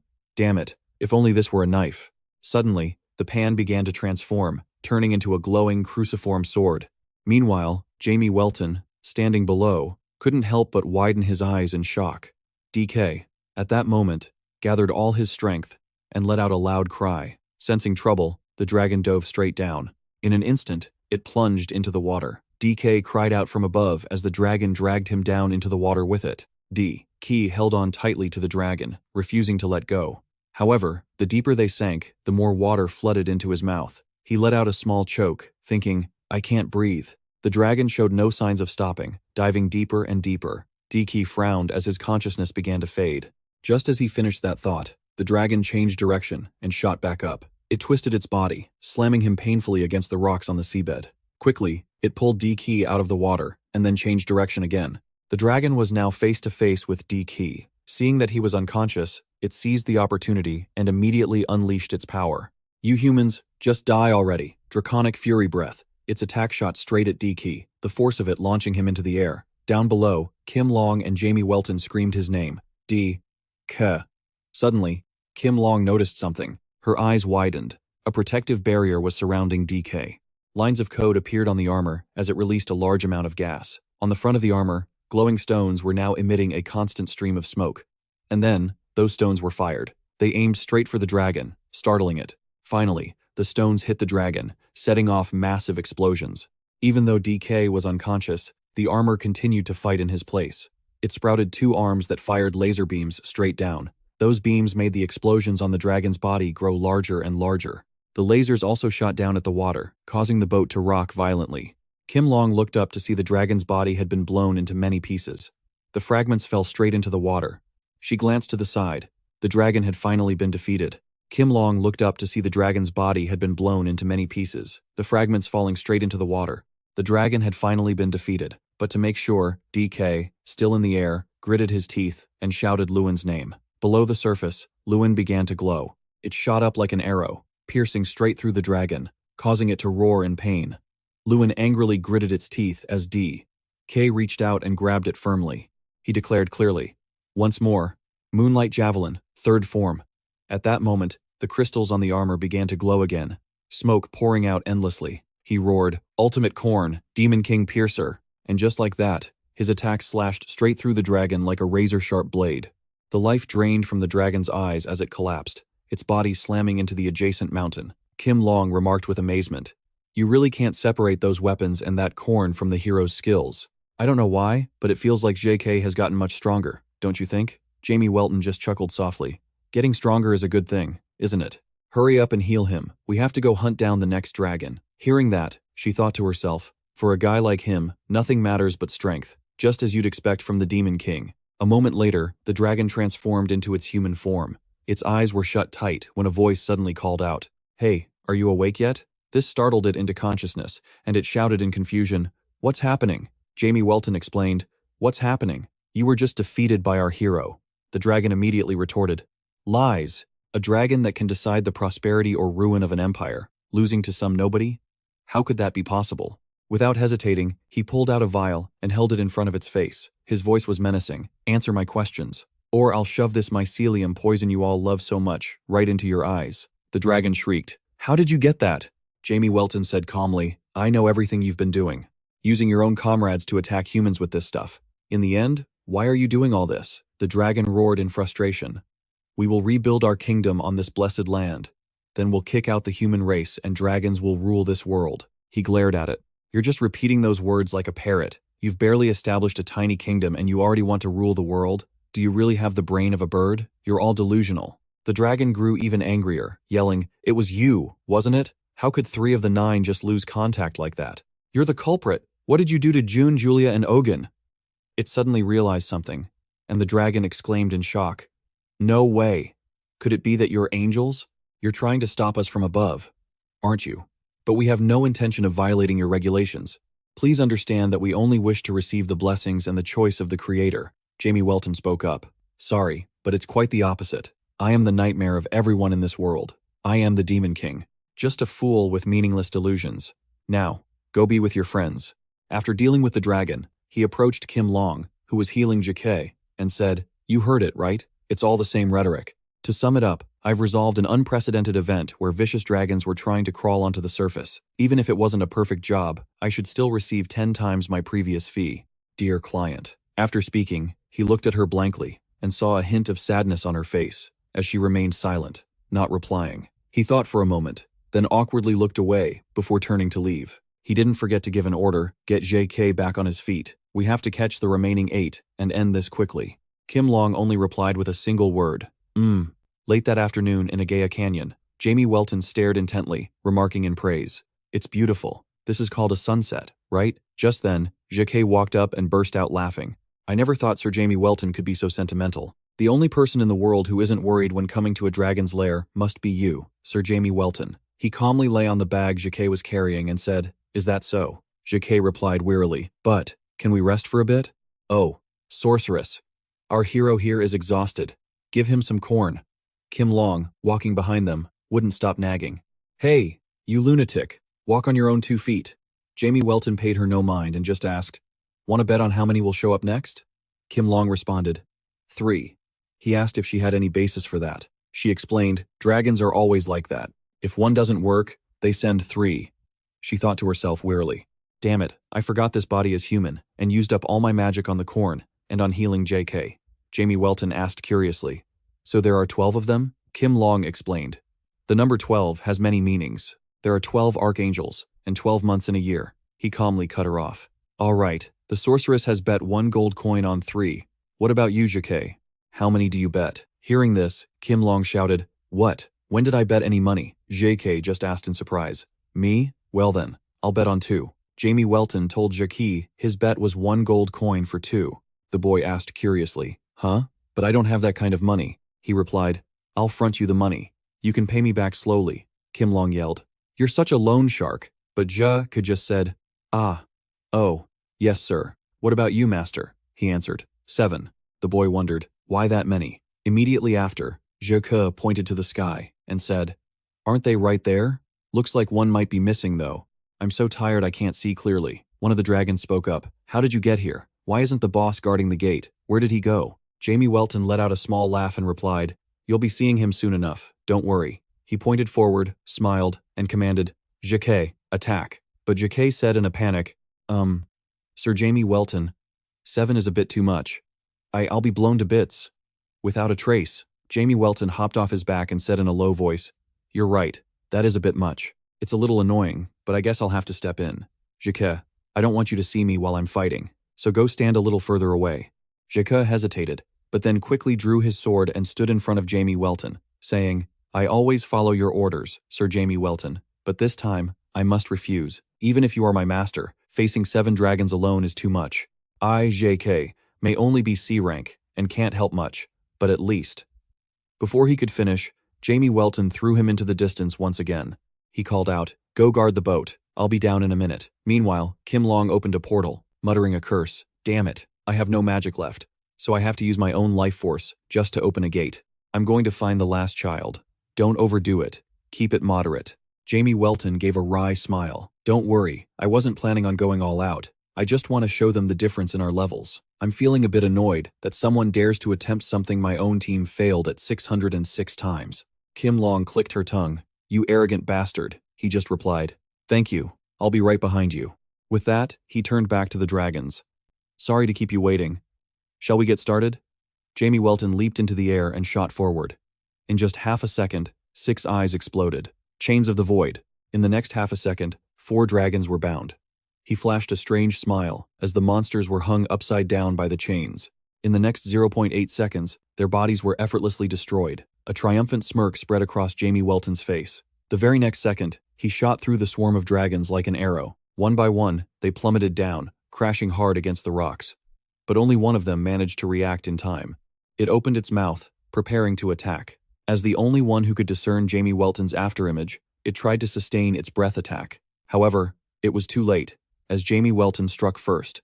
Jamie Welton was faster by 0.05 seconds. His flames shot out instantly, striking it dead on.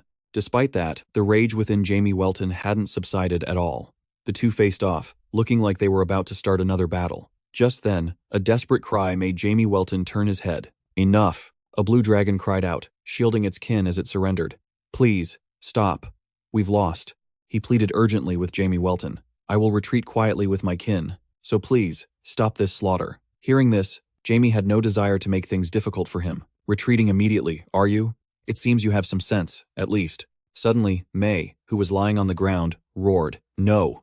You, hurry back, and bring back the extremists to kill that bastard. Our kingdom, the new world, is right before our eyes. The blue dragon turned, his voice stern. That's enough, May. We're stopping here.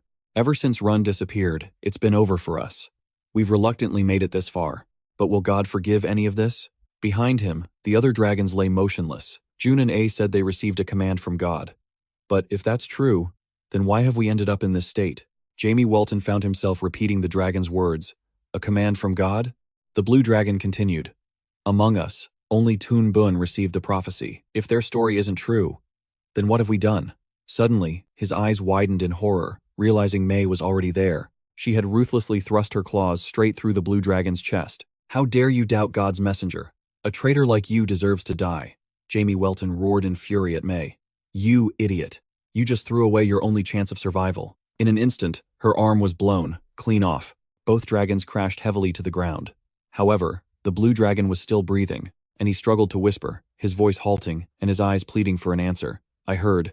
Someone was hunting dragons. A few days ago, that person. charged in alone, and even defeated the Golden Dragon. That was all you, wasn't it? Are you the Demon King? Or a messenger of God? No, that's not it either. Perhaps. Even God himself is angered by our arrogance. Jamie Welton remained silent, his gaze cold as the dragon continued. Humans.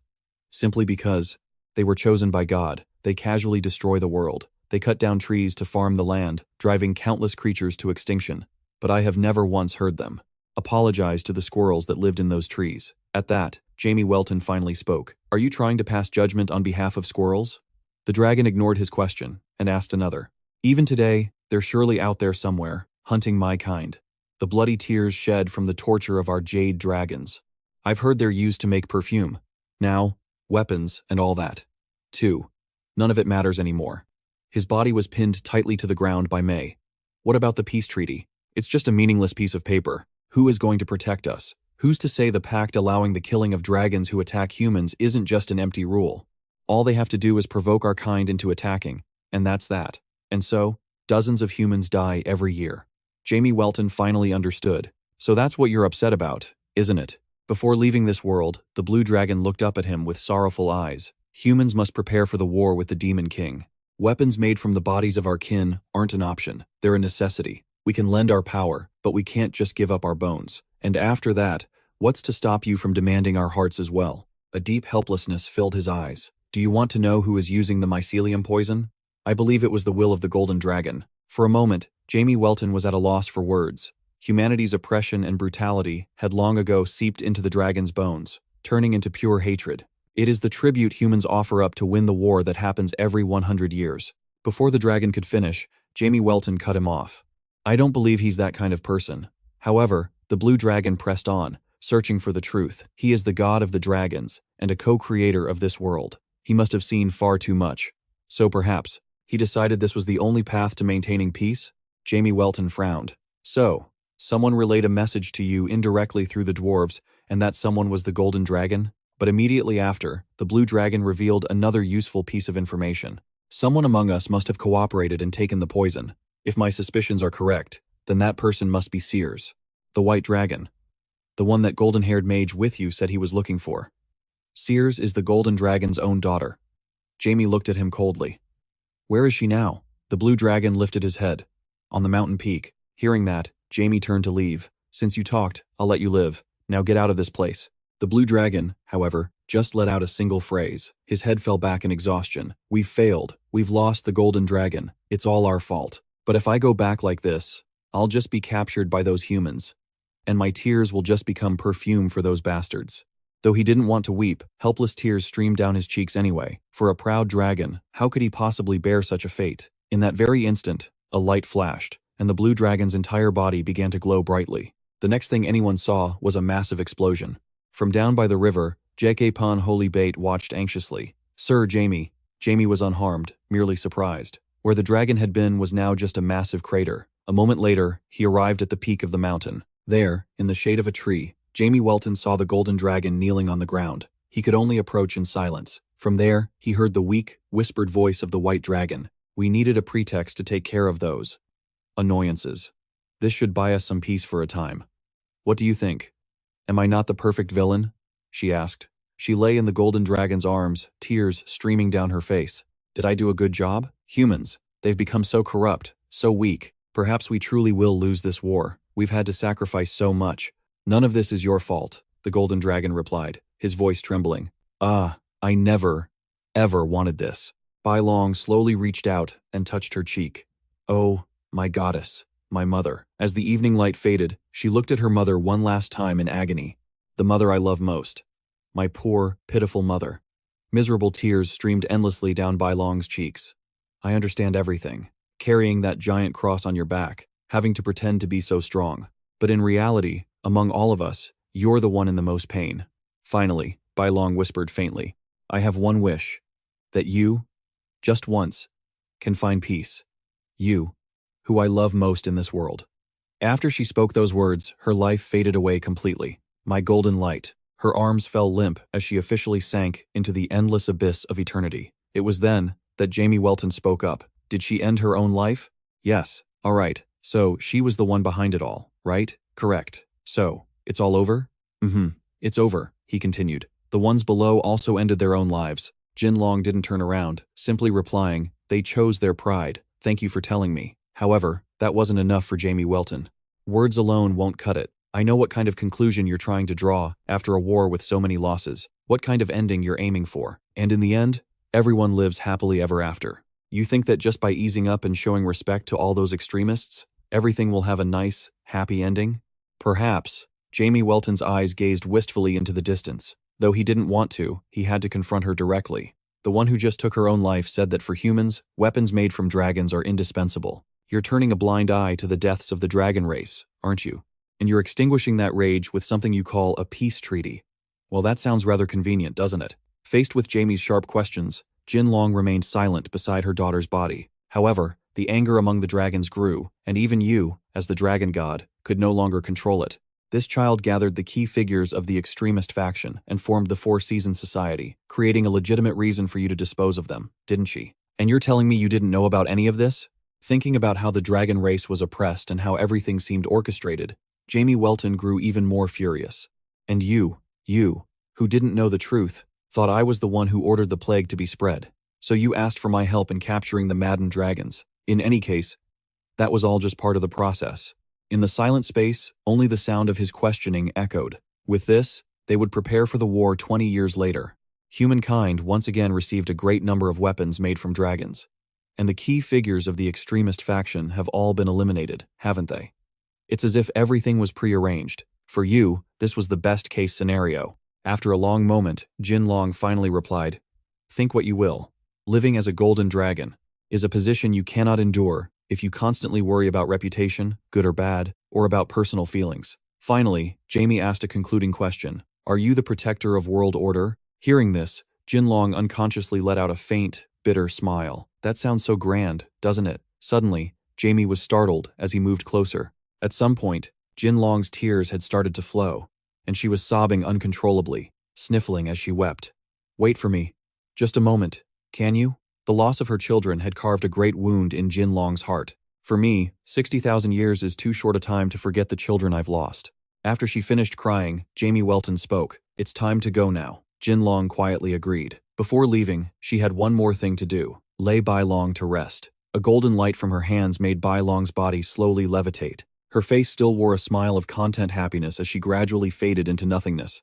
The loss was so great that Jinlong was still overcome with grief as she watched. Tears welled up and fell from her eyes once more. Bai Long has now become motes of light, free and unburdened. She no longer has to live a life full of schemes. The next time we meet, please be a good child. A moment later, Jinlong slowly stood up and walked away quietly. All right, let's go down. Jamie Welton glanced at her. Everything's been resolved, but you don't look very happy, do you? Jinlong's voice was still laced with sadness. How could anyone be happy when things turned out like this? Suddenly, Jamie Welton powerfully flapped his wings and slowly extended a hand toward her. Jinlong looked at him, completely surprised. Since you're in this mood, you should try this just once. For a moment, she hesitated, but then she decided to take his hand. All right. Immediately after, he powerfully beat his huge wings, using one leg to push them both high into the air. Jinlong, not yet adjusted, screamed in fear. The two of them flew silently into the sky, gazing at the scenery at dusk. From up high in the vast expanse, they could see the distant horizon. By now, it seemed Jinlong had gotten used to having Jamie by her side. Suddenly, he said loudly, "Try screaming." Jamie Welton then deliberately shouted into the silent expanse. "Just scream as loud as you can, until you feel better. No one will hear you up here." Jinlong frowned in concern. That's not true. God is everywhere and hears everything. However, that didn't make him hesitate at all. Watch closely and learn. You fool. The next second, Jamie Welton held nothing back and screamed at the sky. This damn world. Holy land my ass. There's nothing holy about it. From what I've seen, the demon realm is much better. This trash world. Just let it all die. Hearing this, Jinlong almost burst out laughing. You want to kill everyone? Words like that sound pretty serious coming from the mouth of the Demon King. Her warning only made Jamie Welton curse even louder. Bullshit. What the hell is a Demon King? What the hell is a Jinlong? What's the Demon King of the Demon Realm? What's the god of the dragon race? This whole world is a pre-designed machine, and we're just meaningless cogs in it. So where are the blessings in all this? Seeing this, Jinlong also started shouting and cursing along with him. You foolish children, why did you have to act on your own like that? I never needed you to do that. Unconsciously, she poured out all her pent-up frustrations through tears. I didn't want to do this. I just wanted to kill all the humans so we could all live happily together. I didn't want even one of you to die like that. Did you want to stain your hands with blood? My heart hurts so much I can't breathe, and now, it just feels numb. Do you have any idea what this cursed fate of mine is like? Jamie Welton quickly chimed in with his own scolding. That's right, you blockheads. You were incredibly unfilial. Stupid and reckless, were you? Just do what you're told. If I tell you to die, then die. You idiotic lizards. Hearing him say that, Jin Long chided him. Hey, that's a bit too harsh. Huh? You think so? Then they both continued screaming to vent their anger. I've been blessing you for thousands and thousands of years. I have sacrificed so much for you. I've given everything to protect you. Getting too into it, Jamie Welton shouted along. You bastards. Can't you see your mother crying? You ungrateful brats. You're breaking your mother's heart. Again, Kim Long thrashed around in anger, thinking it wasn't that serious.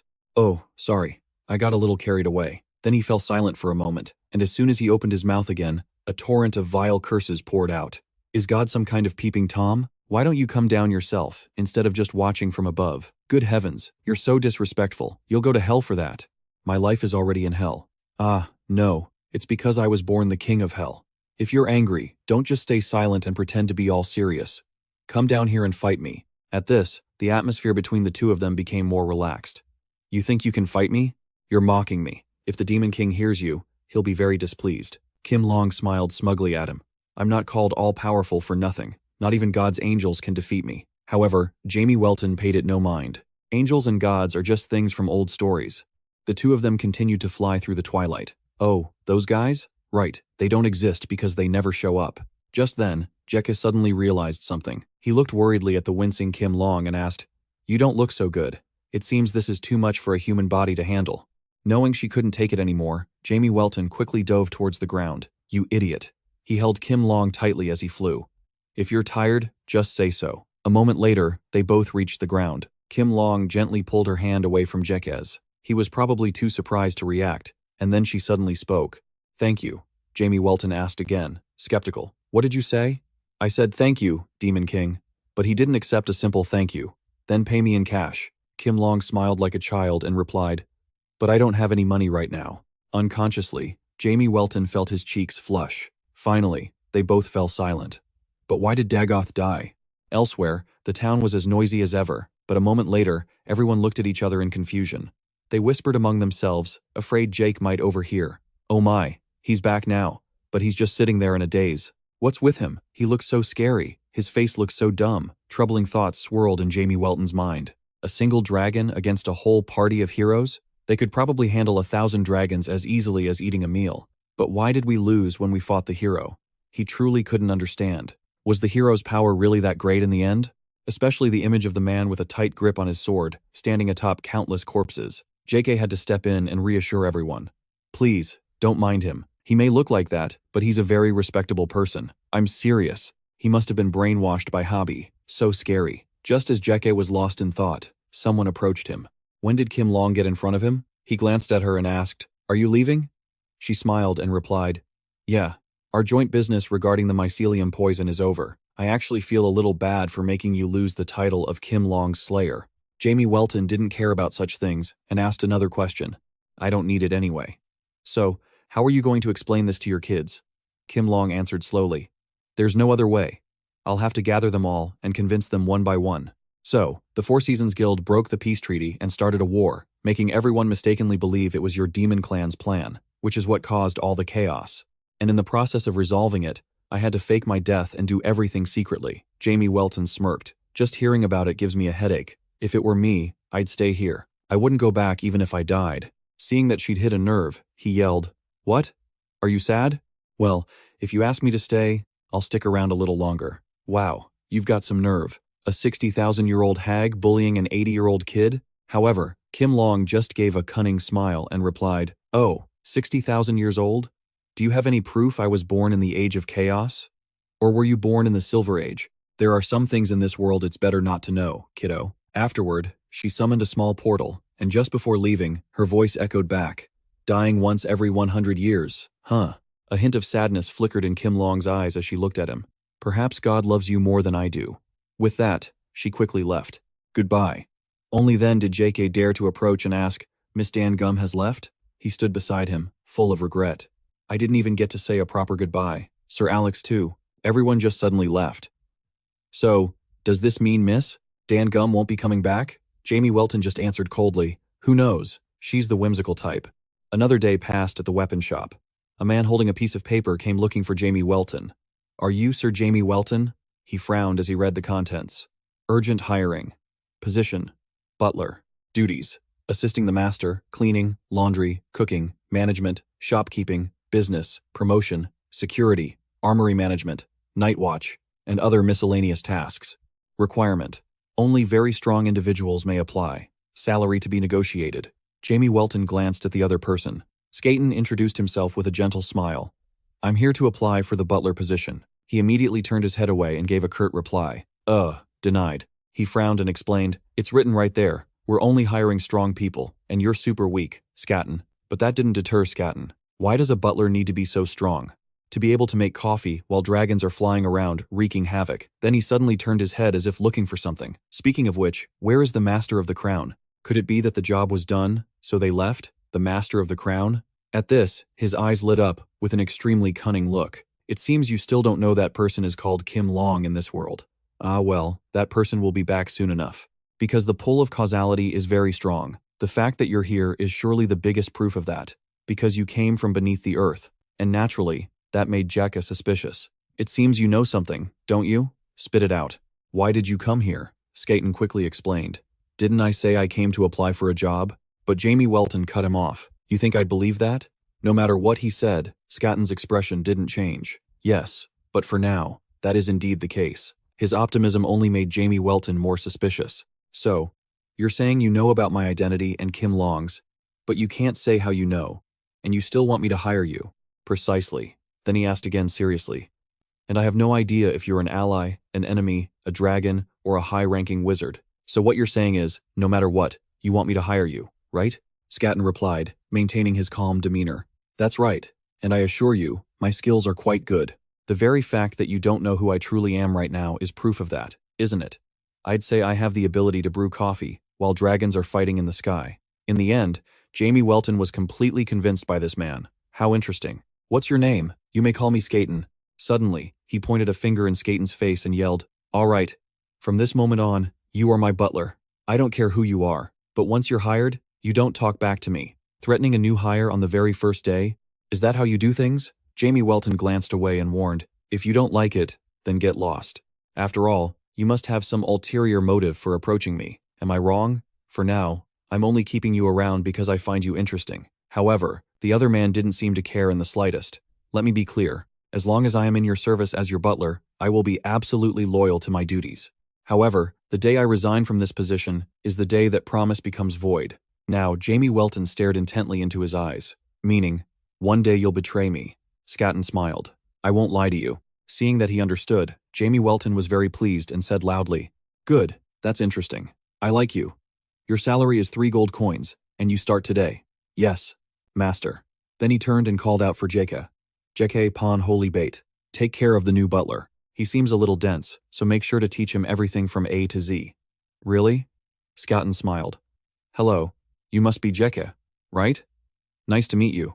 Jekka was just as friendly. "Yes, hello, it's a pleasure to meet you." As was his daily routine when evening fell, Jekka was at his noodle stall. Everyone there was eating and laughing together. Only Jamie Welton sat eating by himself.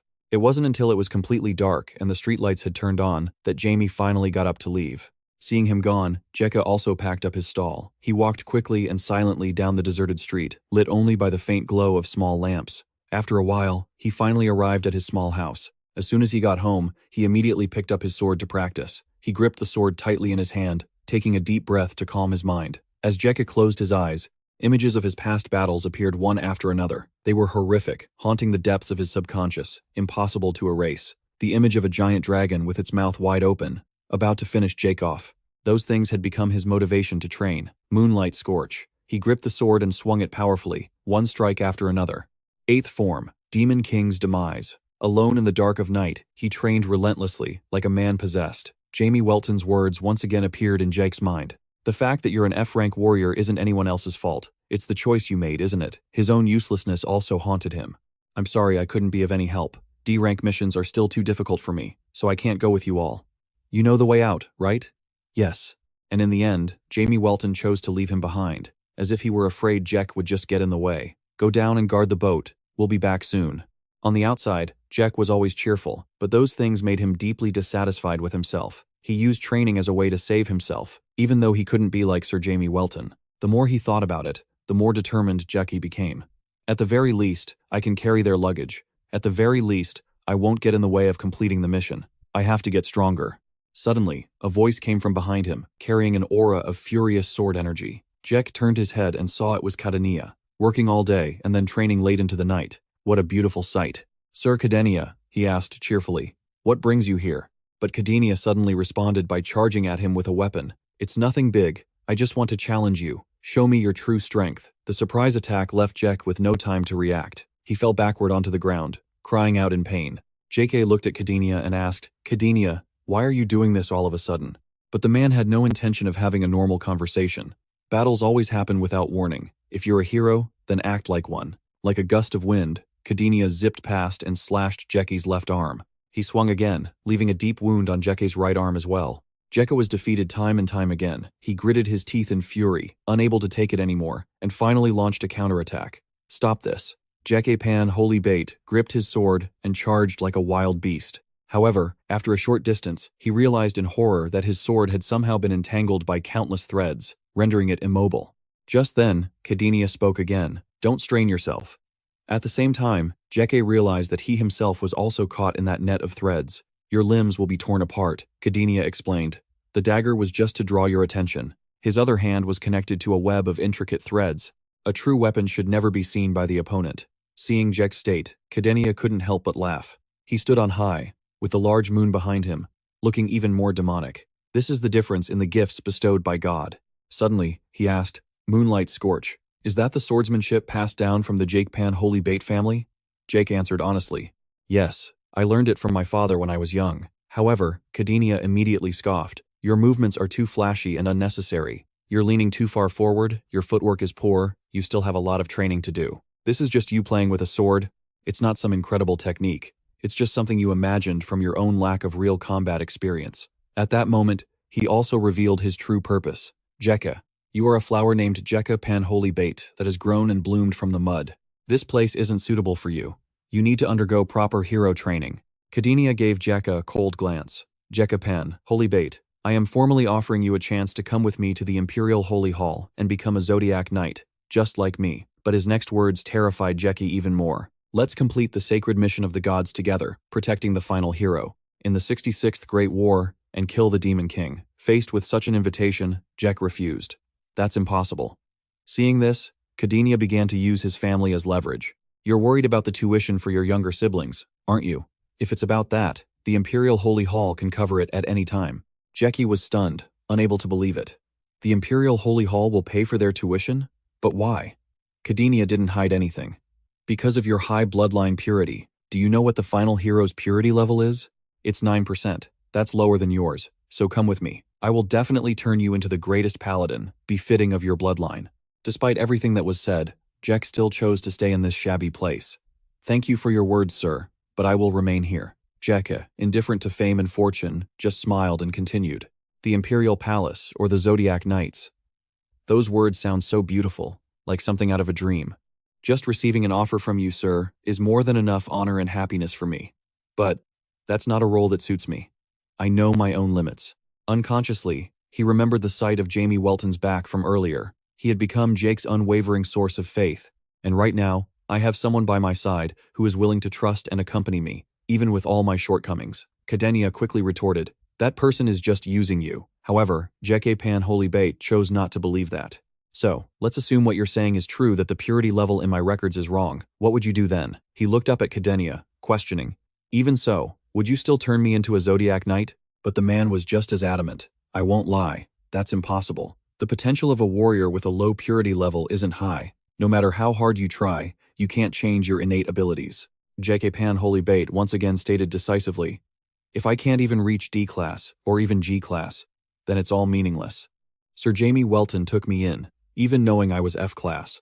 When I was at my lowest, He was the only one who reached out a hand to help me. In his innocent eyes, there was only determination. Sir Cadenia, my mission is to follow him. He can cast me aside if he no longer needs me. But the reverse is not possible. Realizing there was nothing more he could do, Cadenia could only let him go. At this point, he had given up on stubbornly forcing GK to join. Before leaving, Cadenia turned his head to look at him. Well, it can't be helped. I have to admit, I was unlucky to discover you too late. I'll back off for now, but that doesn't mean I've given up. Cadenia didn't stop there. He added a reminder. Just improving a little bit isn't enough. Only mold grows in the shade. A flower without light will eventually die. Jackie could only stare blankly after him as Cadenia finally turned and walked away. All right, goodbye. From behind, GK continued to watch him go. In the blink of an eye, the sun was fully up. As usual, Jackie was cleaning the shop. Only today, he looked completely spiritless. Jamie Welton quickly noticed and asked, Hey, what happened yesterday? Why do you look like you've seen a ghost? The boy could only hesitate before telling the truth. Sir Jamie Welton. Actually, last night, while I was training in the front yard, I met Sir Cadenia. Jamie Welton asked, Who's Cadenia? Jackie replied, He's the investigator from the Imperial Palace who came looking for me before. I think I have some vague recollection. Skaten, who had apparently been eavesdropping for a while, spoke up. The Imperial Night Order. They're Zodiac Knights, aren't they? He smiled at the two of them. That's amazing, Jekka. Skaten even advised him. What are you worried about? Being a Zodiac Knight is the highest position. A warrior who directly serves the Holy Emperor. You should just ditch this shop and join immediately. You never know which place is the real hell. A bit surprised, he could only mumble in response. Jamie Welton, who had been standing to the side, finally spoke up. If you want to go, then go. After all, warriors like you are a dime a dozen in this world. We just need to bring another kid back, put him in your spot, and control him like a puppet. That's all. Jeke obediently lowered his head. That's true. Fearing he had upset him, Jamie Welton added, but having you around is more convenient. Anyway, really? Your cooking is good, and you're obedient. Are you serious, sir? At that, Jeek's face lit up again. Are you saying that you like me? You're too loud, kid. Jamie Welton cracked an eye open and glanced at him. Looking at you now, it doesn't seem like you have any intention of going anywhere, huh? Jekka immediately affirmed, I've received so much from you, sir. How could I possibly leave? I don't want to go. His honest tone and voice surprised Jamie Welton. Jekka clutched the broom in his hands, still not daring to look him in the eye. When I talked with Sir Cadenia, I felt as if my parents, my grandfather, and the entire Jekepan Holy Bait bloodline were being negated. As he spoke of his family, a glimmer of hope flashed in his eyes. My grandfather and my father, even though they were both F-class, in preparation for the great battle that would one day come, they trained diligently and passed down the Holy Bait swordsmanship to me. Last night, in the fight against Sir Cadenia, I couldn't even land a single blow and was defeated. Though Jiki wasn't broken, he understood. Afterward, he said something about our family, and I couldn't refute it. Suddenly, Jamie Welton gave an order. Hey, close up the shop. We're going. Where are we going, sir? He glanced back at Jika. I need to see for myself what's wrong with your family's swordsmanship. A while later, the three of them arrived at a mountain to train. Jack looked nervously at Jamie Welton. Can I really do this? While the two trained, Skaten tagged along to cheer. Who should be the one worrying here? Hearing his confident words, Jake regained his will to fight. With that, he gripped his sword tightly and powerfully swung, unleashing a continuous moonlight slash, followed by the 8th form, Demon King Annihilation. The smile on Skaten's face froze. Despite giving it his all, Jeke couldn't even touch Jamie Welton. 6th form, Pierce. Not giving up, he continued his assault. 1st form, Jeek leaped high into the air and slashed down with Demon King Breaker, but there was no one in front of him. In that instant, he suddenly felt a cold chill run down his spine. However, it was just a light touch from Jamie Welton. By now, he was frozen in fear. Let's stop. You've realized what the problem is, haven't you? Even though Skaten interjected, Jamie Welton disagreed. No, it's useless, he stated coldly. Your family's swordsmanship is useless. Even if you trained your entire life, it would be for nothing. In response, Jeke just forced a smile. So, it's true. This flawed swordsmanship has been passed down for generations. What have I been doing all this time? Then, Jamie Welton continued, your ancestor must have been incredibly stubborn. His sharp gaze swept over Jeke's face. That swordsmanship was created to deal with only one enemy, the Demon King. It wasn't until Jamie Welton explained that he understood. This swordsmanship was designed to land a single, decisive blow on the Demon King. Things like goblins or other small fry were ignored from the very beginning. That's why it's impossible to recognize its value through normal tests. Before Jeke could say anything, Jamie Welton called to Skaten. Hey, butler, you know swordsmanship. right? Of course. From now on, you'll be Jekka's sword instructor. You are to teach him every evening, got it? Yes, I will follow your orders. Suddenly, Jekka's voice trembled as tears of happiness streamed down his cheeks. His efforts had not been in vain.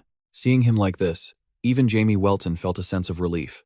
In the end, he just gave a word of advice before leaving. It won't be of any use in other places. From now on, I have to learn everything I can from the butler. Yes, I will. However, only Zot truly understood. During the fight with Ki, he had been instinctively terrified. Zot was certain that he had been wearing his Demon Lord armor then. He wondered what would have happened without it. If I hadn't been wearing the Demon Lord armor, his sword would have definitely pierced through. Ki's determination once again made Zot realize he couldn't underestimate him. The attack had pierced through the armor's weak point. After a long, tiring day, Jamie Welton trudged home. 2 guests were already waiting for him. You've returned. We were waiting for you, Guko and Father Tina said, their voices alluring. Come and rest in our arms. Your soul must be in need of comfort. Jamie Welton just frowned and asked, what kind of game are you two playing? Januko Fai gave a bashful smile. Do you truly not need comfort for your soul? Just as he was about to leave, she pulled out a piece of paper.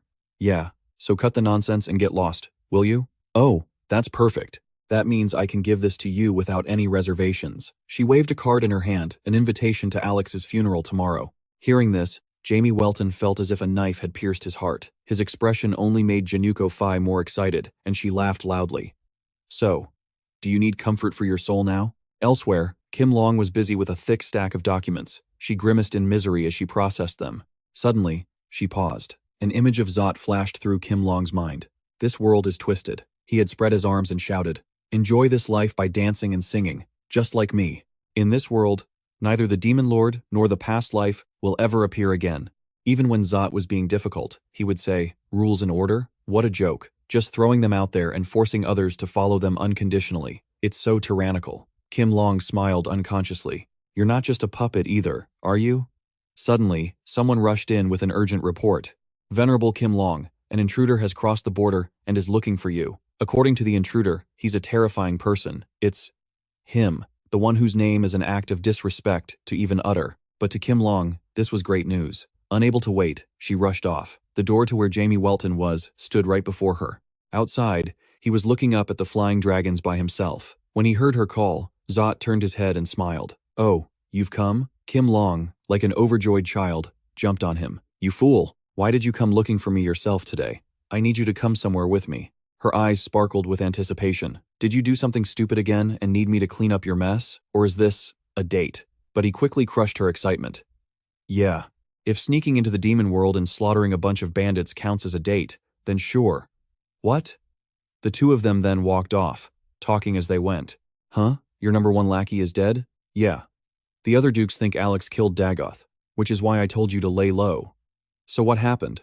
Then a basic question popped into my head. He looked at her quizzically. What are the 7 dukes? Hearing this, Kim Long shouted, You're the Demon Lord, and you're asking me what the 7 dukes are? You've lived for over 6 million years, and you're still acting like this? He answered in a low voice. A Demon Lord, trapped in an egg, who wakes up for 100 years, only learns dark magic, and dies as soon as a war breaks out. That cycle just repeats, forever. If you think about it, for the last 665 centuries, the ones who truly ruled the demon world were the 7 dukes. Am I wrong? Kim Long, no longer angry, explained, That's true, but only the one who inherits the name of Demiurge can wield the Demon Lord's weapons. For that reason alone, the 7 dukes of the demon world have no choice but to serve the Demon Lord as their master. The 7 dukes, as their name implies, represent the great families of the demon world. Jamie Welton frowned, confused. I've thought about it, but I still don't understand what the Demon Lord really is. What kind of authority does a king who dies once every 100 years truly have? Suddenly, Kim Long remembered she hadn't asked why he was there. But, why are you going to the demon world? There's someone I need to find. Who? It turned out he was worried about his subordinates, Dot and Alex. I'd bet 1,000 gold coins that they're not dead yet. In no time, the two had entered the demon world. There stood a colossal castle surrounded by crimson lava, the abyss of the world, the city of 10,000 black towers, the magic city, Edius. Kim Long covered her nose with her hand and asked, The smell of sulfur is horrible. It makes me miss the surface. But Zot was too impatient and had already gone ahead. Hurry up and get over here. Hey, how could you just leave me alone in hostile territory like this? Wait up. The two of them flew together through the crimson sky, dotted with large floating rocks. Where are you trying to go, anyway? We're almost there. Looking at what was before them, even Kim Long was astonished. In a place that was entirely red, there was a space of green. This is outside the demon world. The land of time. Kim Long warned him nervously, "You can't cross through here." "I know, we're here. Look at your feet." On the ground were craters, from which a green gas was also rising. Without turning his head, Jamie Welton asked her, "This is the golden land of the demon race. Do you know why it's called that?" His eyes were filled with sorrow. "It's the place where the morning star first fell." You could clearly see the craters were created by devastation. Suddenly, Kim Long remembered. Lucifer. Of course, you know. Of course. He was the first one, after all. The first demiurge. In the end, the two decided to go down and investigate. "Let's go down." They carefully stepped onto the edge of a crater. Before their eyes was some kind of bubbling solution. "This is the cauldron of monsters," Jamie Welton explained slowly. "The first demon lord took monsters from this cauldron to create the demon world's army. Then, for 100 years, he gathered demons, recruited monsters, and beastmen to invade the human world. He recalled how valiant that demon lord was, but the result was still failure. In the end, all that remained were ruins and corpses. He ravaged half of the human world, but in the end, the demon lord died at the hands of a hero." Kim Long nodded slightly. "That's right, because she herself had witnessed the tragedy of the second battle, where bodies were piled high. And 100 years later, the second demiurge once again challenged the human world. But he was defeated by the humans, who were fully prepared. This time, half the demon race was slaughtered in return." Then, Kim Long began to speak of Lucifer. Lucifer was an incredibly talented angel, beloved by God. But he had a thought. The angel, in his immense suffering, fell completely. "Why can't I become a god?" A trace of that same sorrow still lingered in her voice. That crime ultimately became a great sin and led to his exile. Even though it's an old story, it happened 665 centuries ago. "So, you were alive back then too, right?" Suddenly, Jamie Welton stared intently at Kim Long. "Was there something between you and Lucifer?" She just smiled and changed the subject. "I'll just keep pretending I don't know anything about this old story, why." "So, why did you come to this land of gold?" He answered without hesitation. "For the dwarves, it's 24 hours, and for dragons like those in the Agaida Gorge, this is a place the demon race wouldn't dare enter." As soon as he finished speaking, Deus dove into a deep pit. Kim Long, standing above, shouted, "Damn it, where do you think you're going? Is this a trap?" But she still chose to jump down after him. When they got to the bottom, they discovered a whole other space here. At its center was a bizarrely shaped rock, the anomaly of the fallen angel. Jamie Welton asked Kim Long in surprise, "This is my first time here. What is this thing that's been maintained for over 665 centuries?" She slowly replied, "The karma vortex, the whirlpool of karma." Then, Kim Long began to tell its history. Karma is the tapestry of the relationship formed between existence and the world. It's like how gravity forms where there is matter, or how a magnetic field appears around a magnet. Extremely powerful beings become central points, pulling everything towards them. A colossal energy is burning, so powerful that it hasn't been disturbed for the past 665 centuries. After hearing her story, he became even more suspicious. "I don't understand any of it, but it sounds like you know a lot of strange things. You even know our demon race's affairs very well." No matter what she said, Deus didn't believe her. "That's because I've been in this war for a very long time." "It's not just that. You also know about the Silver Age. That was an era before the demon race even existed. And what's more, you even know about the technology of the Golden Age." Kim Long fell silent for a moment, but her next words shocked Jamie Welton even more. "Dragons are creatures that were created during the Silver Age, and humans once lived here, in this demon realm." He frowned and asked again, "Humans lived here? Really?" Suddenly, Kim Long snapped, "Don't ask any more questions. You only need to know one thing. The Ho continent was created during the Age of Chaos." Deus went from one shock to another. "What? Does that mean the Ho continent didn't exist before that?" Kim Long suddenly burst out laughing. "How could a demon king like you have been born? Could this be the will of a god?" The more Jamie Welton thought about it, the less he understood why the demon race always lost to humans.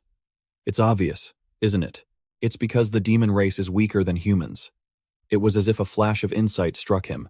He immediately yelled at her, "You idiot, think about it. It's been 665 centuries. If you lose once or twice, you try a different way, but we lose the same way every single time." Jamie Welton stubbornly laid it out. The demon race trains a powerful army, invades the 3 surface nations, and then, at the last moment, a hero awakens and successfully counterattacks. The demon king and the hero both end up dead, and the world returns to peace. This loop has repeated 665 times. Kim Long just smiled and asked, "So what? Are you planning to run away?" He awkwardly and hastily explained, "It's not running away. It's just me not being stupid. The premise of this war was flawed from the very beginning. Why do we have to try and take the human world? Seeing him flustered, Kim Long teased him even more. Because we want to conquer the surface? We don't need it. I've lived underground for over 60,000 years, and I'm already used to it. With the plants and animals in the demon realm, we can take care of everything ourselves. Oh, a pacifist demon king, are we? However, every single word Jamie Welton spoke came from the bottom of his heart. He tried to make her understand that the human world wasn't an indispensable land for the demon race, that there must be another reason why they were forced to invade and then get defeated just like that. What if we change tactics in this 80th year and suddenly launch a large-scale invasion? Those blood soldiers think they can stop us, those fox bastards. If I just pour my demonic energy on them, there'll be nothing left but bone dust, you know? However, Kim Long immediately objected. That won't work. If the Demon King appears, the angels will bestow their blessings upon the hero. Jamie Welton didn't accept this, and quickly retorted, I'm not officially the Demon King yet. Right now, it's just the body. I haven't received the soul of my predecessor yet. Ah, so you only receive it in the 100th year? He frowned, saying loudly with dissatisfaction. So I'm not really the Demon King yet. I can do whatever I want. If you really want to destroy the human world, you need to create a disturbance in the rear to attack from the front, and cause a commotion on the right to strike from the left. Why does the Demon King have to publicly announce the birth of the next generation and only attack in such a conventional way? In response, Kim Long just scoffed and calmly told him, You truly are not a being suited for the position of Demon King. I wonder what kind of expression the gods have on their faces while watching you. Kim Long then got to the main point. So what did you come here for, anyway? Jamie Welton gave a mischievous smile and replied, First, I'm planning to smash this thing. What? No matter how she tried to dissuade him, he wouldn't listen. I just explained it briefly, didn't I? It's a massive block of energy. Yeah, well, things in the demon realm are also mine. Who's got a problem if I smash my own stuff? Hey, seeing he was serious, Kim Long grew even more frantic and shouted, If you destroy the karma vortex, who knows what'll happen? Not just the demon realm, but the entire Ho continent up above could be destroyed. Jamie Welton played dumb and replied, Well, that sounds fine. If the lid pops off, then light will shine down here, right? Now, no matter what Kim Long said, it was too late. You said you were going to find Alex and Dagoth, so why are you trying to destroy this thing now? Snap out of it. Streams of demonic energy from all sides quickly gathered around Deus. His voice was filled with killing intent. If I were in my right mind, would I have run away from home? Step back. Let's see if the Ho continent really shatters like you said. Suddenly, Kim Long shot forward from behind him, blocking the stone and glaring at him. If a child acts recklessly, it's the adult's responsibility to teach them the right way, isn't it? Now, the atmosphere between the two seemed to grow even more tense. Stop while I'm still advising you to. A sphere of demonic energy had already formed, proving Deus had no intention of stopping. You know me. When I say I'll do something, I do it. If you don't move, I'll go right through you. In response, Kim Long was forced to prepare a counterattack. Truly, a date in the Demon King's style. His eyes bored into her, his smile turning wicked. You should say it's a date in our style. Jamie Welton extended his long, slender fingers, which were covered in demonic energy, behind him, and when he tensed them, the attack began. Shadow Vortex. Kim Long said nothing. Forced to counter. Dream Moon Butterfly. Her silk ribbons expanded as if to envelop everything, mirror moon ring, but the magic sphere Deus shot was tiny. It turned out he had been tricking Kim Long all along. It failed. I thought if I did that, Alex would rush out to stop me. And yet, they're nowhere to be seen? What was that? It was just an act? Of course, this sent her into a rage, cursing him out. I figured if I pretended to destroy the most important thing in the demon realm, they'd panic and show themselves. Hey, you psycho. You could have at least given me a heads up. You just jump in and pull a stunt like that? If I told you beforehand, the acting wouldn't have been realistic, now would it? You know how sharp Alex is. You maniac. I almost killed you for real. After saying her piece, Kim Long turned and walked away. You think I'd die that easily? Anyway, my idea worked out. So let's go eat. I haven't been back for long, and you're already going to be the death of me. Before leaving, he tossed out one last taunt. Just how long do you plan on living, you old hag? Afterwards, the two went to a restaurant in the demon realm, a place full of terrifying dishes. A plate of ghostly mushrooms cooked with corn was served. Jamie Welton devoured his food while Kim Long looked on, horrified. Why aren't you eating? This is the best restaurant in the demon realm. I'll eat it if it's actually edible. He eagerly introduced the menu while eating. You should try this. There's the happy stir-fried mushrooms and the 100-eyed angry hamburger. There's also the demonic worm noodles, and even demon coffee. That's enough.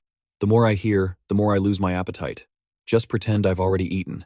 Ignoring the food, Kim Long gazed quietly out the window. Outside, the city of the demon realm was covered in endless streams of molten lava. Jamie Welton suddenly asked, "A beautiful sight, isn't it?" Not far from there was a giant, bubbling volcano. This is Demon Mountain, a 13,000-kilometer high peak, the tallest in the center of hell, the largest volcano in the demon realm. Suddenly, Kim Long noticed something. Huh? Inside that volcano, there's a giant creature swimming around. An ancient dragon? You know of them? She looked into the distance and explained pensively. They're the distant ancestors of dragons. Just like how humans were once apes before they gained intelligence. This is what dragons looked like before they had intellect. So ancient dragons still live in the demon realm. Huh. Still, I don't see why that's so surprising. Then Kim Long returned to the dining table. That's true. When you think about it, it's pretty obvious. This place used to be the homeland of humans, after all. This time, it was Jamie Welton's turn to look outside in astonishment. He asked her hesitantly, "You mean, humans once lived here in the demon realm?" Kim Long simply raised an eyebrow and replied, "Perhaps, a very long time ago." Then Kim Long pointed upwards. "So, the continent up there. Even though you're the Demon King, you're only just now realizing that it's basically a new continent that was formed later?" Kim Long immediately confirmed his theory. You could think of it that way.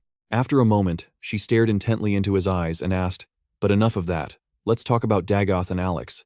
You mean the fact that they're both faking their deaths?" Knowing he couldn't hide it, he told her the truth. The Four Seasons Guild has been completely wiped out too. The mycelium toxin incident was really just the result of 3 races chasing their own interests. So that's the end of it. Good. But there's one more thing that bothers me. No matter how I think about it, I can't understand why Dagoth would do something so drastic. It was too sudden. Jamie Welton believed that someone was pulling the strings from behind the scenes. In the mycelium toxin incident, a gear must have been knocked out of place somewhere. Something is operating in the shadows, like a parasite. His eyes flashed with a cold light. Only Alex witnessed Dagoth's death firsthand. And then Alex died right after. That guy's not someone who would die so easily. Something smells off. Not the foul, sticky stench of the mycelium toxin, but the scent of a cunning schemer at work. Kim Long asked in surprise, "What on earth are those two planning?" Jamie Welton just replied calmly. "Before asking what they're planning, we first have to figure out who they're faking their deaths for." "Who? Me?" An uneasy feeling crept over Kim Long. 2 dukes are deceiving the Demon King to act in secret. Are they planning to betray you? Impossible. If the Demon Dukes were to rebel, it would mean siding with the humans, but you guys are already in the human world. But no matter what she said, Jamie Welton paid her no mind. Those insolent little brats. What the hell are they hiding from me? Luckily, Kim Long had come up with another plan. There's only one way to put everything back the way it was, she suggested with a smile. You go back home, take your place as the Demon King, and accept your destiny. So you're saying all this trouble is because I ran away from home? Is that it? It's all my fault? That's exactly right. After a moment, Kim Long asked again, "So, what are you going to do now?" Turns out, he was sticking to his guns. Find them and put them in their coffins properly. What else? So hurry up and help me find them. I've already played all my cards. Now it's your turn. I can't take this anymore. Kim Long slammed the table and stood up, now finally getting serious. Hey, you idiot. Just go back first. Staying here any longer won't solve anything. If Alex and Dagoth have intentionally gone into hiding, even the Demon King or myself would have a hard time finding them right away. Right? Elsewhere, Jeke Pan Holy Bait K was still training with determination. Skotten, having rested, returned. I've had a little break. Shall we continue? Jeke Pan Holy Bait K? Yes, Sir Skaten. He quickly grabbed the sword beside him. Skaten launched a relentless assault on Jeke Pan Holy Bait K, who could only use his shield to block the blows. This is Holy Boon's piercing wind blade. However, his power was too overwhelming, and he easily overpowered Jeke Pan Holy Bait K. This is Holy Sock's Great Earth Sand. Finally, a powerful takedown. This is Holy Pie's reversing blow. The slashes started to make Jeke Pan Holy Bait K's vision blur. The sword style kept changing constantly. I can't predict it. Skaten shouted loudly to snap him out of it. Get a grip. Open your eyes and carefully observe the small movements in my attacks. Again. He spun around, gathering his power. 2 consecutive slashes flew out, but were successfully blocked. Holy Bird's twin ring sword. Suddenly, Jeke Pan Holy Bait K counterattacked from behind his shield. He was just a hair's breadth away from striking Skaten. Unfortunately, he was knocked down immediately after. You have to watch your feet too. Jeke Pan Holy Bait K lost his balance and tumbled backward. Skaten stuck his sword in the ground and praised him. Not bad. No. He smiled at Jeke Pan Holy Bait K, a complete change from his deadly demeanor from moments before.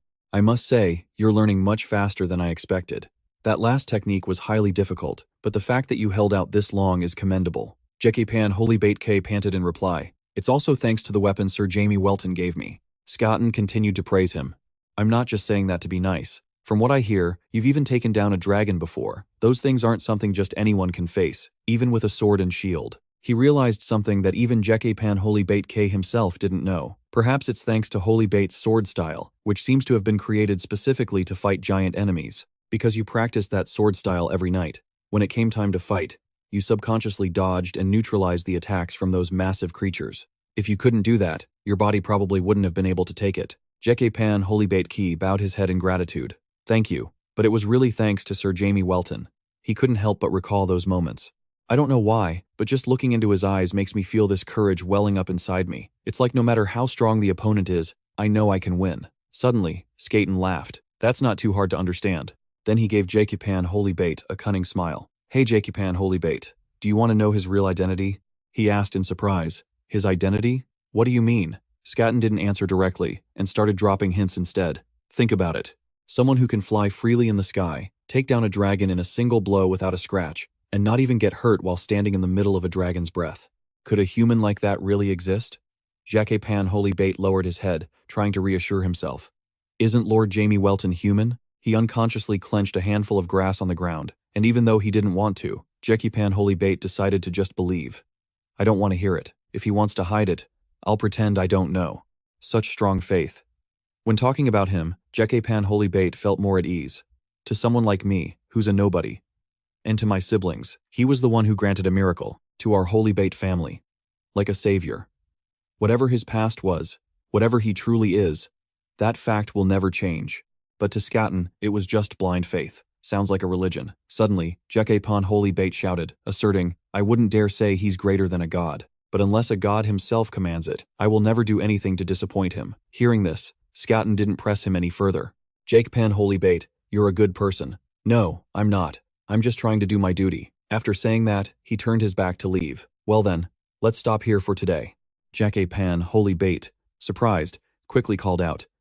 Excuse me, but could you teach me just a little more? There's no need to push yourself so hard on the first day. It turned out he just wanted to get better for him. I just want to get stronger quickly, so I can surprise him. This made Skaten respect him even more. Then he looked at Jackie Pan Holy Bait and asked, So, do you know any magic? Yes. Skaten suggested a different path for him instead of torturing himself. If you can, you should become a magic swordsman. You'll learn very quickly. Let's start with a simple spell. After that, the two of them spent a passionate night training in magic. Imagine a blazing fire in your mind. Right. Now, focus that image into the palms of your hands. Right. Fireball.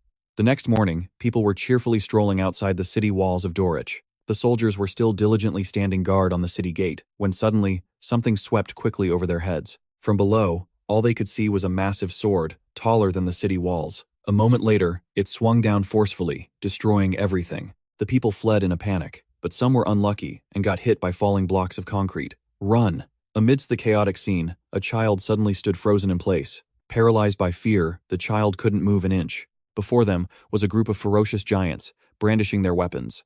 Faced with this situation, Kanatan had no choice but to go to the Lord. Honestly, this is beyond my capabilities. Mandan rested his chin on his hand, feeling helpless. That's understandable.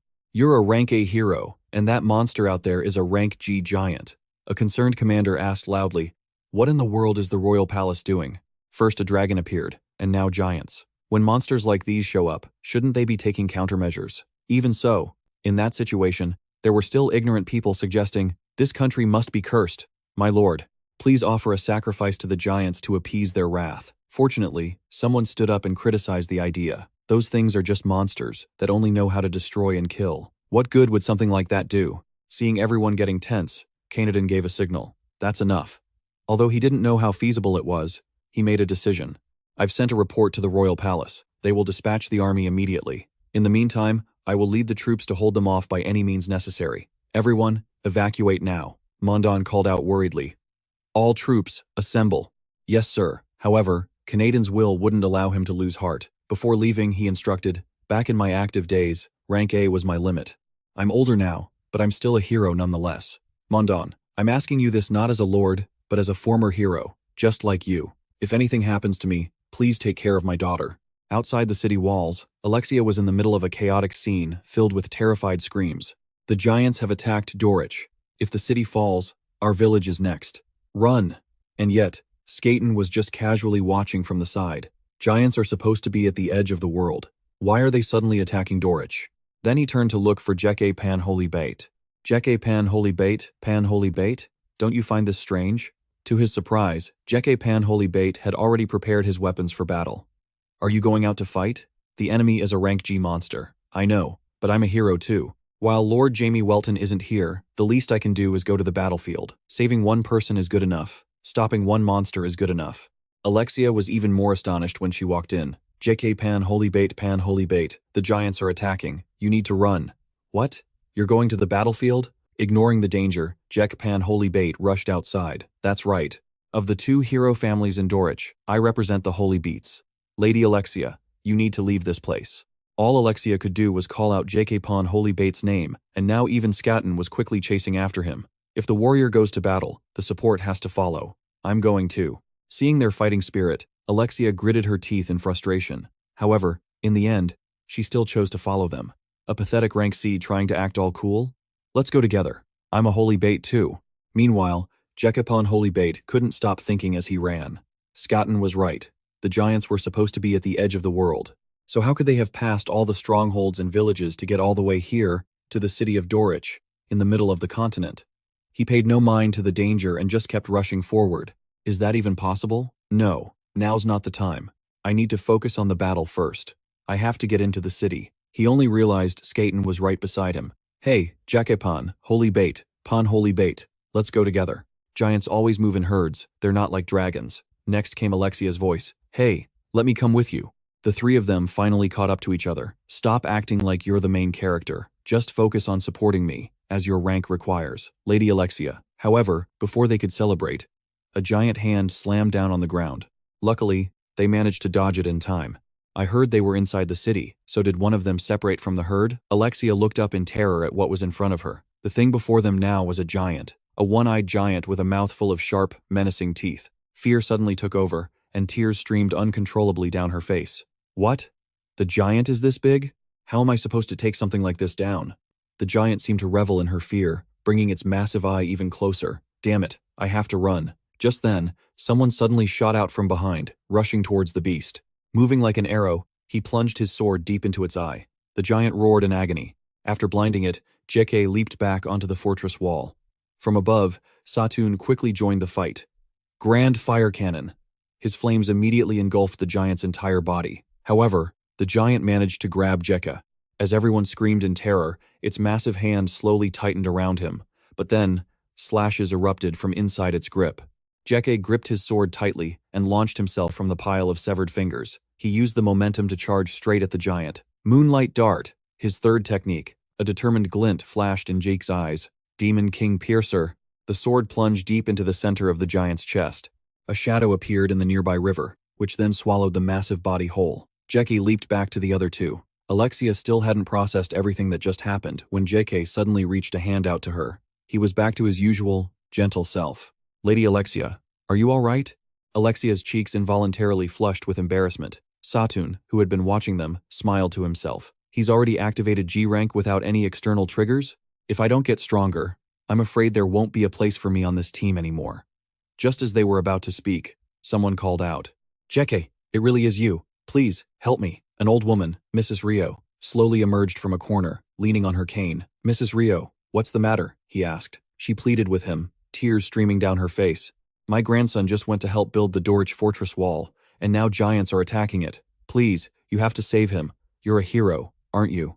Jeke comforted Mrs. Rio. "We're already on our way to the fortress. I'll definitely find him, so please don't worry. You should get to safety." Just then, Satun spoke up. "Then we'd better head to the fortress now. I'm afraid the soldiers there won't be enough to hold them off alone." "Right." Then, he turned to the townspeople. "That giant isn't completely dead yet. Before it wakes up, everyone needs to tie it down securely." He gave them a friendly, encouraging smile. "Help us deal with the giants inside the city walls. I'll return quickly with reinforcements. I'm counting on all of you to hold the line until then." The crowd, now filled with motivation, shouted in unison, "Yes, sir." Then Jeke turned to Alexia. urging her on. "Senior Alexia, we have to go." "All right." But she was still reeling. Seeing the giant's enormous body lying in the river only intensified her horror. What in the world just happened? The moment I saw it, I was so scared I froze. I couldn't even run. Alexia was genuinely stunned by Jekka's actions. She had always seen him as just some mediocre hero. Is this really the same idiot I thought I knew? Jekka, that bottom-of-the-barrel loser? Finally, she just gritted her teeth and accepted it. Alexia then darted off, leaving the other two bewildered. "Jek, stop nagging. I get it already." Jakey ran after her, shouting, "Let's go together. Senior Alexia, do you hear me?" He then addressed the others. "Everyone who's strong enough, follow me down there, now. Tie that monster up." "Yes, sir." "The rest of you, go home and grab any ropes or even clothes you can find that we can use to tie it down and bring them here." "Yes, sir." Meanwhile, outside the city walls, the giants' rampage continued. They were frantically smashing everything in sight. People scrambled to escape the giant's path of destruction. Just then, Canadin's army arrived on the scene. He bellowed the order, "Fire!" Countless arrows flew towards the giant in unison, but they were so small, they were like pinpricks against its skin. If anything, it only made the giant even more enraged. Fortunately, their catapults had some effect. The army commander ordered them to reload. "Yes, sir." This time, however, a massive blade pierced straight through the wall where they stood.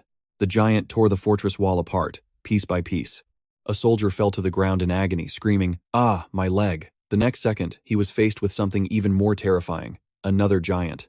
It swung its blade down maniacally. Just then, the first giant slowly got back up, as if it hadn't taken any damage. Faced with this overwhelming threat, the soldiers had no choice but to flee for their lives. Run for it. But how could mere humans outrun giants? A single stomp crushed countless soldiers. The injured giant grumbled as it advanced, when suddenly, another volley of arrows flew out. Though the attached ropes were small, they managed to bind it. The soldiers strained to pull it back. Pull! From the other side, the catapults fired again. The giant lost its balance and fell backward. The soldiers roared with joy. "We got one." Not far away, bolts of lightning rained down relentlessly. Mages were using their powers to try and take down the other giant. The moment it was paralyzed, Canadin appeared. He gathered his strength and, in a flash, charged the beast. He swung his sharp blade with all his might. Monster cleaving slash. In an instant, a deep gash was carved into the giant's chest. However, it wasn't enough to kill it. As soon as it recovered, it swatted Canadin away, sending him flying into a wall. The giant began its frantic assault, unaware that its nightmare had only just begun. Just then, Jekka and his companions returned to the city. "What's going on? We just got back and it's already this chaotic? Why are there giants here?" Suddenly, a volley of cannonballs shot out from behind them. At that moment, the giant was about to finish off Canadin. Suddenly, its entire face exploded from the impact. The moment its guard was down, Jek, who was already nearby, charged in. The sheer force of his attack sent the giant's entire body staggering backward. Jiki's eyes were filled with unyielding determination. Canadin could only watch, dumbfounded and terrified. At last, the giant was completely defeated by Jekka. Just then, Alexia rushed over in a panic. "Father!" She anxiously helped Canadin up. "Father, are you okay? Why are you here? I told you to evacuate." Alexia looked at her father resolutely. "And go where? I'm a hero too. I have to stay and fight alongside everyone else." Then, a loud cry went up.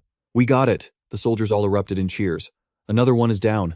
Jeek stood on the giant's chest, panting with exhaustion. Suddenly, someone pointed up and shouted, "Look!" For some reason, they all thought Alexia and her father had defeated the giant. "It's Lord Canadin and Lady Alexia. The House of Pan Holy Bait has slain the giant." Canadin was stunned for a moment. Then, for some reason, he decided to take the credit for himself. "Yes, I am here. Do not fear. We will handle the remaining giants until the royal capital army arrives. We will protect our city."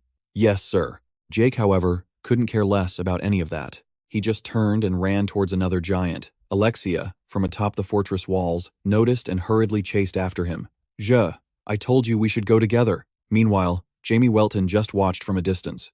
"Alexia, daughter, where are you going?" Only the Golden Dragon was surprised by JK's skill level. "He reached G rank without my buff? It seems the blood weapon has truly awakened." She smiled in admiration. "What a shame, Ki. If you had been born in that era, you might have become the final hero." JK dashed through the streets, hastily ducking into a nearby building, his hurried footsteps echoing as he rushed forward. In the quiet space, only the sound of Jaki's pounding footsteps and heavy breathing remained. Soon, the door was right in front of him. Without a moment's hesitation, Jaki burst it open, and not far from there was the next giant. Without a second thought, he launched himself high into the air. The two giants stared up blankly at JK. Moonlight throw. Third form, one of them raised an eyebrow to look, only to be immediately stabbed hard in the face. Demon King Pierce. Its teeth were instantly knocked out. Without stopping, he then targeted the other one. Moonlight throw. First form. JK gripped the sword in his hand tightly, mustering all his strength. The powerful slash quickly took down his opponent. Demon King slash. The giant, unable to resist, fell backward. Just then, Alexia also caught up. Looking at JK, old memories suddenly flooded her mind. That year, Alexia had single-handedly defeated another large, chubby kid. Everyone there praised her endlessly. Alexia won again. She defeated the Sagittarius class. Alexia is truly one of a kind. Suddenly, she yelled loudly toward him. Hey! Alexia frowned, warning, if you ever touch JK again, you'll have me to answer to. After settling the matter, she rushed to the basement, where JK was locked up. She threw the door open and called out, JK, come out. But JK, terrified, refused. I can't. If I act on my own, Sir Paul will scold me. Alexia furiously shouted. You idiot. All you ever do is take it. You have to learn to fight back. Even though she said that, fear had made JK a coward. I can't. If I do that, I might not get to clean the Paul's house anymore. I'm fine, Senior, you can go. In the end, Alexia could only leave, fuming with frustration. You idiot. Just stay there for the rest of your life. From that day on, she never bothered with him being bullied again. JK? Why are you always like that? Even when they made fun of him, she ignored it. You suffer for your two younger siblings, but you never once complain. It's always like that. Alexia saw it all. She didn't understand what made him so optimistic, how all he knew how to do was smile. But the most memorable moment was at the graduation ceremony that year. Congratulations to all the graduates. Alexia, holding flowers in one hand and a diploma in the other, ran frantically to the pier. She shouted towards the ship that was slowly drifting away. JK! Her face was flushed from exhaustion, but she still managed to yell. JK, why didn't you come to the graduation ceremony? I heard you're not going to junior high, right? This is your graduation gift. Accidentally, a gust of wind swept the diploma away. It fell straight into the choppy water. Alexia panicked. It's wet. No. Diploma. This certifies that the above student has completed all courses at the Hero Elementary School, Royal Hero course. However, JK just replied, it's okay. Senior Alexia. He happily leaned against the ship's hull and waved. I'm off to make some money. We'll see each other again in 3 months. Alexia subconsciously squeezed the bouquet in her hand. Until then, please take care of yourself, Senior. She angrily threw the flowers on the ground and cursed. You idiot! Stop forcing a smile because you can't cry anymore. Get angry. Returning to the present, Alexia couldn't believe how different the boy in front of her was. That foolish JK of the past. When did he become so strong? She was even more astonished to realize that JK's expression was one of victorious satisfaction, not fear. Are you enjoying this? The giant wasn't defeated yet, so JK continued to swing his sword. The giant furiously raised its hand to counterattack. At that moment, JK pulled out his shield to block. Even so, it still managed to knock him far away. He was then slammed hard into the ground. Just as JK got up, the giant prepared to swing its fist. Suddenly, rocks appeared from nowhere and struck it hard. The soldiers had arrived to destroy it. Fire! They continuously urged each other to reload. Fire! Skaten was also there to help. O Ice, omnipotent guardian of life. He closed his eyes and began to chant. In your name, protector of balance, I beseech you for the strength to tear apart the chaotic heart before me. O Great One, by the ancient covenant, please hear my call and descend with your great power. When he opened his eyes, a flash of light appeared. Seal the enemy before me. A giant hand appeared from the air, and another similar hand appeared opposite it. They acted like chains, locking the giant in place. Skaten pointed at it and chanted, Breath of the divine, light of the sky, O horn of Ionis, pierce that foe. Instantly, another hand appeared, carrying a weapon. A spear immediately shot forward, piercing the giant's chest. Suddenly, Skaten urged, JK, now. Yes. Understanding, he quickly picked up the sword from the ground. Once again, JK launched himself into the sky, but he was caught by it. Alexia screamed, JK. With a single slash, she severed its hand. JK called out happily, Senior Alexia. Alexia frowned and reminded him, You idiot, JK pon holy bait. Don't stop, keep moving forward. Seizing the opportunity, JK slashed straight down at the giant's head. Right, Alexia frowned, urging him on. You idiot, JK pon holy bait. Don't stop, move forward. Understanding her meaning, JK gripped his sword tighter. The next second, the giant took the full force of his powerful slash. Right. Attacked from multiple sides. This time it was completely killed. However, afterward, Skaten realized something had just jumped over his head. When he looked up, he saw that other giants had appeared at some point. A ferocious one slammed down toward Alexia and Jacquet. Luckily, Alexia was only thrown nearby. Jacquet had it a bit worse, getting smashed hard into a wall. Skaten shouted a chant, "Elenizer, destroy them." However, just as he finished, he was punched and sent flying by one of them. Skaten's entire body crashed into the building behind him. From within the rubble, Jacquet slowly crawled to his feet as massive shadows blotted out the light. One by one, the giants turned their heads to look at him. They all had mouths filled with jagged fangs and crazed, bloodshot eyes. He suddenly remembered what Skaten had once said. Unlike dragons, these creatures travel in packs. True terror finally set in. He could handle one or two, but how could he possibly win against this many? Suddenly, Canadin's voice boomed, "You monsters." He charged forward, screaming, "Get off our land!" Horrified, Jacquet could only cry out, "Lord Canadin." In the next moment, one of the creatures grabbed him. It squeezed so hard that Canadin screamed in agony, but the next sight terrified him even more. The giant opened its drooling maw, preparing to chew Canadin alive. Jake could only watch, helpless. No! Suddenly, a fireball appeared from a distance, flying straight toward them. It slammed into the giant's face, allowing Canadin to break free. Jekka, completely stunned, looked to where the fireball had come from. In the sky were the soldiers of the Imperial Citadel. They were arriving on large airships, and the man standing at the prow was none other than Cadenia. Jeke Pan Holy Bait was overjoyed to see him.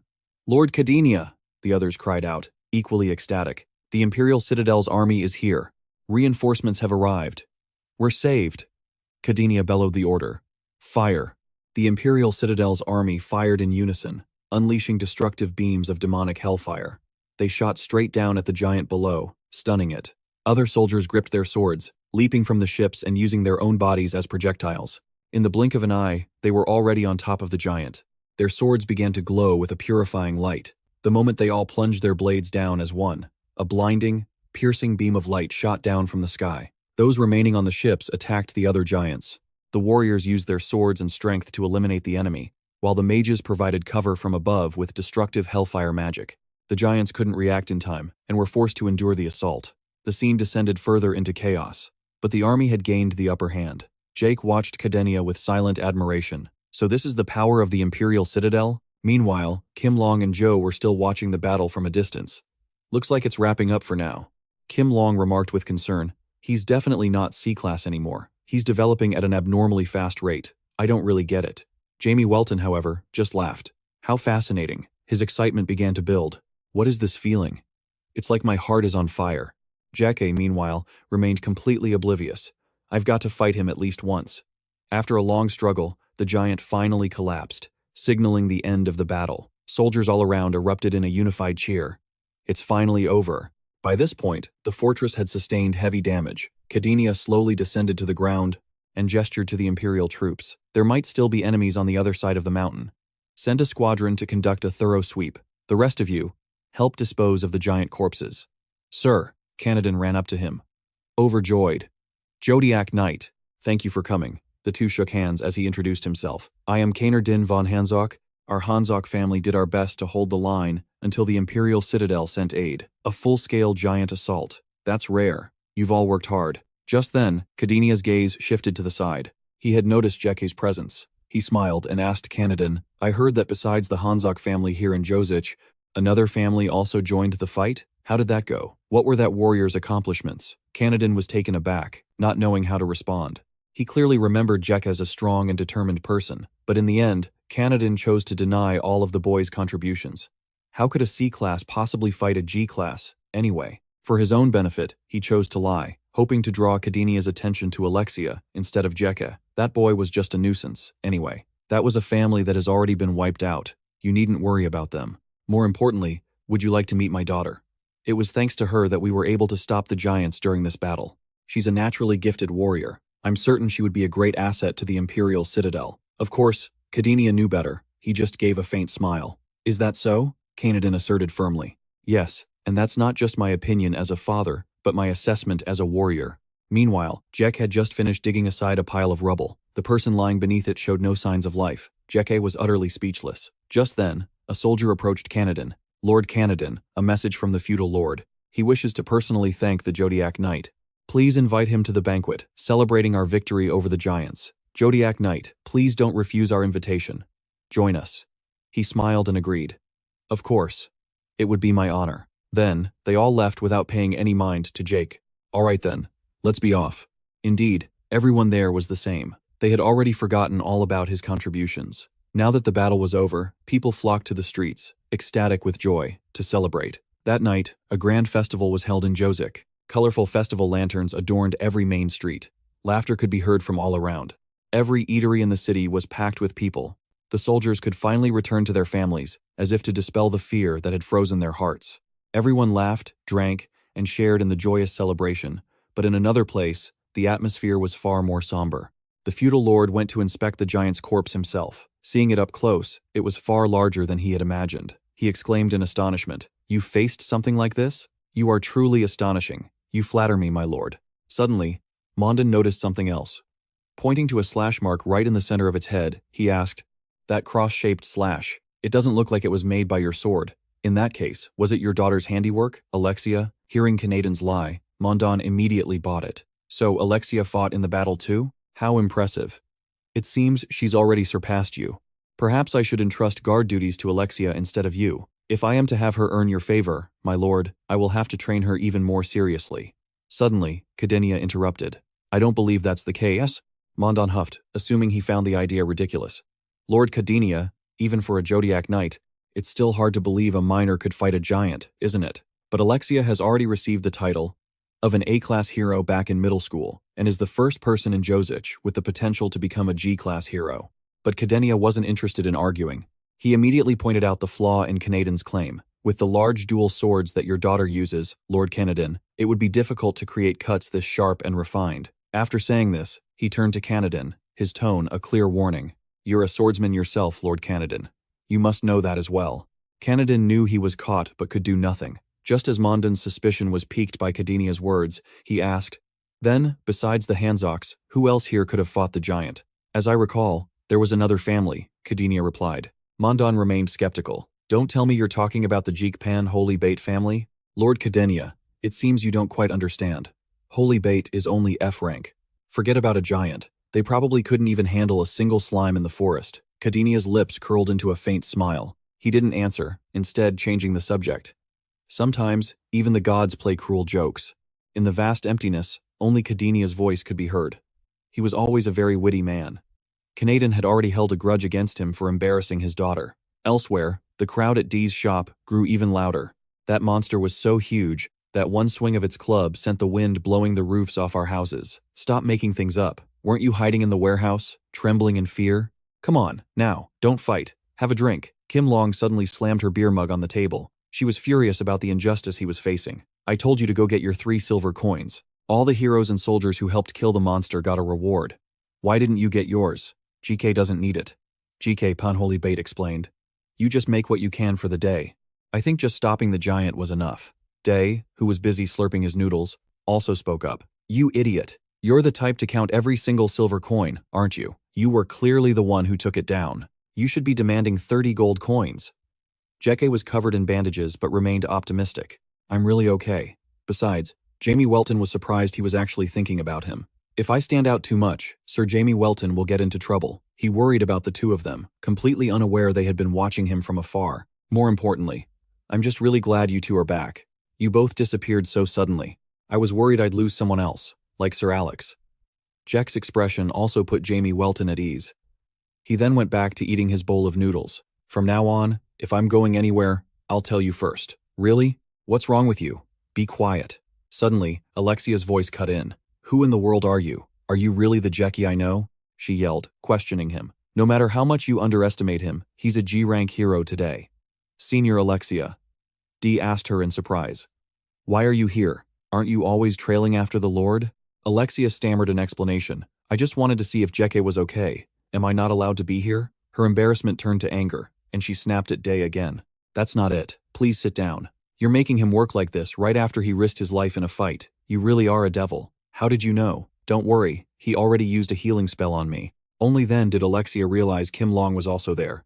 "A healing spell? You even used a high-level holy spell like that? Jamie Welton frowned at her. Can you be less surprised? We were wearing gear made from dragon scales from the very beginning. Isn't it obvious that we're not just some ordinary party of heroes? Alexia was stubborn. But that's JK. Jamie Welton's next words shut her up completely. So, what if it's Jack? Does he have to be an F-rank hero forever? Well. Alexia then sat down, annoyed. I just got into a fight with my dad over this, so don't say another word. What is it? I didn't tell you to sit down. For me? She frowned with annoyance as she recalled. Yeah, because you defeated a G-rank giant. My father said he wants to sponsor your formal training, but when I told him to stop saying things like that, he wouldn't even listen. Jeke smiled and replied, Lady Alexia, really? Why would you say something like that? Unbeknownst to her, whenever Alexia saw him now, it was like seeing another son. You always have to be number one, so why are you reacting so strongly? Though she was incredibly embarrassed, she tried to act nonchalant. Shut up. It's not because of you, it's for Jamie Welton. Don't get so cocky just because you beat one giant. I helped out too, you know. Yes, I'm sorry. Finally, Alexia declared resolutely. Anyway, I will prove to my father that with just me and Jekipan Holy Bait, we can still complete a G-rank mission. If we can do that, he'll have no choice but to acknowledge you. Being acknowledged or not doesn't really matter. Kim Long, sitting beside them, just watched the two of them bicker. I told you to shut up. Whether I do it or not is my business. You just need to listen to me, got it? Yes. She gave Alexia a sly smile. Still can't be honest with yourself, can you? How cute. Youth really is the best entertainment. What do you mean by that? What's that supposed to mean? It's nothing. I just think you and Jeke are so cute being all chummy with each other. However, Alexia still tried to deny it. What? Chummy? Please, don't you dare ship me with that GK guy, okay? It's disgusting to even think about. Sorry, I think I'm too drunk. I'll treat you to a free bowl of noodles, so don't be mad anymore, okay? Jeek, you say something too. It's too noisy. Would you please just disappear? Just then, a familiar voice called out. Jeke.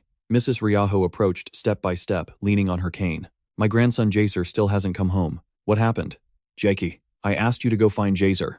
Mrs. Joe. Jakey recalled, that day in horror, the person he had searched so hard for, only to find a cold corpse. Jakey Pan, Holy Bait, bowed his head and answered with a trembling voice.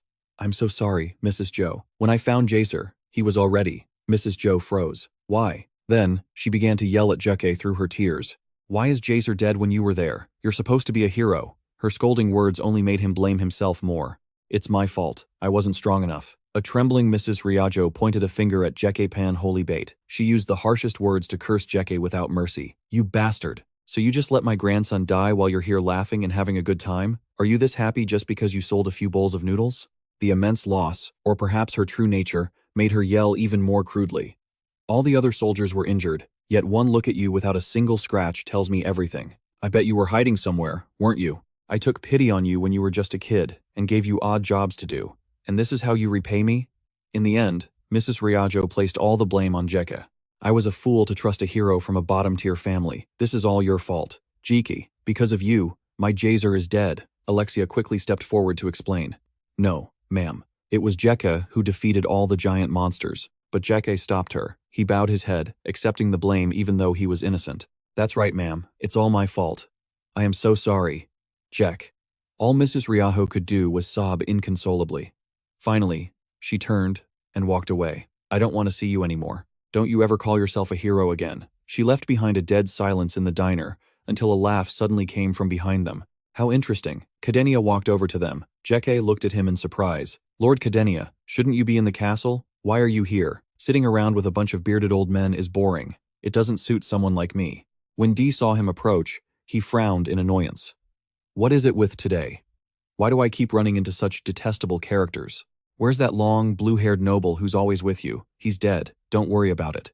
As for Jack, he quickly made him a bowl of noodles. I don't know if it's to your liking, but please, let me treat you to a bowl of noodles. Suddenly, Cadenia asked, Jake, are you satisfied with this? Sir? Jake replied. Cadenia's sharp, cold eyes scanned Jake's face. Someone who did nothing gets to stand beside the Lord and enjoy his favor, while you, who deserves it more than anyone, just sits here. Are you truly content with that?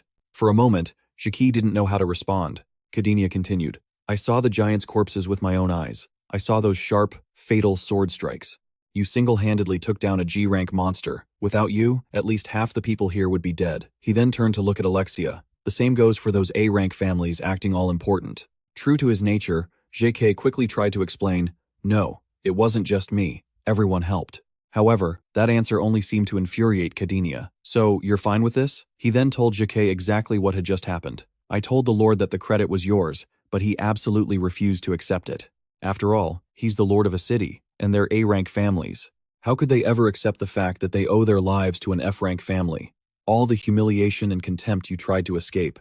Kadinia was now recounting every last detail. That's why they deliberately didn't invite you. If you weren't G-rank, if you were even just D-rank, the Lord would be scrambling to get on your good side right now, even if your actual strength remained exactly the same. Once more, he asked JK seriously. That's just how this world is. Strength is important, but sometimes, your background is even more important. Can you really accept things this way? Kadinia even believed JK would change his mind, that he would realize this wasn't okay at all. But he just bowed his head and accepted it. Thank you for your advice, sir. But my answer is still the same. Kadinia couldn't understand. He wondered what JK was thinking, and then turned his attention back to him. You should think carefully. There are other heroes in this world. What you need isn't just money, and I can give you that. Jamie Welton replied coldly. Only when you reach D rank. Kadinia's sharp gaze bored into him. Unable to sway anyone, he prepared to leave. Strength is something you can't hide forever. The time will come when you can't endure this any longer. At that moment, in the tavern, people were bustling and chatting with one another. Meanwhile, a figure quietly left after finishing a conversation with Jamie Welton's group. JK watched him go with a fond gaze and a soft smile. Suddenly, Jamie Welton, who was in the middle of eating some noodles, spoke up. Hey, why are you a hero? JK immediately straightened up. Sir? He asked, flustered. What do you mean by that, sir? I'm a member of the Jeekpan Holy Bait family, Jamie told him. I heard you could just throw that family name away. An F-rank family isn't just unrecognized, they're despised. You can't make any real money, there's no honor or glory, and even when you accomplish something, you're met with suspicion and hatred. Isn't that right? So why do you still want to do it? Just because your ancestors did? Is it your family's dream? Or is it just because you were born into it? The woman beside them glanced at JK, revealing a smile full of happiness. He answered, I've never thought about it that deeply, so please allow me to speak my current feelings. I believe that everything in this world exists thanks to the sacrifices of heroes. After speaking, he looked upwards. He continued, the reason everyone can laugh and talk at ease under a clear night sky like this, isn't it all because of the sacrifices of countless heroes in the past? Today was the same. It's because everyone fought their hardest and won that we can all sit here and celebrate. Beside him, Alexia watched him intently. He went on, even if it's just a little, if my sacrifice can make the world a better place, wouldn't that be meaningful? That's why, if there's something behind me that needs protecting, I want to become a hero who never falls, no matter who the enemy is. Jamie Welton spoke calmly. Never fall, huh? The Demon King would probably knock you flat with a single hit. JK forced a smile and said, is that so? Well, I guess it's the kind of fantasy every hero has at least once. But, if I were the last hero standing before the Demon King, I would absolutely not fall. Even if I died, I would get back up and keep fighting. Of course, for an F rank like me, that would never happen. Suddenly, Jamie Welton blurted out a question. But let's say the Demon King appeared right in front of you now. Could you fight him immediately, without hesitation, even knowing you can't win and that you'll die alone for this mediocre world? This world that looks down on you. JK responded, yes, I would fight without hesitation, causing Jamie Welton to stare at him with wide eyes. He expressed his view in a low voice. I don't understand what this world has ever done for you. And what about your younger siblings? Didn't you say they were important to you? JK replied, my siblings are also heroes. They would understand. In fact, they would be proud of me, more so than having a brother who only does odd jobs in the village.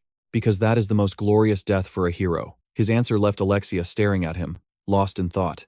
Jamie Welton asked him curiously, I really can't understand you. Not even a little bit. The hero descendants I've met before. No, all the people swarming out there are nothing like you. So if some trash like that appeared as the final hero, and I were the Demon King, I wouldn't think twice about slaughtering them all. Alright, I admit it. The final hero I've always imagined is someone exactly like you. Hearing this made JK's face go blank, his jaw hanging open in disbelief. Jamie Welton continued. Thinking about it, it would have to be some guy with a foolishly insane belief. That's why, in the end, the Demon King could never win. Those who have always crave more, while those who have nothing, like you, crave to give more. Go ahead. If you want to follow him to the Imperial City, I won't stop you. I think you're truly being wasted here. Let's just pretend that contract never existed. After a moment, he finalized his decision with one sentence. I'm setting you free. If you want to leave, then go. Jacquet's previously relaxed hand suddenly clenched into a tight fist. He said solemnly, "No, sir, please keep me here. You have to keep me. I'm begging you, please don't ever throw me away. Ever since you came into my life, Lord Jamie Welton, I've finally felt like the main character of my own story. So please, don't send me anywhere." Jake's words got to Jamie Welton. He slammed his chopsticks down on the table and shouted his decision. "That settles it. I won't give you another chance. You asked for this, so I'm not taking any responsibility. Don't come crying to me later." Jiki replied, "Yes, sir," throwing away your only chance to escape. "But, if that's not foolish, what is? What an idiot."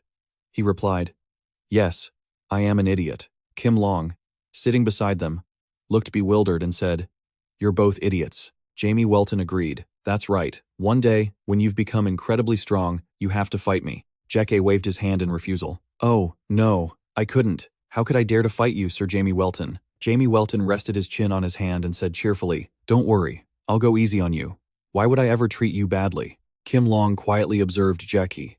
A demon king always dies at the hands of a hero. It was like an absolute, unchanging law. That law hadn't been broken for 665 centuries. The battle that stopped the giant's attack seemed to have concluded everything, but it was just the small beginning of a massive upheaval yet to come. The next morning, a voice called out, "Are you Jeke von Pan Holy Bait?" Jeke von Pan Holy Bait bowed respectfully and answered, "Yes, that's me." Mondan introduced himself, with Canadan standing beside him. "It's a pleasure to meet you. You must be surprised to be summoned so early in the morning, right?" Jiki replied, "Not at all, sir." The man continued, "It's nothing serious. I simply heard you performed a great service in the battle against the giants yesterday. Even the investigator from the Imperial Palace mentioned your contribution." He responded tactfully, "You're too kind, sir. I was only fulfilling my duty as a hero of the Deutsch lineage." The man laughed loudly, emphasizing his words. "As a hero of the Deutsch lineage, you say? That's right. For a hero, that's only natural. I've summoned you because, as Lord, I wish to assign you a mission. I'm entrusting this to you. In the northwest, at the end of the world, beyond the Heisei Mountains, it seems a lich has appeared in the village of Forbesea. I've heard the entire village has been massacred. I want you to handle that monster." Jeke von Pan Holy Bait replied worriedly, "Yes, sir. Forgive me, but aren't the Heisei Mountains the giant's territory? Furthermore, a lich is an L-rank monster, my lord. I'm truly sorry, but I'm only a C-rank hero." "Not giving him a way out," Mondan said. "Yesterday, the investigator from the Imperial Palace told me you single-handedly defeated a giant. If that's true, then your rank is even higher than that of our own pride of Deutsch, Sir Canadan. Only you can accomplish this mission." He spoke in a cold voice, with a hint of a threat. "Are you saying the investigator from the Imperial Palace lied to me?" The boy replied, "That's not what I meant, sir. Just getting to the Heisei Mountains will take at least 7 days. I've already prepared extra compensation for you," Canadan, standing nearby, added. "The Lord himself is entrusting this important mission to you. You should hurry up and show your gratitude." Jeek thought to himself, "The Lord trusts me?" He answered cheerfully, "Yes, sir. I will definitely destroy the lich and live up to your trust." As soon as he left the hall, Jack's steps grew faster and faster. He ran, thinking, "Father, the Lord has finally acknowledged our family, the Von Pan Holy Beats." Meanwhile, back in the hall, Mondan's hand was clenched into a fist. He slammed his hand on his chair. He cried out in frustration, "If rumors get out that our Deutsch territory was saved by a kid like that, what will the other territories think? Canadan, are you certain he's the one who took down the giant? Could it be that someone from the Imperial Palace or you did all the work? Did that brat just happen to take the credit?" Canadan also frowned and replied loudly, "I was also flustered at the time, so I'm not sure, but the truth doesn't matter. If a knight of Deutsch says it, then everyone will believe it. Forget it. If it gets out that the Deutsch territory had to rely on an F-rank family, the whole world will laugh in our faces. Heck, other families might even start eyeing our city. Something like this must be handled decisively." Hearing this, Mondan sighed and said, "I almost forgot to mention, the thing that appeared in Forbesea isn't a normal lich, it's an archlich. If that kid is truly G-rank, he'll survive somehow. If he actually manages to defeat it, we'll give him some minor title. Keeping him as a knight of the city wouldn't be so bad. Even so, I'll make sure his rank always stays low. Don't worry, that's what good friends are for, right? Everyone now thinks that you and Alexia took down the giant together. If we ignore an A-rank family and say an F-rank family defeated the giants, your family would be finished. And if he disappears for good, all the better. After all, it's a family no one cares about. Isn't that what a peaceful, unchanging world is all about? For an F-rank family, 5 gold coins is more than enough for funeral expenses. As soon as he received the mission, Jiki set out with everyone. Sitting in the carriage, Jiki complained, "He's a lord, and he only gave us 5 gold coins? So stingy." Kim Long, sitting next to him, retorted, "The money isn't the point. The fact that the Lord gave you the mission directly means you've been recognized to some extent. Recognition should be shown with money. He can keep that kind of recognition, that's just words for himself. So, how much do you recognize Jack, paying him such a pathetic salary?" He let out a surprised, "Oh," and said, "You're so cold. How can you measure a person's heart with money?" JK put on a happy face, thinking to himself, "I can do this. I'll definitely do it." And so, he, Jamie Welton, Kim Long, and Scotton sped along in the carriage to their mission. Just then, Jamie Welton, lying in the carriage, called out, "Oh, that reminds me. I heard your younger siblings went to the Imperial Palace, JK?" Jakey replied cheerfully, "Yes, sir. They went on a study trip. They're so excited because they'll get to meet the Holy Emperor in person and see many interesting things." He asked, "What are your siblings' names?" He answered, "My sister's name is XNY, and my youngest brother is Jedin." Kim Long teased, "You sure were quick to ask." He simply replied, "Their lives have nothing to do with me." Jack, driving the carriage, said excitedly, "They both see you as their benefactor, sir. They said they'll study hard to become outstanding heroes and help you, Sir Jamie Welton." Jamie Welton complained, "That exploitation is your problem. Whatever you do with the money you earn is your own accomplishment. Just leave me out of it." Kim Long chuckled softly, "So you do have a conscience after all." He then shouted, "Of course. Someone sacrificed their entire life to raise them. So shouldn't they become even greater heroes?" Hearing this, a faint smile appeared on Jackie's face. Jamie Welton glanced at him for a moment without saying anything, then suddenly asked him, "Jack, what do you think a hero is?" He immediately replied, "Sir, heroes are those who were blessed by the gods and who defeated the Demon King in the battle 665 centuries ago." He retorted, "Don't give me that textbook answer. I'm asking about that hero title you and your ancestors risked your lives for. You must have your own definition of a hero, right? What you really think." Jekepon Holy Bait turned to look intently at Jamie Welton, then turned away to gaze up at the blue sky. He answered his question, "I think it's bottomless courage. Because the Demon King is terrifying. You don't even have to mention the Demon King. This world is filled with countless monsters and demons. There's not a single creature weaker than humans. Compared to them, humans are much weaker. But the moment a hero appears, when the hero arrives, hope is rekindled. As long as the hero doesn't fall and continues to stand firm at the forefront, everyone will think the same thing, right? The hero hasn't fallen yet. So let's just try a little harder. When 10 people, 100 people, 1,000 people join forces, I believe humans can overcome anything, even if the opponent is the Demon King himself." Jamie Welton grumbled, "Why are you being so long-winded?" "So, to sum it up, if you're not afraid, you can't fail. Is that it?" Jack replied with an awkward laugh. "I guess that sounds right." Jamie asked curiously, "Then what's the point of having F ranks and D ranks? Furthermore, what's this whole pure blood business? In the end, if all you need is willpower, anyone can be a hero, right? So, why are there people who get rich off those ranks, while others are scorned to the point of living in misery?" Jack lowered his gaze and said pensively, "But, the Demon King is still incredibly strong. Willpower alone isn't enough. Since we have to confront and defeat him, don't we need to select heroes with superior combat abilities?" Jamie Welton continued, "Combat ability, magical power, grades from elementary, middle, high school, and university. Even all that isn't enough. At the academy, it's money, sponsors, pure bloodlines, so many things. Honestly, I used to think heroes were people who received a divine decree from the heavens, bathed in light, an existence that anyone could recognize as the chosen one, at a glance, a destiny you could see from the first meeting. I was a little scared of it, but it's all so ridiculous." Kim Long glanced over at him, but Jackie said, "If we're going by everyone else's standards, then I have nothing. Education, money, sponsors, bloodline. I don't meet a single one of the requirements. I guess I really am a miserable failure." Jamie Welton thought to himself, "That's exactly why I chose you, kid. And as for me, someone who's been beheaded for tens of thousands of years, leading a bunch of fools like you, I must be the greatest loser of all." Suddenly, Kim Long spoke up. "Hey, Jamie Welton, how did you meet that new servant of yours?" Jekka glanced at Scotton, who was sitting beside him. He answered, "I put up a recruitment notice and he just showed up. He insisted on the job." "Is that so?" she mumbled. Then, as expected, she whispered in his ear, warning him, "Be careful of him." He asked her, "You know him?" She replied with suspicion, "I have a guess, but I can't say it out loud." But at that, Jamie Welton burst out laughing, drawing her attention. He revealed a cunning grin. "Have you forgotten who I am? To me, everything in this world is just a game. There's nothing I need to be careful about." She advised him, "Suit yourself. I've warned you. But Jamie just laughed loudly. Don't worry, he said. I'm being as reckless as I possibly can. As the two were talking, Skaten cast a cold glance at them. And so, the carriage continued to rumble forward. By midnight, in the mountains, a pot of stew was simmering. The four of them ate, laughed, and talked cheerfully together. After they finished eating, Kim Long and Jamie rested, while Skaten and Jeke trained together. Seeing Jeek fighting, Jamie Welton smiled faintly with satisfaction. And then a short while later, Jeek, Jamie Welton, and Kim Long fell asleep. Behind them, Skaten stood on a large rock. He stared straight ahead, then silently leaped down. The next morning, he returned, carrying a massive wild boar to cook, much to the others' surprise. And so, their journey by carriage continued.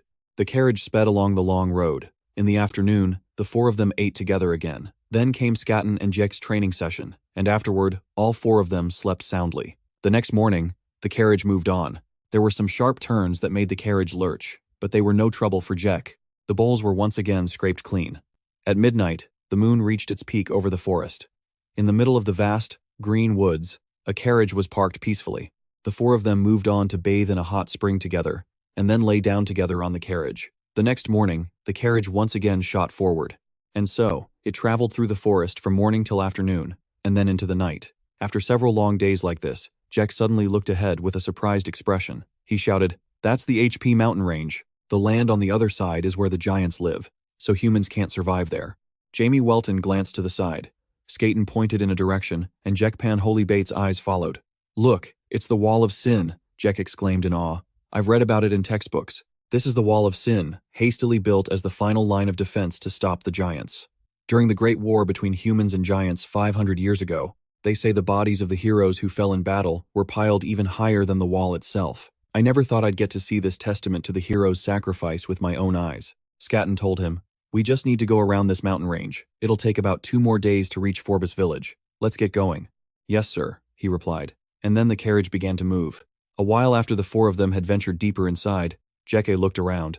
Now, the forest had become bleak and gray. He said to the others in confusion, "I think this is the place, Forbus village." Suddenly, a voice called out, "Jake, go on ahead and capture the lich." He stammered in fear. "By myself? I'm scared." Venturing deeper inside, there were corpses slumped by the windows of houses, and more bodies scattered across the road. As Jeke entered, he thought to himself, "The smell is horrible. They've all been dead for a long time." He scanned his surroundings, thinking, "Where is the mausoleum? I want to catch this lich quickly and get out of here."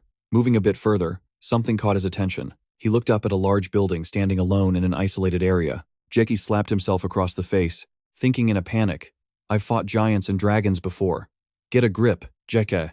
He then approached the building. He pushed the door open and slowly stepped inside, and said with a nervous laugh, "Pardon the intrusion." He was horrified to see countless corpses hanging from the ceiling. He thought to himself in terror, "All these bodies hanging here. What in the world are they?" Suddenly, a voice rang out. "I have 5 silver coins. Passerby, please help me out. Give an alms of 7 silver coins, and heaven will be closer. I'm just 7 coins short. If you want to pass this way, then give alms. 7 silver coins." What a mysterious old man. Holding out his hand, he continued, "If you refuse, then I'll just have to push the boat to send you to the other side myself." Jek stared intently at the old man. He answered sheepishly, "I'm sorry, but I don't have that much money. And besides, shouldn't I be the one giving you a push?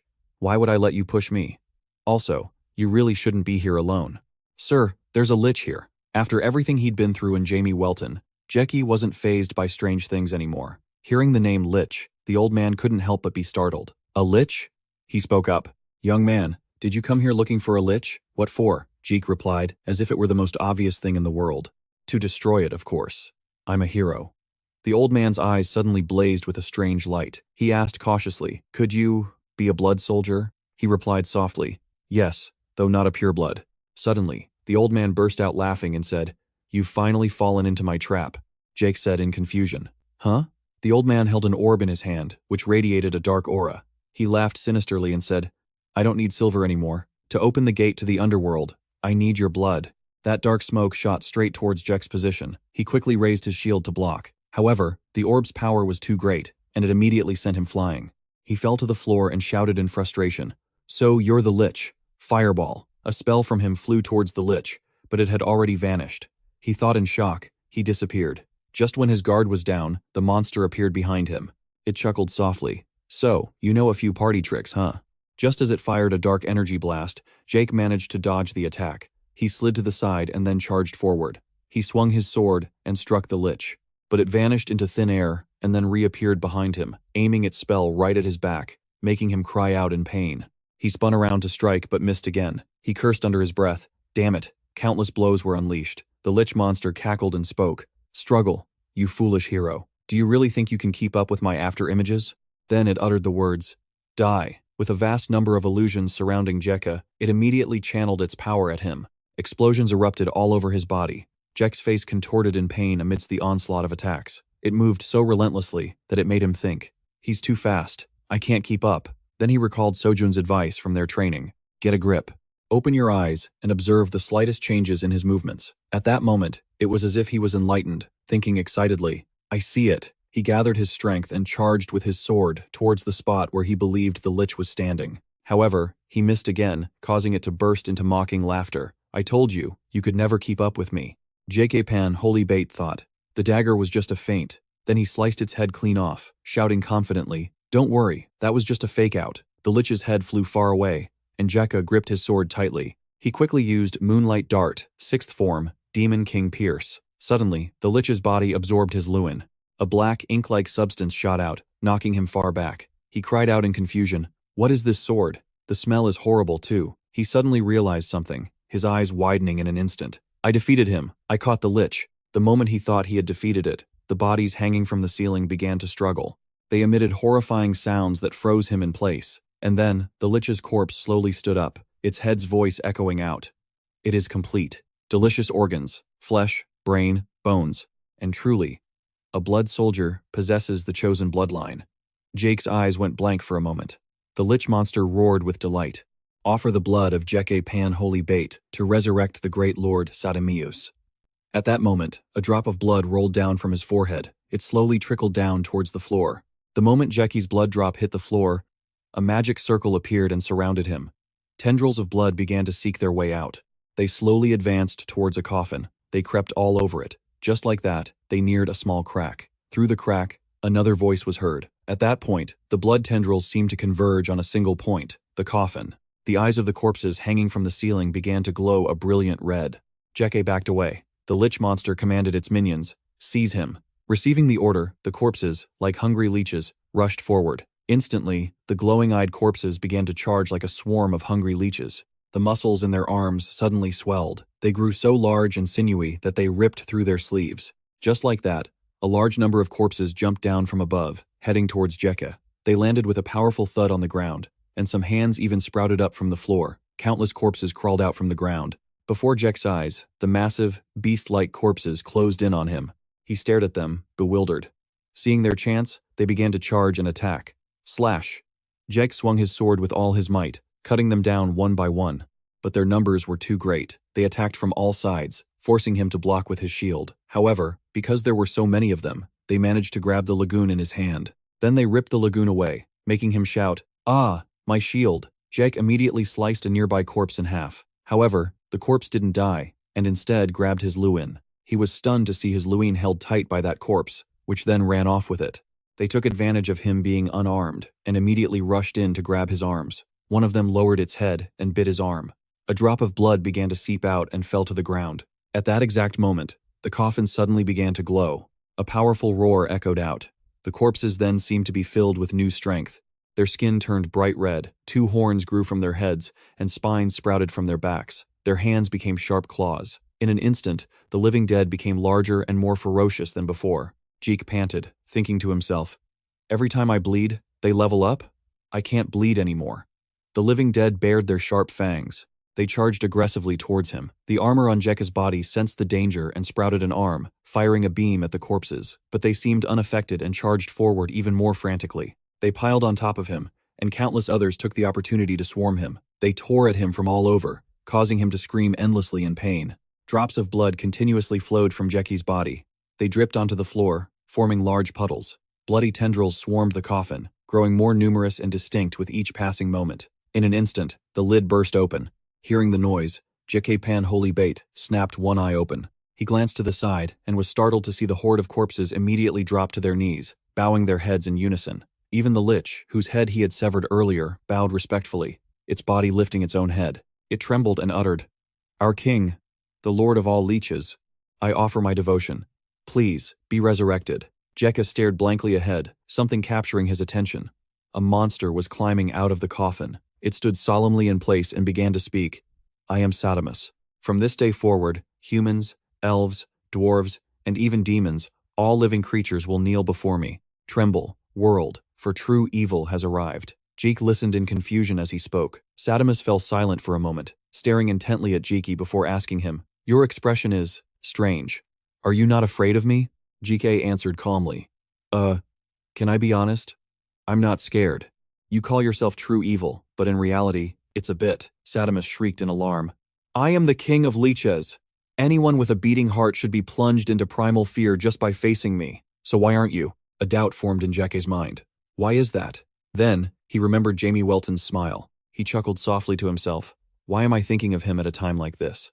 Sadamus seemed provoked. He roared, "You're laughing? You dare laugh in my presence? Do you have a death wish?" Suddenly, Jamie Welton, along with Kim Long and Skaten, kicked the door down and stormed in. He declared loudly, "Do I really have to step in for just one lich? What's taking so long? Let's hurry up and finish this. I'm starving to death over here." Jacopan Holy Bait saw him like a ray of light. He called out loudly, "Sir Jamie Welton." And then Jamie looked up at Sadamus. He said, "What's that? Who's that gloomy, shriveled-up geezer who looks like he's been rotting for 10,000 years? These words infuriated Sadamus even more. He gritted his teeth and hissed, his voice trembling. He said, how dare you speak such disrespectful words to me? Oh, you who are dead, kill them now. Grant them the most gruesome end." Hearing the command, the horde of corpses immediately rushed toward Jamie. He let out a soft yawn, and with a single swing of his hand, the wave of corpses charging at him was sliced in half.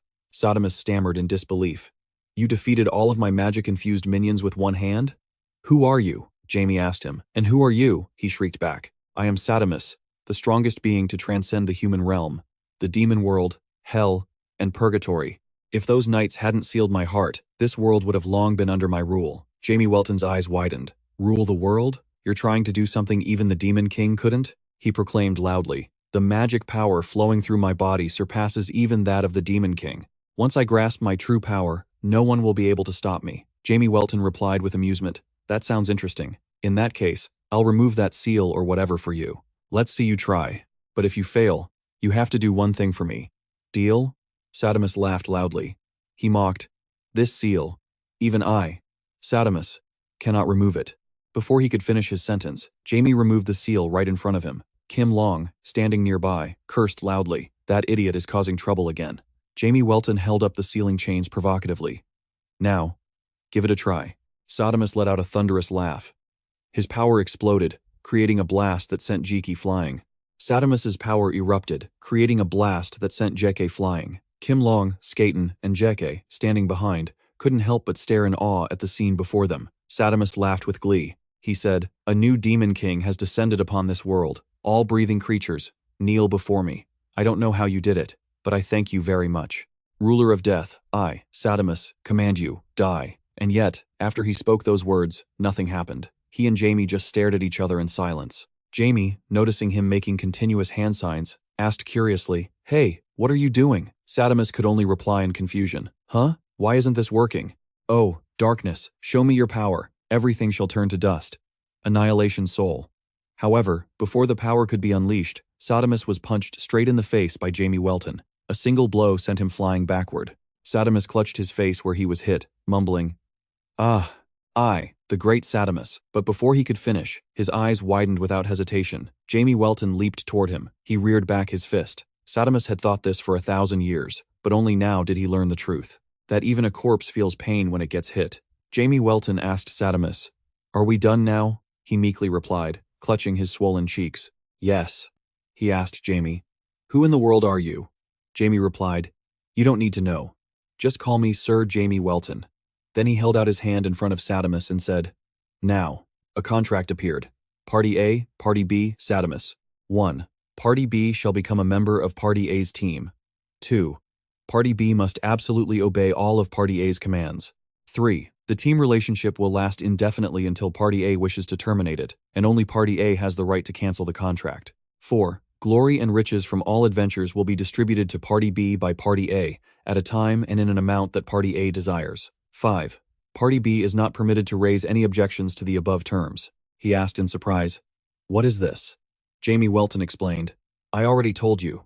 If you couldn't rule the world after the seal was broken, you'd have to follow a condition I set. Besides, I need an employee for the consignment shop anyway." Sadamus said nothing and just stared blankly at him. He pointed at the contract and complained, "This contract seems extremely unfair." Jamie replied, "I know," which made him freeze. And so, a little while later, the group was on the move again, heading back in a horse-drawn carriage. Sadamus glanced at Jamie Welton, who was sprawled out in the back. He turned his head away, looked down, then looked up again. He saw the majestic scenery ahead, and an indescribable emotion crept into him. He spoke unconsciously, "I am Sadamus, a great mage. 1,000 years ago, during the 655th Great War, I fought alongside the last knight against the Demon King. That's the kind of mage I used to be." Jekapon Holy Bait asked him curiously, "You were a comrade of the last one in that battle?" He nodded in response. "That's right," Jeke asked him, perplexed. "But how?" He recalled the past and explained, "In the final battle, I was cursed. I was struck by the killing aura of the demon of sloth, which caused my flesh to slowly rot away. After the Great War ended, the last knight also passed away. In that party, I was the only one lucky enough to survive. Back then, I thought it was a blessing. Every day, there were parties celebrating me as a hero who had overcome the apocalypse. But when night fell, the pain from the curse would take over my body. The curse of the Demon Duke is something no one can break. In agony, I slowly turned into a monster and finally resorted to forbidden magic." Deke then asked, "Dark magic?" Simos agreed, saying, "Yes, I made a pact with the darkness and obtained eternal life. But then, the Holy Empire discovered the truth, and one night, Jodi Na launched a surprise attack and sealed me in this ancient tomb, in a small village deep in these mountains, as if I were some unclean thing that shouldn't be allowed to exist." Back in the present, Simos chuckled bitterly. "Well, it makes sense. A comrade who ended up joining forces with the darkness and becoming a necromancer. How could they ever tell the world about that?" Decay comforted him. "That's such a sad story." The man asked him back, "A sad story?" The boy replied, "Yes, your story, Sir Simos, doesn't appear in any of the hero textbooks. You fought to save the world, but in the end, you were cursed, forgotten, and locked away alone in a dark tomb." He replied as if it were a matter of course, "Isn't that the fate of a hero? It would have been better if I had died on that final day. At least I would have been recorded in the Holy War textbooks. Those who survive never have a happy ending. But of course, you're probably still the 5th generation, so you've never thought about the lives of us 4th generation folks. Have you?" Asked such a question, Decay fell into deep thought for a moment. Simos looked ahead again and began to speak. 1,000 years ago, when I was locked in a coffin and brought to 4, I passed through this very road. How strange. 1,000 years have passed, yet nothing has changed. Lying behind them, Jamie Welton exclaimed in shock. 1,000 years and everything is still the same?" Simos replied, "That's right. I remember it clearly, because it was the last sight I saw before I closed my eyes." Back then, as he lay in the moving coffin, he saw the scenery outside through a crack, and tears streamed down his face. The view back then was exactly the same as it is now. Not a single thing had changed. Jamie Welton asked curiously, "You mean it looked exactly like this back in the 6th century? Kim Long asked him, "Is there a problem? If there's no reason to change, then things stay the same." He slowly sank into his thoughts. Everything operated in its proper order, in a perfect system, a world where nothing ever changes. No matter how much you struggle, it's all meaningless. Everything is just as fate decrees.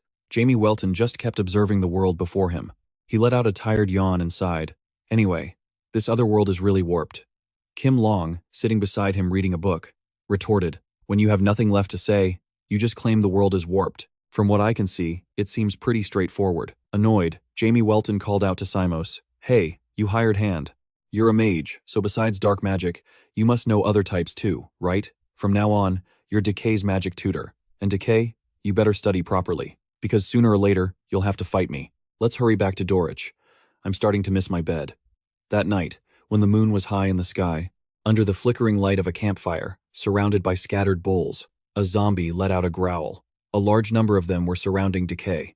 One of them immediately leaped forward to pounce on him. He calmly sliced it in half, but its body reattached itself, and it instantly roared and charged again. Just then, a glowing orb shot through the air, hitting the zombie squarely and causing it to burst into flames, screaming in agony. Simos reminded him from behind, "When fighting zombies, Physical attacks are useless. You must purify them with holy flame. Awaken the sacred fire within you. Decay. Believe in the presence of the divine. Feel that boundless entity, that endless source of energy. The boy said, I'll try again. Meanwhile, Jamie Welton, Kim Long, and Skatten stood outside, observing. Jamie Welton spoke up, asking Skaten, how's Decay doing?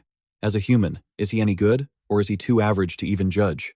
He praised, he's excellent. Jamie asked, really? Skatten nodded in response, yes. At 23 years old, if all goes well, in about 20 years, he could fully blossom. He asked, and, after he blossoms? Skatten replied, D+ rank. A D+ rank won't be a distant dream anymore. Jamie Welton was lost in thought. He muttered, D+ rank, huh? Not bad at all. At that moment, Skaten spoke up. Well then, I should go teach Decay some swordsmanship. Kim Long, sitting next to Jamie Welton, spoke, but, aren't you going back to headquarters? Your family is having some trouble. Jamie Welton said nonchalantly, just forget it. It's probably just another one of their schemes anyway. I was planning on just letting those 7 die a slow, miserable death. She was silent for a moment, then said, let's just suppose, if there were no demon king, how would the demon race act? He looked at her with a serious expression. She continued, a war will break out in 20 years. The demon world has to attack the human world, but without a demon king, who would face the hero? He replied, without a demon king, they probably wouldn't attack the human realm. The energy source, called demonic essence, takes 80 years to create. It's thanks to that power that they can ravage the surface world. Now that their core weapon is gone, what do they have to fight with? Kim Long exclaimed. So there's a chance the Great War in 20 years won't happen? Jamie Welton replied, startled, it's a real possibility. She nodded as if she understood. I see. So that's how you'll bring Alex and Deus back, isn't it? If you go back and say you'll continue being the Demon King, they'll automatically return because their reason for existing will be gone. He chuckled softly and said to her, so I just have to pretend to go back, right? Because my existence here has disrupted the natural order, including the Great War? She laughed in response. Don't just pretend, go back for real. You insect. For now, that is. He calmly replied. All right, I'll go back. Kim Long exclaimed in shock. Really? He added. If I die. She clicked her tongue lightly. A while later, at the building where Simos had awakened, someone quietly entered. The person stood before the coffin, just staring at it. Suddenly, a laugh echoed, drawing the person's attention. The Lich jeered. Another new sacrifice has offered itself up to the masterless coffin. Oh, spirit of the dead, awaken and take this new body. Devour this new soul. As soon as the command was given, countless hands immediately shot up from the ground. Zombies began to rise from the earth. They swarmed together and rushed towards the mysterious person's position. But then, a flash of light appeared at the entrance. It flashed so brightly that the Lich had to look over cautiously. With a single slash, the Lich was cut in two. And then, the sword spun continuously, flying through the air. The horde of zombies looked up at the sword in a daze. Very quickly, they were all sliced in half by the blade, falling to the ground one by one. The sword flew back to its master, just like that. The mysterious figure raised a muscular arm and calmly caught the blade. He looked down at the undead bodies scattered across the ground when a voice suddenly called out. Seeing the holy sword Antazer fly by, I knew you must have gotten here first, right? Kadinia walked inside and said confidently, It's been a while, hasn't it, Lord Ojidon? Hearing this, the man immediately took off the hood covering his head. Ojidon Panhes of the Zodiac Knights, from the Holy Fruit lineage, he said cheerfully, My dear friend, what's with all this Lord Ojidon business? There's no need for such formalities between friends. Just call me Ojidon. Seeing him about to throw an arm around his shoulder, Kadinia quickly pushed him away and reminded him, We are comrades, not friends. But hey, you were pretty fast, weren't you? I thought you had just gotten here, he replied. It wasn't me. Someone was here before I arrived. He recalled that, according to the records, the one sealed here was Sadim, the great sorcerer who once fought alongside the last group of heroes 1,000 years ago, yet willingly made a pact with the darkness and became the Lich King. Not an ordinary Lich. If it wasn't someone at our level, a Zodiac Knight, no one could have defeated him. Yet someone took care of him before we even got here. It's strange. So many unusual things have been happening lately. Dragons, who signed a peace treaty, keep appearing. And a few days ago, giants attacked an entire fortress. Ojidon exclaimed in shock. Giants attacked a city? Kadinia explained. The investigation shows they fled their mountain range in a great hurry. He asked him, Fled from what? He responded, It's unclear. That's precisely why I came to the Hesperus mountain range to investigate. Lately, things have been happening that defy all common sense, including them. Ojidon excitedly shouted, By them, you mean that group with the guy named K, right? I heard you've been obsessed with some kid lately. The entire Holy See is buzzing about it.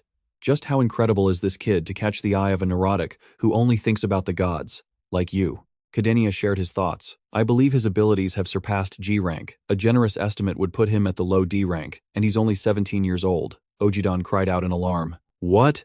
Then we should bring him to the Holy See immediately, right? And here you are, keeping him all to yourself. Are you trying to hoard him? Kadenia replied. He's the one who refused, but he'll come eventually, because the gods never use their tools carelessly. Enough idle chatter, let's move out. Investigating the giant's strange statues won't be easy. The moment Kadenia turned to leave, Ojidon threw an arm over his shoulder. He burst out laughing, shaking Kadenia back and forth as he said, with me, Ojidon of Scorpio, and you, Kadenia of Libra, what do the two of us have to fear? This is the first time we've been on the same team since we were rookies. I'm so excited, Kadenia replied blankly. That time was a catastrophic failure. We haven't been teamed up again since. Why did that lunatic send you here, even after I objected? Ojidon said, not paying it any mind. I'll just assume that means you're happy to see me. This made Kadenia stare at him in astonishment. Ojidon then shouted, hey, did the Holy See give you a private airship, too? How come I didn't get one? He answered. Of course not. You've already wrecked 3 of them, he replied blankly. I did? Meanwhile, while Jamie Welton and Kim Long were resting, the other 3 gathered in a corner. Sadim said in a loud voice, that is the source of magical power. As J.K. created an orb between his hands, he immediately shouted, Mana, he explained. Depending on whether its nature is offensive or defensive, it is divided into black magic and white magic. There are also countless other types of magic based on the natural elements that make up this world, but in essence, they are all the same. It is the sacred energy bestowed by the gods. Scathon said tensely. Even apprentice mages must train for at least a year to be able to create a mana crystal, and yet, you materialized it instantly. Jeki is developing at an incredibly abnormal rate, as if something is approaching very quickly, and he is being artificially manipulated to prepare for it. Jeki didn't respond, merely looking down silently at the 2 orbs before him. By then, it was the middle of the night. The moon was high in the sky, and the forest grew quiet. In the depths of the world, in Maidos, the city of 1,000 black towers, Ifrit brazenly pushed open a door and stormed in. His eyes widened in panic when he saw the 2 people in front of him. He yelled, You're still alive? At that moment, Alex and his subordinate glared at him. Ifrit cried out in terror. What's going on? We held a funeral for you guys because we thought you were dead. Alex spoke up. Now it's your turn, Ifrit. You are the final piece. You must make the volcano erupt toward the continent. Ifrit screamed. If you do that, everyone will perish. Both the human world and the demon world will be destroyed. After he said that, Alex curled his lip into a smile. He said with glee, that is precisely what I desire. Meanwhile, Jamie Welton's group was sound asleep. Flowers bloomed all around them when suddenly, large cracks appeared in the ground, and the violent tremors woke Zeus, Kim Long, and Jiki from their dreams. A giant vortex appeared before Zeus's eyes. The ground began to dance, and the mountains also started to crack open. The mountain split in 2, and something slowly rose from within. A giant black horn emerged, hot blood gushed out, and flames continuously shot out from the vortex. They struck the surrounding castles, setting them ablaze. They slowly sank into an endless sea of fire. The sandcastles of tiny creatures were swept away without any resistance. The volcano erupted more and more violently. Even Ojidon and Kadenia, who were far away, could see it. The volcano burned so intensely that the nearby airships were incinerated by the flames. Kadenia's eyes widened as he looked around. The airship was slowly falling. Strange things began to emerge from the volcano. A plume of black smoke billowed up, growing larger and larger. The thick black smoke blotted out the world's light, and black ash rained down. Today is the day. The end of the world. Before Jek's group, the scene was horrifyingly terrifying. Jek shouted in a panic. How could this be happening? Jamie Welton gave a wry smile and cursed inwardly. Alex, that madman. Behind him, Kim Long shook his head in despair. So, that day has begun 20 years early, and now, a word from the author. Hello, I am author Kim Do. It's already been over a year and 2 months since I started the series, hasn't it? The students among you have probably moved up a grade, and those serving in the military are likely nearing their discharge date. And those of you who are working have probably been working very hard, and those of you who choke the chicken 5 times a day are still at it, I see. Time flies so fast. As for me personally, if you include the preparation time, I've been working non-stop for about 2.5 years. Model, I'm going to take a short break to recharge my energy, and we'll be back soon with Season 2. Please hang in there for me. And remember to give a like to the guy who made this video. And that's a wrap, folks. If you want to keep following this series, go ahead and smash that subscribe button. While you're at it, gently tap that like button too. Thanks for watching all the way to the end. Gambling with love.